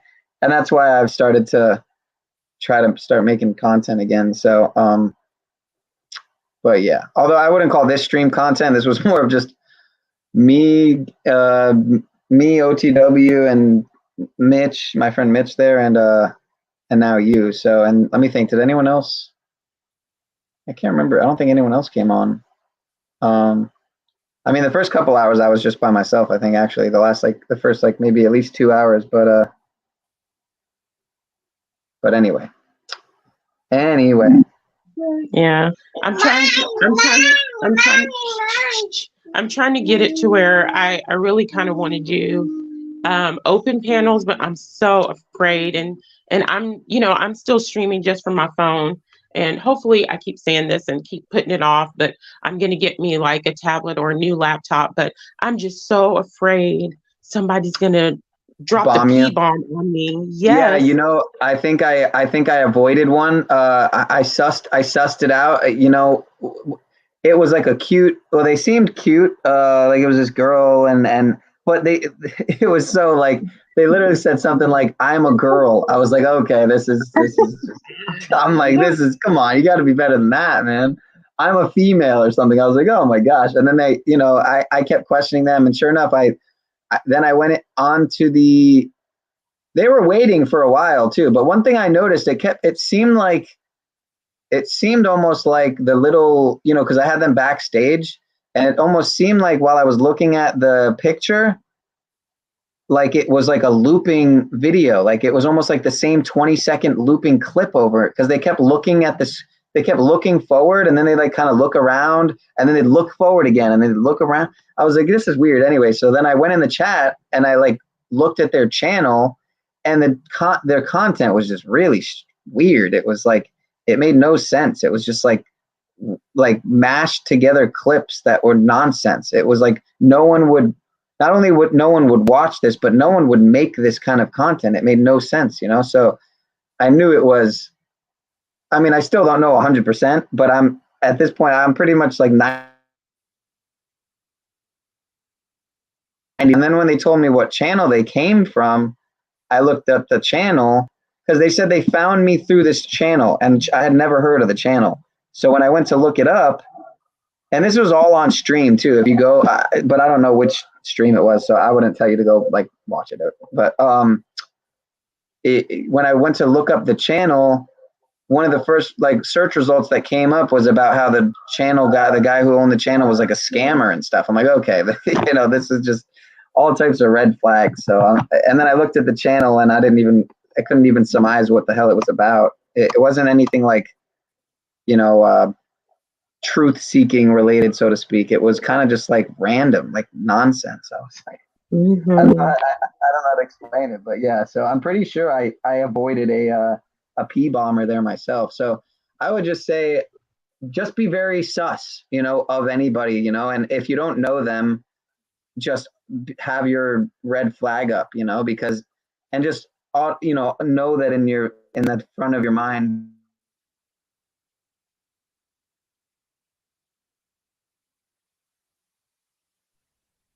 Sean, can you hear me?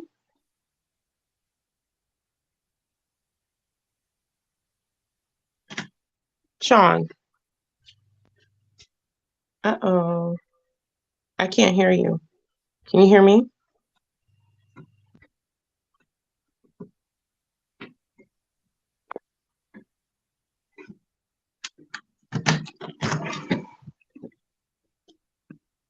Uh-oh. Can you hear me, Sean? No, sir.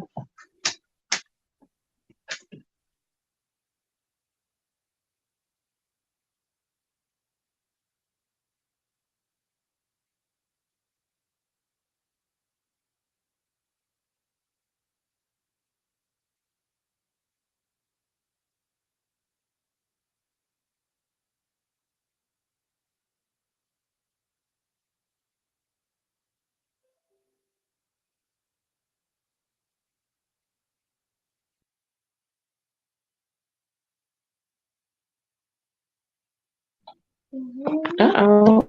Who dropped out? I'm here by myself. Hey, OTW, that's Sleep. Maybe he'll be back in a sec.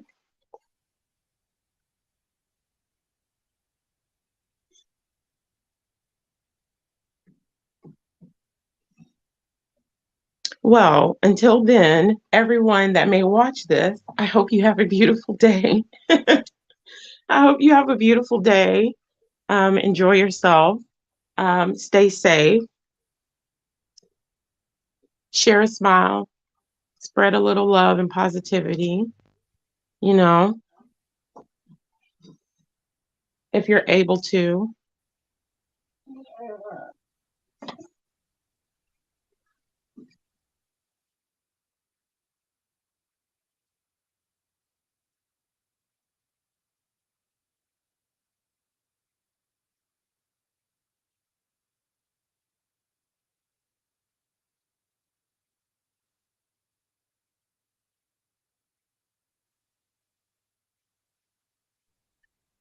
Hold on, everyone. Hopefully he'll come back.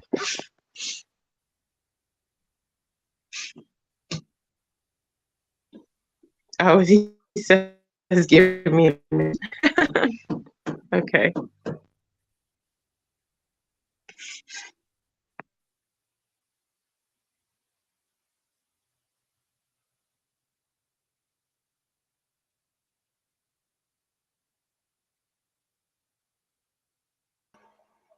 Really weird, man. Really weird. Okay. Wow. I was like, I can't hear you. I don't know what in the world I don't know what happened there, but okay then. Well, your stuff is still purple.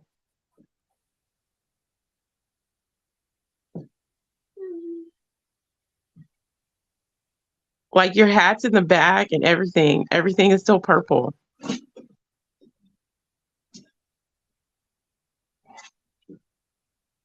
I can't hear you. I am not the brightest. You know, I'll just sleep deprived, but okay. Let me hold on. Yeah, this is black. That's purple. See, it kind of looks black now that I'm holding it. I don't know. It looks straight purple to me. Really? Like the hats that are in the back look purple. The thing on your bed. Yeah, it does kind of. Now that I'm looking on my phone, that is so weird, man. I don't know what that's about. You know, purple is the color of like, you know, royalty. It's like a royalty. Yeah. Yeah, maybe I don't know. I don't know. You have that royal energy. It's beautiful though. I mean, that's my third favorite color. So. And you know, hey, look. Hold on. Do you see it? Oh, I see you. I see you. Is that the own? It's I'm the trying to crown see. chakra, and yeah, the Om and the yeah, it's the crown chakra symbol. Yeah, I have the Hold on. I have a tattoo on my left forearm, and it has like this like winding path, and then it has like a lotus flower, and then it's the, you know, the crown chakra or the Om. But I want it above it, I want to get a tattoo of the soul chakra. I'm big on, you know, there's a lot of chakras, and then I'm big on not just knowing, you know, the 7 base chakras, which are, or 7 chakras that we know of, which are really connected to our physical, but also knowing like the 12 base chakras, which have us connected to our energetic bodies. Because you know how I feel, like we can't neglect our energy bodies and just focus on our, oh yeah, okay. Well, you understand. I would have thought you probably have this book, but I'm curious to see. What do you call I have it? another book. Okay, you call it the Soul Star chakra? Is that what it's called, or is that just one? The one above the crown, the 8th, that what you would call the 8th chakra. Right. Oh wow. Okay, this even talks about Earth chakras, planetary chakras. Wow. Yeah, it has. Earth has its own chakras, and I think it's important for us to know and understand that. And can you hear me? Yeah. Okay. I have to. I think it's so important for us to know these things and understand them, because our energy bodies get so, just like our bodies get so, you know, built up with gunk. And that's the first thing, that's the first thing that hits us. And then we start feeling the effects on our body. So it's important to understand our energetic bodies and the chakra systems and how they work, how we can clear them, how we could connect with them, as much as it is for us to know our base chakra, or root chakra, or solar plexus, all that other stuff, and to keep those balanced, you know? Yeah, I really need to read this book in its entirety. Definitely. It talks about the celestial chakras, the crystals, and the 3 celestial chakras. I mean, it goes into a lot of the transpersonal chakras. Oh, these are probably the stellar gateway, the soul star, and the causal. Yeah, and then the Earth star. Yes, those are like the beginning. Like, you know, like everybody thinks the first chakra is the root chakra. Now, don't make fun of the way I say root, okay? I can't help it. It's ROOT, I'm saying. But, you know, it's our very first chakra, you know, that you would count as 0 is the Earth star chakra, you know, which is like 6 feet or 6 inches below our feet, you know. And that's a way that we can understand and, you know, how to be grounded, or how to settle ourselves, or how to, you know, it's very important. And there's a reason why, you know, the other ones are pushed so heavily, you know, and then you have people, you know, that say, oh, balancing to keep you like what's the word? Materialized to the material realm, as opposed to the astral and the like, to kind of keep you, what's the word? Not submissive. I'm trying to think of the word. I haven't slept, so the words aren't coming to me like they should. But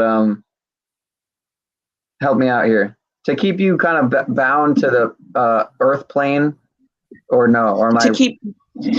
Well, I think so. We should be to be focused on our bodies. Now we need to. We're riding in this physical body, so it's important for us to keep it and maintain it. But we're also energy, and so we need to. A part of going within and knowing ourselves is knowing our energetic body. You know, and you know, we have so many different systems in play that tear us away from that, or tell us it's bad to know that, or say you only, we got to glorify, just the crown chakra and leave like, the sacral chakra or the base chakra alone. But it's important to balance all of them. Your root chakra is, it's like, your survival. It's like your stability. You know what I'm saying? So it's important to understand that.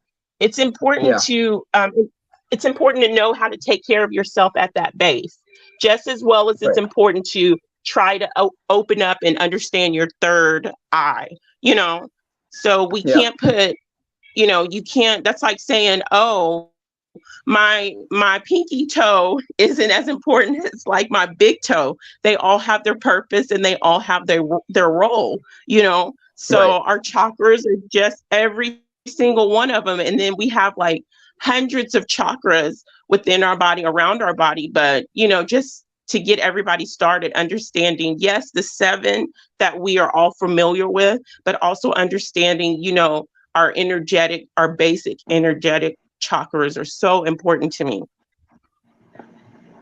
Yeah, I mean, a lot of people will call it new age, woo woo, whatever, but I do think there, is definitely a demonstrable science to it. I mean, I think that, the ancients picked up on actual, if you're really intuitive, you can actually see the spinning vortices.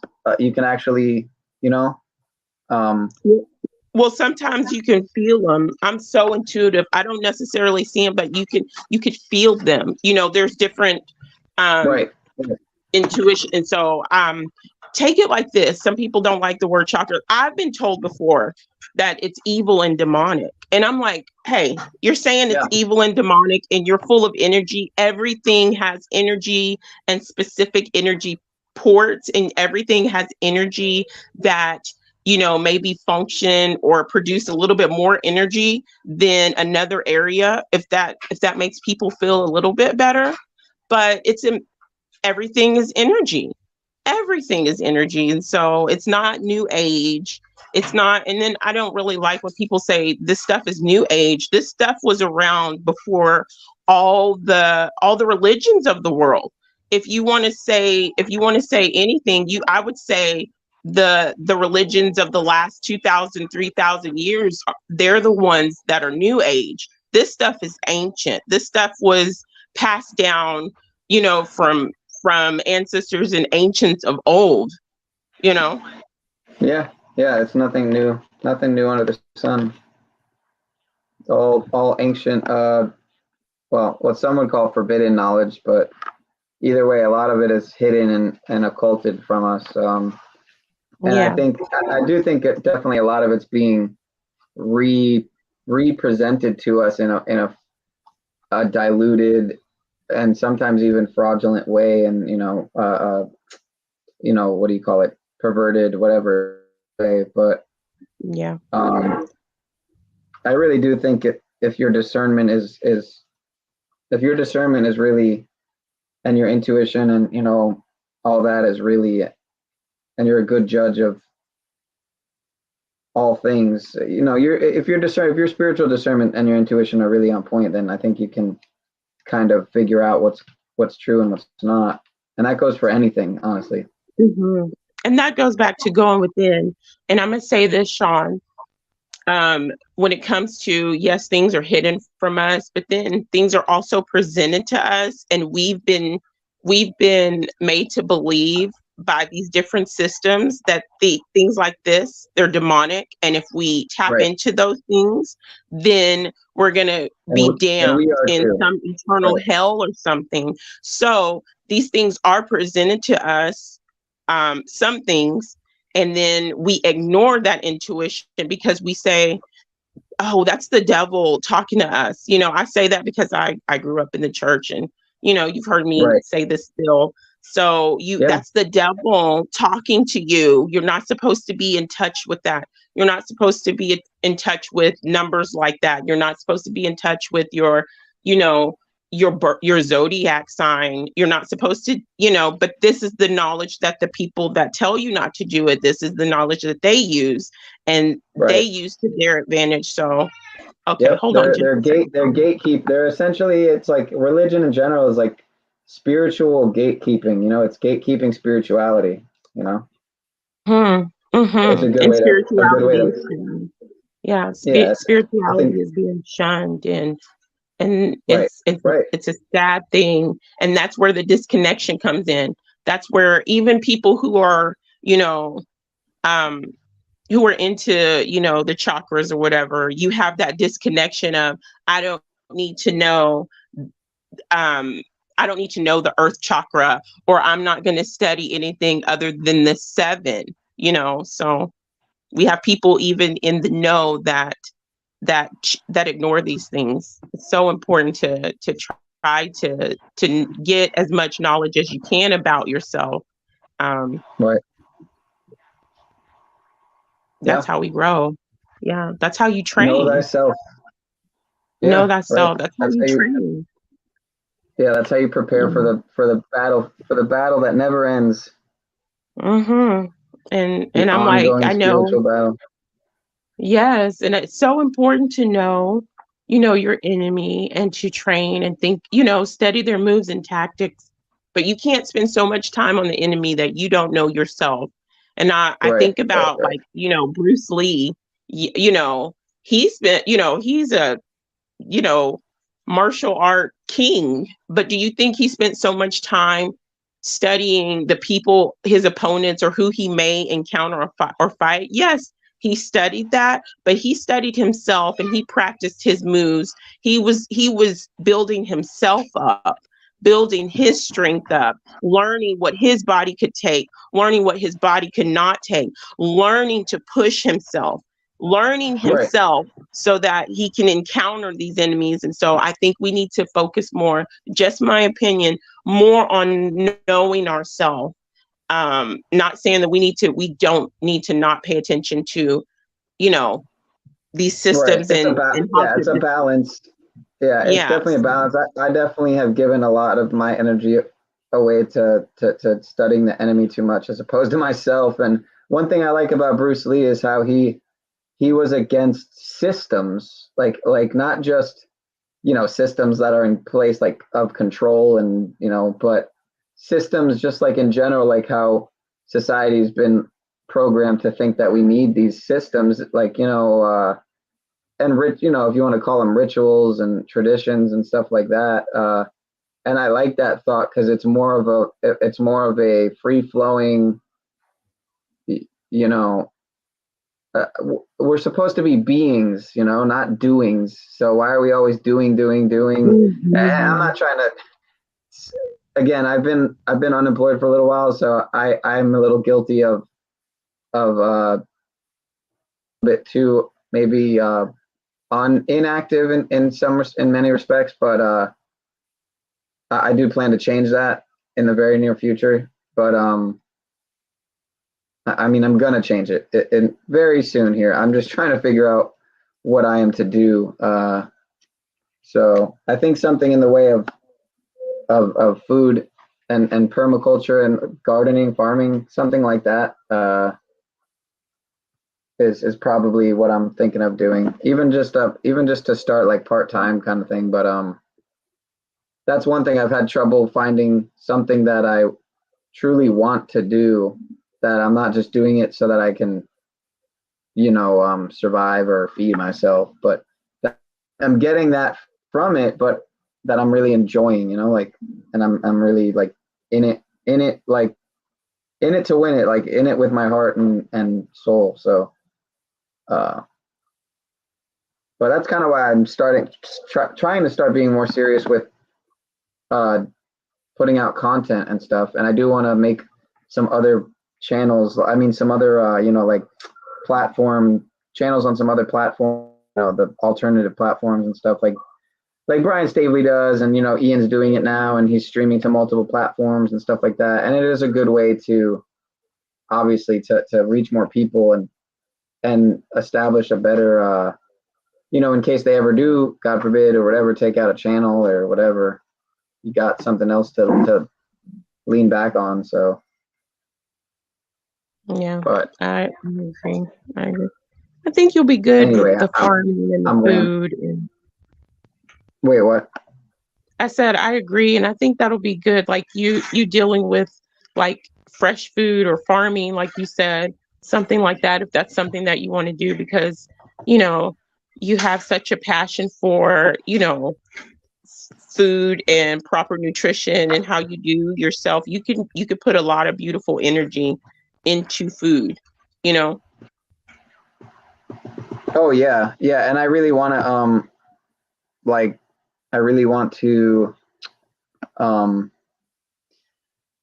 don't do it enough, but I really want to start praying over my food more and kind of taking the the Masaru Emoto kind of approach to things more. Water, food. Yeah. I love Dr. Masaru Emoto. Matter of fact, me and my children, Ian made mention of this, I think the last stream, but we're in the middle of doing the rice experiment and it's amazing. I'm telling you. And so it's amazing.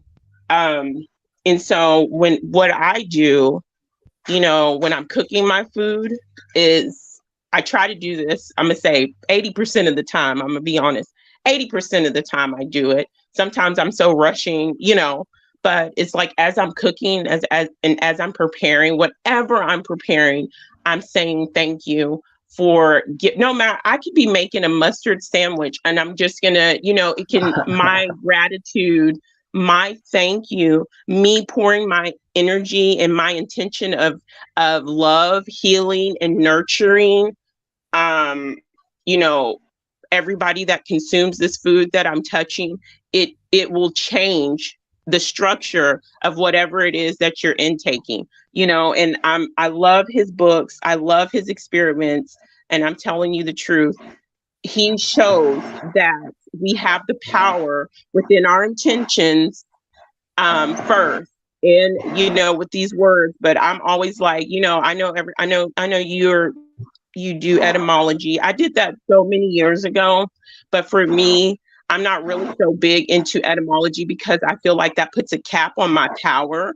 If we can change the molecular structure of water with saying thank you repeatedly, Right. and I love you, then we can Right. change the frequency and vibration of a word. So when I say this, I use this as an example all the time. When I say bless you, even though I know it was created in some form or fashion to, send you to make you be less or something like that. I have the power. I know my intentions is to bless you and for you to have a beautiful day or with all great intentions. So I know I change the frequency and vibration of that word. If we can change the frequency and vibration and molecular structure of water, we can change the frequency of a freaking word that was intended to hurt us, Oh yeah, definitely. Oh yeah. Yeah, I mean, we could probably do so much more than that too. I mean, our powers are so outside of our realization, our understanding and overstanding. It's crazy how they've deceived us on such a massive level. So, but also how we've deceived ourselves by allowing. Yes, thank you. How we self shackle ourselves. Right. We've been deceived in so many ways, but there are so many people, even me years, decades ago, when presented with these things, we've been so conditioned to be afraid of questioning these systems, being afraid to trust our own self, being afraid to trust that power that is within. You're not going to get any other type of power outside of yourself. And I'm not talking about, some people may have said to me that I'm satanic and I don't believe in God. I don't believe in the gods of the religions made by man. I know that we have a beautiful creator and we all hold that energetic thumbprint within us, which makes us we have that power. And for me, I don't feel like, as a mom, I'm gonna give it to you as this way. I have 3 beautiful children. I didn't become a mother to control my children. I didn't become a mother for my children to praise me. I didn't become a mother for when they don't do what I say, I'm gonna damn them in every situation. I had children to, make sure that I have generations to come. I had children so that they can enjoy and walk through life. I'm not going to live their life for them. I'm teaching them how to live their life so that when they're grown, they can make their own choices and they can experience life and have beautiful, hopefully, beautiful things in their lives and opportunities and everything else. But that's how I look at the creator. I'm not going to interfere in their life. I'm not going to dictate their life. And so, yes, we all come from I feel like a beautiful creative energy. I'm not going to say he or she because I don't know what it is. And we put human labels on things that we don't understand. We want to say he, but then we forget about the feminine energy that makes up, we're made up of both masculine and feminine energy. So I'm just going to say it's a beautiful energy that created us all and is in all of us. And we have the ability to tap into these creative powers that were passed down to us from the creator of all things, not the creator in these books that were created by men. I just want to make that clear. I'm sorry, I'm talking so much, Sean. Hey, if I had a bomb, I would drop it right now, but I don't have that yet. But I'm working on it. I'll get there. And you definitely would have had a bomb there. So just saying. Oh man, no. I know you've been live for almost 9 hours. I said I was going to be on here for a few minutes, and look at me. I'm sorry. But, okay, well, look, no, you don't need to apologize. Seriously, I would really appreciate if you don't apologize, because what you really should be saying is you're welcome for coming on to your panel, and I'm thanking you, so thank you. But we have a question from the beautiful Jen, and she says, is Sunkiss still in chat? And she said, Sean, can you ask her if she cares to email me? I have something I want to ask her about. I don't have your email, Mama. If you can she hear me? I'm sure. I'm sure she can hear you. I'm so silly. It's early. I'm sorry. It's late for me. Jen, if you go to I want to say if you go to one of my videos, my email is in there. I don't know which one. I think if you go to if you go to, I know for sure it's in the Dr. Emoto part 2, the one where Mary was there for a little bit, but it was Ian and I. My email is there, and you can email me, and then that way I'll have your email. I'm pretty sure. Why do you have that, baby? I'm pretty sure my email address I know for a fact is in that video. I can't see the chat. Is she saying anything, Sean? She put her email. Oh, okay. I can't see. I'm just gonna save her some time because she needs some clarity on something. Yes, I am single. However, I'm in Florida, so I don't know. I don't know about the long distance thing. No, I'm just kidding. Anyway, so joking. I'm a comedian. Oh, Sean, I love you so much. Like, you are absolutely. I mean, I remember, months ago, when you started coming around the community. And, you would, I just felt your energy, and I was waiting. I asked you on a couple of comments, like, when are you going to join the stream? And I'm so glad. I left you a comment on the stream on Ian's channel from the day before yesterday. Hold on, baby. I want you to know something. We love you. You are so awesome. I love your spirit. We love your spirit.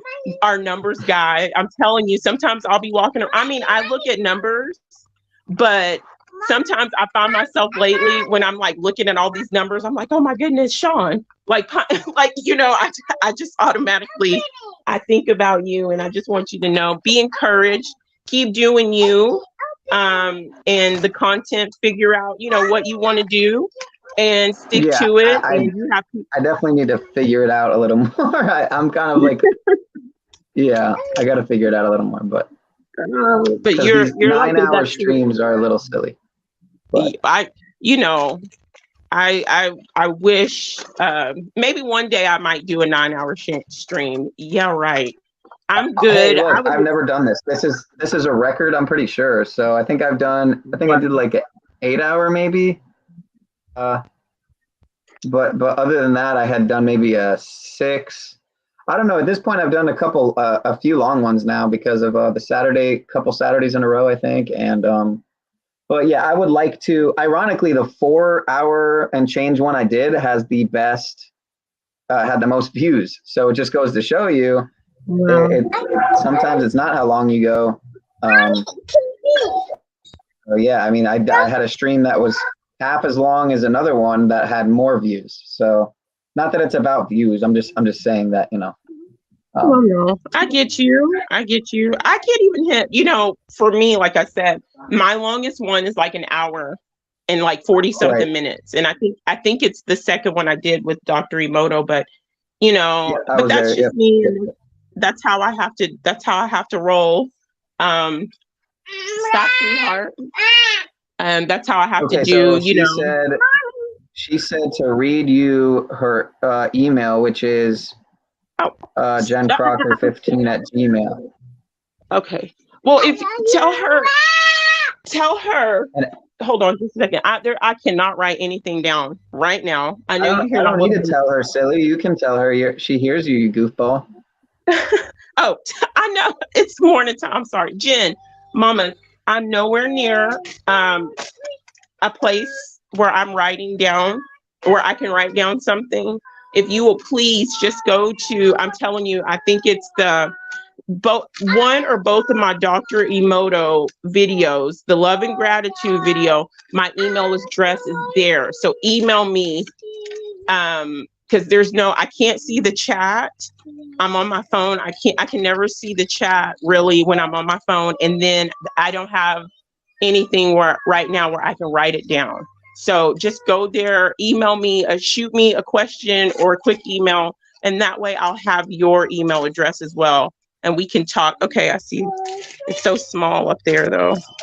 Is that there cool, we Mama? Go. She'll go to your channel and sub. Wait, here, let me. Oh, I don't even need to drop a link because Jen, all you got to do is scroll up and click on her, emoji, her picture, and then you can just go to her channel. Yeah, you could just scroll up. I'm pretty sure as long as you can scroll up and see her message, which I'm sure you could because, yeah, it's not that far up in chat. So just clarify that you can, that you see one of her comments. Otherwise, she could just drop another comment and then, yeah. And then you can click on the, yeah, and that's the great thing about being a moderator is that, honestly, I think the best thing about being a moderator is that you can click on other people's channel. Okay, she got it. Cool. You can click on other people's channel and really quickly, in the easiest way possible, just go to their channel. So you don't have to type it in or anything. So that's why I like that too. And that's how you really grow, a quote unquote, whatever, if you want to call this a community, whatever you want to call it. And that's why I love how at Ian's channel, the overwhelming majority of people have, if you're there more than once, if you're a real, honest, genuine, authentic person and you've been there more than once or twice, and even maybe if it's your first time, you'll get wrenched up, and then you can kind of network with other people. So yeah, I think for me, I think I said this on like my second or third thing. For me, wrenches are like bouncers. And so yeah. It's like everybody in the club can be a bouncer. And for me, when I go to places, there's quite a few places where I'm wrenched up, but I always go because I want the content. I want the energy. And what I don't understand is when people come on for the first time and they're like, yo, where my wrench at? Where my wrench up? Are you here for the information? Or are you here to be wrenched up? And so that's what for me on my channel. Everybody doesn't have a wrench, and it's not because I don't love people. It's not because I don't want to, but everybody has their own reasonings. Everybody, people can do whatever they want. But for me, wrenches or people who are, mods are like the bouncers, and they're there to, if anybody is being like disruptive or they're putting words in the chat that can get you in trouble or stuff like that, that's what their eyes are for you. They're your eyes because you're not able to see that all the time. And so, but just because you're not wrenched up, you shouldn't take it personal. I go to different channels and I'm not wrenched up, but I love the content, and they know me. I'm communicating with them on a regular basis, but I don't expect a wrench. And to me, it's kind of cringe. This is just me, is when you come to a place, especially for the first time, and you're talking and you're like, hey, everybody has a wrench. Where's mine? Dude, I don't even know you. But that's just me. And then I have trust issues. I don't trust you. I've been stabbed in the back too many times. Sean, to be honest, and my own personal life as well, I've been stabbed in the back so many times by the people that have been closest to me. So I don't trust a lot of people. So I get it. Trust me. So. Well, I'm not going to say trust me, but because then I gotta earn it. But I've come to know you over time, Sean. We've been on panels together. We've been, I do trust you. I'm knowing your energy, and I feel people's energy. I am okay. That's one thing about my stream on Saturday is about cancers.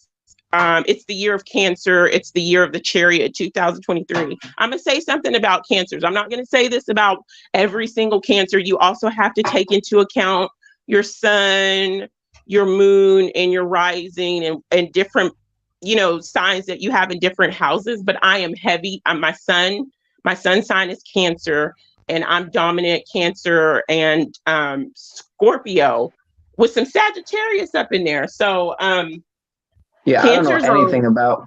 I really need to figure out you're talking about your birth chart, right?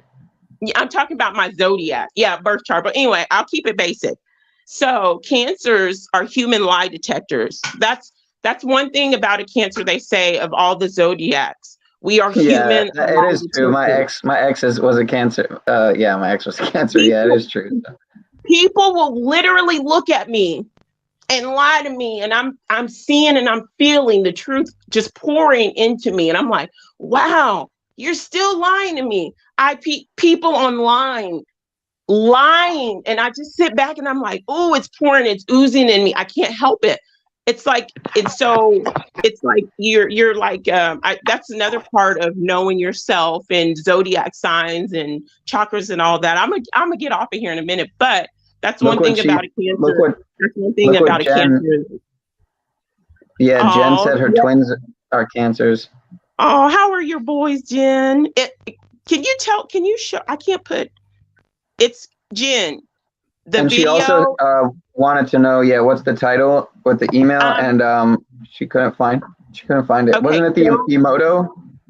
It's called Love and Gratitude, and it has a big picture of like a water molecule, and it has gratitude on there. If you go and you go to the description, my email is there. Or if you go to my very first video with me and Mary and Sally Sue on there, I know for a fact it's in the description in that video. Yeah, I was there too. Yeah. So yes, you were. And you've always been so supportive of me, Sean, and I appreciate How long you ago? so much. Oh, you deserve it. You deserve it. How long ago do you think that was? Maybe like 3-4 months ago, maybe? For the video? Yeah, that first video with Mary and Sally. I'm just trying to figure out how. Here, I'll look it up. I'm just curious to know how fast time has flown by. Oh my God! I'm gonna guess. I'm gonna guess and say 3 months. Let's see. I'm gonna guess and say 3, maybe months. So let me see. Okay. Because I don't know. All right. Yeah. No idea. I don't know. It's probably around 3 months ago, probably, or 3 or 2. Yeah. I don't Okay. know. I just like to gauge my concept of time because sometimes I notice it's way off and I'm just like, man, that's crazy. Oh, and you're way higher up on the search results now, so that's good. Are you serious? Oh yeah, you had to you used to have to scroll to like the 20th result. Now you're like, let me see, 1, 2, 3, 4, 5, 6, 7. So that's cool. Hey, it's 7. It's my year. I'm telling you. Oh yeah, you know what I realized? It is the year of 7, right? And because 2 + 2 + 3 is 7. Well, 7 years from now is 2030, and 2030 is kind of like 23 because 2 and 3 drop the zeros. Well, it's 2023. It's all like 23. So yeah, I'm lost in the number sauce. I get it, but 23 is me and Ian's number is 23. So there's something there. Wow. And lucky number 7, of course. But wow. Let me see. Okay, so 1 month ago. Okay, yeah, the Emoto. You have two videos with the love and gratitude. The first one is like, the first one was the first one I did, and the other one was a part 2. And that's the one that Mary was on for a little bit, but then she got off and it was me and Ian. And that one I know for a fact has my email address on there. Okay. Either that one or the very first one. I can't remember if I put him on anything else, honestly. I try to do that, but. Wait, what did you say again? You try to do what now? I try to put my email in, the description of the videos, but I don't remember sometimes. Yeah, it does help. It does help, but. She said she would go to my community page. I don't think my email is in my community page. I didn't. I don't really recall adding my email. I need to do that though, but I don't. It's not in my community page. Jen, I know for a fact it's one of those 2 videos. Did she find it? It says, oh wow, it says 2 months ago, but sometimes even if it's like a day short of 3 months ago, it'll still say 2 months ago. So, but either way, it's somewhere between 2 and 3 months ago. I think it's about 3 months. Yep. Yeah. Okay, Sean, I'm gonna get off of here. I'm gonna let you go. You're at 9 hours and 8 minutes. So that's really awesome. Wow. So I'll probably end at 9 hours and 9 minutes then. Okay. Well, I'm gonna say my goodbyes. Thank you so much for allowing me on your platform, and thank you for just being you. Much love to you, little brother, and hopefully I'll be able to join in the future. And bye-bye, everyone in the chat. Much love. Much love. Much love, son. Thank you for coming on. Isn't she the best, guys? Or I should say, isn't she the best, Jen? One person. And I would assume that's the lovely Jen. And Pat is still here sleeping. Pat, why don't you wake up, buddy? Because I don't want you to sleep next to your device because it'll bring you closer to Vice, which is what advice does. But anyway, that's why you shouldn't take advice because it brings you closer to Vice. And why would you want to be closer to Vice? Anyway, I love you all. I want to end it here at the 9 hour, 9 minute mark. So thank you all. This broadcast went crazy long.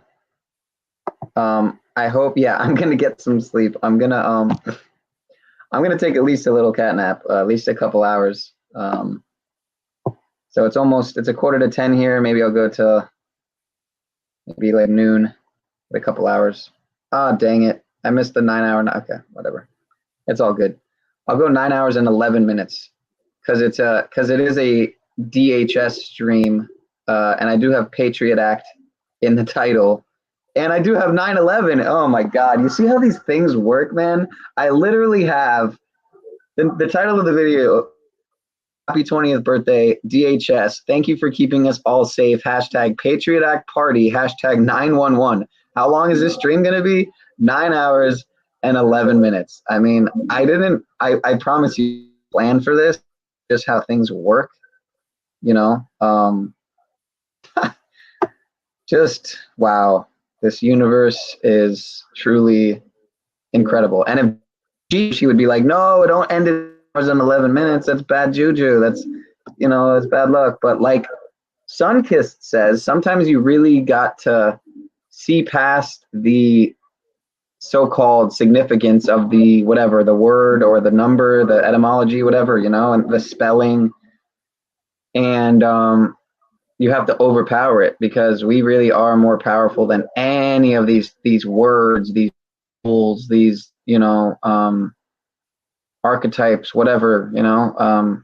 We're literally like infinite interdimensional beings, and once we really tap into our true power, God only knows what what's in store. So anyway, with that said, guys, I love you.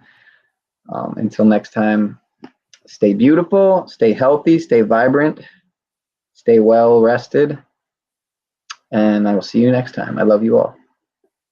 Much love.